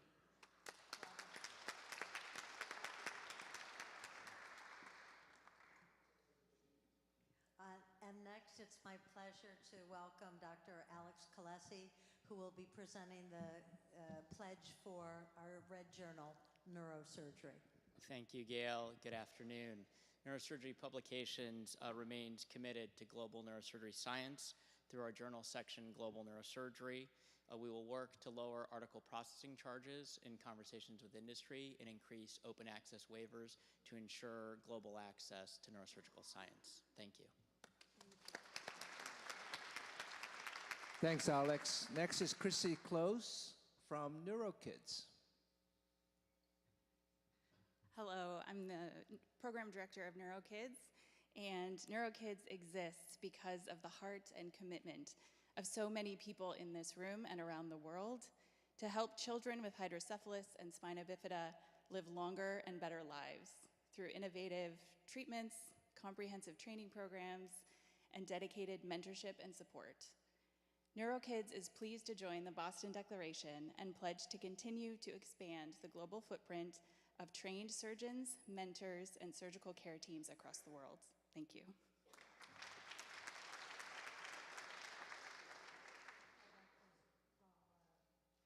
Next, I'd like to call Colombian neurosurgeon Kemal Gatmi, who has a series of pledges to present to us. Kemal. Thank you.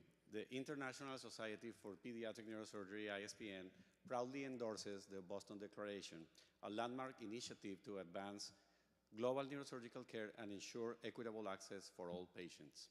As a society dedicated to the highest standards of pediatric neurosurgery, our mission is to empower clinicians, researchers, and healthcare leaders with the knowledge, skills, and collaborative spirit needed to improve outcomes for children worldwide. We have 3 pledges. The first one, on the domain of engagement in policy and advocacy, is advocating for policies integrating pediatric neurosurgical care into national health agendas, particularly in low and middle income countries. By collaborating with stakeholders, we aim to influence policies and implement sustainable programs that reduce the burden of neural tube defects and improve pediatric neurosurgical outcomes worldwide. Our next pledge is on the engagement domain, and it's to build collaborative networks and ecosystem expansion to enhance pediatric neurosurgical care globally by fostering partnerships, sharing knowledge, and supporting transitional care models, especially for patients with spina bifida. We aim to build a robust ecosystem that supports capacity building, innovation, and lifelong continuity of care. And our third pledge is on the research and development domain in advancing evidence-based pediatric neurosurgery. The ISPN strives to advance research in pediatric neurosurgery, focusing on low and middle income countries. We aim to inform clinical practices and policy decisions that improve children's outcomes worldwide by generating and disseminating robust evidence around patient-centered outcomes. By pursuing these goals in policy and advocacy, collaborative networks, and ecosystem expansion, and advancing evidence-based care neurosurgery, the ISPN reaffirms its commitment to the Boston Declaration and we believe that this action will significantly enhance pediatric neurosurgical care, reduce the global burden of preventable neurological conditions, and foster a more equitable future for children everywhere. Thanks. And I continue. Now I have the pleasure to proudly endorse from the Translational Neuroscience and Mental Health Lab at the University of La Sabana in Chía, Colombia, the Boston Declaration 2025. We proudly support this declaration, joining the global movement to ensure equitable access to neurosurgical care worldwide. Our mission is to transform neuroscience discoveries into solutions that improve individual, community, and population well-being, particularly in underserved regions. As a third-generation university, we are committed to generating knowledge and fostering innovation and social transformation. Through knowledge translation, stakeholder engagement, and health system research, we aim to facilitate that neuroscience-informed solutions contribute meaningfully to the development of global neurosurgery. We pledge to contribute through the following focused area: advancing translational neuroscience for global neurosurgery. We will advance a portfolio of translational neuroscience research focused on high-burden neurosurgical conditions such as traumatic brain injury, hydrocephalus, spina bifida, structural epilepsy, and CNS infections, prioritizing equity, feasibility, and implementation in real-world context. Thank you so much.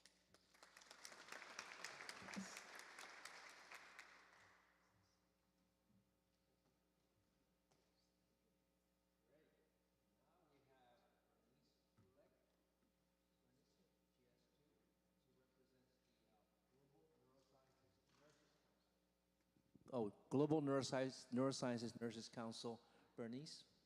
Thank you. I'm honored and privileged to be here today representing Nurses' Voice in this landmark event. As the chair of the Global Neuroscience Nurses within the WFNS, we pledge to establishing sustainable neuroscience nursing comprehensive education program in Africa and beyond. By training regional ambassadors and fostering an international partnership. In addition, we will build capacity building and nursing research, as well as advocacy plans with the long term. The second pledge I am going to present on behalf of the pioneers of neuroscience nurses in Tanzania aims to bridge the gap between neurosurgeons and nurses in providing holistic care to patients with the goal of training at least 10 neuroscience nurses each year at a certification level. Thank you.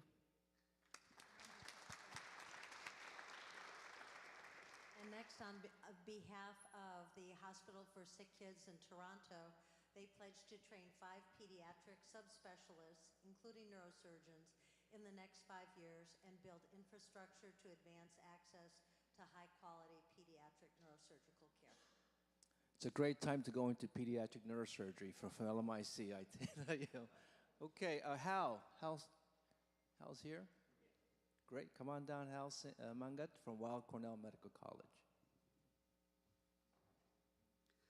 It's an absolute honor to be here. On behalf of the Cornell Tanzania Neurosurgery Project, in collaboration with the National Neurosurgical Institute in Dar es Salaam, the Muhimbili Orthopedic Institute, and the Tanzania Neurosurgical Society, we pledge to strengthen the organization of TBI care delivery along the chain of trauma care in non-tertiary hospitals in Tanzania by first, creating a national GIS mapping of TBI occurrence that's referred to regional and tertiary care hospitals, educational courses on maintaining resuscitation of TBI patients along the chain of trauma care prior to arrival to tertiary hospitals, and third, to formulate policy recommendations from an ongoing global Delphi survey on TBI medical care delivery at district and regional hospitals that do not have neurosurgeons. Thank you. And if you haven't done the Delphi, please let me know. Thank you, Hal. Bob Dempsey, please come on down. He's representing this time the Foundation for International Education in Neurological Surgery.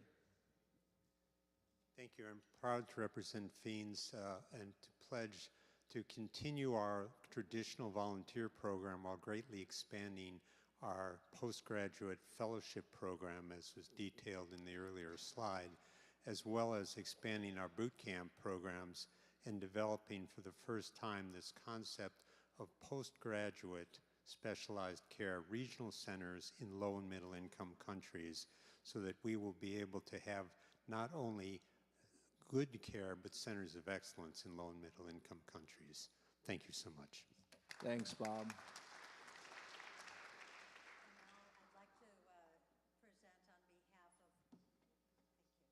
On behalf of Hanzania, a recorded video. Hanzania is an orthopedic surgery NGO that aims to create high-quality practitioners of upper extremity neural care.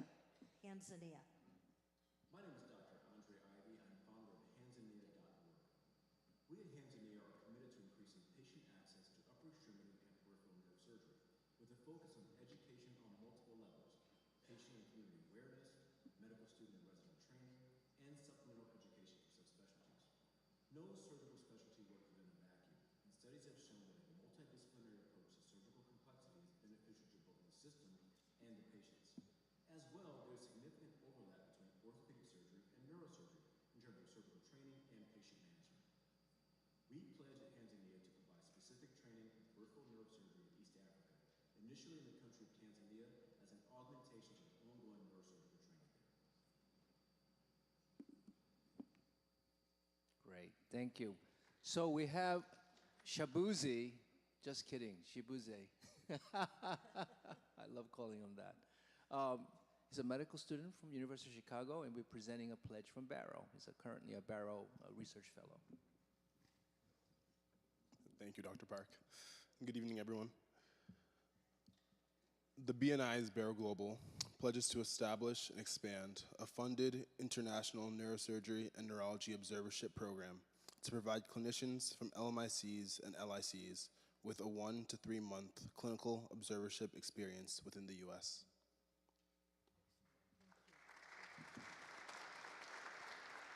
Next, I'd like to call Sarah Venturini, who is from NIHR, who will be presenting the NIHR, a combined pledge from the National Institute of Health Research of the United Kingdom, the University of Cambridge, and the Society of British Neurological Surgeons. Thank you very much. Today I'm speaking on behalf of the NIHR Global Health Research Group on Acquired Brain and Spine Injury based at the University of Cambridge, and the SBNS, the Society for British Neurological Surgeons. The NIHR APSI group, together with the SBNS Global Neurosurgery Initiative, pledge to build collaborative research capacity to answer key questions in global neurosurgery through sustainable research training, delivering high-quality research studies, and involving communities and patients in all stages of research. Thank you. The next pledge is still me. Perfect. The next pledge, I'm speaking on behalf of the Global TBI Resolution Coalition, which is a multidisciplinary professional group working towards our goal to get TBI recognized as a chronic and a notifiable condition. We pledge to, through a multifaceted approach encompassing advocacy, awareness campaigns, and research initiatives, as well as intersectoral collaborations, to advocate for TBI to be recognized as a chronic and notifiable condition, which we believe to be a key step in enhancing TBI care globally. Thank you. Thank you, Sarah. This is important work. We're trying to get TBI really is a neurosurgical condition to be at one of the top conditions for global health. This is a really good initiative. Our next person is Megan Still from University of Florida. Go ahead. Hi, good afternoon, everyone. The University of Florida Department of Neurosurgery pledges to continue to improve global health through educational opportunities for international neurosurgeons, trainees, and students through observerships in our vascular and functional fellowship programs. Further, we seek to we seek scientific exchange and collaboration with neurosurgeons and neuroscientists around the world. Through these efforts, neurosurgeons will be able to provide enhanced care for patients in their home countries and contribute to scientific discovery for the betterment of patients worldwide. Thank you.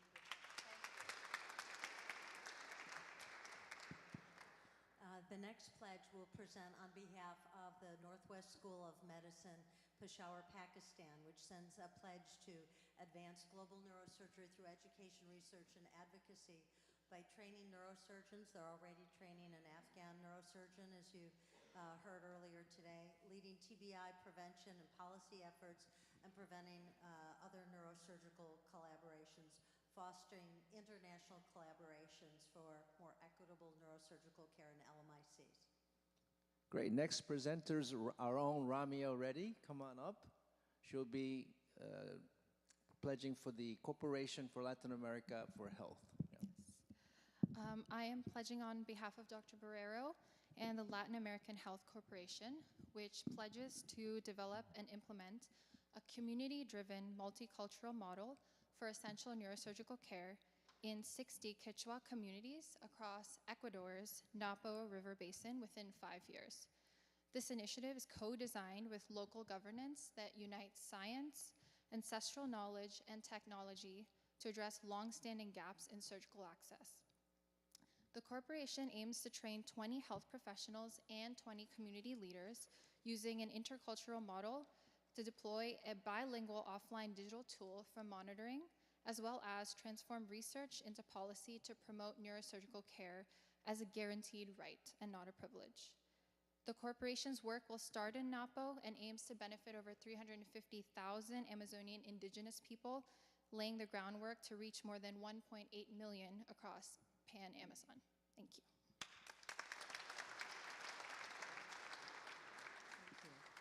Next, we have a recorded video. This is a pledge from, a combined pledge from Syria and the National Hospital for Neurology and Neurosurgery, Queen's Square, UK, as well as in collaboration with Syrian centers.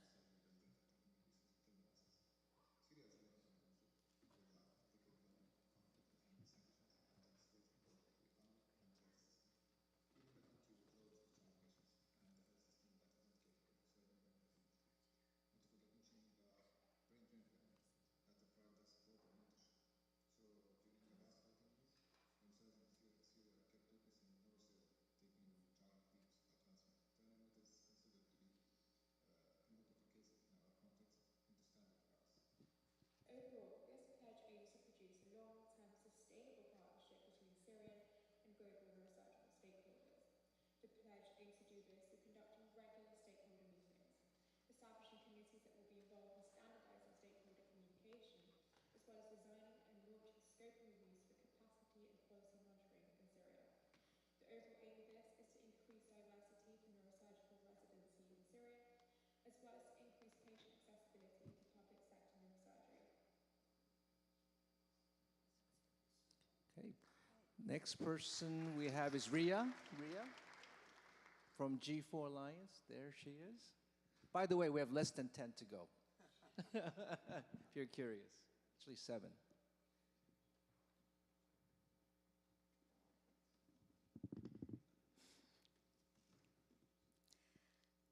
Thank you, and good evening.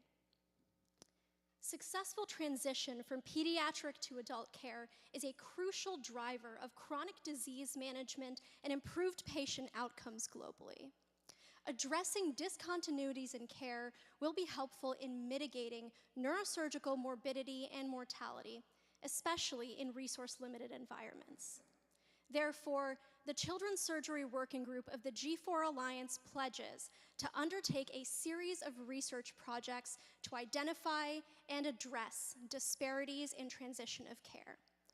We have already begun to fulfill our pledge with the initiation of 2 systematic review projects that are ongoing and 1 global grassroots survey that launches this month.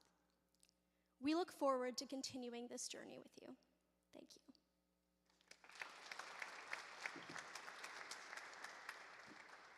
And now also from G4 Alliance, Daniela Perez Chadid with a series of pledges. Daniela will be delivering pledges from G4 Alliance with Us Against Alzheimer's, from the Brain Economy Alliance, and from the Davos Alzheimer's Collaborative. So the G4 Alliance, in partnership with Us Against Alzheimer's, pledges to increase public awareness about brain tissue donation after death as a vital contribution to neurological disease research. We hope to achieve this through targeted advocacy efforts with partners in Asia, Africa, and South America. The next one. The G4 Alliance, in partnership with the Brain Economy organizations, commits to generating evidence demonstrating the return on investment of the treatment of neurosurgical conditions, starting with traumatic brain injury and normal pressure hydrocephalus.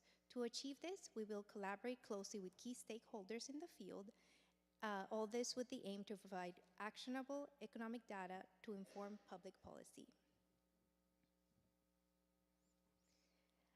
The G4 Alliance also pledges to strengthen access to quality, safe, timely, and affordable surgical obstetric trauma and anesthesia care, including neurosurgical and traumatic brain injury care, through policy change, capacity building, data generation, and advocacy.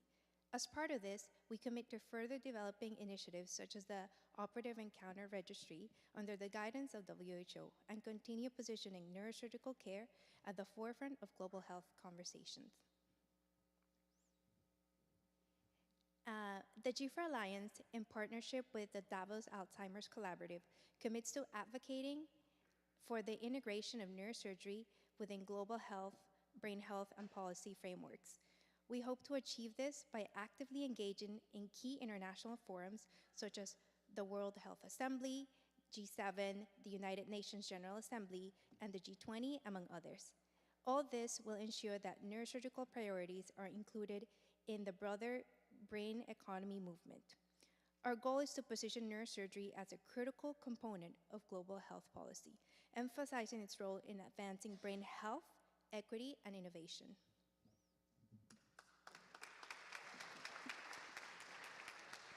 And then we have a final team of commitments from Mike Hagelin and Alvin.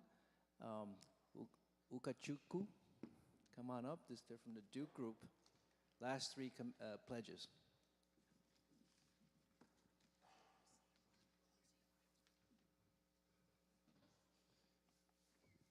Thank you, Dr. Haglund, for the opportunity to present on behalf of the Duke Global Neurosurgery and Neurology Division.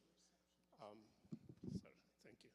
So the DGNN pledges to advance neurosurgical technical training and capacity building, research capacity building in Uganda, Nigeria, Rwanda, Sri Lanka, and Singapore. And we also pledge to continue all our work in supporting neurosurgical infrastructure through technological advancement in Uganda and also in Nigeria. Thank you. The Duke Global Neurosurgery and Neurology Group pledges to train 27 more neurosurgeons in Uganda. We now have 3 formal training programs, 2 approved by COSEXA and 1 approved by the Ministry of Health and MMed in neurosurgery program. And the last but not least, and the biggest one, is we're pledging to build this East African Neuroscience Center. We plan to raise $8 million through our new 501c3 NeuroHope Africa Foundation, and that has just started in the last month, and we'll be working on raising those funds. Goals being year 1, hopefully next year, there's a cement pad in the parking lot next to Mbarara Hospital because we raised $1.6 million, and then over the next 3 or 4 years, the 4-story building would go up, and then we have to fill it with the equipment and the people to make it all happen, and it would serve as sort of the crown jewel of all the work we've done in Uganda for the last 17 years. So thank you. Fantastic. What a way to finish. Thank you. Thank you. So I'm the only one that's holding you from going to the reception and getting the well-deserved drinks that you all, want. I'll keep my comments short. First of all, I just want to say thank you to Ali, Nirav, and Linda for taking a chance on this symposium. really was. And it was just an honor to work with you. And thank you, thank you, thank you. I want to also acknowledge my partner in crime, Gail. It's been a pleasure. It's been an amazing journey. And I also want to acknowledge our team. Where are the secretariats? Ramia, Nikki, Piper. Wait, stand up. Where is it? Are they all here? Come on up here. Yeah. And Noor. We only take women. Just kidding. This team has been amazing. We just followed instructions, to be honest with you. We're just readers. I mean, all of you, Nikki, Ramia, Noor, and Piper. Thank you so much. Thank you. And I want to say thank you to the leadership of neurosurgery. They're in this room. I mean, I know you all have busy schedules, but you made time to show up for this important session. It validates that neurosurgery, global neurosurgery, is here to stay. We're not going anywhere, and we're just getting started, right? And I gotta say, it's the students that really keeps us moving forward. I get so energetic when I see young people come and then say, hey, Dr. Park, we want to get involved with global neurosurgery. We have work set aside for us. What we did today was we enlarged the tent, right? It's just, we can't solve global neurosurgery issues through surgeon's lounge mentality. We have to enlarge it to other stakeholders, students, nurses, industry, innovators, finance people. All of you have a role to play. Global neurosurgery is not an individual sport. It's not going to be one person that's going to be the top person in global neurosurgery. We could only win by collaborating. And that was the message that Joseph Kennedy said. We have to collaborate to win. So let's try to do that together. We will take everything that's been done here. We will be accountable to every one of you who gave pledges today. Believe me, we'll come to you in a year and 2 years and 3 years and say, where are you with this? Please, let's get this, let's move together, and let's go and finish this job together. Thank you very much.